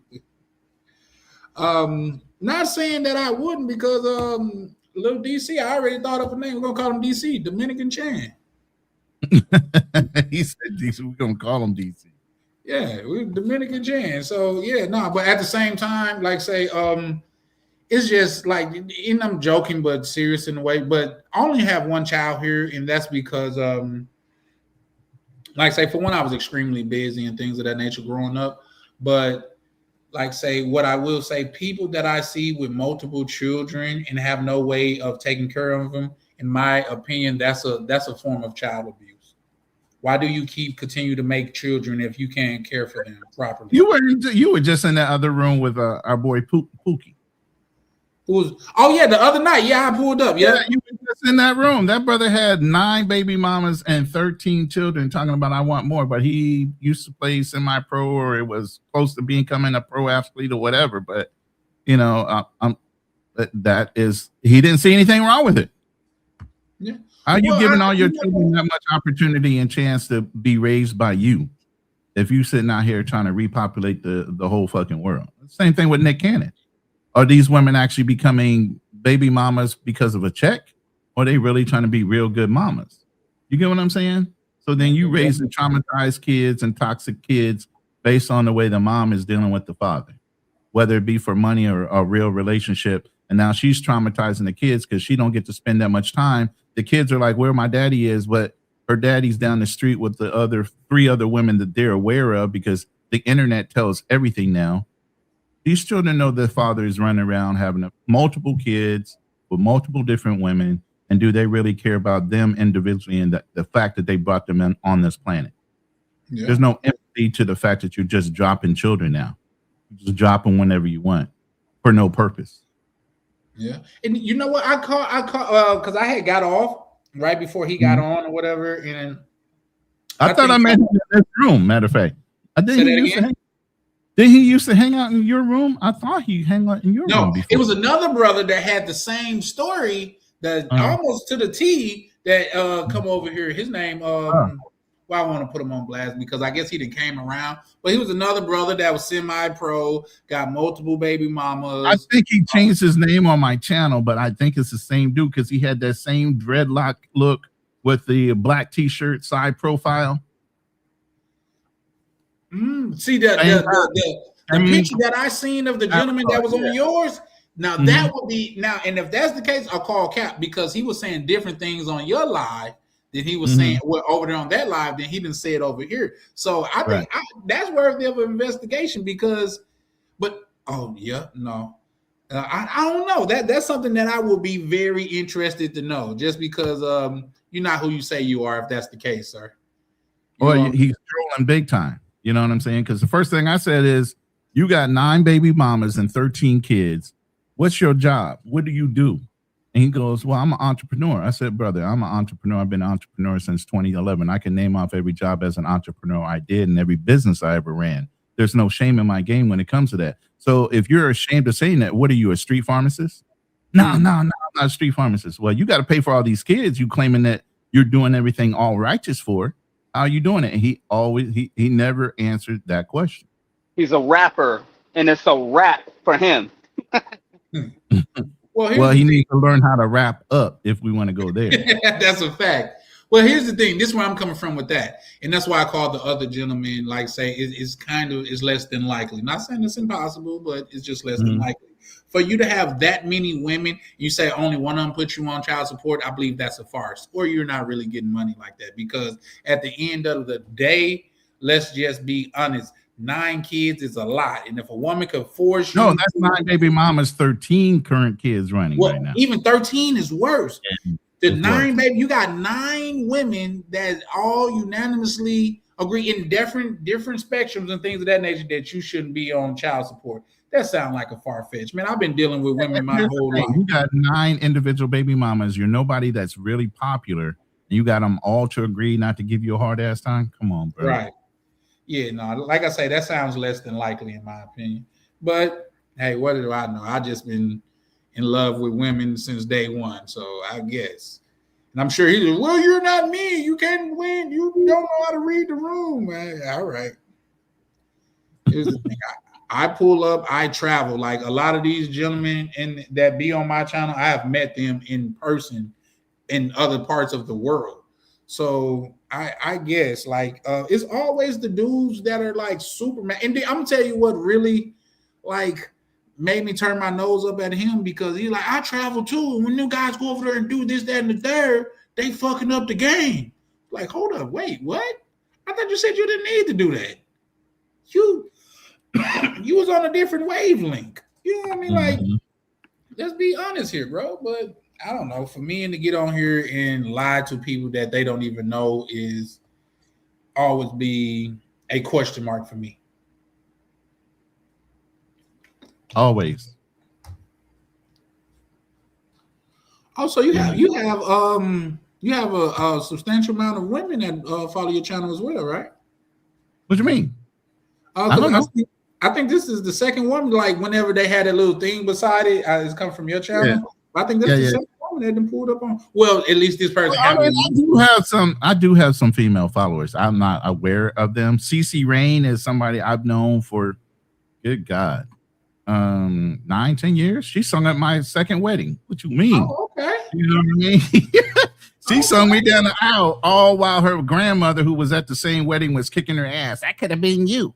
All right, now, but 9.5 years later, I'm divorced. You know what I'm saying? Is my favorite.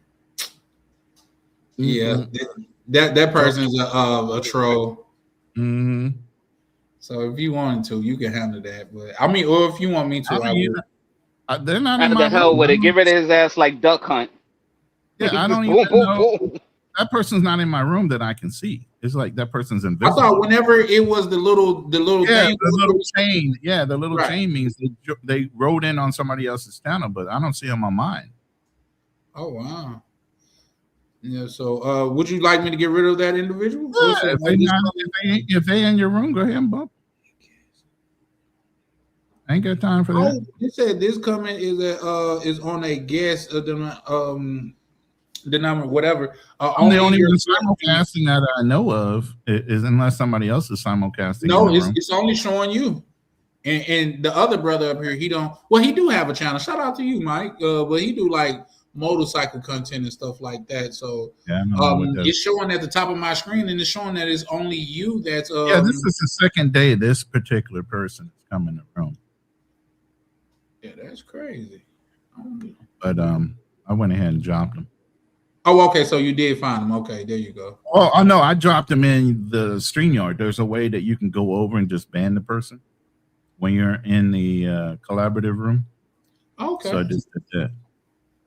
Yeah, I didn't know you. Like I say, I'm still learning stuff to this day. My the brother that was on earlier, he showed me how to have the little applause thing, and I had worked on the intro video, and he was showing me how to bring that up, but for some reason it wasn't working for me that well. So there is that.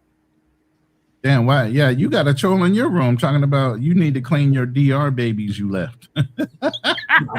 We be joking over here a lot of times. Everybody's getting them. Everybody, yeah, everybody's getting it. That's one thing about YouTube. You better be ready because they all coming for you.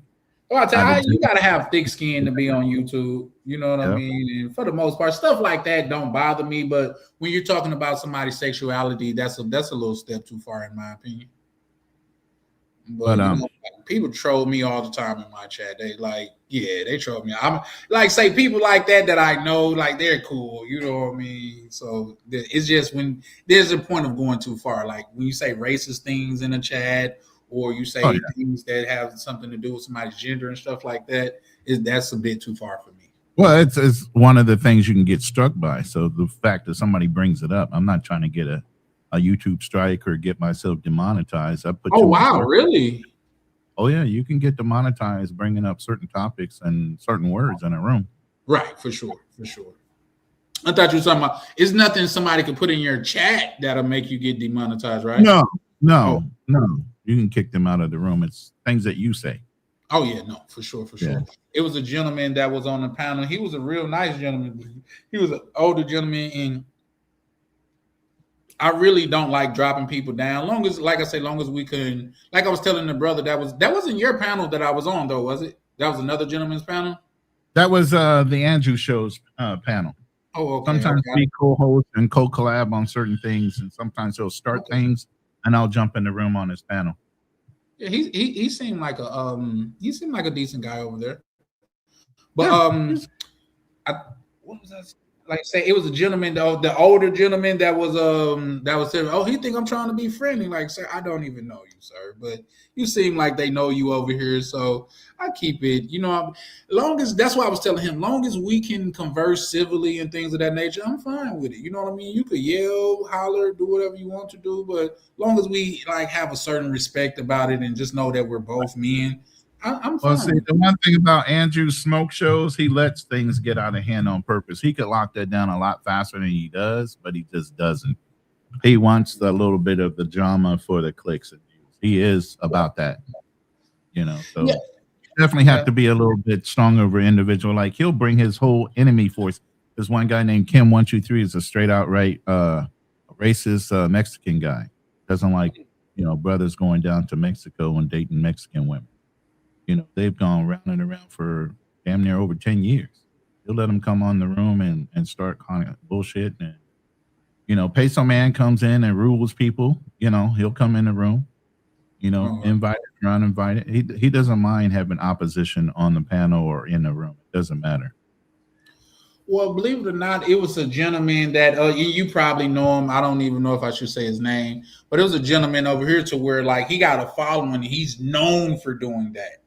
He's definitely known, but when he pulled up and he was having certain drama, those were some of my best screams. But what I was telling my community, because I tell the community that's over here that I'm accountable to you guys. So even if I'm okay with it, if you guys are not okay with it, I'll bounce them. And I told him, like, say I was getting views and clicks behind it, but it was at some point it felt like I was selling my soul. So yeah, I can't do that. It's not worth it. Salute. Yeah, no, but I didn't realize. I think I seen Zoom shot you out one day I was watching. We that back room, man. Once you get in the YouTube content creator space, you're only 6 degrees of separation from any one person on YouTube, bro. So yeah, I've known Zoom since he started in YouTube, and I've always been either a loud supporter or a quiet supporter of his channel. I won't say anything bad about the brother, even though people will try to get you to say or have an opinion. As far as I know, he's putting out positive content. He's always encouraging the people.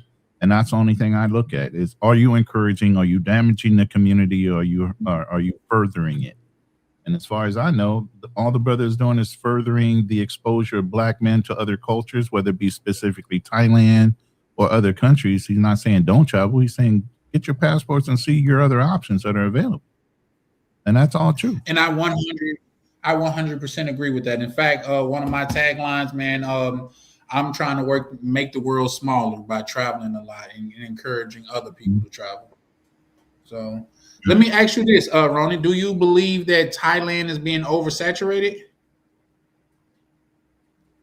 I mean, Thailand has always been a popular travel destination, not just by Americans, but foreigners altogether, whether you're talking about Europeans, Russians, Indians. It's a place where everybody can pretty much go there. And because of the Thai baht exchange, geo arbitrage, they're able to have a good time, even though they don't make a lot of money in their country. So yeah, that's that Asian persuasion. Yeah, that's that Asian persuasion, bro. You're going to get a lot of people. Now whether that culture is being taken advantage of, Philippines and alike, absolutely. And now they're starting to put limitations to it. They're starting to lock down how long you can stay on certain visas. They're putting limits on a lot of different things. So where people say, oh, well, the way I travel or the way they travel aren't going to affect me. It does. In the long run, it does. Because none of these countries want to be known as sex traveling spots, as that's their only draw to come to their country. Like they don't have beautiful fucking landscapes and culture and places and beaches and all these other things that go along with that country. They're being known as what? Sex travel spots more than anything else. They don't want that reputation. It's not good for business, especially if you got foreign investors wanting to invest in your country. Yeah, agreed. So yeah, no, I mean, I'm sitting there just looking because I was watching. I think the show that I seen because I don't get a chance to watch a lot of Zoom, but he was talking about how the laws and things are changing out there, and I think that was the one that you were on and things. And I was like, I jumped on the last one on that one because he was talking about going back to America after you've been exposed to other cultures. And I said, yeah, definitely the same one. Yeah. I got brothers, even the Lions Den, both Fearless, who's married to a Dominican woman, has had his wife back in America for 7 years now. And they just had a baby. Pinal, who's Haitian, brought his Dominican Republic wife back. They just had a baby about a year and a half ago. So I'm around brothers that know how to vet. Long-term relationships, long-term, marriages and everything else. Andre loved crossing borders. Him and his wife been together 7 years, married 5 years. Yeah. So if you listen to the right people, they're going to tell you how to vet. You see how my process is. I've been here since May. There are certain things I need to do as a man to establish myself and get my resources in line as I'm vetting a woman that I'm potentially bringing back as a wife to America. You don't just run in, run out and think in 2 months you got everything locked down and you married to somebody that's going to be solid. You don't know what her driving force behind why she locked you down or tried to marry you. Fuck. Yeah, I'm shout out to Black Cleaner. He put El Guapo on there. I'm also an avid watcher of him. Like say, yeah, he do his thing. Very smart man. Yeah, he is. Come on, fans. Air Force guy, I never had to I've seen him. You said he was in the Air Force? Yeah. Yep. I've seen him. I've never had the pleasure of meeting him, but he seemed like a very intelligent man. I haven't hit because I'm subscribed to him.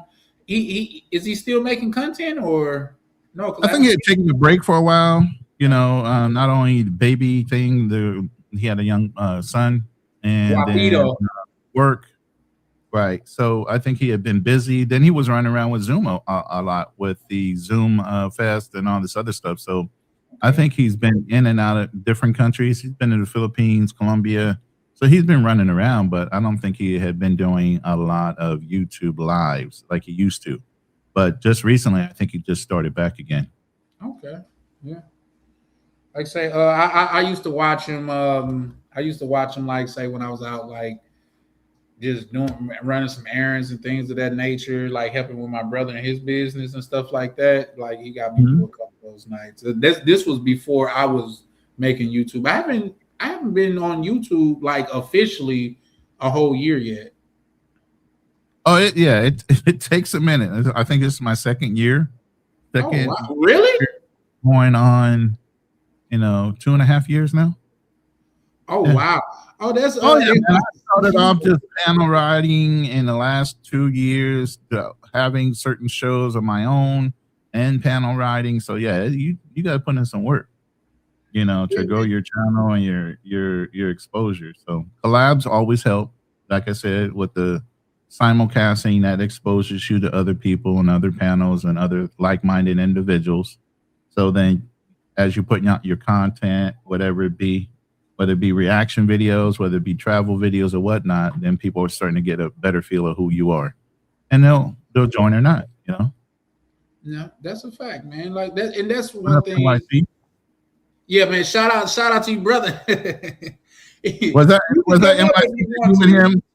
Yeah, I told him it's an open panel. Yeah, so absolutely. Yeah. If you want to, you could come up. Definitely. I'm supposed to been gone by now, but man, I gotta give you the respect that you deserve, man. You know what I mean? And if you got something to do, like I said, my day is just in the middle of it. You could have been put in a whole long couple hours at work, decided to go live for a couple hours, and now you ready to go to bed. You know what I'm saying? It's all up to you.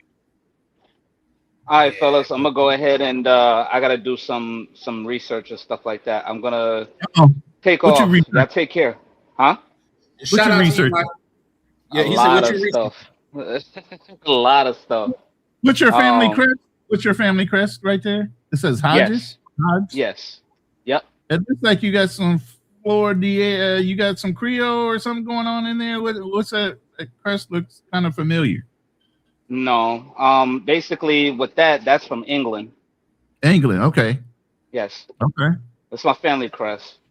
But no. I got two of them. One from my father's side, one from my mother's side. So, the Trahan family crest is one thing, and then there's a Parker side that's English and Irish. Yep. That's what's up. Shout out to you, brothers, because this is something that I've heard this and Mike talk about it before, but outside of that, I've never really heard anybody in, like, say, our community talk about a family crest and things of that nature, or like a family office. Man, you better get into your ancestry if you. And I think you're first or second generation immigrant. Are you? Who, me? No. Yeah, you're FBA all day. Then you definitely need to know your ancestry. Let me see if I can show this. What's the name? I have FBA. Then you definitely need to know your ancestry. How are you going to prove you FBA? How you know where your ancestors been? A lot of people say they are, but they aren't necessarily. They're trying to buy in as a tether as a Black American that has gone through it, and then not. Right, for sure. And that's something that, like, say, I didn't really even like until the brother that's on the panel right now was talking about. I didn't even know that was a real thing. So that's something that I definitely would be interested in looking into. Looking for to show. But if you know your family history, you have great grandparents that have passed on the family lineage, and where definitely was and how they got to the country, and you got a way of tracking past 1800s. Then my family have a museum. We have a family museum. That's even better. We're from Mississippi. Well, originally. Okay. I'm sorry. Oh, yeah. I just, like I say, you don't know what you don't know a lot of times. And like that's another beautiful thing about the internet, to where it can expose you to some things that you never even knew was a thing. So, like, say, oh man, I found it somewhere. I just don't know where it's at. My uncle, to where it was a story about him that my grandma used to always tell, and honestly, we thought she was just telling us old, like, stories and things of that nature. But turns out it's a real individual, to where because her reason for saying that is like Black people, your own people will be the one to tell on you. It was something like, just to make a long story short, he came home from the military and that's why I was trying to find his military picture. But he came home from the military, and I guess the white man in Mississippi, guess had been fornicating with his wife, and he coming to get his wife. Why? Since he'd been back, he was like, "Yeah, no, that's not a thing no more." And he tried to whip him, and my uncle, I deleted him, and like say people was coming all around to because the black man had killed the white man and things of that nature, and he had crawled in his manhole, and he would come out, and you know what I mean, like. Oh, he had his survival skills up. He was like, yeah, let me go ahead and dig me a little foxhole somewhere out in the woods and cover it up. And he knew how to hide out. Exactly. And here's the thing, though, where they figure out where he was and how to get him out. Because a black person had told him not only where he was, but how to get him out because they smoked him out. Oh, my God. Yeah. It's always your people. That's what she used to say. Your own people that'll fucking betray you first. Yeah. For some money, some notoriety, or something. Oh my goodness. Yeah. So she was trying to. That was her thing about it, and we didn't know it was a real thing until we looked it up. Turns out the army sued Mississippi because of that. Because I didn't know, like, say, when you become part of the army, you're technically their property. Yeah. So I did not know that. So, that contract ain't limited to your time in service. Let's put it that way. They can always reactivate your ass depending on how important you were to the military. Oh wow! So they still want to have access to you, especially if you are somebody of note of service.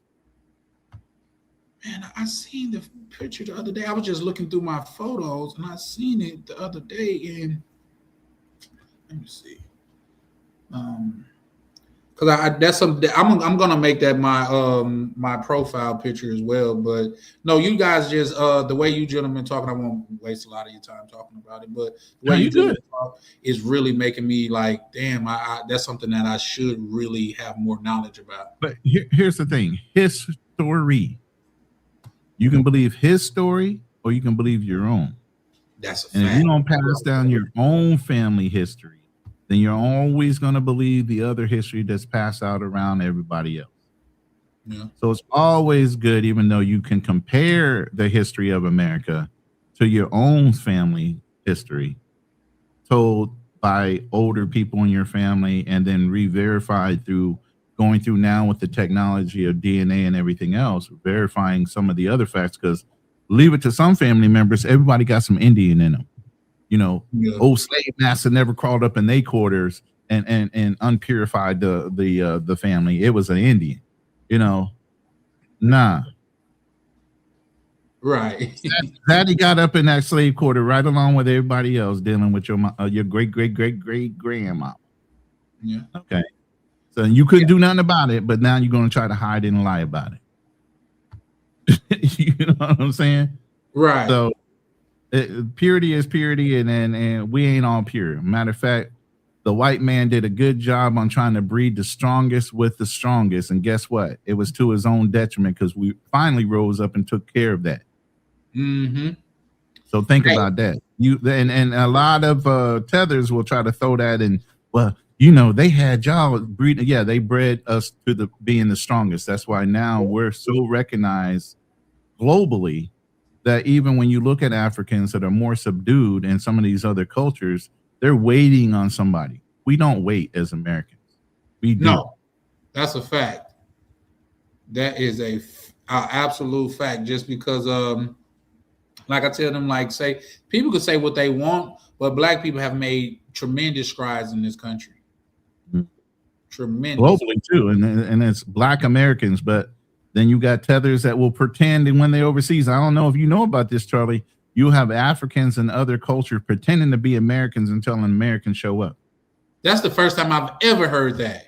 Cultural misappropriation by other Black people of other cultures and other countries. Yes.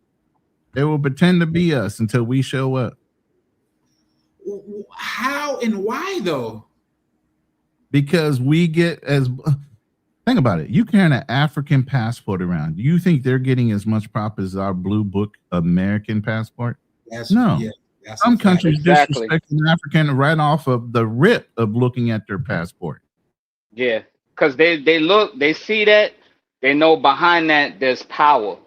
You know, Yes, just behind not only just the It's passport, secure. but just behind the image and the way how we carry ourselves. But when they try to be us, you're like, wait a minute, hold up, who the fuck is this guy? Like he's trying to be American, but his style, his moves ain't right, his steps ain't right. Right, his steps, his mannerisms, the words he uses, nothing from America. But because other foreigners don't know, they can get away with it while there's not another American around. Another American walk up and all of a sudden they stick out like sore thumbs. They kind of bleed into the fucking woodwork real quick and disappear out the door before we open our mouths, because then they'll turn around like, how come you sound different and he sounds something like, they're gone, man. They don't ran up out the door real quick because old girl's gonna realize that he's been lying all this time. The whole time. Wow, that's that. I've never heard of that, but that makes sense. Because I was walking down I was walking in the DR one time, and the gentleman, he said, hey, how was America? This, that, and the third. I was like, entertained. I said, first of all, how you know I'm American? He said, man, it's the way you walk. He said, you walk like, he said, when Dominicans walk, they kind of walk slower and their head is down and things of that nature. He's like, look what you got on. You know what I mean? He's It's like, not just Dominicans. Every culture I've ever been into, when I even deal with going to a hotel room, even in America, think about this. Go to America, go to a hotel. I literally would stop at every maid that was in the room or in the hotel servicing different rooms. You would notice they would do their work with their head down, like they're not allowed to look you in the face. In America, I will not tolerate that shit. Anywhere else, I won't. So even in America, if I ever ran across, maybe she's an immigrant or something like that, or she feels like she's less than, I'll look her in the face like, you can look at me. Don't ever look down when you're around me, at least. You're just as important as anybody. Because a lot of people walk around with their head down. Yo, what's going Black on? Clean, I see you pull back up. Yeah, I had to tell my little true story. Do you know how many African Nigerians, when I was in the Navy back in the 95, we'd be up in the club and there'd be plenty of Nigerians talking about, my name's Steve, I'm from New York. With an accent all day. Yeah, accent all day. I'm Steve, I'm from New York, I'm from Brooklyn. And the funny thing is this, the girls could tell because a lot of the Africans don't wear deodorant. And of course, Americans do. So as soon as you get near them, you smelling them, you're like, oh, nah, that's not it. That's not it. That's not an American. You can just smell. I mean, and it was funny too, because the Nigerians, they took over down Roppongi, which is the club district of Tokyo. That's where you go hang out at night, because that's so they would have their certain clubs, and you could just walk in the club and you'll turn around and walk right the hell out, because none of them is wearing deodorant, and you're like, I can't even stand in here for 2 seconds. That bad? Because it just because it's like 20 or 30 of them. And they all looking for, Japanese girls, and none of them is wearing deodorant. And they're stinking up the whole club. I don't want to talk about nobody's body smells or anything like that, but he's right. And got a brother right now, HB Gone Global. If you guys aren't subscribed to him, subscribe to him. He's another Marine brother that he's decided to go ahead and live in Africa. And he says there's some clubs in there, man. He walked into the clubs. He's like, God damn. It was hard for him to even be in the club. Because obviously you in a club to dance and you're sweating a little bit. It's a little humid. Sometimes they don't have the AC running. Think about that for a while in a closed-in area like that. What you dealing with? Yeah. Wow, I never experienced anything like that. And don't get it twisted. Them Africans, they got money. They are hustlers. They got money. I mean, when we used to go to Japan, I mean, a lot of them, they had their own clothing stores, and they would be pulling up in, Range Rovers and all of that down in Japan. That's misappropriated funds too. Think about it. But highlight what CeCe Rain said, bro, at the very bottom, bro. This is a sister now. She in the club. She lived in LA unless she moved recently. She from LA. And I'm talking about she in the industry when it comes to performing. She's a singer.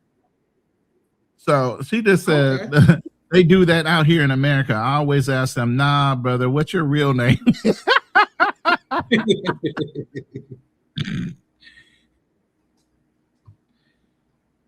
Yeah, that's hilarious. Yeah. Mm-hmm. Yeah, pungent funk is a no-go. Yeah, I heard that. Yeah, I guess you can smell the difference, huh? Yeah, especially an American woman. So, you know, if an American woman's hooking up with a foreigner, and most women will tell you, and CeCe will tell you the same thing. A lot of these Nigerians, they know they're outright scammers. They carry a global fucking reputation when it comes to that. So, yeah, some of these African dudes, look at the Somalis. The Somalis in Minnesota right now, they're stealing these billions of dollars. Guess where the money's going back to? Kenya, to build fucking hotels and buildings like that. They already know the gig is going to be up sooner or later, so they've been pushing their money back across overseas to build whatever so they can leave America when they get kicked out of here and go right to whatever benefit of all the theft they've done while they've been here. You know, they ain't the only ones that are doing it. They're just the ones. No, that's where I'm at right now, right? Right. Yeah, you in Minnesota. Right now, yeah, it's a lot going on here. In fact, I was talking to some of the gentlemen earlier, and I was telling them because so many people are getting like deported and snatched up by the police that is it wrong to take advantage of the investment and the job opportunities because of it? Who? The Somalis? Far as no, I'm talking about us as black people. You know what I mean? But like, see, that's the funny thing is that's what they're doing it for. Because I mean, if you start listening to some of the like even Tucker Carlson, he's starting to even use FBA talking points. Even Trump, he was saying, you know, affirmative action was not meant for immigrants; it was meant for Black Americans. So yeah, I mean, that soundbite, if you want to listen to it, I have it queued up if you want to listen to that one. But Tucker Carlson talking to one of the guys he was interviewing, and they were literally breaking down the FBA talking point about a brother that was in Florida running on the Democratic ticket, trying to be inclusive of saying he's Black American, like he's been here. The same thing with Omar from Minnesota. She'll use a Black talking point in a heartbeat, but yet and still you go into a Somali community, they will never claim to be Black. But when they're in trouble, they'll pull up talking points to be inclusive of Black folks. Yeah, I agree. Definitely. Yeah, no, you could definitely if you want to play it for sure. The quick question is like, say it's not nothing to get me like. Believe me, I'm not trying to get demonetized either. You know what I mean? Well, here's the thing. I don't even know how that works. The way it works is you play it a little bit, you can stop and have a discussion over a certain point until you get through the video. Right. As long as you don't play it through as if it's your own standalone content. Plus, we're going to be on the screen anyway, so it shouldn't matter. Yep. Well, like I said, I don't even know how that works because I'm not even monetized. So how can they demonetize someone that's not even monetized yet? Yeah, I'm going to have to send it to my... They'll just block the video. You know how that goes. They'll just put it to saying, you know, whatever copyright, and they'll just block that particular video. They'll just say, do you want to delete the video in that section, which doesn't really mess with your overall presentation of your live. It just cuts out that one section. And if it's music, what it'll do, you know how you can filter out music in video editing? It'll take out only the music. You'll still be able to hear you talking and everything else. So it's really not that severe now. Oh, wow. You get a strike. They'll just erase that portion of it and re-clip back your video if they have to. Mm-hmm. But I need to send it to my Google. Yeah, well, I got that because I was co-streaming. Mm-hmm. Oh yeah, no, take your time.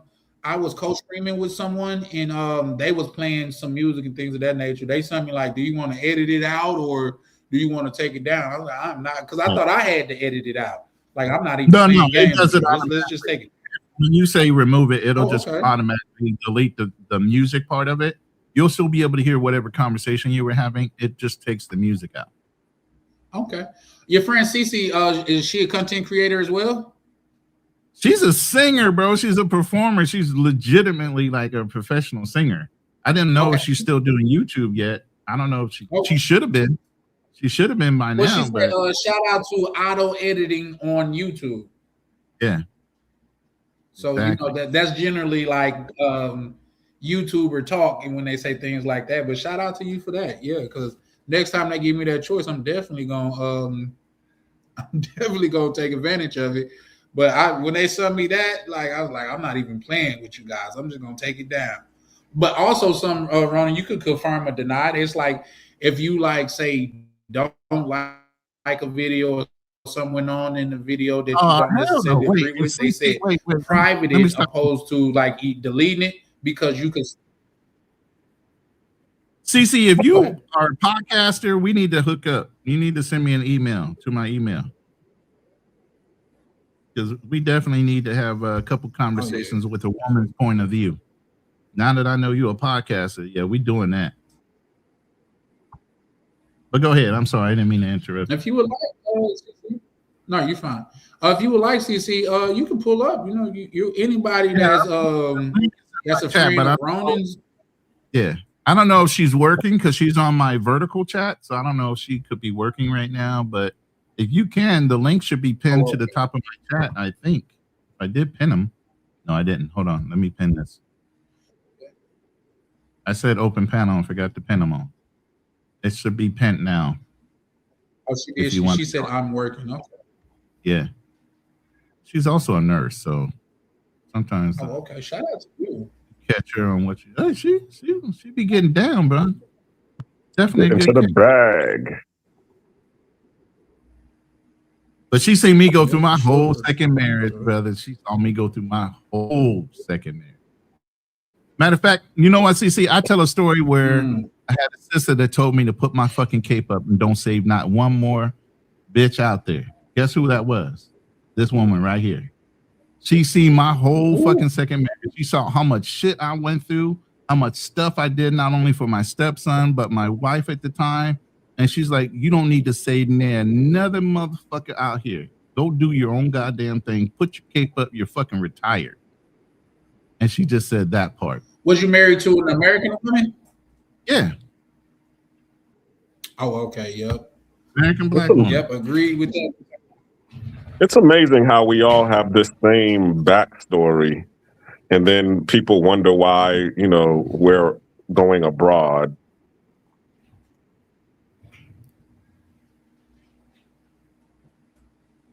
I don't know if they wonder or they just envious of it, but I mean, it is what it is. And she'll tell you, I never had a problem dating in America. I could have found another person to date, but I just chose when somebody approached me and said, hey, I'm interested in you. I chose to go ahead and say, you know what? I'm going to go ahead and take a look. I've been to the Philippines several times. I like Filipino women. It had no problem with me. I'm not a person that discriminates when it comes to whoever approaches me. As long as we have a mutual respect for each other, I'm good. I'm down. I heard that. Well, let me just being transparent, and I guess I do have a type. Me being a Southerner, like I said, I'm from Mississippi. That's pretty much where I was raised. So I do kind of have a type. So, and if you know anything, especially about Mississippi, our women come a little meaty. Yeah. I said you were. Go ahead and read that out loud. You can say it. You can say it. Go ahead, B. I'm proud of that. She said. You were hot in these American streets. You were hot in these American streets. Don't let them they'll never believe you, CC. They'll think I'm lying. I be trying to tell these brothers, anything you think you done, I've done.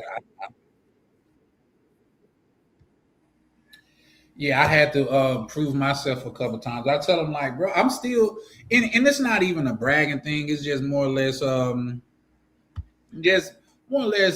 like say, bro, I'm not traveling because I can't get a woman, bro. Like I didn't show because this apartment, I haven't even been here a whole year. And I was showing some brothers in back, like I have women over here. It's just that it's not the same. It's not the same. And for me, what I tell brothers is this, at least in my opinion, it's more or less the system. Anytime the system incentivizes a woman to leave her marriage, it's not a system that I want to be a part of. You know what I mean? Anytime a system incentivize like dividing households and things of that nature, it's not a system that I want to like have children in and things of that nature. So that's just my standpoint.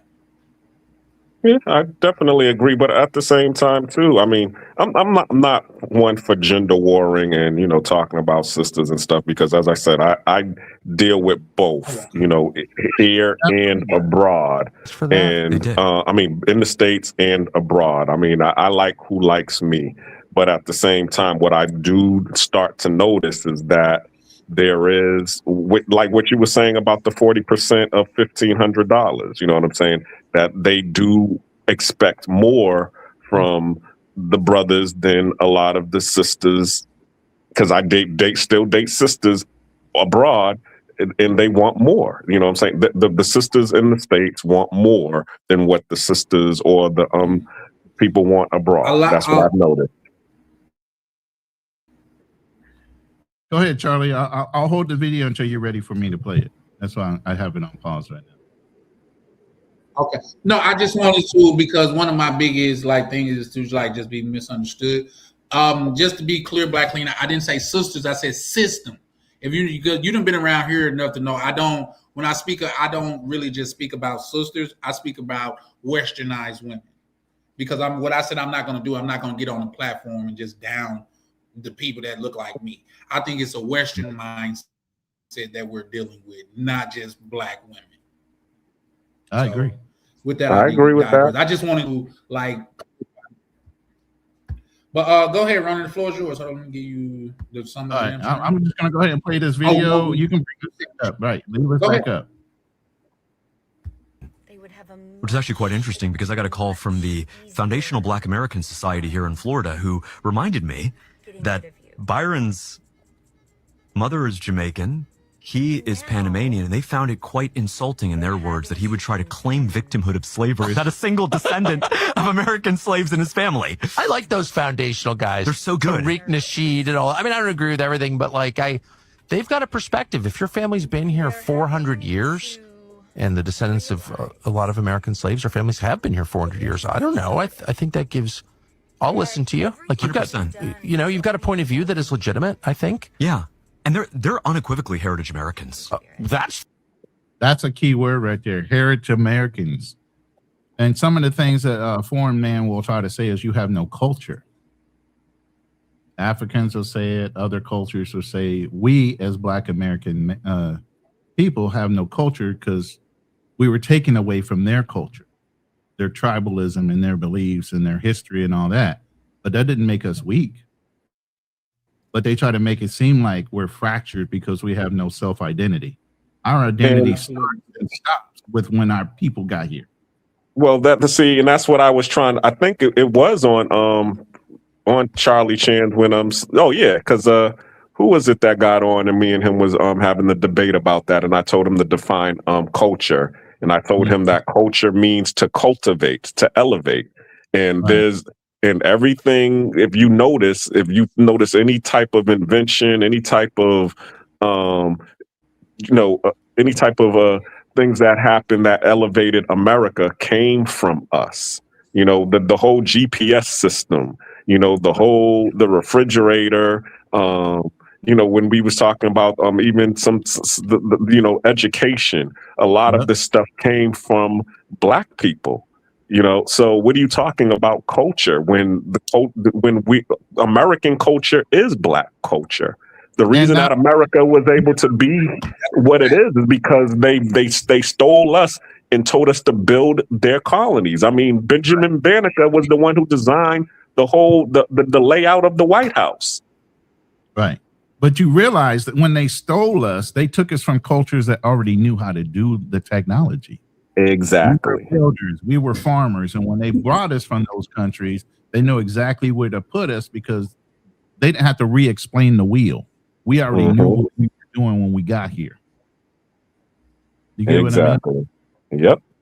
So, For sure. you know, never let anybody that's a tether make you feel like, oh, you don't have no culture because you don't have any identity to the motherland.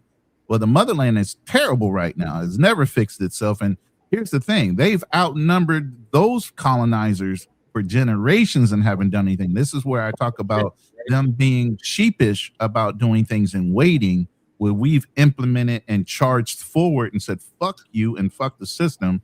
We're going to do what we need to do. Exactly. Sure. And then Being that's outnumbered.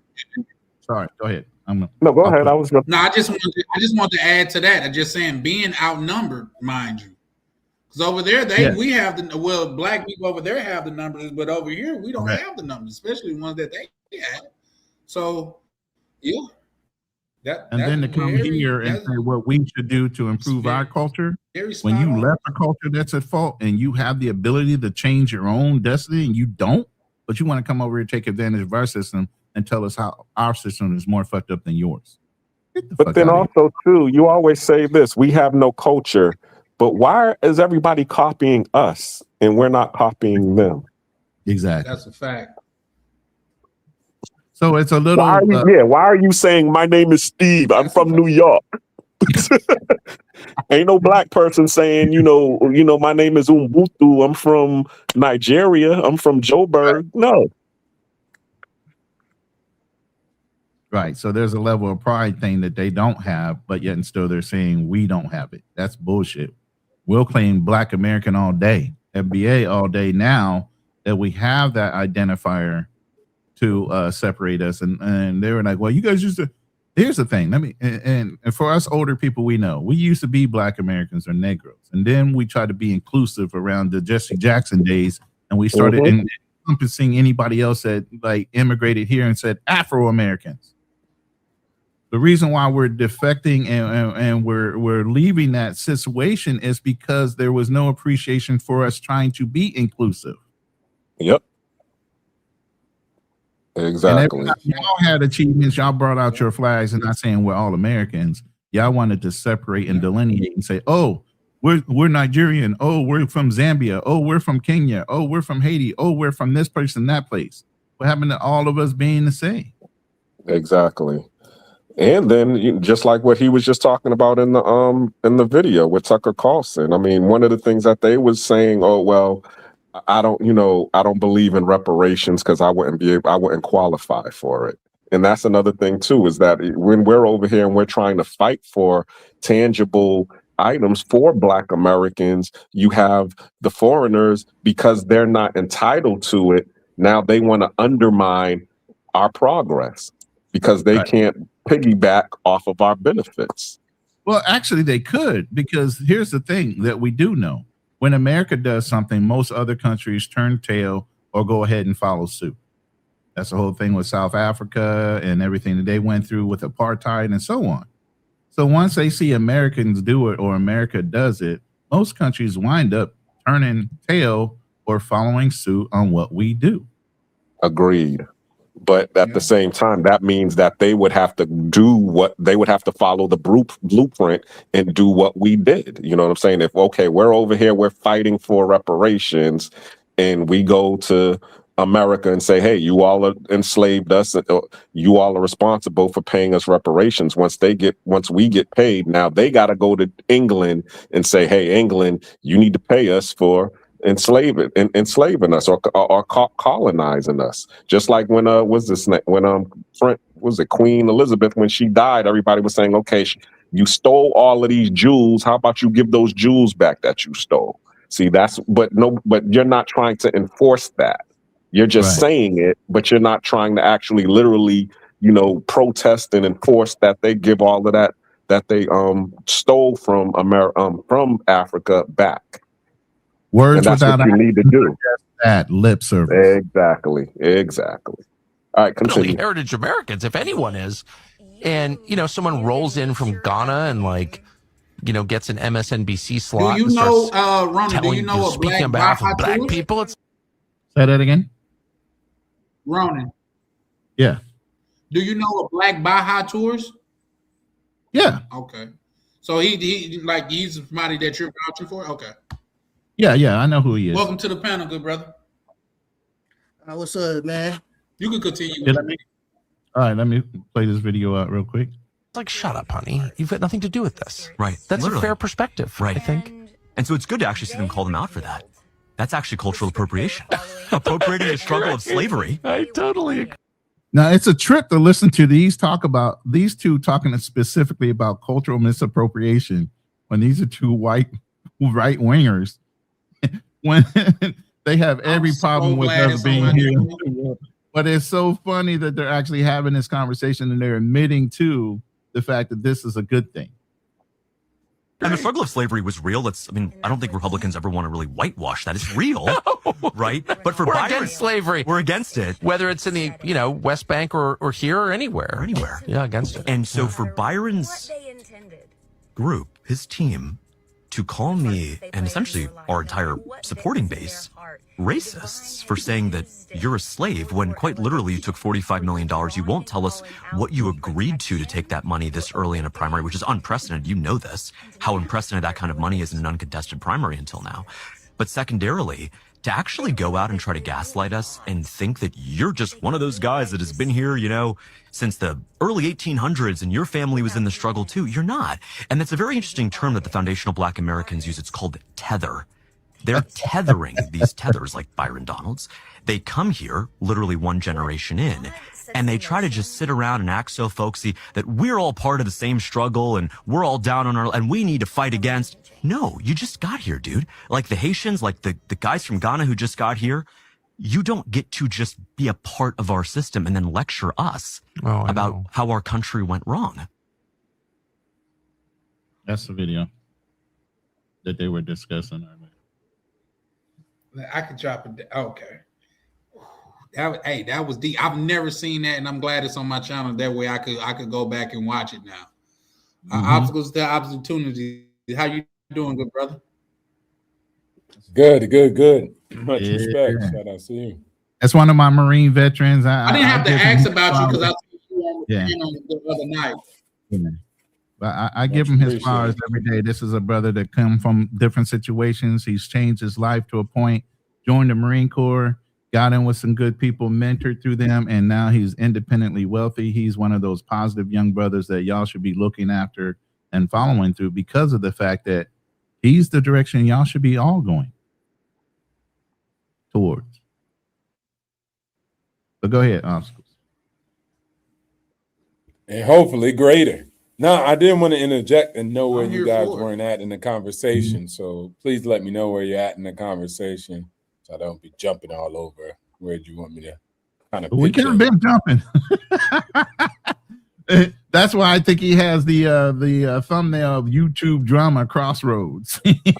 Oh boy, because we've been kind of different situations that have been going on throughout the week and everything else as far as when it comes to Black men and traveling and different things like that. So you right in the pocket. You want to talk about what you heard about us talking about or anything other?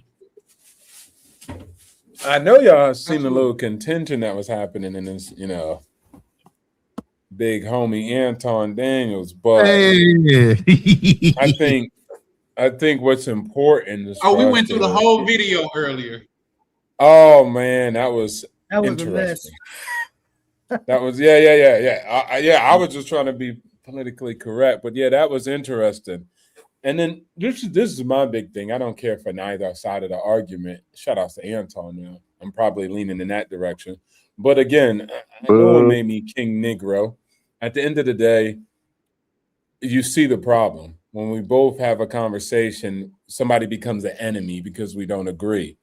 And this goes to everything. I think at one point he said a great point that I'm actually agreeing about. We tend to think like these other groups or other people are all together, and that's nothing close to the truth. Everybody has beef with their own people within their own group.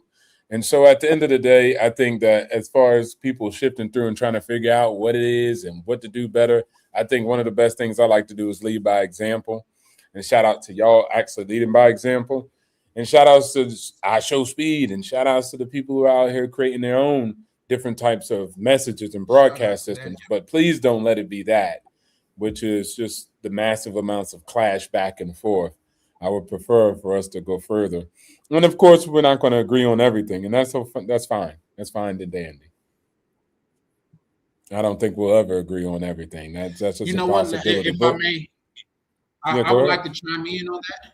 It just for I tell people this channel over here is not for me to be an echo chamber. The good brother Black Cleaner, I mean, not for it to be an echo chamber. The good brother Black Cleaner said he was on another platform not too long ago, and they kicked him off because he had a different opinion as them. I told him that's something that I would never. I don't want to be in an echo chamber. I want to be able to look at things from a different perspective and things of that nature. Just because maybe you can change. Maybe I'm missing something, and you could enlighten me on what I'm missing that'll change the whole perspective of it. You know, if that makes sense. But my apologies that for makes interrupting you. Please continue. No, it makes perfect sense. I think they were going back, man, there's so much fire that was happening in that video. But one of the most important things I always say is there's a lot of people just stirring up drama, bruv. This is one thing I try to do when I was on YouTube with brothers. It's like there's so much opportunity, but people peddle you doomsday, doom and gloom, and pessimism around the clock. Now, they could go on and do that. That's not my job. My job is to actually show you that there's massive amounts of potential across the board. And it's not that bad. I've been living overseas for a good amount of time, 15 years plus, in many different countries. And even though every country has their own problems, we definitely have massive amounts of opportunity, which even in the last video clip, people were talking about other people coming and exploiting those opportunities for their own gains and for their own upsides. And so I think for a lot of times, it's always we're pointing fingers instead of actually just pointing the finger inward and figuring out we're probably the biggest enemy of ourselves. And if we change that, that's where all the upside is, in my opinion. Wholeheartedly agree. When you think about the criticism that the travel space have gotten, things of that nature, especially the Black travelers, it have been coming from Black people for the most part.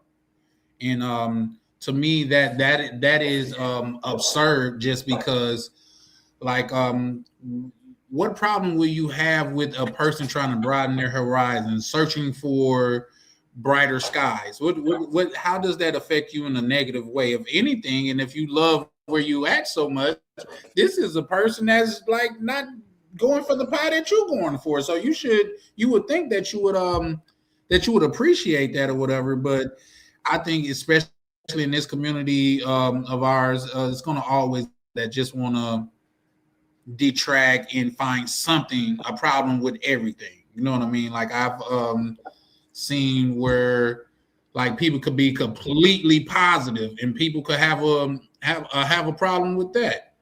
Oh, you out here helping these people and this, that, and the third, like their own. So excuse me, that's probably my computer, but they'd be like they need to get out and get it on their own and things of that nature. I know you guys are kind of new, but a gentleman that I talk over here, to my channel. But a gentleman that I talk over here, talk about a lot over here is John Hope Bryant. Are you guys familiar with him? Mm-hmm. Yeah, he's been on the Breakfast Club a couple of times. How about your? No, I don't know. That man is actually out there. Yeah, he's actually wrote a couple books, which I am like I tell people, like, to me, that's the real big homie. The big homie is not the dude in the hood that's selling drugs and trying to get you to go on a dummy mission. John Hope Bryant is the real big homie. Before that, it was Reginald F. Lewis. Are you guys familiar with? I'm sure he wrote the book "Why Should White Guys Have All the Fun?" That man is woo. He died too early. Legendary. Yeah. I think the book had my mind going like it was a mystery or something. Like it seemed like he was just too powerful for something, but I'm not gonna put that in the air. But that's just how my mind worked, because he was a very not just smart but intelligent Black brother. And I was like, man, like first Black $1 billion business owner in America. If you haven't read the book, I highly recommend that you read that book. It's called Why Should White Guys Have All the Fun by Reginald F. Lewis. But talking about John Hope Bryant, he was the largest black single family homeowner in America. And when he sold his company, I think he sold it for $115 million and things of that nature. So what he do now, he got the John Hope Bryant Foundation. And it's all around the world. His tagline goes something like this, and I'm a butcher, so please just allow me grace, but I'm trying to get it out the best way I can. He say, my foundation is to help poor people, to help impoverished people, particularly people of color, especially black people. And I think he got like a tremendous goal to where he said he want to make 100,000 millionaires and I think have 100,000 homeowners and 4,000 millionaires or something like that. It's some tremendous goal. And I've always like what he's saying. He's on the Black Effect Network with Shalimar the God, to where he just got $200 million for that. He's on that with him, and I listen to him all the time, and he just drops so much knowledge. But I really knew it was real. This is a brother that live in LA. He come from the West Coast, but he have a John Hope Foundation in America, to where it's completely free. Well, it's completely it's a nonprofit for him. And he's like, on average, we raise your credit score by 100 points, and we say your savings go up by 3,500. And he speaks to what go on, and he said, yes, racism is still prevalent in America, but what's more of an issue now is classism. Correct. And he talks about the difference between like, say, just statistically, do you know people with credit scores live in better neighborhoods that is less controlled by the police, which they also live longer? And he show you this how it all lines up statistically and things of that nature. Like, if you haven't checked them out, I strongly recommend you check them out. I'm just saying, I'm bringing him up to say, like, he is one of the black men that our culture should be following, opposed to these rappers that's out here talking about crashing out over some disrespect in the neighborhood to where they don't even own a house at. Yeah, I was looking at but with that, you were talking. Yeah, and I do like to add this as a nuance to, because what happens and what tends to happen a lot is that you'll one day wake up and say, man, you know what? This race war, this agitation is really not about that. What it is about class war. And what happens is you leave one battlefield to go to another. And they're both false battlefields. If you really look into it, it's not even a class war. It's just people who are making choices on their own. There's millions of billionaires and millionaires out here laying the game for free, completely free. I know if you watch a young gentleman called Schools of Hard Knocks, he constantly is out giving game for free by billionaires and millionaires. Because what most people don't understand is most millionaires and billionaires are all self-made. Nothing has been inherited. That's a small few of a small few. The majority of people who are the richest people were just a couple generations ago poor. And so at the end of the day, it's a very social, economic, and political mobile nation that we live in America. But there's always somebody feeding you. Oh, man, these people are holding you back. This group is holding you back. And what the truth is, nobody holding you back but yourself. There's going to be open conflict. It happens in every group, every gender. It doesn't matter how you cut it.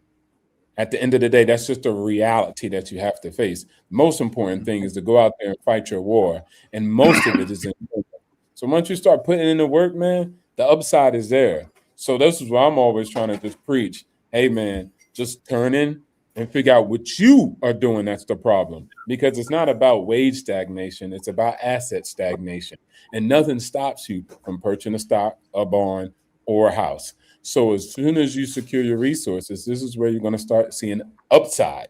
And I tell you what, merit respects merit. No matter where I've gone in the world, I've always been respected by other people of other culture because I'm a competent black male. And as you can see with people like I Show Speed, or even that guy Mike with the song, I'm Young, Black, and Rich, people will respect greatness. And so the moment you become great, everything else falls to the waste. That's facts on the street. Yeah, I agree with what you said about So let me ask owning your. you don't believe in classism? You know what, man? Say it again. Go ahead, Black Cleaner. My apologies. I was just saying that I agree with what he was saying about securing your resources. No, I get what you. Go ahead. Go. You said ask me about classism. Go ahead. Yeah, I said you don't believe that's an issue, classism? I believe everybody has an issue. Like, watch this. Is there some women that will disagree with you because you're a male? Yes. Will there be some men that disagree with women just because they're women? Yes. Is there some people who will disagree with you based on race, ethnic background, nationality? Those things exist all across society in all groups of people. If you put all black people in one place, they'll find something to separate each other from.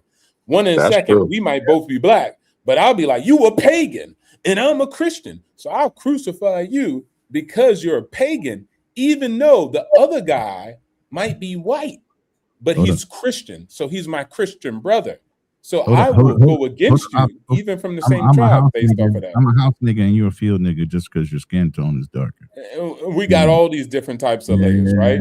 You can go down to Latin America where it wouldn't be like that, where you'll be a house ninja or you'll be a field ninja. That's not true. What will happen is that they'll integrate you. They'll actually integrate you with the white people and create mulattoes. So net, at the end of the day, everybody has issues. I'm saying at the end of the day, it's a warfare all out across the board. The moment you think your skin folk is your kinfolk is the failure. I'm only brothers with people of the covenant. That means that they hold the same mentality I have, regardless of race, gender, and etc.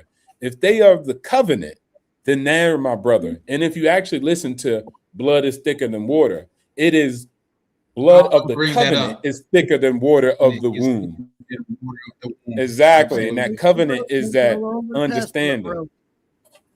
Go ahead. Yeah, plantation bro. That's why plantation bro can't get along with a passport bro.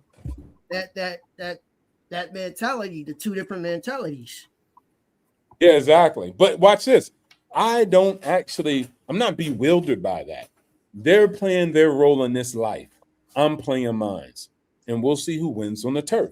I'm never surprised if, like, let's say I'm a passport bro and you go overseas and you're like, man, these people are hating on me. They're supposed to hate on you.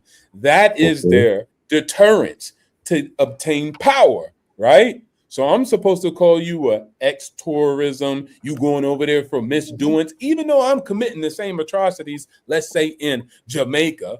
I'm not going to put myself on blast. I'm going to put you on blast.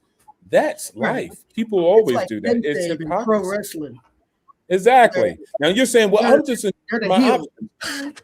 The less options you have, the more leverage I have over you in the negotiation. I don't want you to have global options. I want you to have local options.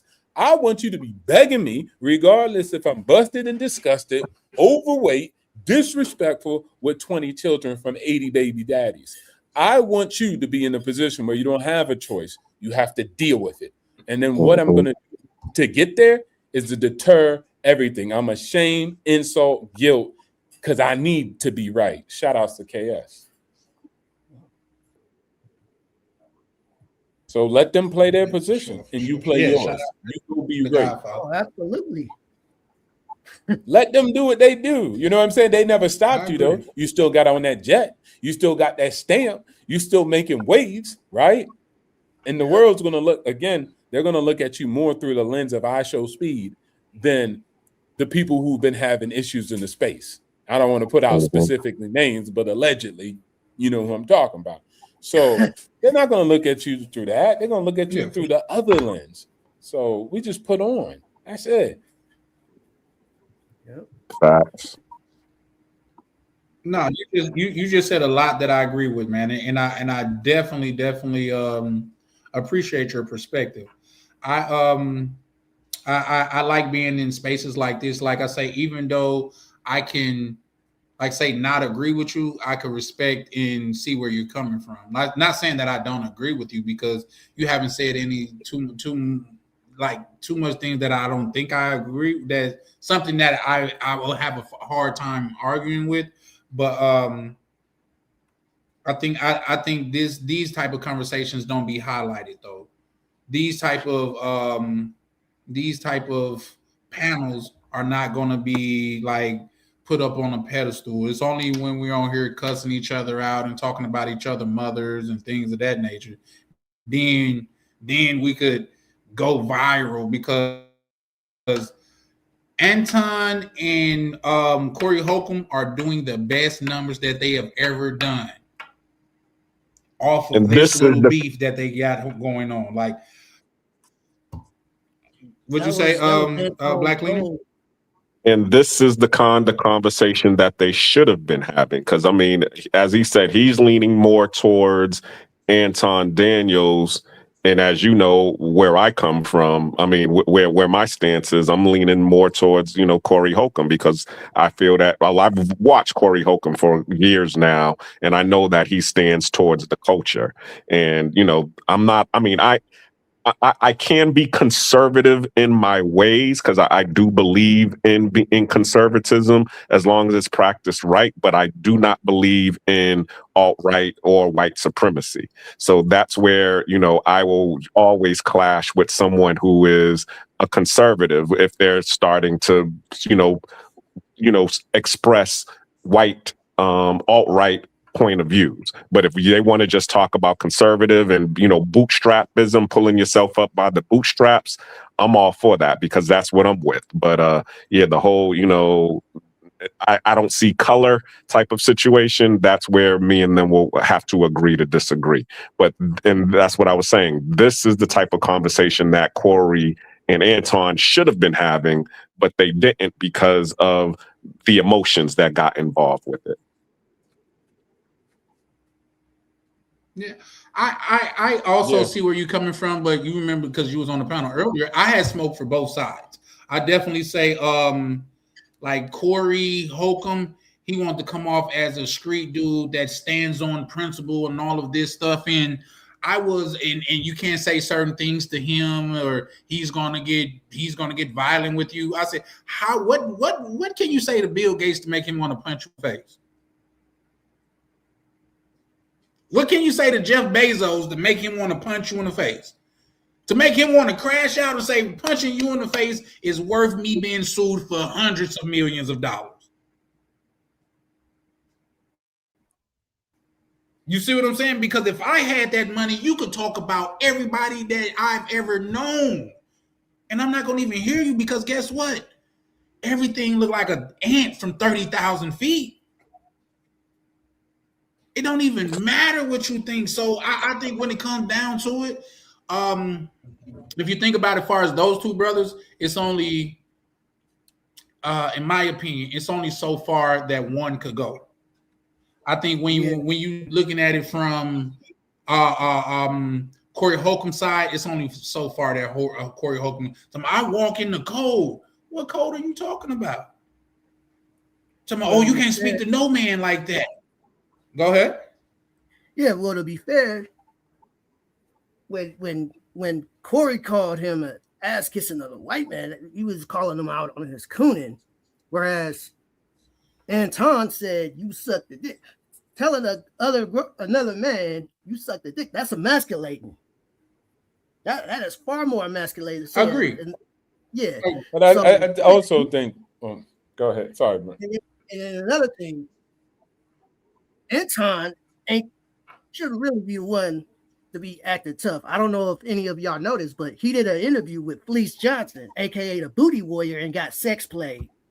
Wow. Hey, they said they brought that up on the panel earlier. They brought that up on the panel earlier. They said he was giggling like a little schoolgirl. Yeah, man. I never watched it. Just laughing at him. I need that video, bro. I need that video. You got a nice booty and a nice body. And if you was ever in jail with me, I'd make you my bitch. But I don't think Andrew's. I don't think. Well, prior to that, I wouldn't. First of all, I think both is emasculating. To say another man kiss people's ass is nothing respectful. So that is disrespectful. Mm-hmm. That is emasculating.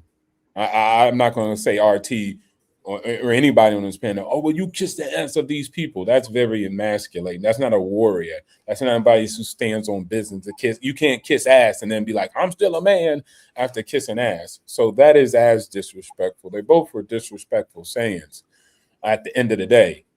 And I don't care for it too much because they also, they squashed it. They said what they said, and then towards they were like, all right, cool, and then they kind of like patched it up. So I think sometimes we focus too much on attention and not on the correction on the back end. And they ended up saying like, yo, maybe that was just a big red line for him. And for Anton, that's not a big line for him. So, okay, cool. And so they kind of hashed that out. So I think that's the cool part that they were able to do on camera. So, yeah, it's whatever. Now, if I'm going to call a spade, they call me, or a lot of times they call me Pushback Charlie over here a lot of times because a lot of times when I hear them, I got to just hear. If we're being honest in that situation, those two things are not the same. It still can be disrespectful, but those are not the same. A ass kisser, so to speak, is a metaphorical term. Like you sucking up to somebody. You sucking up. You a brown noser. That is no term other than what he said, giving another man fellatio. That's the only thing that means. So that is of the black community. More disrespectful. He said of the black community. Huh? I said he said you suck. But you suck just to dick say of the black community. Dick is a dick. No, he said he's saying you said you duck sick the black community. But not men or a man specifically. But I don't know nothing. But now I don't know your beliefs, and I'm going to respect your beliefs. But in my belief, and listen, I just want to say this respectfully: the way that I grew up, only men had genitalia. Well, had penises. Now, to like say now, if you believe like a woman have a penis or something like that, that's a conversation for a different. Wait, hold on. If you kiss a white man's ass, that ain't homo too. That's cooning. But that's metaphorical though. That could be looked at as metaphorical. I don't think he meant literally that. Yeah, how many times like was going on? It was metaphorical too. Well, I don't want to sit here and get. I don't want to sit here and argue over semantics because the reality was this. People will say that. Go ahead. I said I don't want to argue over semantics because the argument really is this: when Corey said to Anton, "Don't say that," he should have deaded it. And he didn't. He tried to stand on it. And that's when Corey switched seats to be like, yo, I'm serious. Don't say that. And he still tried to stand on it. And that's when it got ugly. So that's where it went wrong. Because Anton never said, don't call me an ass kisser. Because I guarantee you, if Anton said, don't call me an ass kisser, I'm sure Corey would have been like, you know something, might be. But when Corey said, don't say nothing about no dick sucking to me, he was like, yeah, you do. Yeah, you do. That's where the disrespect came. I think it already was launched, but again, we just don't agree. If we're gonna go into that though, Corey Holcomb should have never got up and went over and sat down. Exactly. Well, no, there was so much violation. He sat down when he said, don't talk to me like that. That's just like me saying, hey, don't disrespect me. And then you're like, I'll do what I want to do. Oh, well, you're going to do what you want to do? Switch seats. Now let me see you disrespect me in my face. That's basically what happened. That's all. I mean, but as I said, this is the type of conversation that should have been going on rather than the emotional that we did see. And if we would have had this kind of conversation going on, then it would have been uplifted versus us sitting here like right now and denigrating the whole episode. And then my point is, but LTO, you could say something, but let me say this: they wouldn't have done half of the numbers. Hold on. They wouldn't have done half of the numbers that they did because of this little debacle that they had online. they wouldn't have done half those numbers. It would just been another regular interview. So when it comes to content creators, that was content gold. I just think it was a bad look for both sides, in my opinion. But with that, I conclude. OTO, you want to go? No, it's completely fine. I think we just disagree on the semantics or the pieces in between, but that's okay. That's why, again, that was the problem, right? Anton in his head didn't take offense to saying stuff like that. In his head, he took offense. And everybody's different. So I understand that about men because I led men. So I understand some men will be like, they'll say stuff out of pocket, and then the next group of men are like, what's wrong with that? And the next group is like, you say that about my mama. Way I was raised, we wouldn't say that. So the nuances are very different, and I completely get it. What I would say, though, is this is why you watch who you engage with. You always remain stoic, and you can't always do it. So sometimes you have an issue. But I think the good part about it is they circled back at the end of it, and then they ended up saying, hey, man, respects, it's all good. And so I think everybody else got a problem with it, but the two men who engaged in the conflict don't have a problem with it. They sorted it out. And they kept it pushing. OTO, did you stop watching it right after that argument? Because when they left on a bad note. Really? They fought again or said something bad? Yeah, I can tell you. You didn't watch the very end of it. Your switch, and then they was like blah blah blah, and it was calm. Oh, that's where you stopped at. No? Yeah, no, it went further.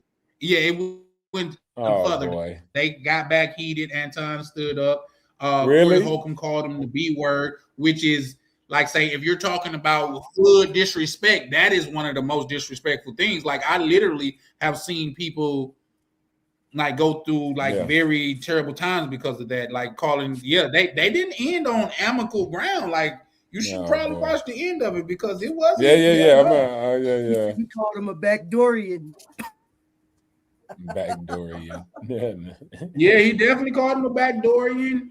He talked about the female that Anton had with him, and okay. Because if you know Anton, so he had Mika with him, which is Mika, in my opinion, is a very beautiful woman. But he had her with him, and he was like, when you bring your B up here, man, you make sure you stand on business about her and all of that stuff. I strongly urge that you watch the end of it. Oh boy, two ninjas doing ninja stuff. It got very disrespectful. I tell you what, if David Smith was there, none of that would have happened. Or Robert Smith, excuse me. So hence why I say it's a covenant, man. You just can't associate with some nonsense, and that's what it is, because those people will vibe by that. But I don't know why he is the measurement of blackness at all. Not my scale. I don't look at anything he does. He's just an entertainer. And then, it might sound rude and disrespectful, but I don't care. At the end of the day, that's what vibration he's going to vibrate at, and that's his frequency. So he can be whatever he wants to be. I don't care. I agree. So I think Anton should have just been wiser about taking that, conversation. I think it doesn't matter who you engage with conversations, because some people are willing to crash out about certain things that other people wouldn't. And you got to be able to know that. That's a thing. I think both of the brothers are telling us to know what they're saying and how they said it, the inference behind what they said, in order to push people's buttons. One button. What I would say, I can verbally punch you. I can verbally punch you back too, and hurt your feelings. And that's what happened. And guess what, Vernon? I don't even think it was about each other. I'm gonna tell you what it really is about. Anton's a guy who speaks against what the culture would usually want you to say. Correct. Exactly. So, he's a Trump guy. Corey, he was that culture right in above in talking to him. So it really wasn't even about him specifically. It was about that talking point, those ideas, really. And then he was just the one who was speaking on it. And so, being that type of person and always getting people coming at you, you a sellout, you this, you kissing white folks, and he like, Corey got messy with it at the end of it, though. Corey got real messy with it. Like, you try to have me put this pretty bitch in the back that you can't explain on the show with me. Like, I don't know this bitch. You can't explain her, so why would I put her on the show? He got real messy with it. Yep. So then you got to say that's emotional. That wasn't analytical. That was strategic, but it was also an emotional way of punching back at this dude, because both of them know, and they said it on the show. both of them had. Well, at least Corey has his boys, and Anton don't go nowhere without a bodyguard. What no blows gonna get thrown? Not. I mean, you might have got one off. You might have even got two off, but that was gonna be about it. And they ain't gonna do that on the show. That's just more hype because they know they got detractors and haters too. If they had did that on a live where they actually went to blows, that shit definitely would have got the traction they needed, but it would have been the wrong kind of traction. Yeah. Yeah, but at the same time too, we talked about that because Zoe Williams, beat up Ari Spears on the show, so I'm sure that went through Corey's head when he was going through it with Anton. Like, okay, here's another Zoe Williams situation. Let me try to, because he ended up, sitting down. He's like, yo, I'm trying to talk to you because he already knew that it cost him $10,000 in order to, deal with that case with Zoe and Ari Spears. So he's like, okay, I'm not trying to spend another $10,000-$20,000 to fight against this dude here, because especially if Anton got his own loot. So of course it's going to be more than $10,000. That's a fact. That is a Plus, fact. It's his environment, so he's on liability angle. It is on Corey. Yep, that's it. Exactly. That's his environment. All you can do as a man is ask him. My thing is, let me ask you this.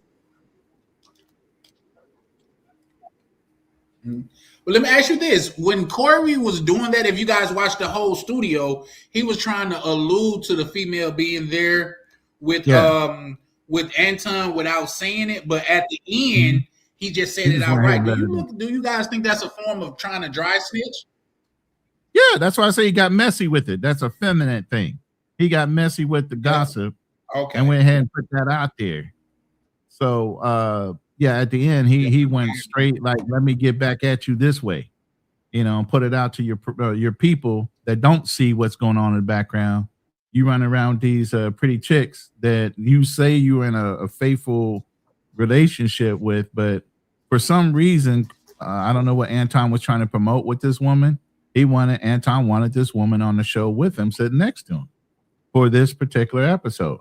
Now, whether Anton was trying to knock out two birds with one stone and just promote her for something he wanted to do with her in the future, or maybe get some brownie points in with the chick for something side action, that's suggestive. You get what I'm saying? And the way Corey said it, it was similar to being suggestive that there was some kind of nuance behind the scene with this pretty chick that supposedly was running around with Anton that day. Yeah. Well, here's the thing. Mika is signed to Anton. She's signed to him, so she's essentially like an artist of his. So it could have been just looked at as straight business. But if you say on Anton's live today, he called his wife. He said, "What you think about Mika?" She said, "I love Mika. Why? What's the problem?" She was like, "No, I just wanted to see what you thought about it." It's like, I love Mika. That's my boo. Our birthdays are close together and everything. I have no problem with Mika. Right. So, but see, that's what I mean by the suggestive nature. It's the social media suggestive nature, as if he's alluding or doing something behind his own wife's back that his wife is not aware of. Is when you say things like that, you're saying it in a way that maybe his wife does or does not know Anton be running around these chicks in the background. But how could that be if you also suggested that Anton wanted the girl in front of the camera, in front of everybody? And it means he wasn't trying to hide it. Well, at the same, but Corey said he didn't explain her. So he's like, yo, why didn't you just bringing her up here? Like, yo, can you bring this girl? And he's like, yo, who is this chick? And you're not saying who she is to you. You're not saying this is my co-host. You're not saying can I bring this girl up here? And he's like, yo, nah, I don't know her. Sorry. Right. So that's where the disagreement came with that. Right. And that's an Anton Daniels ego thing. Mm-hmm. Because everybody's supposed to know everything he does. Like, he was insulted that he wasn't invited to something going on in Detroit when it came to a property being listed and wanting to be sold. That's one thing about Anton. Well, I bring in a lot of fucking popularity to the Detroit area, blah, blah, blah. Everybody should know me and want me around. And that's why I say sometimes I think Anton has this complex. When he was growing up as a child, he was bullied in Detroit. And now that he has a mic and some popularity, he's trying to get back in an angle at some of these guys that are in athletics and have a little more popularity, like the thing that he went after with the basketball player. All of a sudden, he wanted the basketball players to say his name instead of call them out of their name. You don't know how hard it is to become an athlete and do the 10,000 hours to be a professional on something. Go through all the the hurdles to do. It's like somebody saying to me in obstacles, "Oh, I wanted to be a Marine, but I didn't sign up because of this, that, and that." Nigga, you just didn't do it. You could exactly. But still, you think you can talk at the level of the experience of somebody that had to go through that in order to get the title. You know, and sometimes you get real free-lipped with that mic to talk as if you know, but you never went through whatever that person had to do in their perspective and their angle of struggle to get where they're at. You're speaking in terms that you don't know. And he reaches sometimes in that level. We all can talk intelligently about some things, but you can't put yourself in that life experience of where you are based on somebody else's achievements. Well, So go ahead. I know one thing I like about Anton. This is the one thing I like about him. I tell you that, since we're saying this. He ain't no punk. He say and he know himself. Now, I know a lot of normies, they just used to, oh, he's full of himself. Shut up, man. Y'all let y'all girls talk about how beautiful they is 24/7 around the clock, even if they ugly. But for some reason, when a man comes out and speaks positive about himself, it's nice for some reason. I know the reason.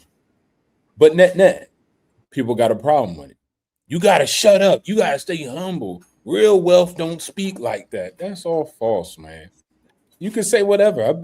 Come on, I led many different type of characters, bro. Men are all different types. Some are quiet. Some are boastful.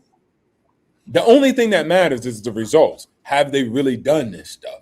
That's all that matters, not how they speak, how they carry themselves, and what they say here and what they say there. That's all irrelevant. That's what inferior other people use to determine, well, you know what? I'm going to become a psychologist right now and a sociologist, and I'm going to say when you was young, you got... Nobody knows, bro. But one thing that I do know is the man gets done, and he feels, and he talks positive about himself. I ain't got no problem with that, bro. Now, some people do, and I get why. I ain't faulting you. Well, it's not that he talks it. positive about himself that I have a problem with. It's that he talks so negatively about everybody else. No, you know what I mean? And But that's it's a okay. strategy Like too, Charlie. Charlie, that's a strategy. These outrights, that's a strategy for him sometimes too. He knows he needs to incite some type of controversy.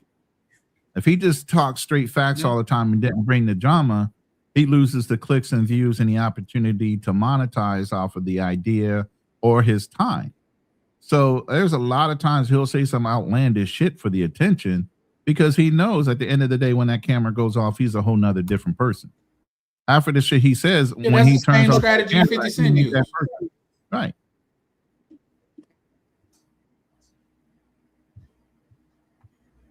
Okay. Is that person your person? The Jesus guy? Yeah, he just came onto my channel. First time meeting him, but welcome to the channel. And I agree. You know, somebody needs to repent to somebody. You know what I mean? But that's one point of view. Yeah. But well, if you cool with it, I'm cool with it. But I think, like I say, that's 50 Cent angle. You know what I mean? Like say, I rather you love me. If you can't love me, I rather you hate me. In fact, like say back in the day when I used to date a female from jail, and I mean not from jail. She had a dude in jail, and like say I'd come in and she'll just be arguing on the phone with her, and I mean with him, and we sound crazy, and I'll be like, no, we're not gonna do that. She said, why? I hate him. I said, yeah, I know, but that hate could easily turn to love. You shouldn't have no emotions with him because the you arguing so passionate with him is something's there. So that's just a tactic that some people use. So I definitely get that, but at the same time, I think sometimes too far is too far. You can't go too far. And when you say F a woman that just got deleted, you know what I mean? I think that's a little bit too far. That's just like, if I'm keeping it a buck, I think Charleston White have a lot of good points. But when you say F a child that didn't have anything to do with a situation, and like she's still like that was deleted, and you say F a child, that's too far in my opinion. You know what I mean? And I get it. Yeah, she you a gotta grown say adult. things to who's going to no, That no, lady. what those were two different situations. Well, no, Okay, those go were, when ahead. I said a child, I was talking about what Charleston White said. When the other Okay, dude, that's closer. when he got deleted and his daughter got deleted. You know what I mean? Those was two different Okay. situations. But Anton, even we were talking about that lady. Even with Anton saying that, it's easy to disconnect yourself when you're sitting behind a computer all day, forgetting this is somebody's something. This is somebody's mother. This is somebody's child. This is somebody's was the sister. cop. She is important to somebody, huh? So was the cop. Oh, that's a Who discussion already- for a who different day. already Listen, got because you know drugged. I'm actually in. No, I was saying that he already got here's the drugged by a thing. car. I would urge you. I seen that, but I would urge you to go back and look at the video. He wasn't like in danger. Man, see, that's what I'm saying. People be sitting on this. You sitting on the sidelines talking about law enforcement. That is a threat, and you're sitting on the sideline with the popcorn, like, well, you wasn't really in danger. See, that's why I say. That's why people be going like, bro, that's somebody's life, bro. Just like the same type of moral, equivalent that you attempted to use just now, it applies to the officer too, and it will be investigated. But at the end of the day, yes, it is. She could have been anywhere in the world, not causing issues right there with a car. There's peaceful protesters that were doing things peaceful and not with a vehicle like that. So at the end of the day, she's a grown adult. Don't ever put her on the children's stance. She decided to do what she did. I'm not saying good or bad. I didn't put her That's on the the children's courts to decide that. Yeah. No, but I know you said. Well, here's Charles the thing. was a kid. Allow me to be clear. Yeah. Okay, that's what I'm saying. Like, allow me to be clear. I was just pointing out sometimes too far is too far. Like I said, just to reiterate, I agree with Charleston White a lot of times in things that he say. But when you say F a child that was deleted in a situation that had nothing to do with them, I say that was too far. Now, I'm not saying this woman was a child or nothing like that. Come on, that would be absurd. I'm sure we can all agree to that. She was driving a car if that. But even if you look at that, and once again, it will be investigated. And just because it's investigated don't mean justice will be served. But that's neither here nor there. I have no dog in that fight. But what I will say is this. Is certain ways that things are supposed to happen, certain calls that you go about and things of that nature. And how can she be impeding traffic when on their camera she's waving cars by? She's trying to tell cars to go ahead and go by. That is on camera. Now, I don't know if anybody on here have lived in a cold state or a cold environment, but in Minnesota we have a lot of ice because it's snow out here. It's a lot of snow out here. She could have been stuck on the snow or trying to reposition. We don't know that because we don't know what happened before that. But what we did know is for her to be blocking the street, that's not something people do, is wave people by in front of you. That's just what we did. Again, I have no dog in that fight. You know what I mean? Not for real. Like, they asked me why I'm not out there, and I'm sure somebody on the panel could disagree, but they just killed a blue-haired, a blue-eyed blonde lady. I could just imagine what they'll do to me if I was just mistaken. So I'm not going to be out there because that's just not what I do. And let me be honest. I'm sure a lot of you guys will say, especially I can't say I'm sure, but probably some of you guys have experienced what goes on in the news is not necessarily the whole story. Rona, you know a Ray Hammer? Yeah, Ray Hammer. Yeah. Yeah. That what goes on in the news is not necessarily the whole story. You know what I mean? So that's a different thing. Like I say, I could tell you now, not too long ago, that, and I'm sure that didn't make this news, that they ran up on a native gentleman from here that was like 19, 20 years old and beat him up really badly. You know what I mean? Now, I don't want to sound like a side for one or the other because I could look at both sides and find, fault. But what I will say is certain things that I just won't get on the train with, like say children. These people are going to children. I mean, because in Minnesota right now as we speak, because like I say, I'm up here. They're saying that it's okay for you not to send your kids to school because they have these officers outside of schools harassing children. And people saying, well, they know who they is. They how can they know who they is? All children. Somebody said I just contradicted myself. Maybe so. If you add some context, maybe I could clear that up. But I'm just saying, like, say from one part or the other. You know what I mean? So is it too light?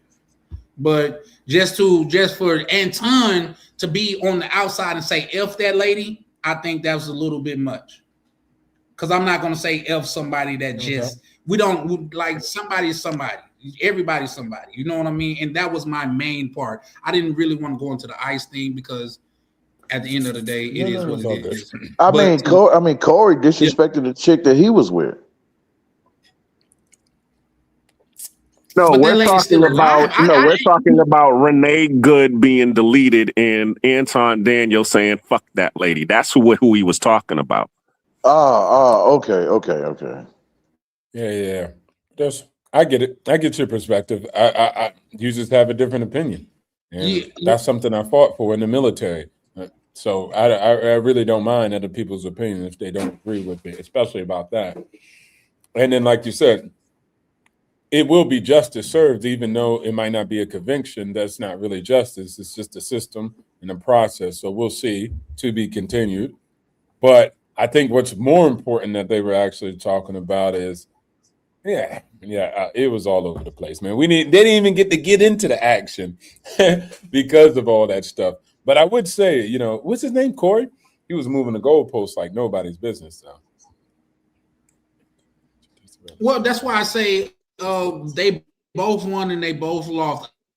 I think when it comes to like Corey out street ninja him and Anton Daniels out, he out lectured him. He was more intellectual in my opinion. You know what I mean? So I just think that was the case of it. But at the end of the day, for them, that was YouTube gold. They're doing extremely good numbers behind it. And Anton already in both of their shows already do extremely well on YouTube. Like well, let's say low level YouTube. That's not really YouTube gold. I want to actually get y'all in the right mindset. That's not YouTube gold. YouTube gold is Mr. Beast. YouTube gold is I Show Speed. And they don't get away with doing that nonsense. See, this is where Black community folks are always messed up. But hey, that's y'all destiny. At the end of the day, that's not gold. When you're thinking that dudes crashing out, that's what gets the click. It's not what's get the click. Is that like, come on, bro? You think that's mainstream? You think YouTube's going to promote that? But to a good degree, F YouTube, man. Yeah, see, that's the nonsense I'm talking about. How's it F YouTube? They pay $70 billion out to content because they suppress numbers. They suppress certain content creators' numbers. I mean, that's evident. It's been evident. Where's the evidence? What's the evidence? There have been creators that have collaborated with what Ray just said, but what I will say about that is they just talk. I'm not saying that's what you mean. Well, you gotta show me an algorithm. You gotta show proof. Like, let's say if he said that. They show those numbers. No, watch this. If you say that about, let's say, Twitter, formerly Twitter, right? X. Of course, right? We've seen the evidence in that, right? We've seen the shadow ban, the X files. Like, so Elon provided that content so people could understand that happened. But if you don't have that on YouTube, you just chatting. And that's cool just to chat and make accusations. I'm not against you making allegations and accusations, but we can't walk around and be like, yeah, that's solidified. That's not solidified unless somebody else has fundamental proof of the algorithms showing them that they're banning specific people. Now, they do put people on alert, like, Manosphere and stuff like that, but they have a brand. It makes sense within the constructs of their agreement and their contracts. That's why I said crashing out and yelling, that's not gold to YouTube. That's not even platinum. That's not even copper. They don't. That might be gold in the Black community, But that ain't gold on YouTube. I get what you're You get what saying, I'm but saying? I'm not even saying that was like content that I personally myself No, not like. you. But when I say YouTube Gold, that if somebody else, like say a small creator like myself, was to do numbers like that, it would project my whole, whether no matter what it was, even if I was on here cooking and I got those numbers, it would be a tremendous skyrocket for me. Tremendous. So it's not that I'm saying, oh, because they was because I'm seconding their action and things of that nature. What I'm saying is, by them being content creators, they made some content that is going to get a lot of eyes. That's all I'm saying. And it was the biggest thing on the internet today. I mean, on YouTube today. I guess maybe because I'm black and it's the stuff that I watch That's from black people. that's the filter. But That's not the biggest. It's a dog somewhere. It's a goddamn raccoon somewhere that's way more viral and people care more. That's why I said, y'all black people, y'all be in that goddamn bubble and y'all don't even realize y'all in it. That is definitely not the sauce, the viral of YouTube. Is Anton crashing out with Corey? That's black circle, and that's not even all black people. I also think when I Show sports. Speed put up video. No, I also think it maybe also because I'm black and I Show Speed is black. I also think when he put up a video and they get 1 million views within 12 hours, that is YouTube gold. What, I Show Speed? So maybe that, yeah, I Show Speed to put up and it'll get 1 million views within 12 hours. Kai Cenat put up a video and it'll get 1 million views within 24 hours. Yeah, no, definitely. But what I'm trying to describe is the business model that comes behind it. So when Kai Cenat comes and he gets 1 million views, all 1 million views are not created the same, especially when you have to dig into content and see what the content is. Agreed. And is that content that somebody can get behind? Is that something that advertisers want to get behind? When they see them crashing out, who's going to get behind that? Maybe a mouth guard company, right? Guard your grill. Maybe Stand Your Ground company that can sell some guns. But outside of that, when you have those other videos with the same amount of views, they come out a little bit different in the algorithm. And the advertisers want to be connected to that. They might not want to be connected to dudes talking about duck sicking and all this other garbage. Like, that's not like, oh man, yeah, let's be a part of that. Bank of America, brought to you by Bank of America, who's duck sicking. Like, come on. I ain't duck sicking, you duck sicking. And then they just going back and forth. And I feel your switch. And all this other, pause-worthy things. Well, I'm looking for a video. I told people in my channel that I'm not. Yeah, you find one that's doing numbers like that of a raccoon or a rat somewhere, because I will be very interested to see it. You know what I mean? But it is, bro. Like, dude, YouTube is super funny. Go ahead. Now I was asking OTO where he from, because I haven't heard the term duck sicking since '95 when me and my peeps was using it. No, I stole that from a great content creator, CGA. He just saying I thought it was funny, but yeah, duck sicking. Because I can't say the word, but I thought it was funny when he said it. So I was like, yo, that's funny. Yeah, we used to say that back in 95, 94, 95 in high school when I was in Boston. So yeah. Hell, even CGA be biting off of motherfuckers. I didn't know that was a real thing, though. I didn't know people said that. Dang. It's like that pig lack. Yeah, exactly. Nah, but dig it. But I will say this though, like, there's been times to where, like, even for me, a small channel like for me, I cross stream. I'll stream on Rumble and on YouTube, and sometimes, and it depends on what you're talking about too. That's also a thing. But there's times to where, okay, I will get more views on Rumble than on YouTube. But then again, it's funny because there's a select few of videos or streams I've done where I will have more views on YouTube than on Rumble. So it's just weird. But I don't just stay on content like that, with Anton and Corey. I mean, like, I decided, to throw my 2 cents in it, and you looked at the views. I'm like, damn, okay, YouTube, like suppressing and shit. But then again, as a lot of people say, YouTube is super sensitive versus other platforms. So I mean, you know, hey, it is what it is.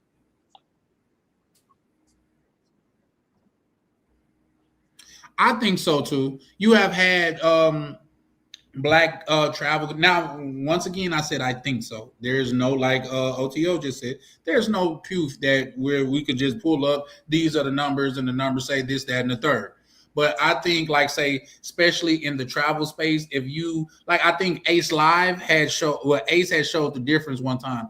He was like, "Oh, look at this video that I did with this, and it got this many numbers. But when I showed this video with this woman in here, the numbers went tremendously down." Now he's like, "Look at this video that got this many numbers." But then when he showed a woman in the same poses and things of that nature, that video also did well. And he showed case after case after case of that. Then he even switched it up. He was like, "Okay, guys, I will take this. If you guys say this video is, this clip in this video went too far, I could take that." He said, "What you guys think?"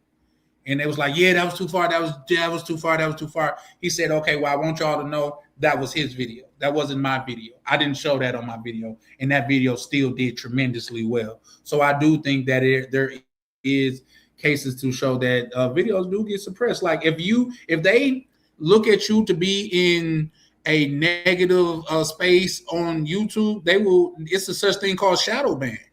Like, people don't get notifications when you go live and things of that nature. Those are things that I have seen.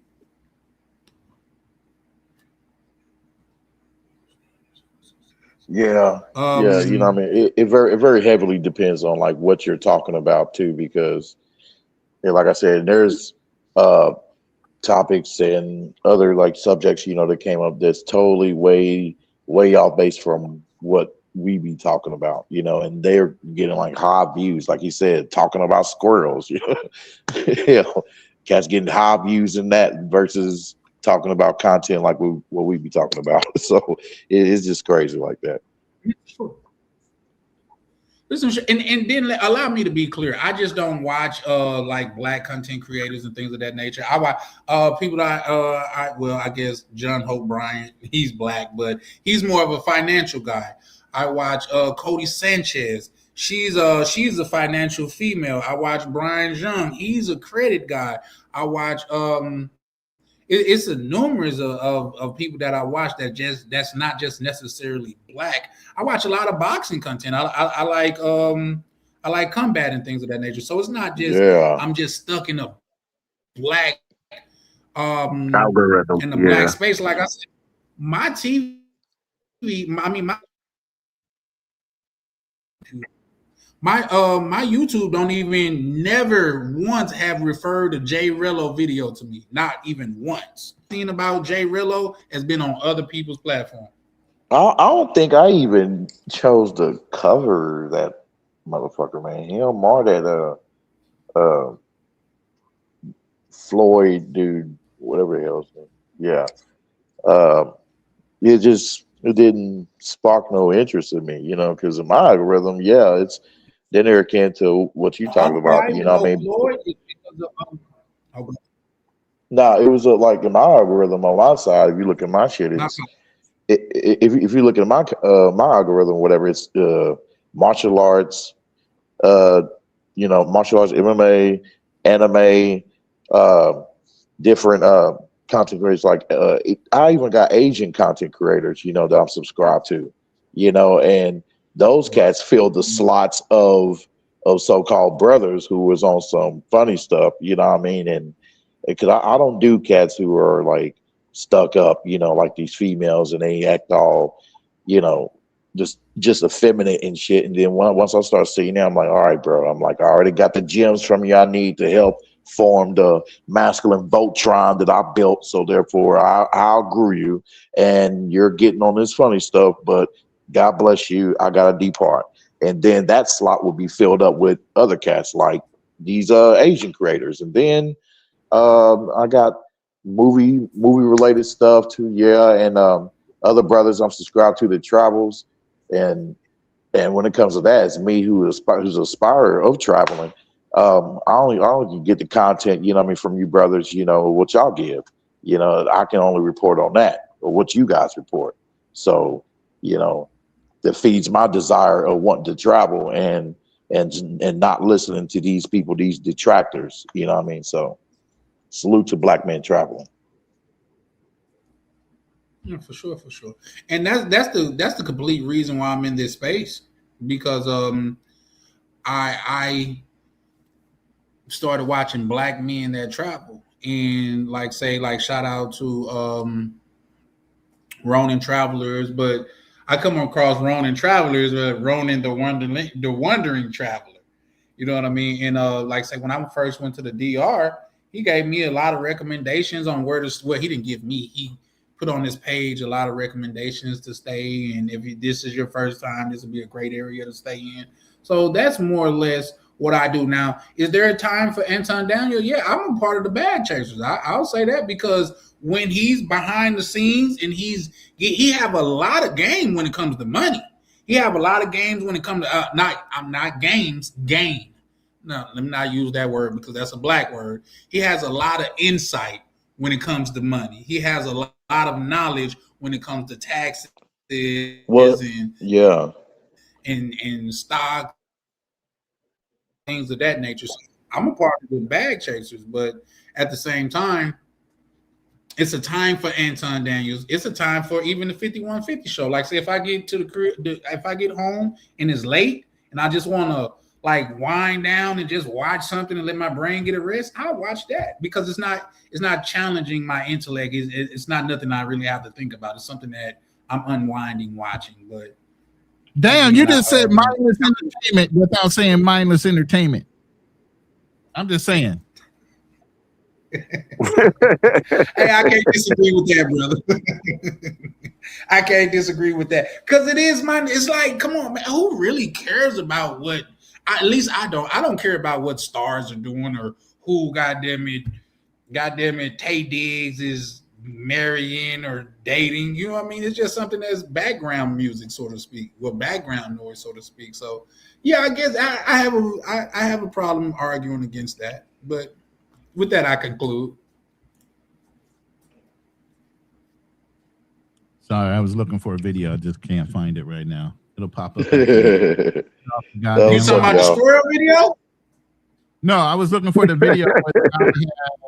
There was a guy that had analyzed all different angles or cop film of the lady that was shot, and he was looking at it from like 5 different angles, the different camera angles that were available to show where the cop was positioned to the lady, and as she pulled off, it looked like there was a direct contact with the guy in front of the car, but actually there was the guy with the camera and the gun was standing on the side of the car.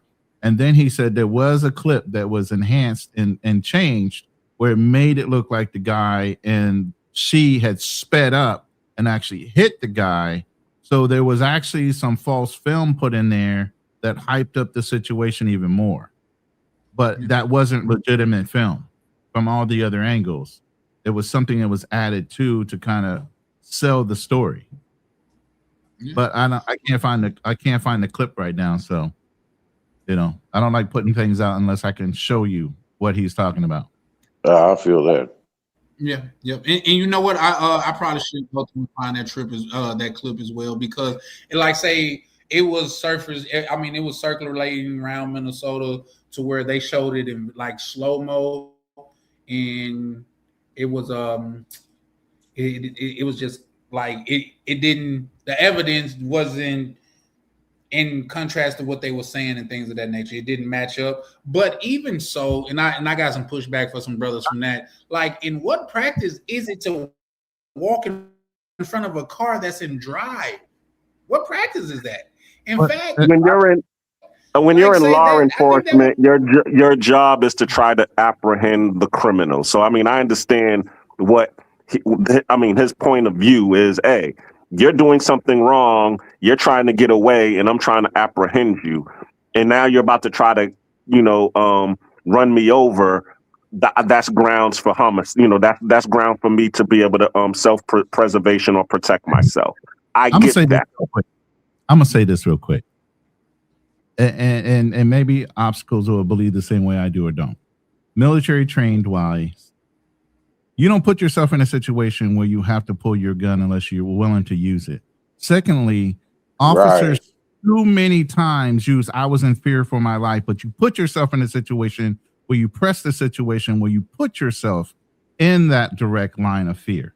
And if you got them that goddamn scary, why do you have a fucking gun in the first place? Quit your job and go find another line of work where you don't feel like you're always in fear for your fucking life and you got to draw down on somebody as a first motherfucking option. Woo, I agree. Clip that, amen. Just to add to that right fast, just give me one. Just that Walmart is always hiring greeters. They're the safest people on the planet. You can go and just say hi to people and you'll be cool. Not nowadays. People get shot at Walmart. Well, you see, it's crazy, man. Go ahead, Ray.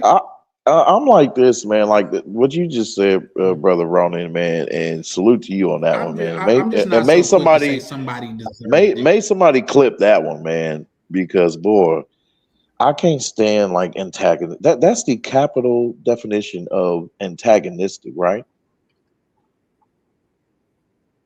Yeah. Or and then if you ever listen to police when they start talking, stop fighting, stop resisting. They say that automatically, even if the guy isn't. It's like they're trained to say it so that if it gets caught on body cam, they can replay it and use it as they took it as that person was resisting, even if they were not. There's a soundbite there that they can use. I'm definitely maybe on the other side of this, which is completely fine. I don't care. Officers still have the power. I'm just a smart intellect. And then I just use reason and choice. I've been in law enforcement before, and especially it's not an easy thing. So it's always easy to sit back and say what somebody would have, could have, should have done. But that's a little bit hard to judge in the moment. What I would say, though, is just be smart, guys. Because anybody who's listening to this, you might think, yeah, that's right. I should say this and I should stand up for myself and I should argue the case and I should go back and forth with the officer or whatever the case may be. Your life is in danger every time that you have those interactions. They have burners. They have guns on them.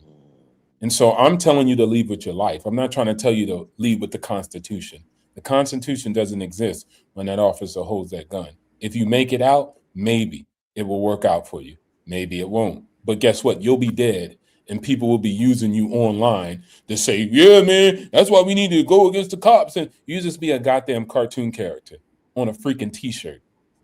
Dead. Because you wouldn't listen to everybody else who tell you to, yeah, man, don't listen. You're just going to roll over and let the officer tell you what to say? Yeah, I'm trying to tell you how to leave with your life. The place you fight is in the court. It's not out there with the officer going back and forth.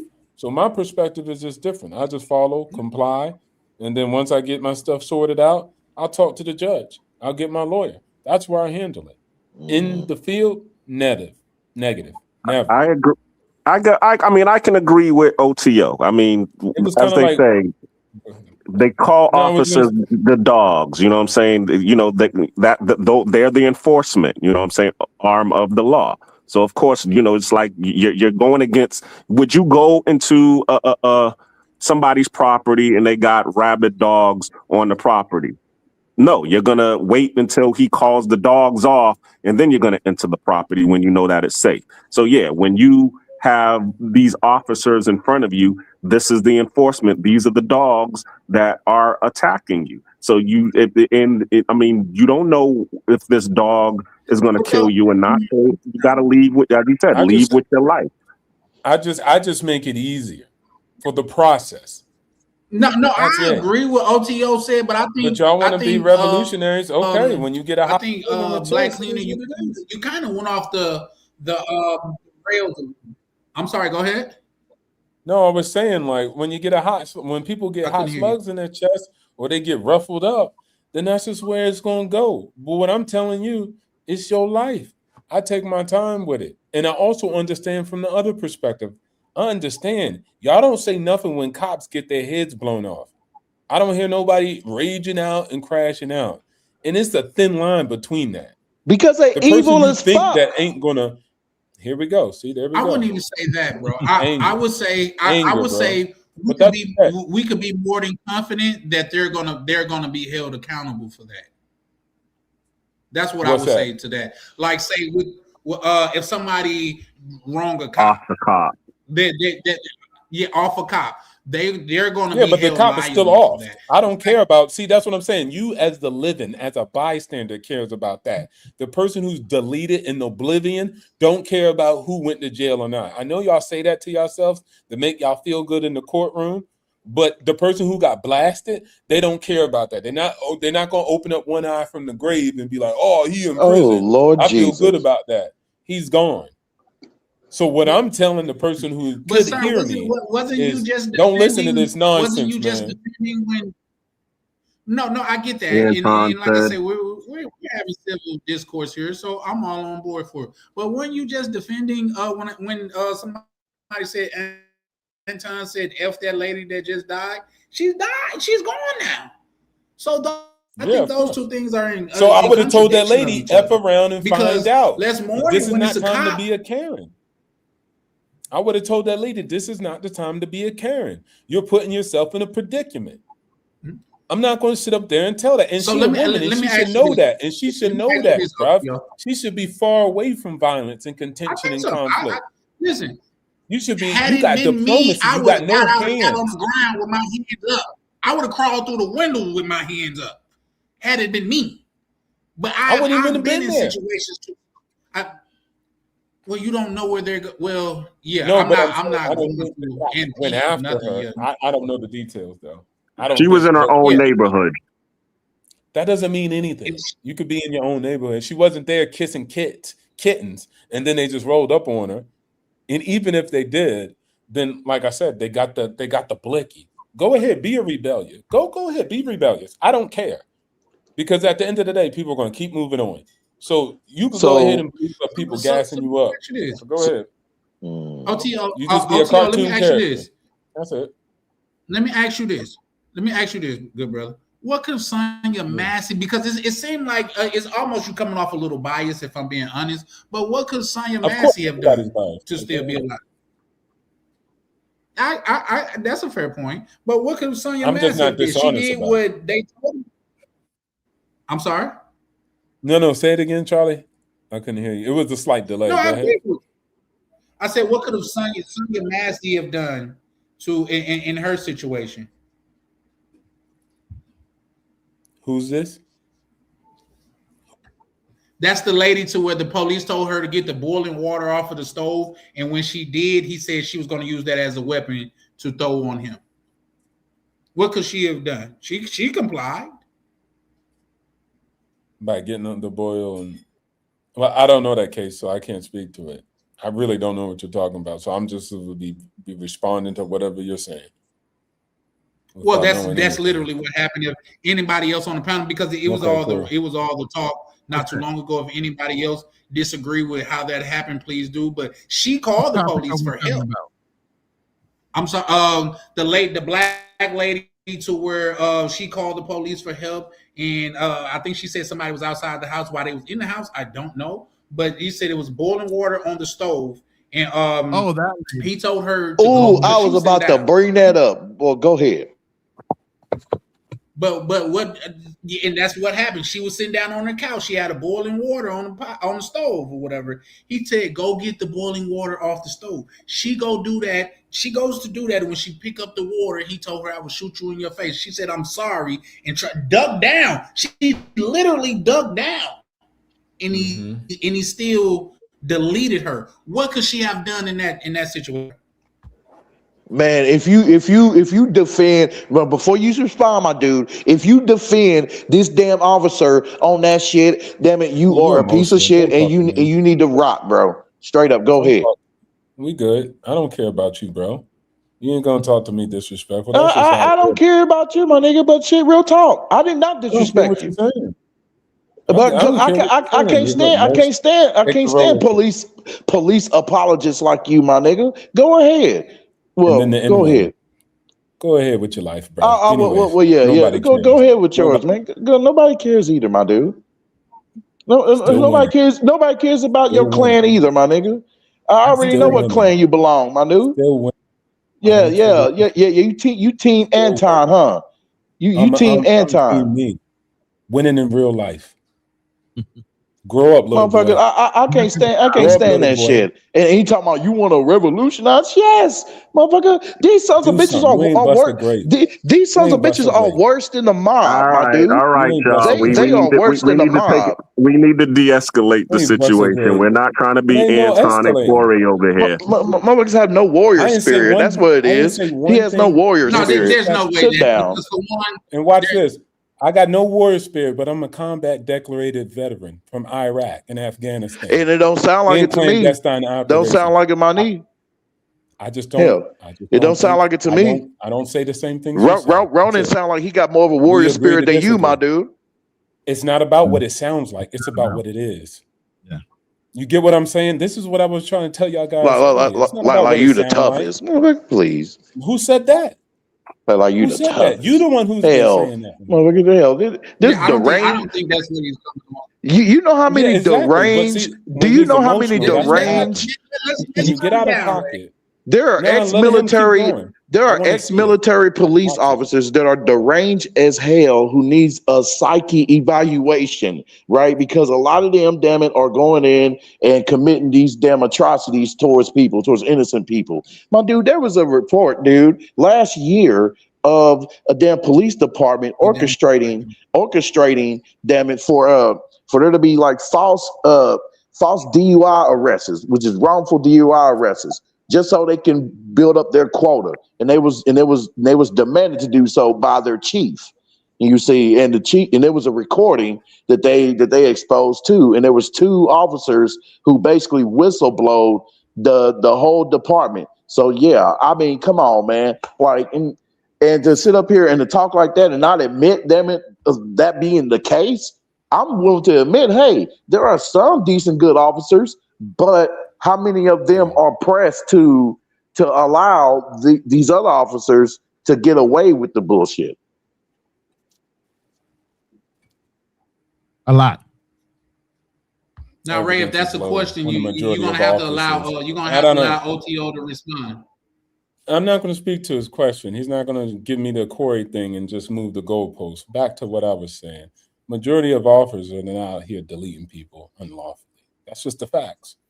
Now, you can feel what you feel about the cases and officers. I don't care. I mean, you're free. You're a human being. So that's irrelevant. You know, you have your opinion. You made it heard. But at the end of the day, I would say majority are not getting deleted. Majority of officers are getting deleted by people. That is true. But net, that's what happens. Law enforcement is not an easy thing at all. Now, most people say, go figure out a new job. Okay, cool. Then there's no law enforcement. I should tell cops, stop being cops. None of you guys sign up. Y'all can get that, community thing going with the tribe, and y'all can protect your own place. That's what we need to do. Just get rid of cops. There you go. Let's see it work. I'm always good with people who advocate all these fantasies, all these things that they think was going to work. Then go ahead. Cool. But I know from traveling the world and living overseas that cops can be way worse. And there are things that American cops can improve on. Not saying they're perfect. Nobody's perfect. But what I'm saying is what we're talking about is extremely complex. And it's not easy. So to discuss it like it is easy, okay, cool. But at the end of the day, I'm just trying to tell people who are going to listen. Most probably won't.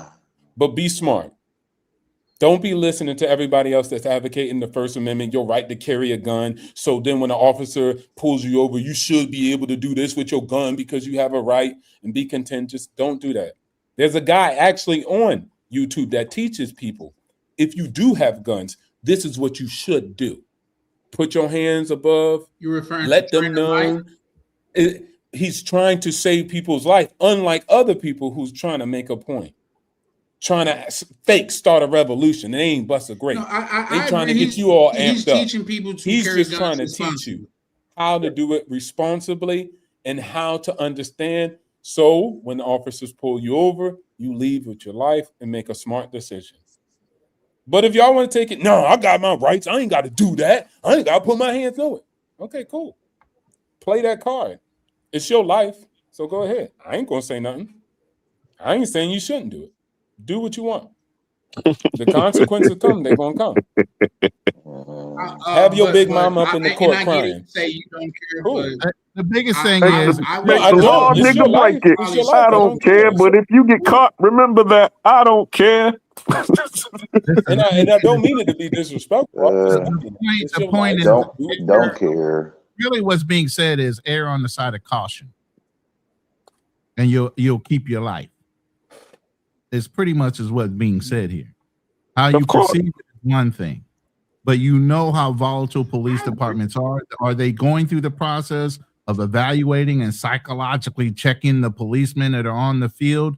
No. Are they double checking some of these guys and giving them 5 and 10 times chances when they violated different rules? A lot of times, yeah.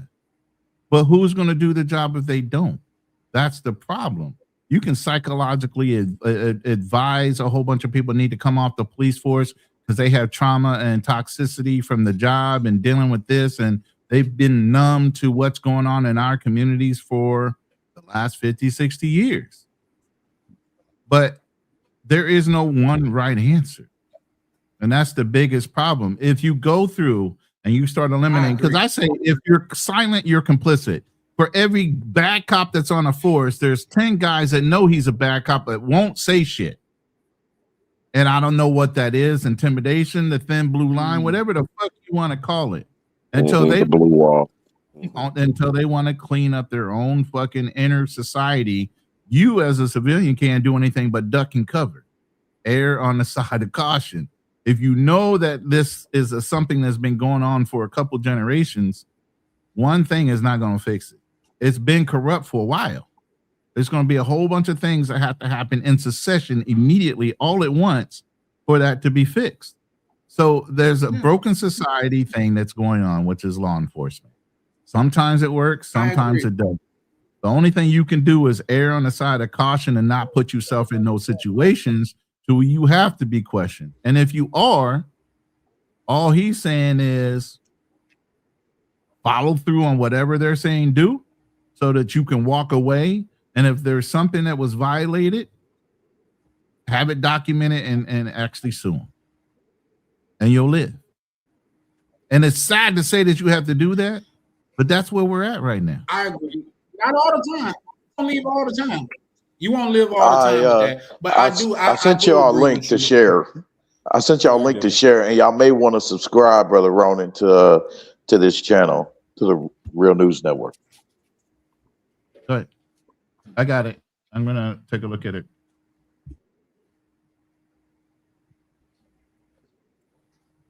I'm glad that we're able to have this dialogue like this.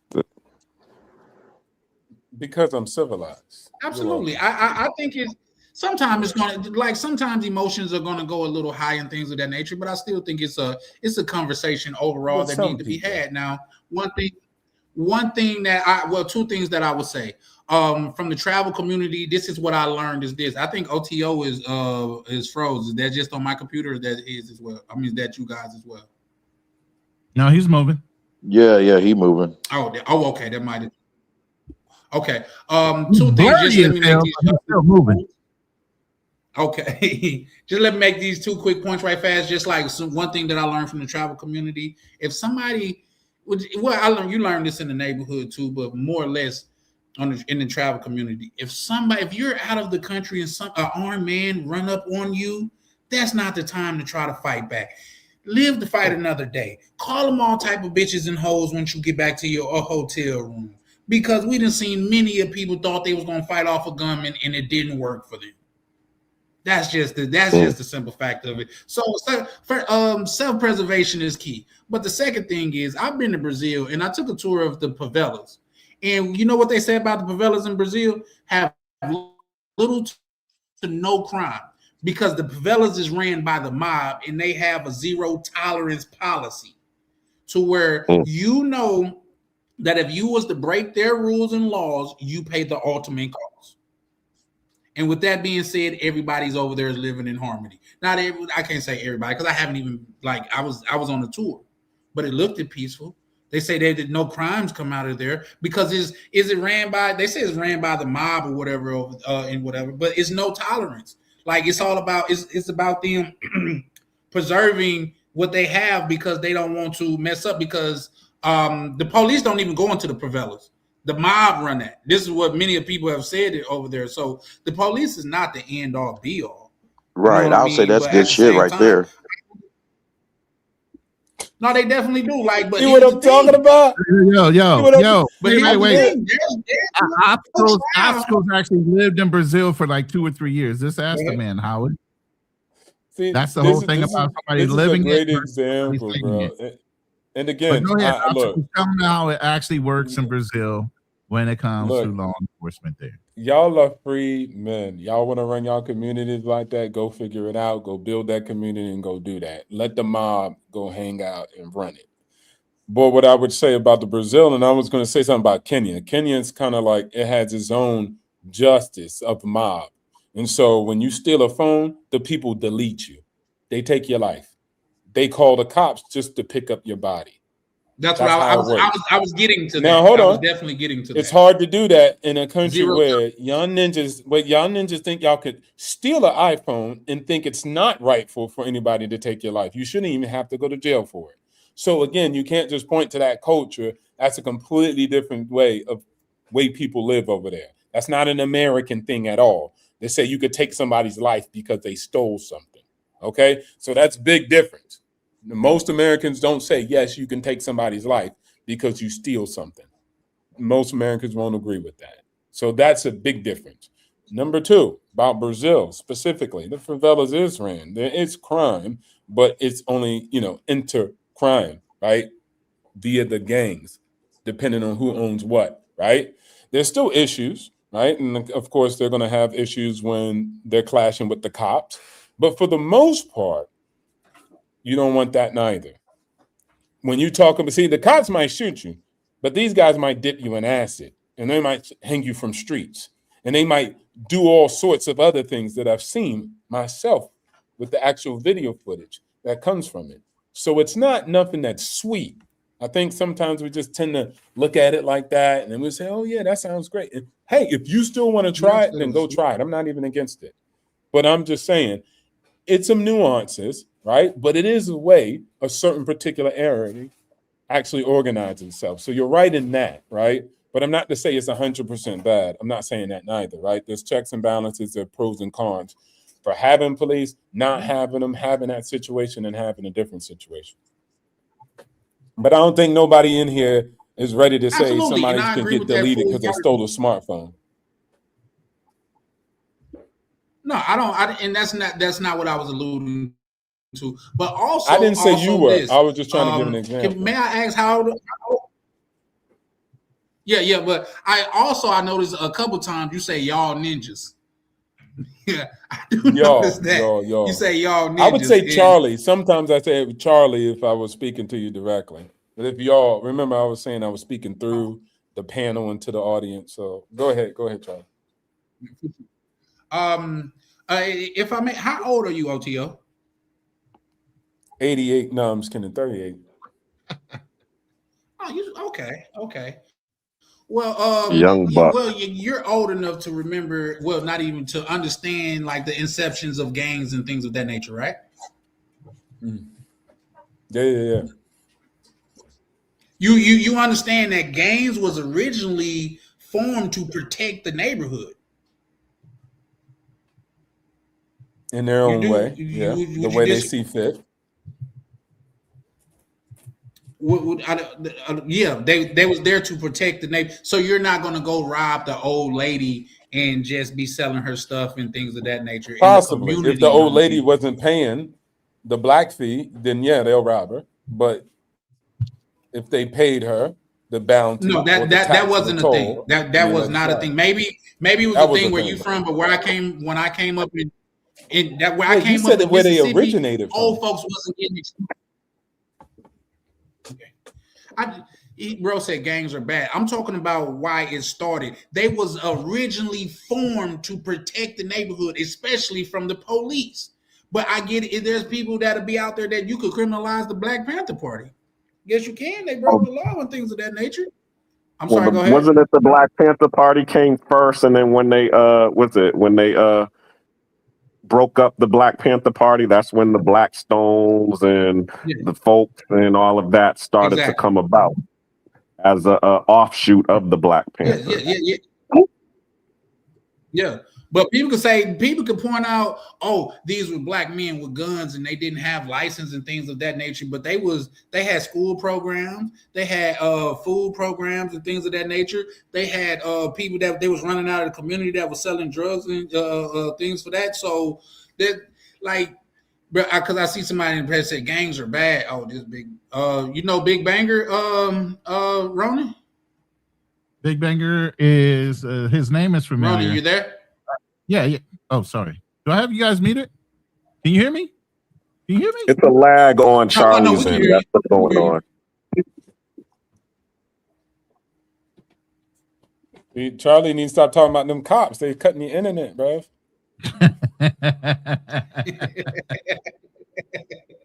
You need to stop talking bad about YouTube and the algorithm. Shit, I mean, y'all got on cops and stuff. I thought I came up, thought y'all was talking about Corey and Anton. Y'all shifted it to that. So we've been shifting all night. Believe me, it started a whole nother place before then. Yeah, we were.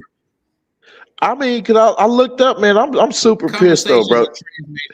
I'm kind of super pissed, brother Ronan, because I looked up, man. When I got in, it was like 6 and some hours. I'm like, damn, y'all been up this long, because I just got the notification like not that long ago. I just went on live with him and started simulcasting not more than about an hour or two ago. Oh, so my okay. Hasn't been long, but he's been on longer than me. Yeah, I'm probably gonna have to eat it in a minute because I have to get up early. Like, I gotta call and see if I can't get my dogs fed. But no, with intellectual conversations like this, or conversations to where other people are voicing their opinion in a respectful way, are some dialect that I like to be a part of, just because a lot of times we do live in echo chambers, and because we live this life, we generally are in first player mode, so we can't see it from no other perspective but our own. So I like being able to see things from a person's different. But go ahead. Well, though, dear brother, I will say this though: a lot of cats struggle with establishing the distinctions, the necessary distinctions within that, because certain things we must be unified on. You know what I mean? And then there's certain things where like, okay, that's your respected, bias. Okay, we leave it at that. But then again, you got people who wants to control you to the degree everything they view or somewhat stand on, they want you to agree with every damn aspect of that. And that's a problem that goes into tyranny and narcissism and all that bullshit. You know something? I agree with what you were saying, because I was just reading my question Rich Dad, to you, Poor Dad, and he was talking about the donkey, how when the owner is riding the donkey, he shows them only the carrot, and that's how he's able to get the donkey to move, is by the carrot. But also in the story, he says if the donkey could see the whole picture, okay, then he would understand that there are other options, and he doesn't have to just take the carrot every day. So I definitely understand what you're saying. It is important for us to be able to see the whole picture, and that's and have a world view. And that's one of the reasons why I think travel is important for Black people, because that will allow us to get the world view and to see everything as a whole, versus seeing just everything from American point of view.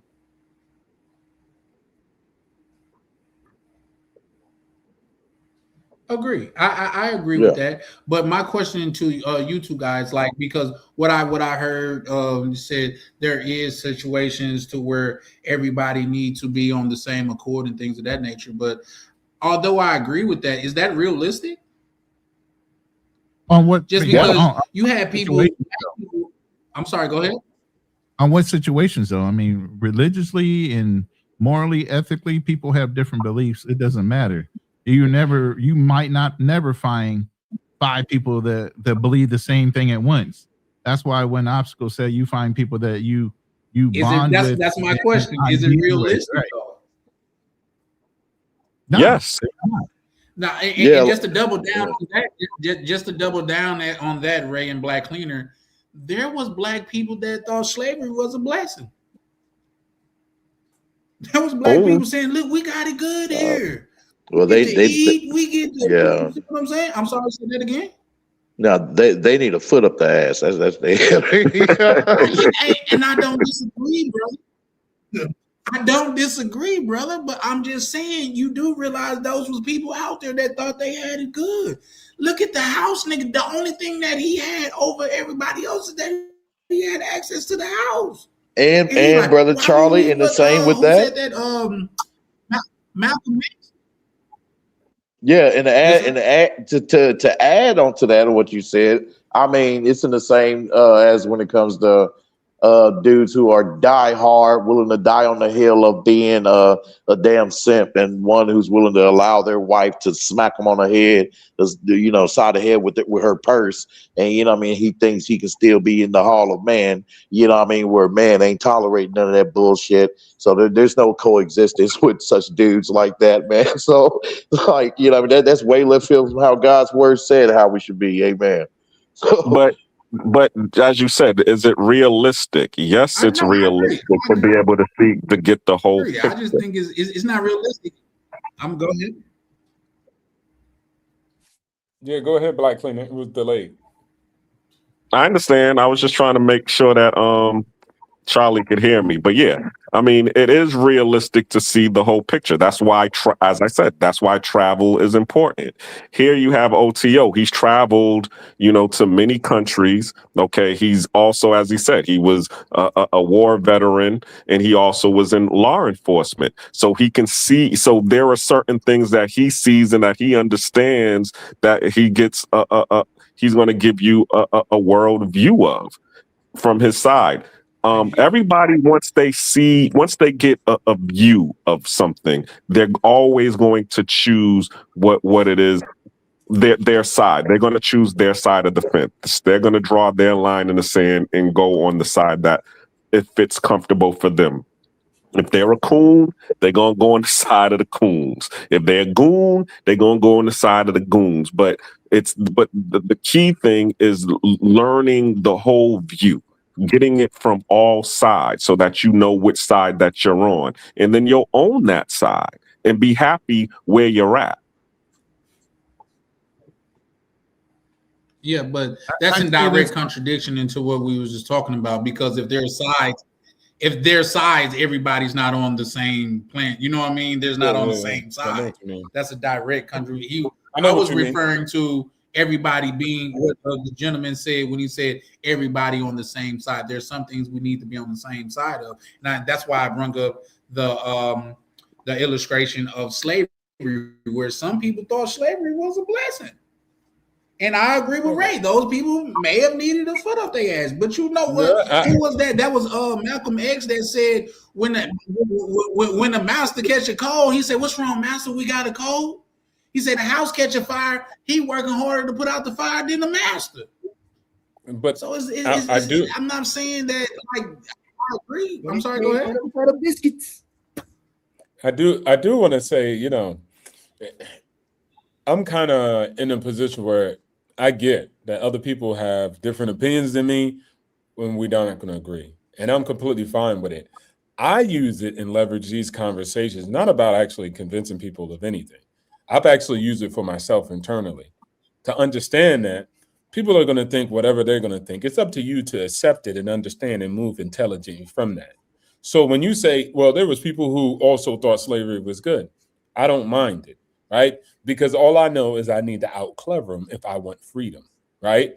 I need to figure out how I can identify and target those individuals in order for me not to give them the information about our runaway plans. But it's not for me to convert him, change him, get him to understand why freedom is necessary. He is playing the piece that he is dealt, and he actually probably believes he's right. It's not even he probably thinks he's wrong. He doesn't do it because he thinks he's wrong. He does it because he thinks he's right. And at the end of the day, go ahead, Green Cleaner. Excuse me. What I was going to say was I agree with what you're saying, but also to what Charlie was saying about the dude who saw that who thinks slavery is good. I don't think he's seen the other side, because I imagine if he was to go out of the plantation and go into the places where he can actually see free black freedmen walking around, okay, not enslaved, I don't think he'd be happy being a house nigga. He'd be like, hold up, there are black people out here, most white folks walking around free, and I'm over here being the white man's lackey.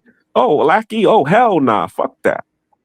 No. And see, that's the funny thing about humans too. We think if somebody's just exposed to the information, obviously they'll make the choice. That's also false. They have free will to do whatever they please. God's been trying to teach y'all this since the Garden of Eden. Adam blamed Eve, and Eve blamed the serpent. They both had free will to make a decision, but they deferred to accept accountability. People make their own free will choice, even if a guy gave you all the answers. You have the free will choice to do as you please. So you might think, yeah, man, if he see the other side of town, he might wake himself up. Maybe, maybe not. But at the end of the day, Jim Ruth said this, and I think it was pretty funny. It's regardless, whether he wakes up or is he not. He is still that person, and the end result remains the same. He thinks slavery is okay, and he wants you to be in it. So I don't give a damn if he sees this information. If he goes to Mecca one day, maybe he'll understand. I just know that he doesn't understand now, and I need to move effectively and efficiently if I'm going to be smart. Because what you're thinking is, well, if I just tell him the information, if he see it, he going to want to be free. You don't know that for sure, sir. So gamble with your life. I was going to say that. Right. Let me say this real Here's quick. the thing. Here's the thing. And let me double down. Go ahead. Everything I'm hearing right now, and it boils down to a certain amount of words, and you guys know how I focus on words. Okay, and as I'm sitting here, I'm breaking down different things. In everybody's lives, you have your lived experience, you have perspectives based on your experiences, and based on maybe learning perspectives from books or other people that you might have been mentored by in their perspective and their lived experience. And then it comes down to whether you have your own set of morals and ethics that conform with or outside of society norms, which comes down to your right or wrong mechanism when it comes to how you exist. I look at a lot of things. I watch a lot of different things in human nature and psychology, and it boils down to game theory. You're only going to do what's right based on so many things that are important to you. Decipher whatever your perspective is, your lived experience is. It comes down to what in your mind you think is right for you. Everybody's selfish. If you really think about your perspective is for what? Your growth, your family growth, you're obtaining whatever you want to obtain. Those are your priorities in life. Then it comes down to conformity with either family, society, and so forth. Okay, so this is why you can never get any 1, 2, or 5 minds together that all agree on everything, because they have grown up in certain lived experiences, certain perspectives in their learning process. You get what I'm saying? So where everybody could be right, and that's why you say people can be right and wrong all at the same time. It's all a perspective. Life is about perspectives, lived and learned. You get what I'm saying? Yes, sir. I heard you. I agree. Yes, sir. Agree. What I will say to that is just, and I'll be quick. Black Cleaner, you understand what you just said would be the difference between freedom and slavery. Because you want to show him the other side. Come on, man, this is the other side. We're gonna be free. And he like, yeah, all right, let me go get my clothes. And he went and got mastered. Now you hopping around with one foot because you tried to save somebody that thought they was already in paradise. What did Harriet Tubman say? She could I have freed tell more you, if they only knew that they were I'm sorry. slaves. So Exactly. again, you guys make that position. Go ahead. And this is the funny part too. I think sometimes our teachers spoke about it, but we take things out of context. See, today we could sit around and say, "Man, them Africans were tripping for selling us into slavery." If you actually use your critical thinking abilities, they were not tripping. There was no such thing as black unity, planned blackness. It still isn't today on the continent. They still don't even have it. So to make a projection back then, we were most likely enemies. We were different groups. We didn't like each other. So of course I sold your group off to some white guys that I didn't even know. I don't like you because your ancestors came over to Turtle Island or whatever we want to call it, hit me upside my head and took Buffalo Creek.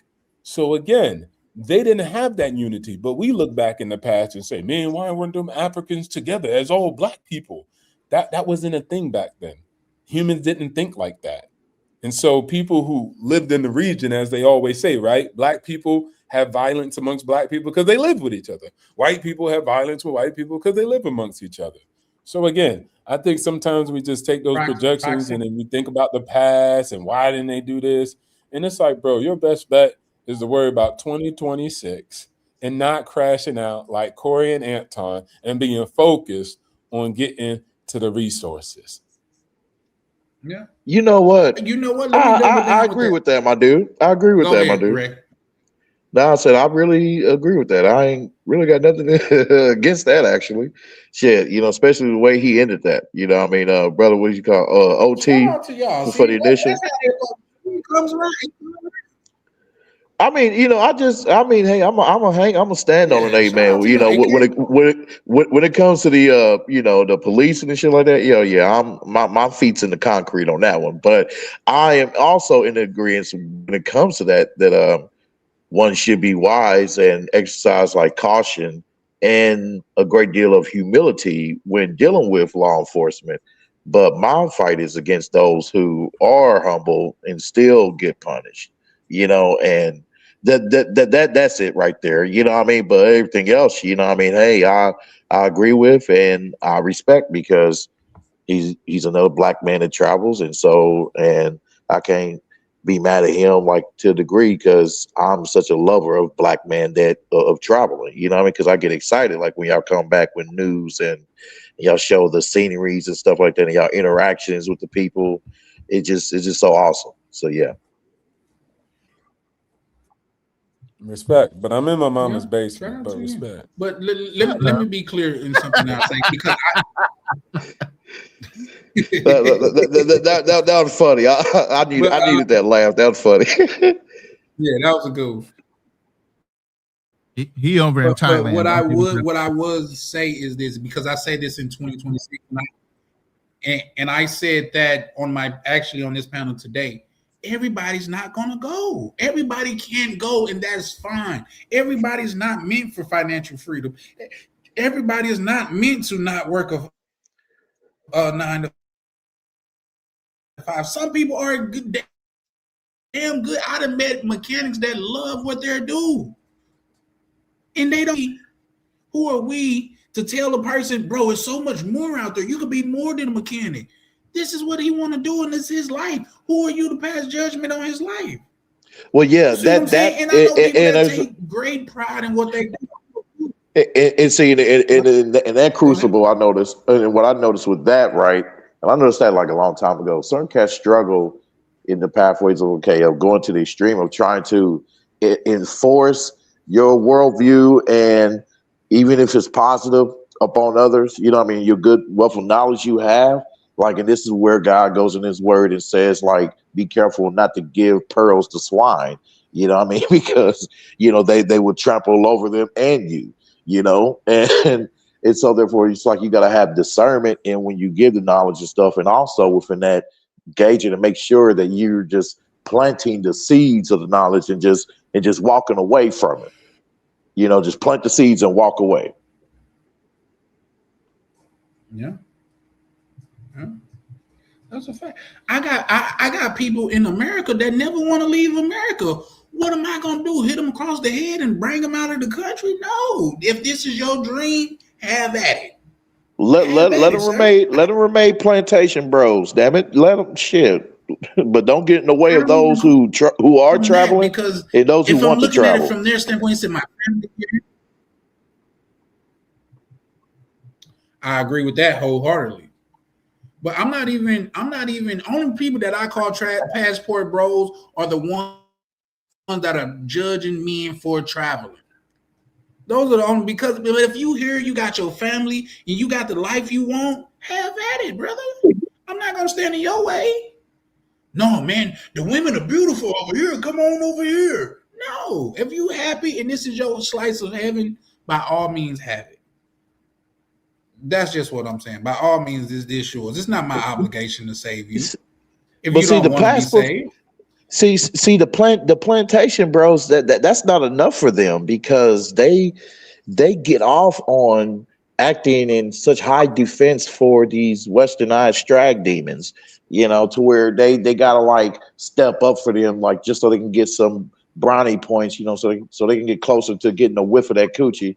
They're gonna stand in defense for her and standing against you who wants to travel, and so therefore they're gonna come out and be a full detractor just so they can look good for the females here, for these half dead walking dead creatures. Yeah. Well, I mean, I don't like to, as I said, I don't like to do the whole gender warring, thing, because it just makes us all look bad when we, have to denigrate one person to lift us up. But I mean, I do agree that, doing things for likes and attention, it's terrible on both sides. I mean, us doing it to them and them doing it to us, it just makes both of us look bad. Hey, can I ask all y'all brothers that travel to a question? Kind of like offset, but it's like relating to some good shit. Like the food, okay, between here and in other countries, right? Do you think RFK can get it to where it's like close to that level of being like more healthy when all that toxic shit is out of the foods? RFK, what's that? That's the guy who's the health department. Oh, Robert Kennedy Jr. or something? Oh, yeah. Man, let me tell you this. I was just talking to my lady. She's down there cooking right now. This shirt that I got on, bro, was super tight. This shit is loose on me. I've changed my diet a little bit. I do a little more walking, a little more healthier, but I eat some of the same foods. I don't go fast fooding that much, and I've consistently lost weight since I've been here in May. She said before she could barely get her arms around me. Now she can actually lock her fingers in place. Amen. I like hearing that shit. Yeah, that's what I'm talking about. I'm 6'2", she's 5'3", and she can get her arms around me. So, regardless of what you think or don't think, yeah, foods are growing healthier. You have more open air markets you can go to.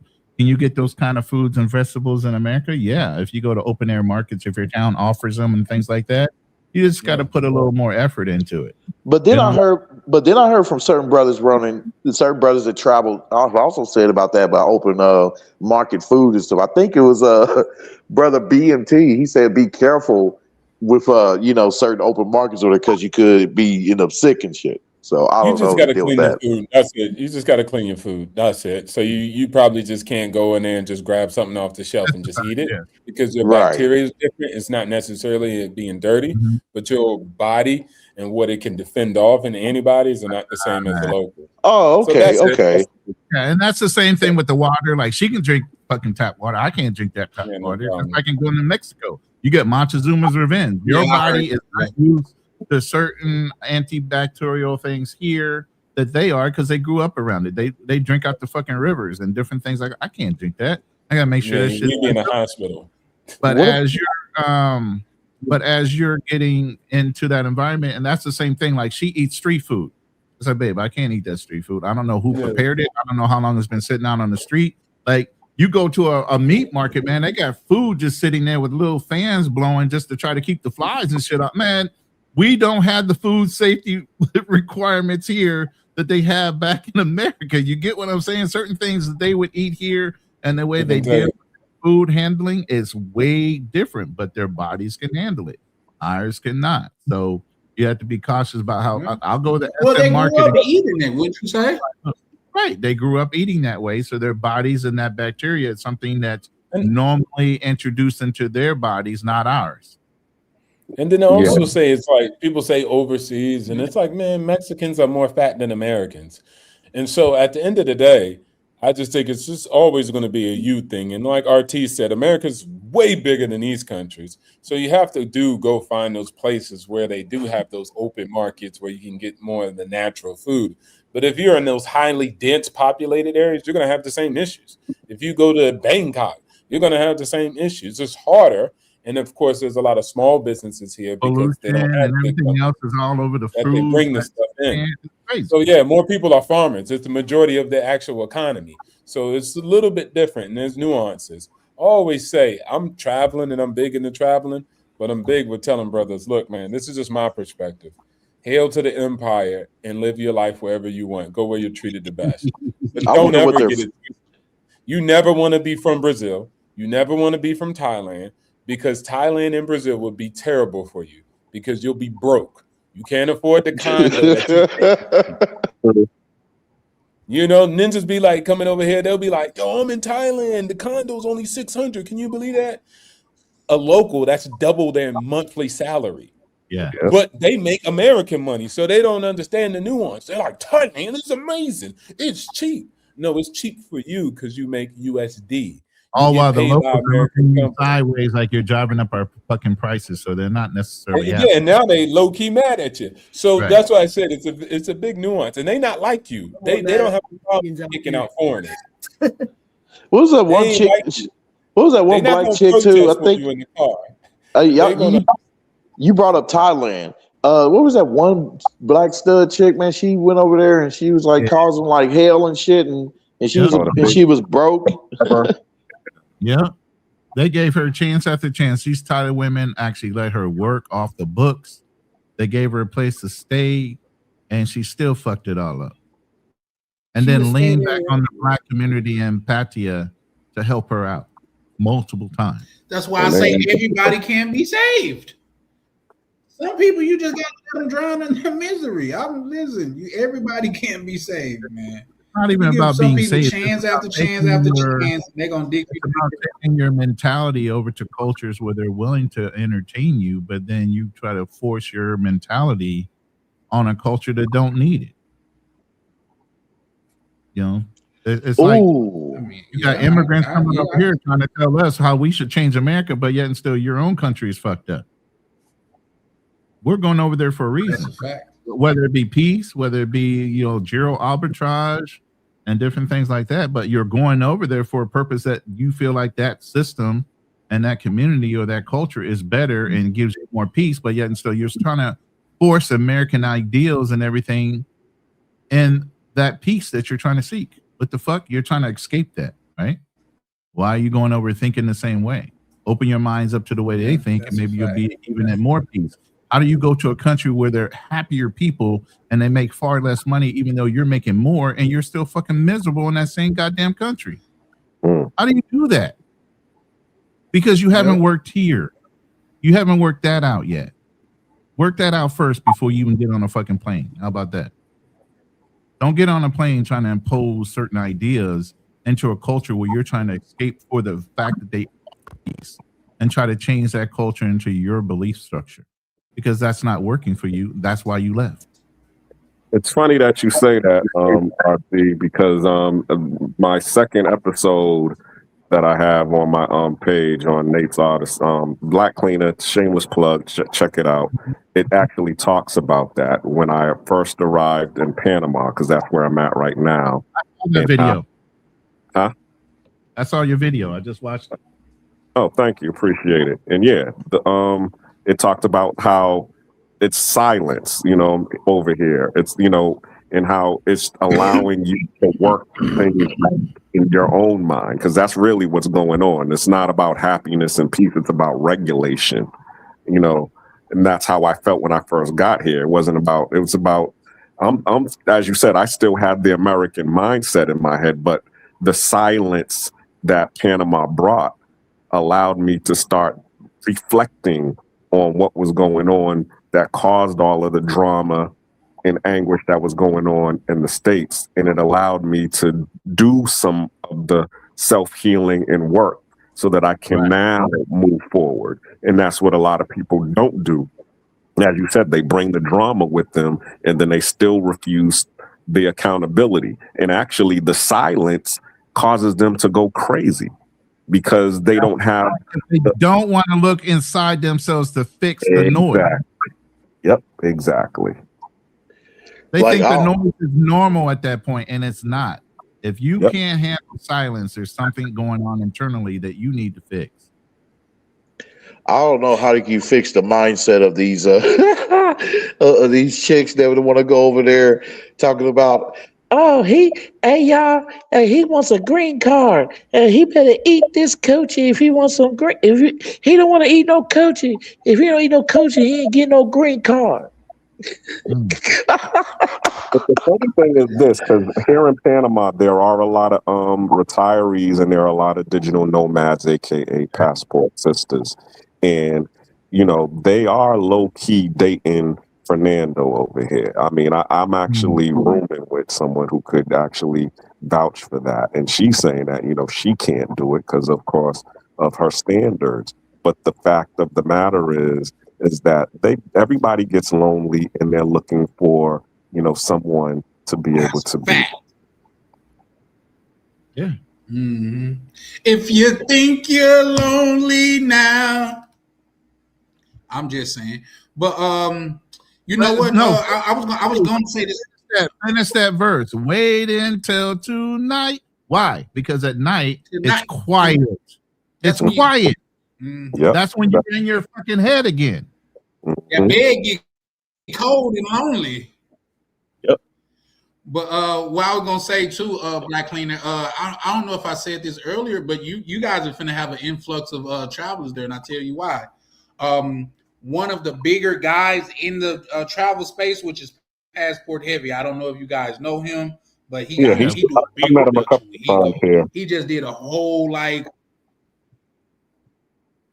he just did a whole thing on Panama. If you was, I'm like, damn, bro, I was just thinking about getting a crib down there, and it's probably finna go up now. Everything probably finna change now. So for a while, if I'm not ready by the mid this year. Passport Heavy is good for promotion. Oh man. Yeah. When he first put me on Belief. Yep. I love his videos. He got great production and everything. Come on, man. Nah, I'm joking. Come on, man. Shout out to Passport Heavy. Man, yeah. You want to tell you what I really appreciate about I can tell you what I really appreciate about him is you could look back and see where he started. Where he started at is nowhere near where he's at. Like he had the messed up camera in front of a little dusty wall and stuff like that. And to see him come that far, man, it's inspiring, truly.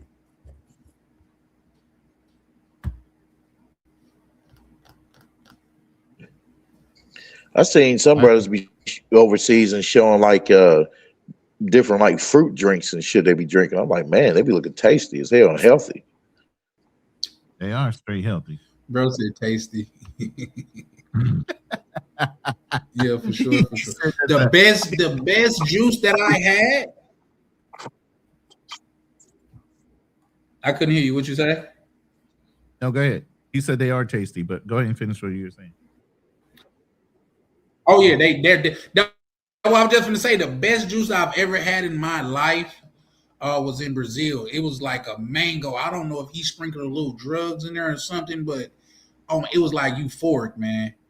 It was, oh my God, the Brazil. I had like a mango juice to where I seen the mango, so I'm likely to feel like it was fresh because unless they did some sleight of hand trick, but man, it was the best juice in the world, man.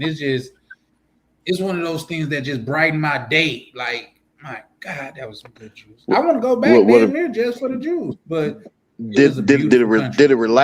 Did it relax your nerves? Did it relax your nerves and shit?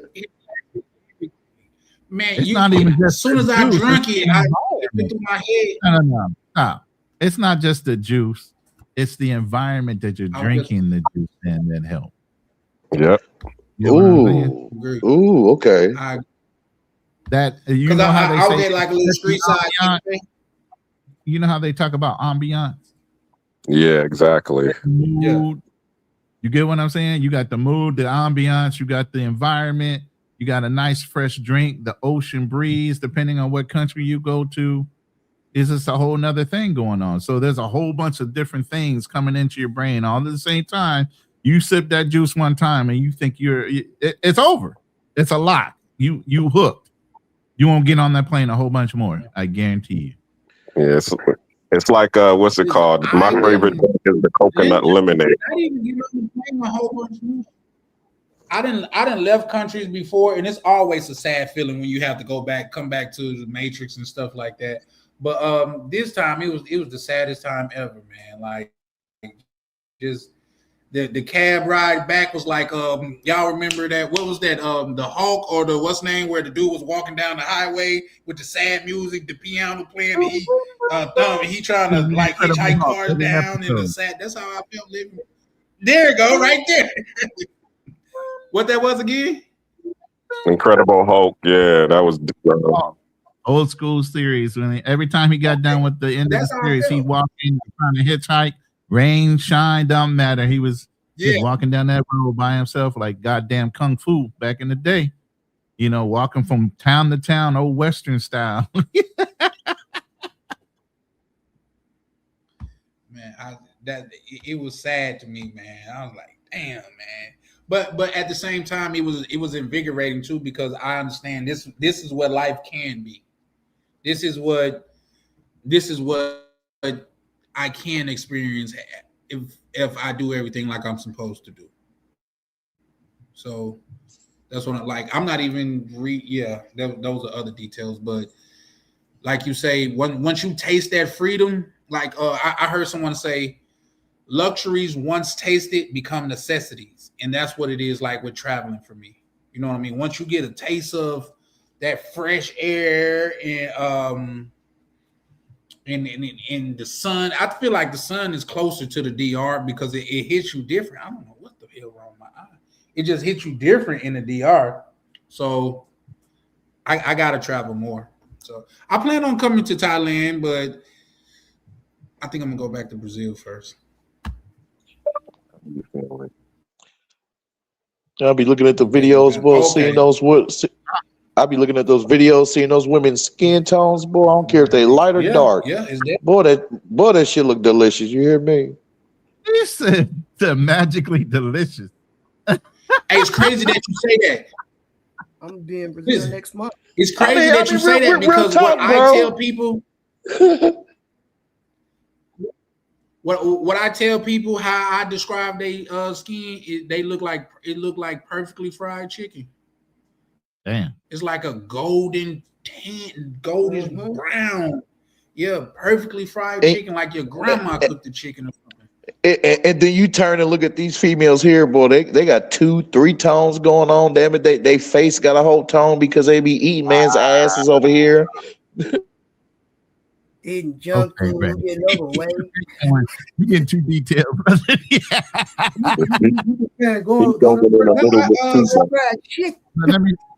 Yeah, let me say this and be honest. And honestly, my girl is actually darker than me, as what they would call a morena, because you got to remember, Philippines was a Spanish colonized country. You know, so there is still colorism. There are still cultures that talk about better the race. So even though they might not be racist, they're colorists. So be aware that even though they might be referencing something of darker skin, there's a colorist thing, not necessarily a racism. Yeah, they have that in Panama as well. I mean, when you walk into all of the establishments here, you're going to see. Matter of fact, her sister asked me when I first got off the plane here. Her sister asked me, because I have very light legs. She goes, Ask your boyfriend what he used to dye his skin because his legs are white as shit. I was like, bitch, are you fucking serious? But I'm thinking in my head, like, are you serious? That's an insult. My legs are so light. She was like, damn, is he dyeing his skin? Is that his real skin tone? But yeah, it's a cultural thing. Don't take it as an insult. It's not an insult. It's just what they do, and it's a classism thing where you're working the field. Same thing as you want to talk about the house nigga versus the field nigga. You working out in the field, you got a darker skin, which means you're on a lower scale than in classism than somebody who might be working indoors and away from the sun and shielding the sun. That's why you see a lot of Asian cultures where they carry the fucking the umbrellas is just umbrellas, as they call them. Yeah. Some people are very self-conscious about that in old ways. And I mean, my girl is very proud of her skin tone. She doesn't dye her skin tone, but a lot of people used to make fun of her. She was bullied as a child just because she was darker skin. You know, that's why I say sometimes it's not about a matrix thing. Well, You're just jumping from one server to another with a little bit different programming. You still got to deal with some of the same things culturally because everybody on this planet at one point in time, depending on what country you're going to, y'all all colonized and being oppressed. Yep. They were interjected into these cultures. So that part you got to kind of ignore and keep on being who you are. You know what I mean? Don't let it be a my only thing, Ronnie, is when people say it's out of the country though, because tonism is a thing in the black community. Absolutely. That's what we call it over here. That's why I said there's some things that you have very much. There's some things in each culture that you have very much in common with. If you guys pay attention, we all have dealt with colorism, even within our own culture here in America. So they have some of the same feelings that have dealt with some of the same things in their culture that you have, even as a Black American in your culture. We have more things in common than you think. Facts. You ain't got nothing in common with them bastards. But hey, I shared another brother that travels. That's been traveling. I've been watching him too for dinner the same length of time as brother BMT, and also he's really, really good friends with brother BMT. Dennis, I share brother Dennis's channel in the private chat. Dennis Jean Pierre. Who? Oh, Dennis Jean Pierre. Okay. Oh, Sean Pierre. JP. Yeah, Dennis Jean Pierre. Yeah, I just put him in the private chat, and he's interviewing two chicks right now, two different skin tones, and they look wow. There you go. I'll say this too, brothers. I want to give y'all some game on this because y'all don't be knowing this. Look, man, y'all better be happy y'all American. I've been overseas for a long time, brother. And it ain't the same to be from the continent of Africa and be overseas than it is to be a Black American and overseas. There's a big difference. I remember I was here back in Thailand in 2010, and I had African brothers saying, "What's up, my brother? I'm from New York." Because if they appeared to be from New York or America, it was way better than them to be here in Thailand from Africa. So again, as much as y'all think it's bad and nobody likes you, America, just even being an American has that certain credibility, that swagger. You're a part of that empire. Even if you don't want to see yourself as part of it, other people will see you as valuable and from it. So that's why I say y'all starting line is not even that far back. Try being an Indian. Try being an African. And the Indians are Asian, and then you got Africans from the continent. So at the end of the day, you guys just got to be competent, and the world just opens up like an oyster. I'm telling you, it don't matter. White boys can't hold on. It's funny you brought that up because we had just talked about that a little bit earlier before you joined the show. We had just talked about that before you joined the show when it came to respect of our passport over some other ones. And Africa was one of the countries we brought up particularly. Yeah. Because I remember. All you did was reinforce and confirm our earlier conversation. That's all you did was reinforce and confirm. You know what I mean? Yeah. What were you gonna say, Charlie? In fact, I'm trying to share this with you guys right fast. Let me see if I said I'm gonna try to share this right fast because I had pulled it up earlier when we was talking about passport. I was checking out the video that the brother had put in the chat. Just because, like, say, I don't mind if you on the panel promoting your video and things of that nature. Actually, that's kind of how I got into the space. But like, say, if you was to promote someone else, I want to like check them out and just know who I'm promoting and things of that nature. And bro, he seemed dope, so I definitely have no problem putting it in there. Oh, you talking about the brother I shared in the space, and I think we got to. You talking about the brother I put in the chat? Yep, I was checking out his video. Yep, but no, I was gonna share this passport index. Hold on, let me see this. Okay, 1 second. Oh, there we go. Like if you guys want to know, like, say, how popular or things of that nature, it should be popping up now. Okay, there we go. Like, say, this shows you like different passports, and I'm sure OTO know about this or whatever, but a lot of people don't, and it shows you the validity of passports and things of that nature. Believe it or not, America's a little bit further down on the list than I thought. 11, but we're like tied for like 11th or 12th. Our passport, I don't even know if it makes top 10. If it did, it's 9 right here. Yeah. All right. So we moved up maybe a couple spots. Right here. I don't know how we got above Monaco, but okay. Yeah. But and it just showed you, like, say, we get to go to, like, I guess to 121 countries, visa free, some on the arrival, some visa. Why would motherfuckers want to go to Canada? I think that's kind of Matrix 2.0. Canada's beautiful. What you mean? Right. I got family. Like, who want to go to Canada? Yeah, I'm a big wilderness guy. What you mean? Canada's beautiful. Listen, I could get syrup here. I could get maple syrup here in America. Why would I want to do that? It's not all about maple syrup. No, I'll say this because I mean I've been to Canada, Toronto, and Montreal, and I do recommend Canada. Like when I first got out of the military and I was home and I wasn't able to get on the plane and travel, I was driving, from Boston to Canada because it was only a 6-hour drive door to door from either Niagara Falls to Boston or Montreal to Boston, and I would bring my family with me because during that time you didn't need a passport. All you needed was your birth certificate. You'd be able to go across the border, and I was able to hit my family to actually going overseas because I was able to go to Canada. But and it is very beautiful and very nice in Canada. I wouldn't go in the wintertime because I mean it gets 85 below zero there. But Canada is very beautiful. Lord Jesus. Oh yeah, and I mean it's live up there. I mean we was going there, and they would have the day parties, and they would have the the clubs.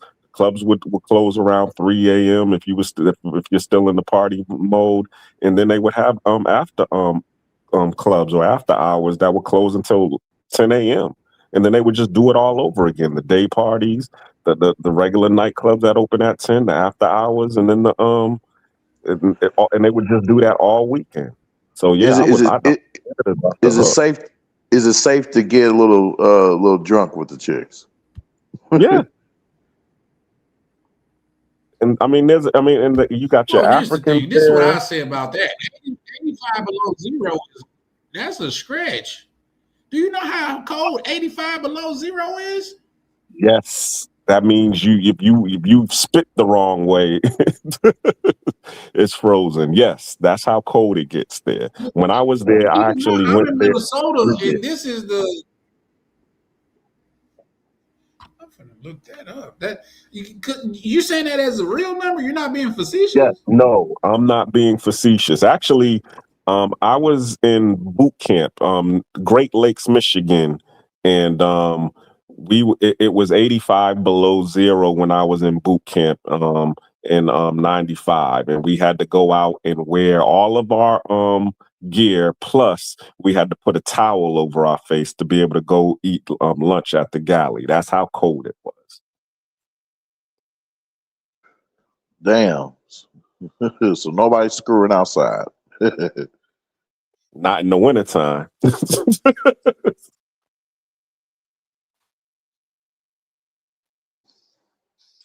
Lord, I know everybody can dress up like an Eskimo boy there. Well, I mean, there in Canada, most of their transit systems, like they take the train. All of their trains go into they just go down into the train, and then they're able to go up and go into their buildings. If they're going to the mall, if they're going to work, they just go down into the train and they go to where they need to go, and then they just get off the train and then go upstairs, and they're already in their building. That's how lavish their transit system is during the wintertime. But summertimes, yeah, it's beautiful. Montreal is very beautiful. We got a gentleman in the community that's he's actually from Canada, and he say he don't like to travel in the summer because it is so beautiful in Canada in the summer. So he just travel in the winter.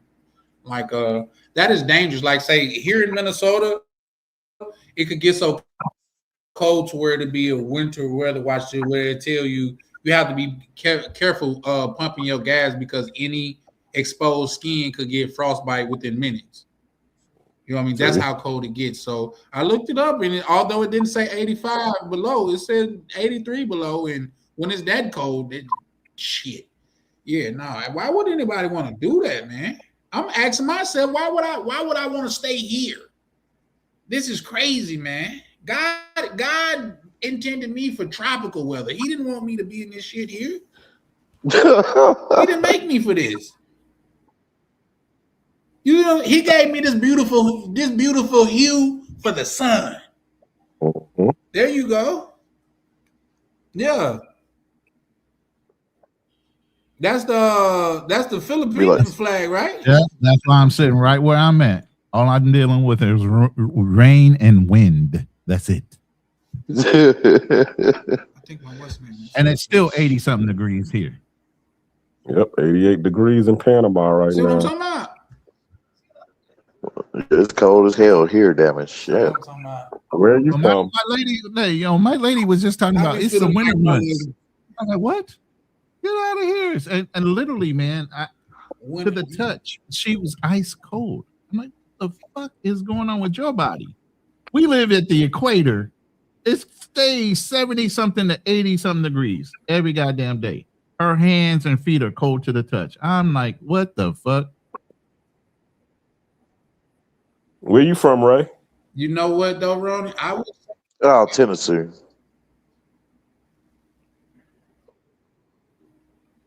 Oh, come on, bro. It's not really cold there. It's chilly at best. What are you talking about? I'm from Mississippi. For when, like, if one snowflake fall, they closing the school down. Goddamn it! Like, please.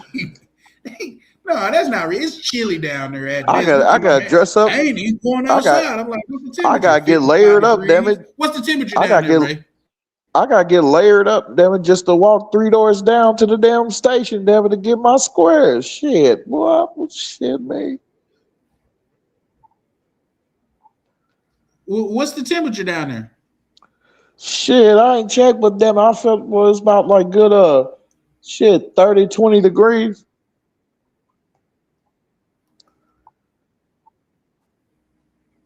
Alexa, what is the temperature outside?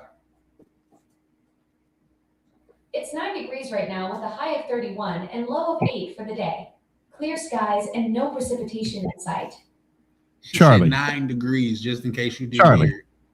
Charlie, that ain't no flex. 9 degrees. Yes, sir. Fuck you in your 9 degrees. No, I'm just telling him he's not cold. He's not cold. Shit. Common sense will tell you move somewhere. I need to be in his weather. No, I understand. I'm giving you a hard time being sarcastic. well, here's the thing. Coming from Mississippi, no, I'm moving. Believe me, I'm moving. They didn't let me get a taste of the good life. I am moving. Shit.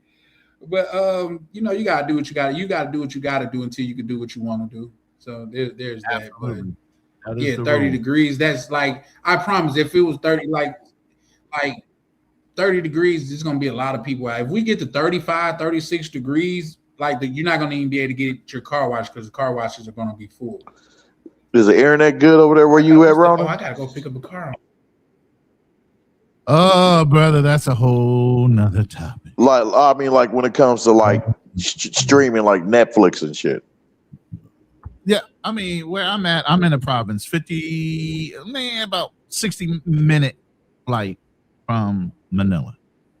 And province-wise is sometimes you have brownout, sometimes you don't.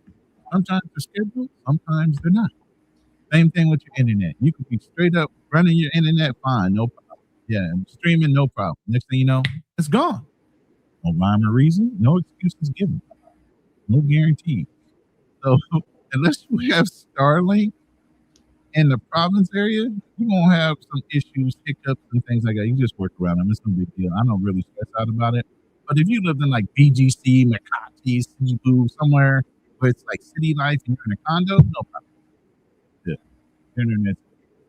Most likely you won't have too many often brownouts. You definitely won't have solid blackouts unless something really bad happens. And yeah, you won't have to worry about your internet dropping. And I was told last time I was subscribed to Skylar, he was saying something about with Brazil how their visas, have become more ridiculous than before, like the requirements, the visa requirements, and all that stuff. And I don't know if it's still like that, but I don't know if it's the same from what I was told by the brothers that travel. But is Colombia still more dangerous than Brazil? I would say those two questions. Who are you asking? I'm not a Colombian. Absolutely. No, I was just asking, like, yeah, 100%. Like if y'all know, but yeah. It's not. See, it's really about your mindset.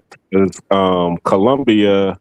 If you're thirsty, you're gonna find a thirst trap, and that's really what it's boiling down to. But if you there just as a regular tourist and you're doing tourist things, you don't have any problems in Colombia. I was in Medellin for 2 weeks, and I wasn't out there chasing tail, and I had a good time there. No problems. Nobody was trying to scope me and nothing like that. And the only time that I felt in danger was when I went to Poblado and El Centro, Parque Lleras, and over and I didn't even go there to look for the chicks. I went there because they got a jazz bar at this hotel in this hotel basement, which was dope. If you ever go check it out, there's a jazz bar to go check out. But I like jazz bars. I really like jazz bars though. But their jazz bar in Medellin was live. It was, and they do it every day. So I heard it was pretty good there, and also Andre loved Crossing Borders because I brought up jazz being from Kansas City. He said, "Yeah, it's a big thing in Colombia, in his area too, in Cali." Jazz. So it's a huge music thing for jazz music in Colombia. Yeah, and I've been to Cali too. I met Andre, and there was another guy there, Chris, because they do have a brotherhood out in Cali, Colombia. They all go to this one bar called Rico Riches. So I was able to meet them there for what's it called, Petronio. They have the Afro-Colombian Festival there. Yeah. So but as I said, and I had a sister who was giving me the tour, while I was in Cali, Colombia, and I wrote about it in my book. And she said it. She's like, these women out here, they do not want to be doing what they're doing. They're doing it because they can't, because they're relegated to the underground economy. So therefore, they got to make money in order to survive. And a lot of them, they hate doing it. So that's why they are scoping, tourists and stuff like that, because it's like, yo, you know what I'm saying? You out here, just throwing away money, trying to get, some sex to take advantage of us. You deserve this. So therefore that's what they do. But if basically you ain't making themselves a target. Exactly. So they're saying if you ain't over here trying to do that, you ain't gonna have no problems. So in terms of it being safer than Brazil, as long as you ain't being thirsty, you'll be fine.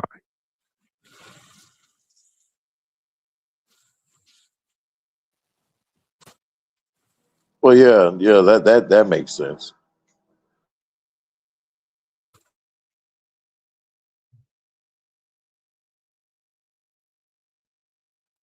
Yeah, because actually there was one of the brothers who actually lived there in Colombia. He's like, yo, I've been here for he's a couple of years, and he's like, yo, I've been scoped and robbed. And he was like, and the chick that scoped him and robbed him, he knew her, from months. And that's another thing sometimes that they do, because okay, you might meet a chick and she might be cool with you because she ain't got no problems, but then she might fall on hard times, and because she fell on hard times, today's your day to get it. She gonna go get the little devil's powder and put it on her, and you gonna be there. And that's what happened to him.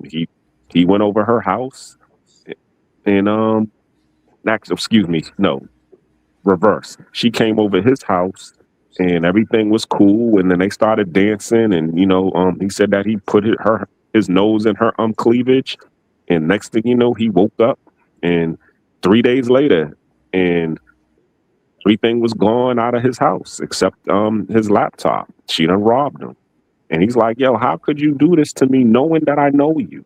And she's like, "Yo, I was broke. I fell on hard times, so it was your day. Sorry."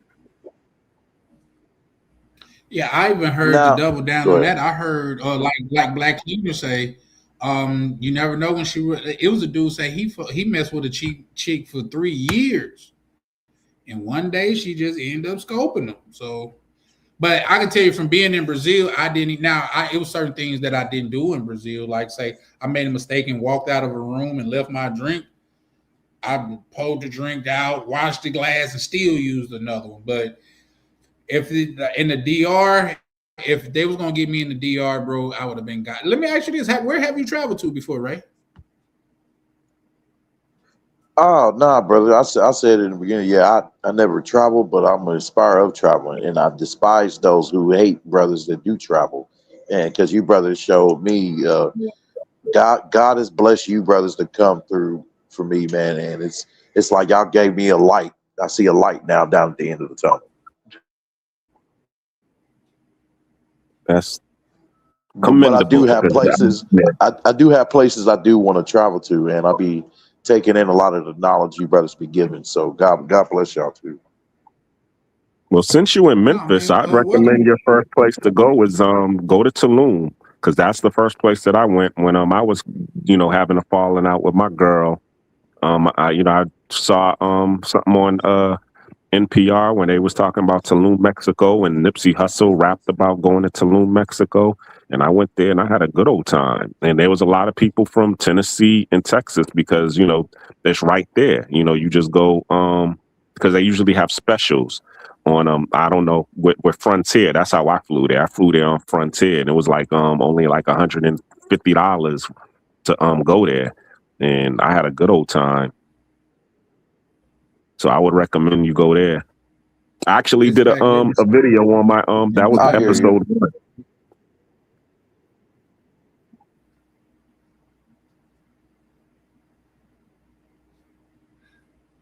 No, I was just reading this chat where bro said he's been married in Thailand for 12 years, expat living. Shout out to you, man. Congratulations, brother. Yeah, he's like me. He just said he was. Yeah, right, man. Welcome to the night. I couldn't hear you. Expat said he's out in the province area like me, kind of like in Thailand, though. That's rice fields. And where I live at, it's same type of thing. We're up in the mountains. So they have terraformed rice paddies all up and down this fucking hill. It's shaped like a horseshoe. So I'm going to try to get some aerial shots of that in the fall. That's what's up. I think just to talk about what Black Cleaner was talking about, what I recommend for people, well, I guess it's all depending on what you're looking for. But like I say, what I recommend is like my first trip by myself out of country. Now, mind you, I'm an Army brat, so that's a little different. When you grow up, like traveling is not that big of a deal to me because I'm used to it. But My first big trip was like to the DR. And what really sold me on the DR was like the brotherhood. You know what I mean? I never felt unsafe. Now, my first trip, just keeping it a buck, my first trip I went to Sasua. I had just got out of a 8-year relationship. And if I'm being honest, it was just what the doctor ordered. But that was the only one time I went. Every other time, not have been numerous of times since then. Every other time I went to Santo Domingo. And it's more of the city, it's more lively and things of that nature. Sasua is not what it used to be, but like say that's just P for P area. It's like it's like if you've been to Vegas and you done been a lot, you know, it's only so much time you can spend in Vegas before it just get redundant. You know what I mean? 3 days is my max before I be like, you know what, I'm over it. So that's the way I looked at Sasua, but Santo Domingo, oh man, it's a beautiful thing. And like I say, as far as I go, it was the brotherhood. You know what I mean? Like when you see, I don't know what it is, but when you see another brother out there, it's the camaraderie out there too. Like say my first time out there, is the dude, he had an Airbnb in the same building that I had one. And he's sitting down. He was like, bro, you American? I'm like, yeah, man. Like just out here chilling my first time. I don't even know what to do. I'm just out here kicking. He's like, bro, I got an Uber on the way, man. You want to go check out the grocery store and see what they living like and shit like that? Man, you more than welcome. I couldn't do it because I had a friend over on me on the way, but that's how. Yep, no, for sure. That's how friendly it is as far as the brotherhood, as far as black men. I've never seen black men treat each other so respectfully than in the DR. Like other places you go, like say when I went to Brazil, people was like, you go to somewhere and you see a black person, he be like, bro, I'm working this part of the spot, man. You go over there. You know what I mean? We don't want to congregate in one spot. I'm like, I get it. All right, for sure. So that's just for me. But I do plan on going to the Philippines. I plan on going to Thailand. It's some brothers convinced me to go to Africa. I'm going to Africa when I get a chance. So there's that. Well, Ron, where would you, for a first time traveler, where would you recommend going? Tropical, steep, or somebody speaks English. I mean, my first trip was Puerto Rico when I was a kid. Then it was Bahamas. Then it was Jamaica. Then, as I got older, got in the military, then it was all globally. But usually the little hops and little islands. But I mean, right now, the most popular place to go is DR. You can go to, and these are quick trips. If this is something you want to do and it's real fast, then I would say stay in the Caribbean area, go to DR, go to, Jamaica, Puerto Rico, St. Thomas, something like that. Thing that's super important. Trinidad, even Belize, places like that. Even the ABC Islands, those are all optional. And then maybe next time around, go down to Colombia, maybe go down to Costa Rica, Brazil. Work your way down. If you're gonna stay on the Western Hemisphere spot, and you don't want to take like hours on hours and catch a connecting flight to come over to Asia. That's the one thing about America. It's very isolated. So if you don't go down, you're going to take a long flight to get across whichever direction. I'm fine with that. I am fine with that. What's the flight like? Oh, so you say you flew out of Texas to get there? Yeah, there's EVA Airlines at the Bush International. I can fly directly from Houston to Taiwan. Had an hour layover and flew from Taiwan right into Manila. 17 to 19 hour flight total. How long was the whole was the flight time, not the layover and stuff like that? 17 hours first flight, and then the second hop was less than an hour and a half at the most from Taiwan to Philippines. I can say shit. Yeah, well, obviously it's worth it because you're still there and things of that nature. But one thing I learned about flying to Brazil is you do not want to cheap out on your seat.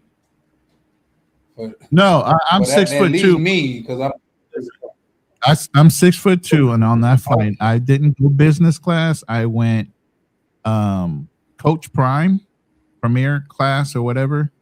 You still have everything the business class gets. It's just not business class seat. I still had private seats. I still had the slippers, the fucking night piece, my own private TV, and anything they were serving business class, I got. Just wasn't Coach. What airline was that? That was a $1,400 flight for me, one way. Jeez. What airline was that?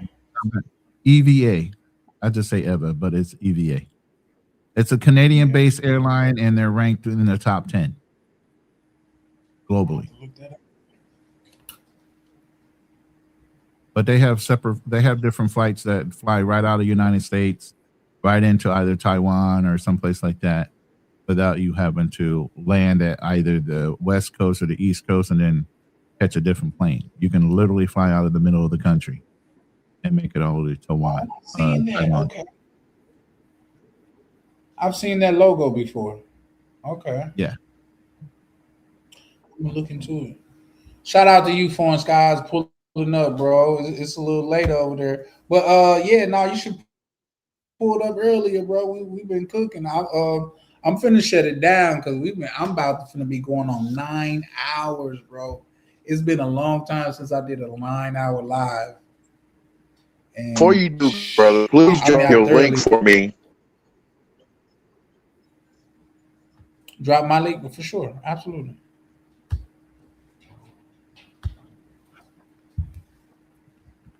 Oh shit! Can I go over and get it like that?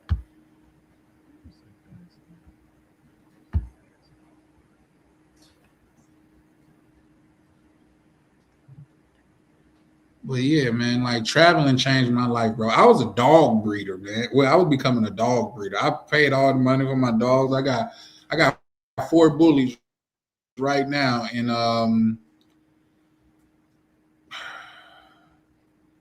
it was once I left the country, man, it was a wrap for me. I ain't gonna lie to you, it was a wrap for me. I'm like, I'm not doing this no more. Like coming back to America and trying to be the end all be all in America. Nope.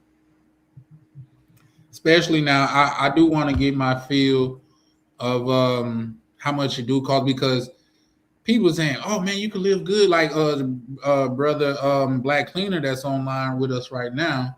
He say like he doing good over there off of Black Cleaner. So, well, you spoke about it online, so I'm sure you don't feel no type. Nope, I don't feel any type of way. Right? Yeah, I always tell people it's only $2,500 a month to be able to live comfortably over here. I mean, I have my own apartment.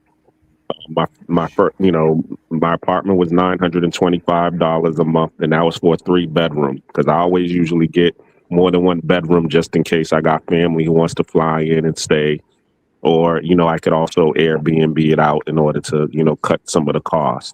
So.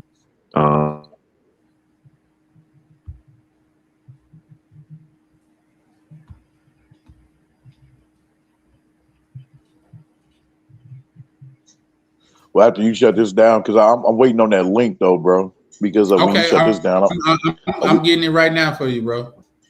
Because when you shut this down, I'm about to get back on Stranger Things. Okay, yeah, that's what's.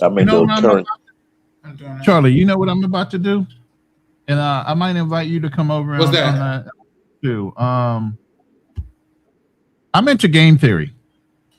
Like I said, judging why people do certain things, and I'm gonna do a feature on Rumble over some of the game shows like Squid Games and Beast Games and different games like that, where people have to use decision-making process in order to win millions of dollars.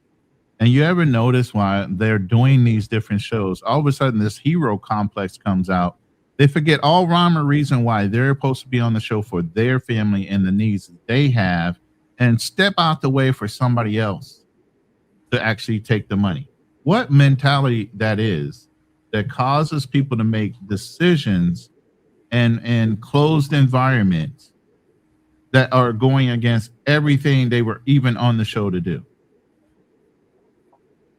So I'm doing shows like, and since it's on Rumble, like Ray Hamano, you can actually play the episodes and go through them and react to why people make certain decision patterns during certain parts of the show that make no rhyme or reason, and they forego the whole reason and all the effort it took for them to get to that point in the show for somebody else's benefit instead of their own.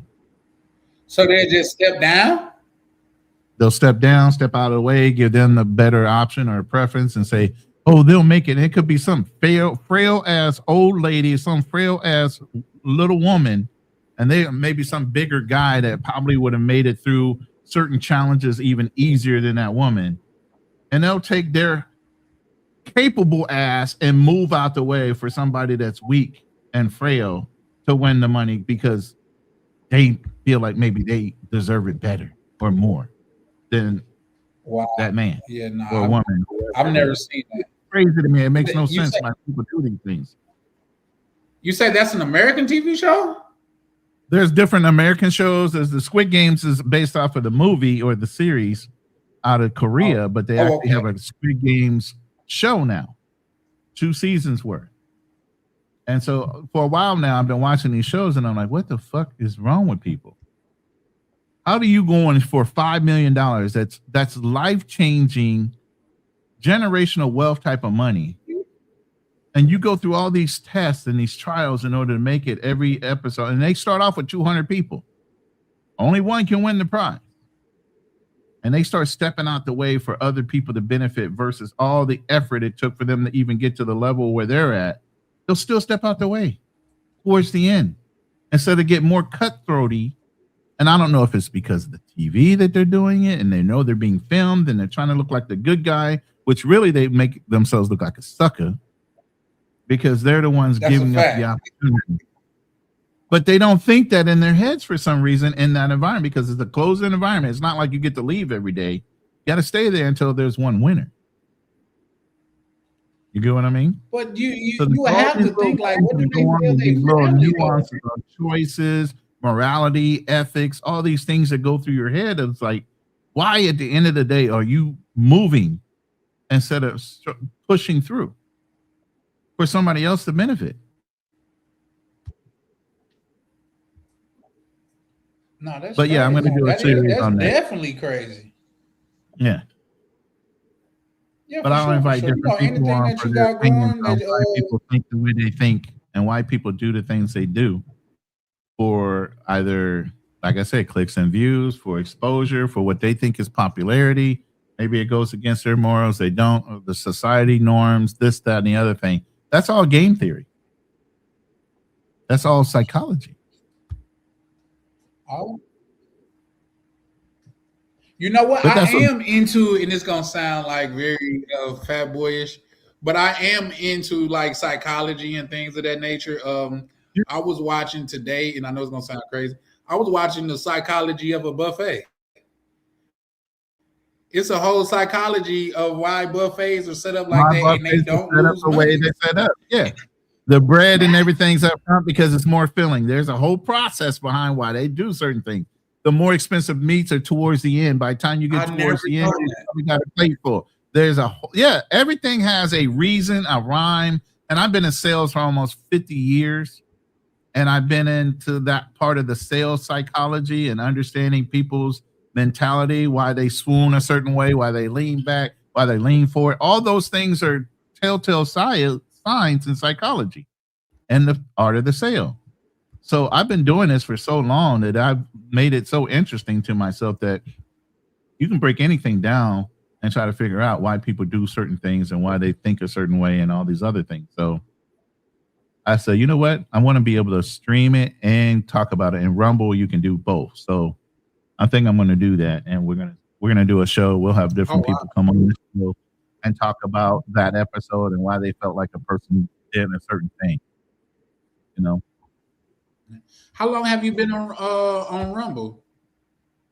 About 6 or 8 months now. I have about 30 or 40 subscribers right now. I only simulcast right now on there. So when I go live on my show, I simulcast to Rumble, and sometimes I even simulcast to TikTok. Okay, that's what's up. I know Ray was saying that he'll get more views. I think that was Ray that say he would get more views on Rumble than on YouTube. Yes, sir. Yes, sir. Oh, okay. Yeah, plus That's dope. How long you been on Rumble, if you don't mind me? I'll say probably like, man, 6 months, but really got heavy into it. Like, I don't know. I'll say a little bit, maybe a little longer, 6 months. I think I got into it like middle of last year. Yeah. Yeah, so you could check my like first video. You know, you could track it back with my first video. I think it was like about the new Superman movie. Yeah, so it was like around that time. And that's when I generated that idea of just using that like to bring people over so we can cover like the series and stuff like that, because Rumble is less, you know, restricted as YouTube is. So yeah. And I hope that I'm subscribed to. Getting my I hope Rumble I'm game up too. I definitely do. yeah. So. I hope I'm subbed to Ronan over there. I think I am.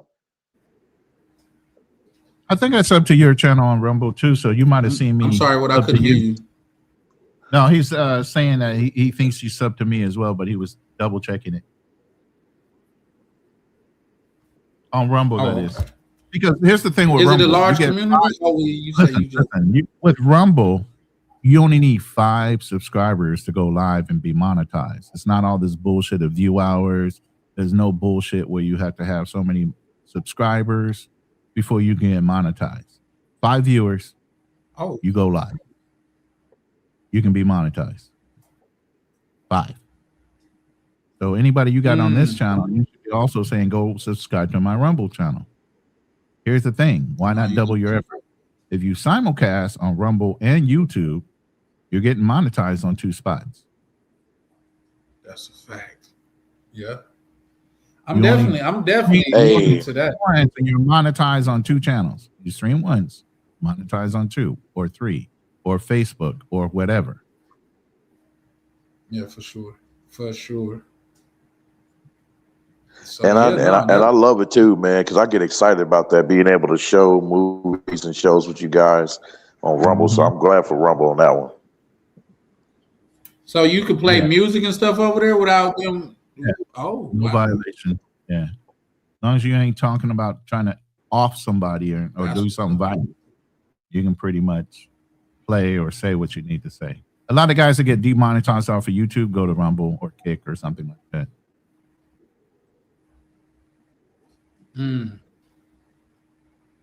Hey, I'm definitely gonna go over there. Yeah. So work on that I gotta get back into Kingdom. So yeah, I'm in the middle of the Great War right now. Man, Kingdom is awesome, bro. I mean, that series, Zombie Kingdom with the Asians. Well, no, I haven't. No, I'm talking about the animation. But I've been hearing some good things about the Zombie Kingdom one, so therefore I will be putting that on my list too. The one on Netflix is awesome. I mean, it was even a spinoff of that one for one of the women in Kingdom. So I think it's like 3 or 4 seasons of Kingdom right now, and then one spinoff movie or series, like a 8-part series on her and what she went through. That's kind of mirroring the original Kingdom. That, and I gotta watch the Shogun too. I still haven't watched Shogun yet. Oh, you haven't watched Shogun? Oh my God, Shogun is awesome, bro. Awesome. I think it's even better than the original Shogun from back in the day. Oh, they got an original? Oh shit, I gotta watch that one too. Yeah, man, a popular actor too. By the way, while I'm sitting here doing this, look what I did in the background. I'm gonna share my screen with you in a second. You know me and AI, right? Yeah, definitely. So I've already AI'd you out. You gotta pay for the AI shit, don't you? Like to make it look all immaculate, like some of these damn pictures. Practice. You just gotta practice a lot. And I'm writing a book right now on doing it quicker. But go ahead. I just shared the screen with you. Yeah, it actually looked like me. I just did a screenshot and told it to replicate you. Ronan looked like a whole football coach. Don't I though?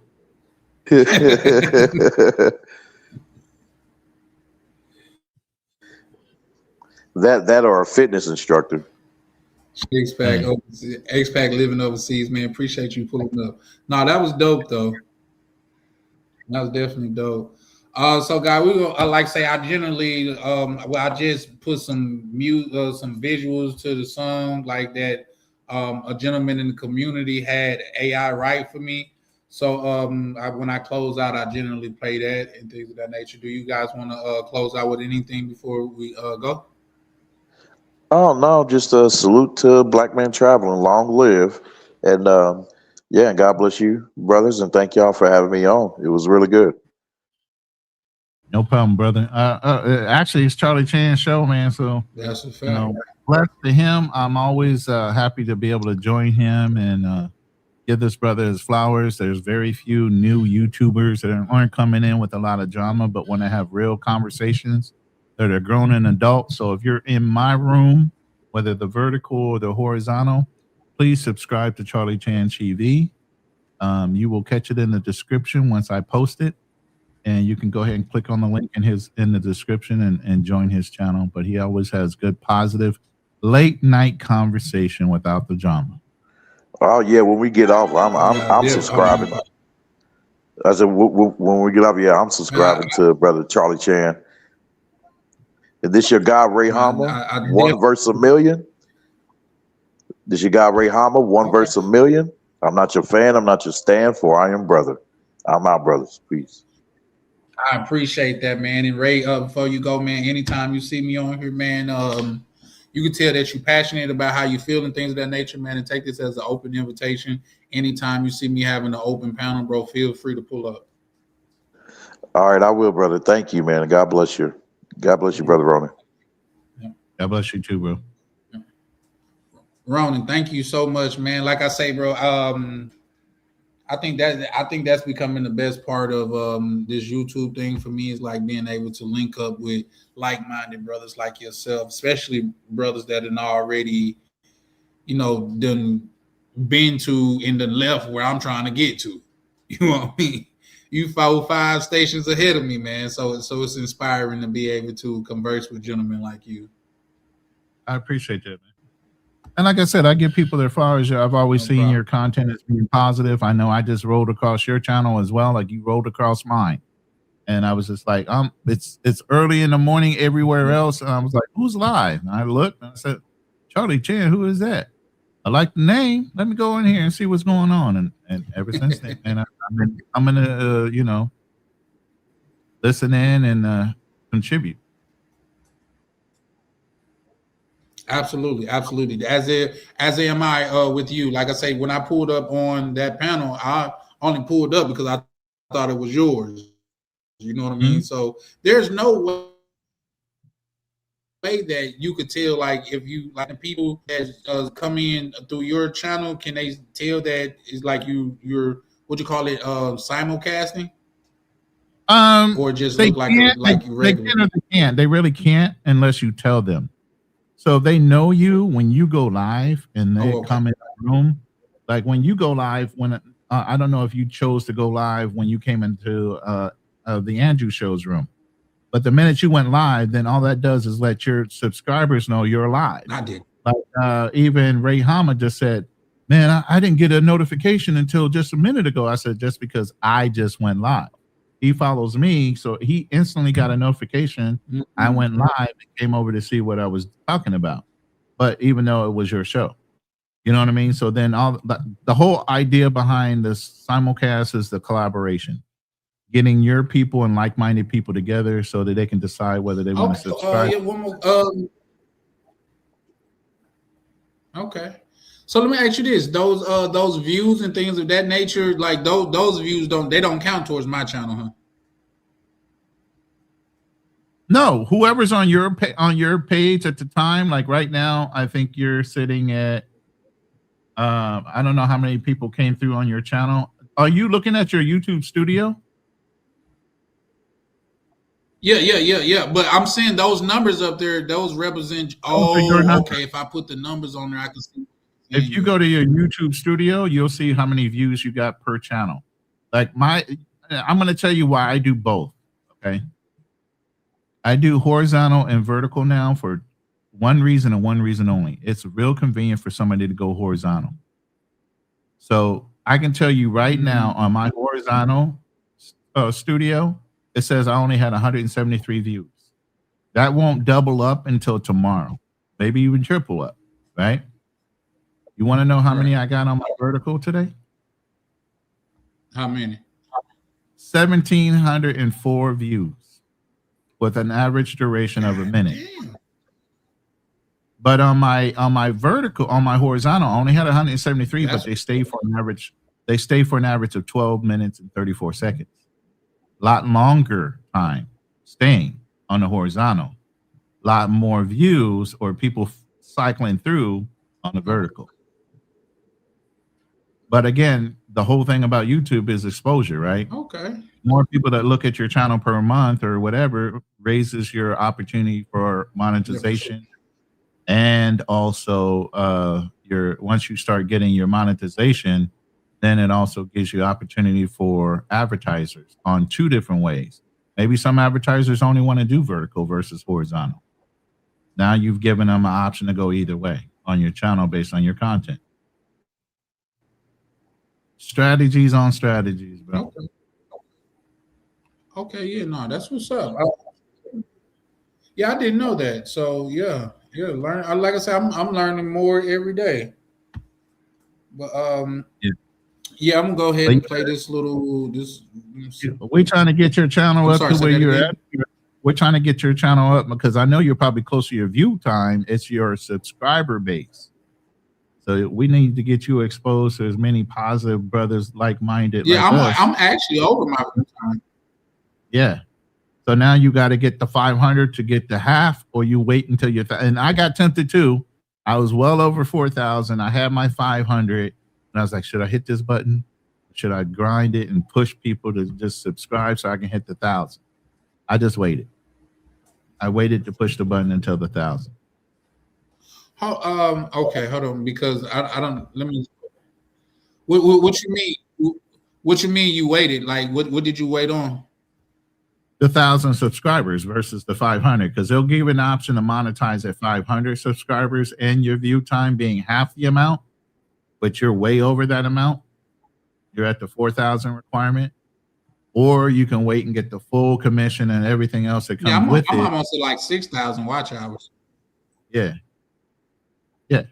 So you're well above the watch hours. Now it's about the subscribers. Oh, okay. They'll give you a first option at 500. Wait until you get to the 1,000. Just push the 500 to share your videos, go on more panels, get people to promote your channel so that you can hit that 1,000 real quick and fully monetize. Don't get tempted to monetize early. So let me ask you this. Why did you wait opposed to just going ahead and getting the percentage is bigger. the monetization that you had? The percentage is bigger. It'll tell you later once you get on there. Once it says monetize now for this percentage or monetize for the full percentage at the 1,000 subscriber base. Oh, okay. So it lowers your percentage potential, but even after you hit the 1,000, I don't think it goes back up to what the 1,000 would be because you're monetized early. So the best thing you really? Now that's a game changer. Right. The best thing you can do right now is pretty much keep your Cash App or your PayPal link as your monetization early. So I would always be flying a moniker at the bottom of, instead of saying at Charlie Chan TV, say subscribe to the channel and hit the Cash App, to support the channel so you can start getting your equipment and other things. If you want to buy a newer camera, you want to modify something, always fly your Cash App, or both your PayPal and your Cash App.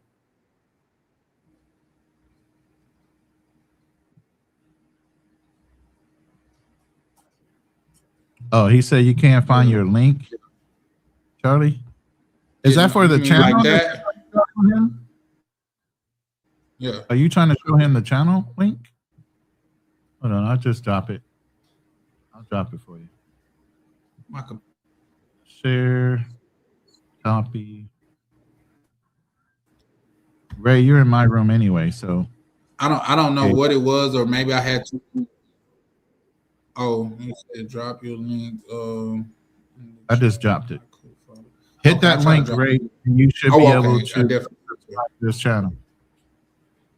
And I'll drop it in my other one, my vertical as well. That's why sometimes when you're looking at the group chat in the room, Yeah, no, you'll I see me definitely post appreciate things it. twice. You'll see me post things twice. I'm really having to go through. The only thing about YouTube right now is you got to have 2 studio windows open, one for horizontal, one for vertical. It doesn't show you both chats from both rooms. It only shows you the horizontal one, and then it shows you the vertical. So let me share my screen with you real quick. Let me go into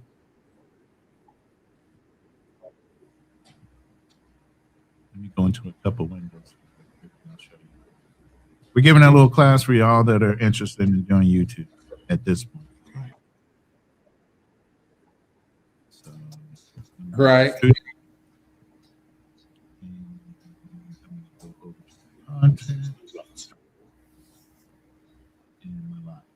All right, so I'm going to share my first screen with you.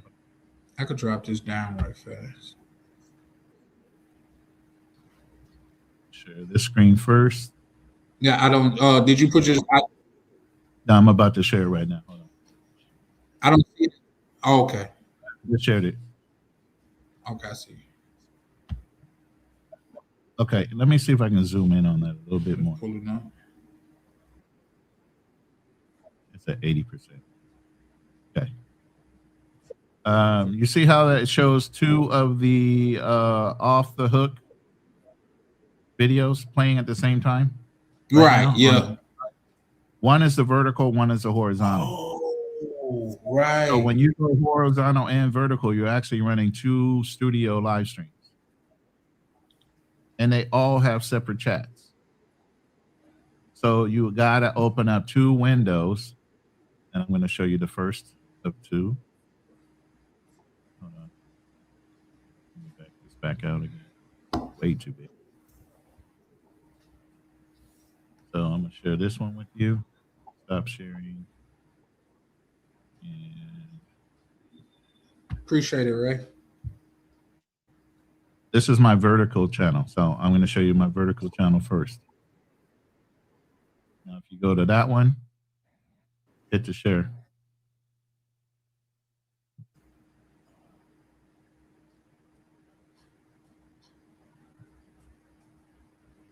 You see the share For button? some reason, it wasn't on the stage. I didn't. This is my vertical. Oh, you had to. Right? Okay. Yeah, I'm sharing. You had to start it. Okay, so this is my horizontal live, right? So it shows you my active things that are going on. So I'm at 176 views at 12 minutes and 41 average time viewed, right? And you know all this click-through rate and all that matters, right?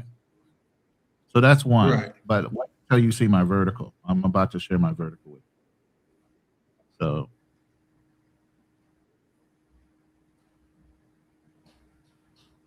all right, go ahead and hit that one. See the vertical one?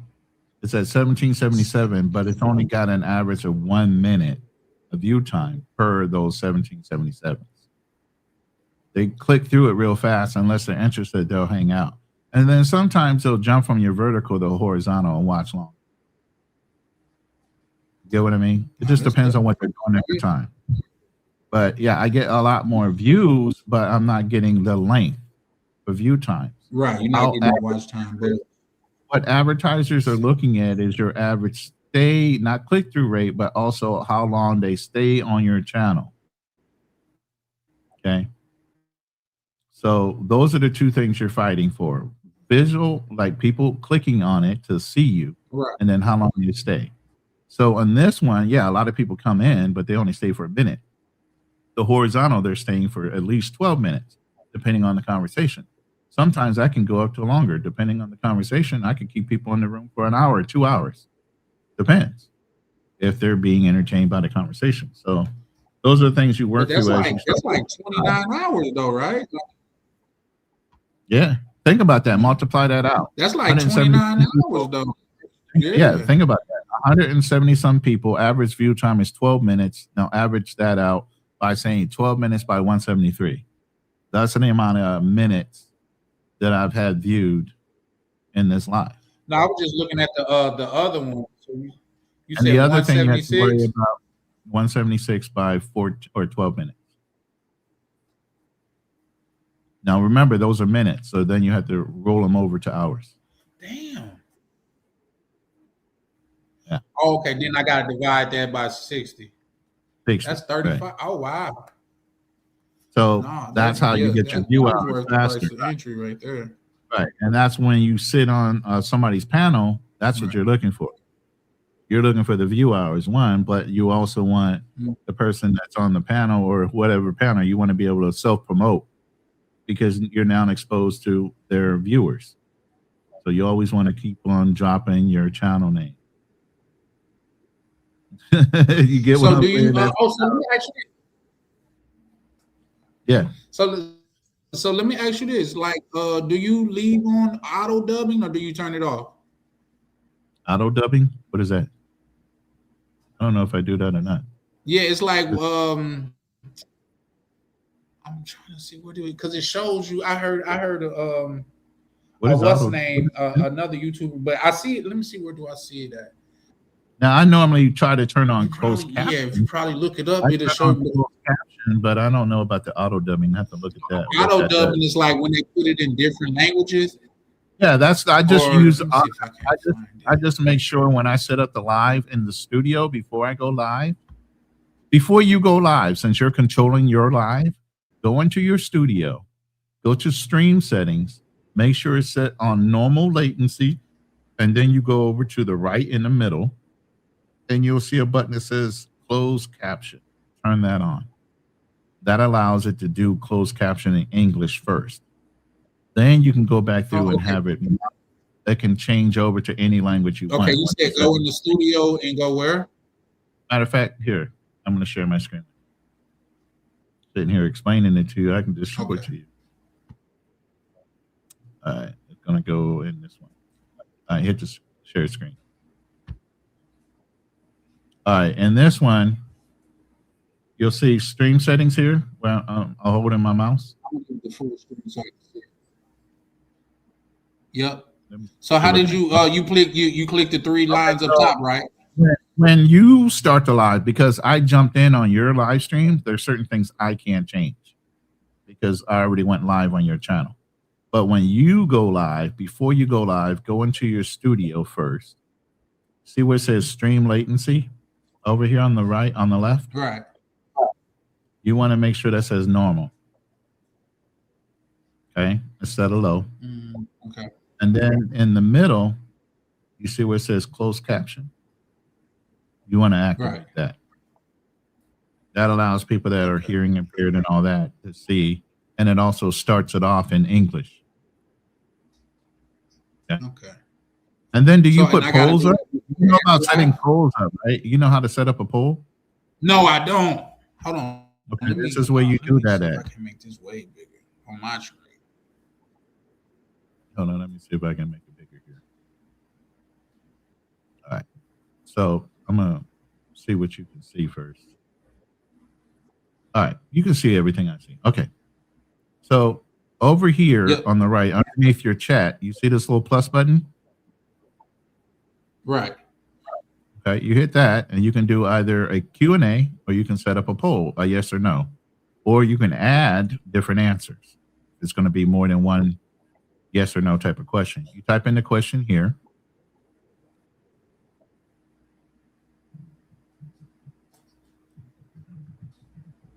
No, that's dope. And then you say yes or no, and you hit and set the poll. Well, I got to get rid of these. Okay. So now it says set poll. Now anybody in my room can answer the question.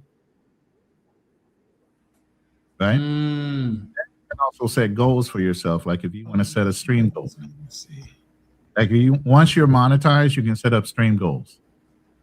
Like you can ask your chat to contribute to your live. Oh, I can't do that right now. Then.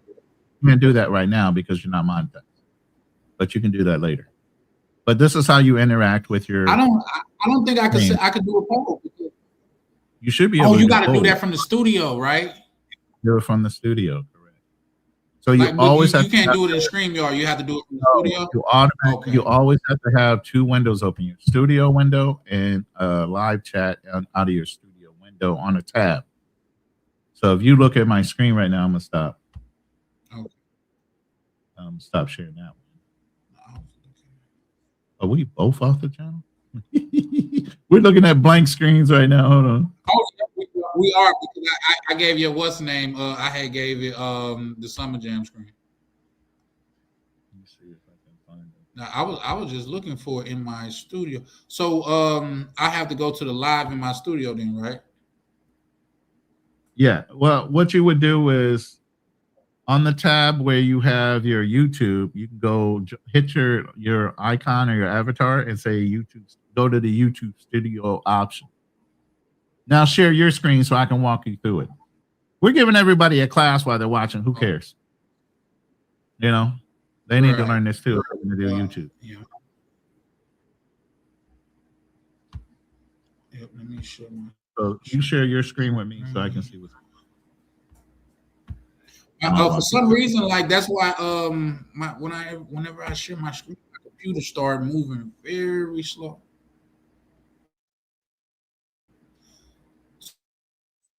So do we go to YouTube or I mean I'm just show you where I'm at. Oh, icon. Can you see my screen? Yeah. Not yet, but once you hit it's coming up now. Oh yeah. I tell you, it start moving very slow for some reason. Okay, so once you go into your studio, go into your YouTube studio, hit your icon on the top right. Hit your icon on the top right, and then hit YouTube Studio. Down. See it right next to the. Oh, okay. Hit that. Yep.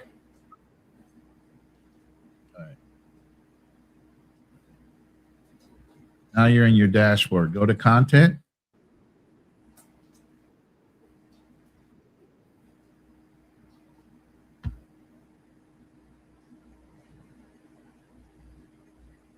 Go up to your tabs and go to live. Okay. Oh, that's where it says auto dubbing. You see that? Auto dubbing is now able on your channel.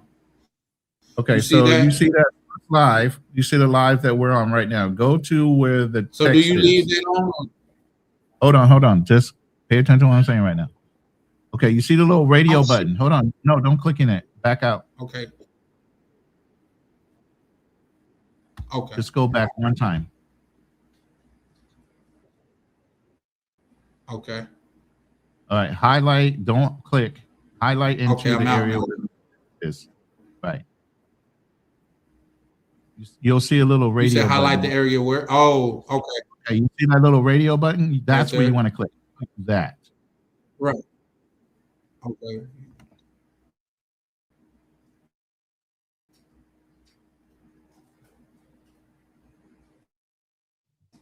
Now, what you will see is everybody in the room that you're normally looking at chat. You're going to see the studio live. So let me ask you this: I have two windows open. One. Don't worry about it. Okay. No, it's not made for kids. Right. It's probably your first time being in studio. No, that's a fact. I've never even known this existed.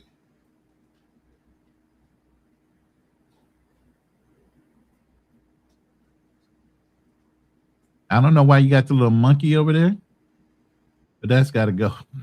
You should be able to see your chat on that side over there. I don't know how to take it down. Huh? It's saying something went wrong. I don't know how to take it down. You might have to refresh the window, but that's where your chat is normally at. Where you saw me hit the button to do a poll or something. your chat should be on that side of the okay. screen. I could try to refresh. Yeah. And that's where the poll will be up under the chat, right? Yeah, exactly. Let's see.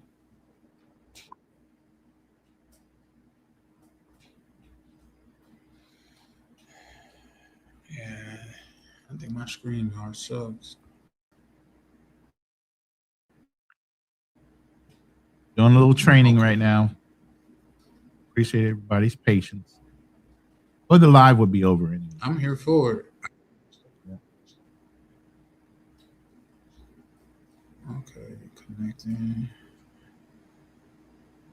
It's they hate. Yeah, we got to figure out what's They going don't on. want me to be great. Monkey going on. It might be something in the back that you have to fix first on one of your options. But yeah, once that gets figured out, you'll see your chat over there, your chat button, and everything at the bottom to do your interactions like polls and things like that. But yeah, this is where your analytics are. But Okay. you can scroll down. You see where it says stream settings? That's where you can set up your stream settings. I don't see where it says that. It's right next to analytics on the tab on the black area. Go over to your left. Oh, yep. I definitely see that right here. Yeah. That's where you can set up your stream. The stream key and all that stuff is in there. You don't want to necessarily show that to everybody, but the live is over, so they can't hack anything. Let's scroll down.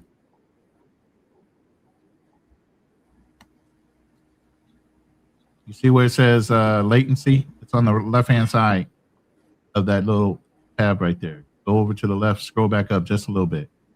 Stop right there. You see where it says latency? You want to set that before you go live. You do all this before you go live. Set that to normal latency before you go live, and then look in the center, scroll down just a little bit, and you'll see where you can turn on your closed caption. Right there. You'll be able to activate that tab before you go live.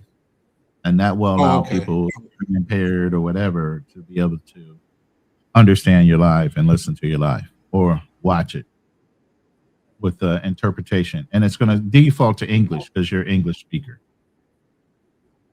Okay, but go back to your analytics button. That's what's up. Go back to your analytics button right there, next to settings. Yeah, right there. You have different views, but this tells you how interesting your conversation is or not, and whether people are leaving the room or coming in the room. See how your high is at over 20 people in the room? But if you drop down that current viewers, drop down that little arrow there on the other side of current viewers on the top right of that little display. You see what I'm talking about? Where it says current viewers. I can't hear you. You see where it says current viewers? Current viewers, Drop that. like, oh, click on it. Right. Yeah. Right. You get three different options. Pick your chat rate. That shows your interaction with your chat. Hit your chat rate button. Yeah, click on that.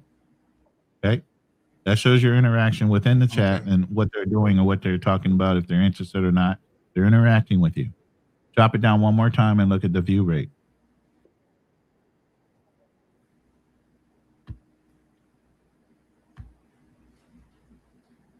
Oh, shit. See? That shows you as you stayed on, more and more people started to come through. Oh, okay. So it just build on the numbers that I've already have, right? Right. The main one I stay on is the first one, current information. But that lets you know, like, sometimes you can get people that'll kill your chat, like people on your panel. They start dropping off, like people are falling asleep. Right. Most likely the person you let on the panel. And whether people are agreeing with what he's saying or not, sometimes they just got to go. And I can see all of this live? You can see all this and interact with it live. Yeah. Yeah. No, that's what These are behind the scenes things that we look at as YouTube. That's good. All right. But I know you're about to end live. I appreciate everybody hanging out. Yeah, I appreciate everybody hanging out. I know you're about to go and end your live, but I wanted to show you how to do that. And then maybe anybody that's interested in doing lives later, you'll have a little jump on what to expect and what to set up and where it's at. But I'm gonna go ahead. That was definitely information. I'm sorry, I couldn't hear you. No, I was getting ready to let you go and close out your shop, and I'll holler at you later, brother. Okay. All right. Thanks a lot, Ron.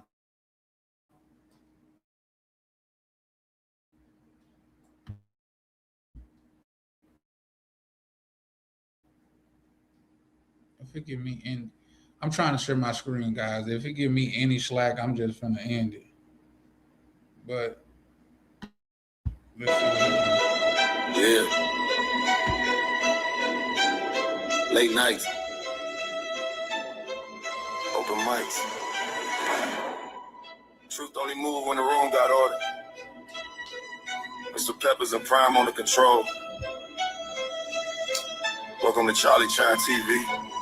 Yeah. 3 beautiful women, whole panel in a vibe. Vibing with me, she set the tone when she look you in your eyes. Tam talk straight, no filter, no disguise. And a smooth with it, every word calm but precise.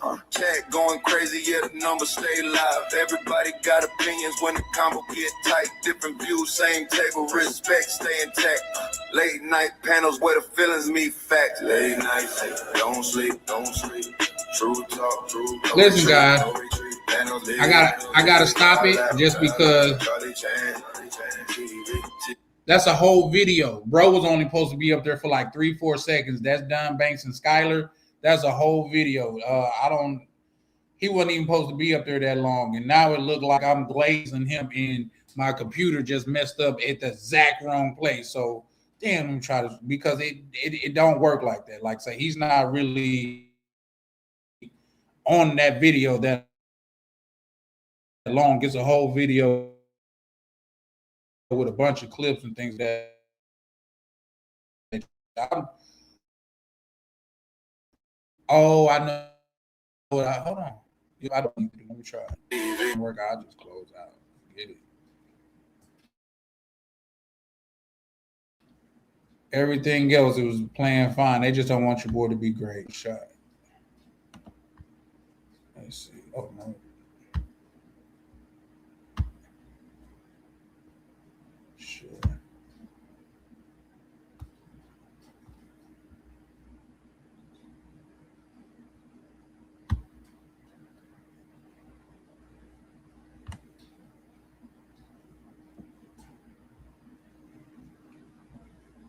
No, they. Once again, man, Charlie Chan out here, man. I'm some of the most beautiful women, bitch friendly women.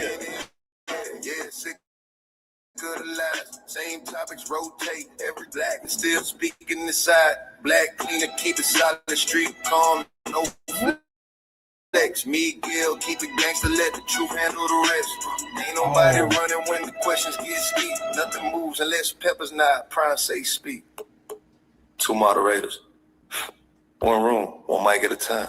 Now let it cook. Charlie Chan TV Louisiana where it starts. Southern roots, but the vision way bigger than charts. Panel talking night, hotel reviews by day. From lobby to rooftop, we telling no fake. Grinding every wildin' in the comments tonight. Typing fast, cracking jokes, adding fuel to the light. Gonna dance some on this time. Listen, guys, let me just take that down. It's not gonna play, guys. I really wanted that video to play before I got up out of here, but for some reason my computer don't want me to be great. But it was the way that it paused on her, it was a whole video. It wasn't me just leaving it on Don Banks just because, that was crazy. That was at a yacht party. Like I said last night on Ronan's Live, I went to a yacht party that him and Skylar threw in Brazil, and that's where that footage was from. But either or, I want to say thank each and every one of you guys for pulling up, man. This is Charlie Chan with Charlie Chan TV, and we're in over and out.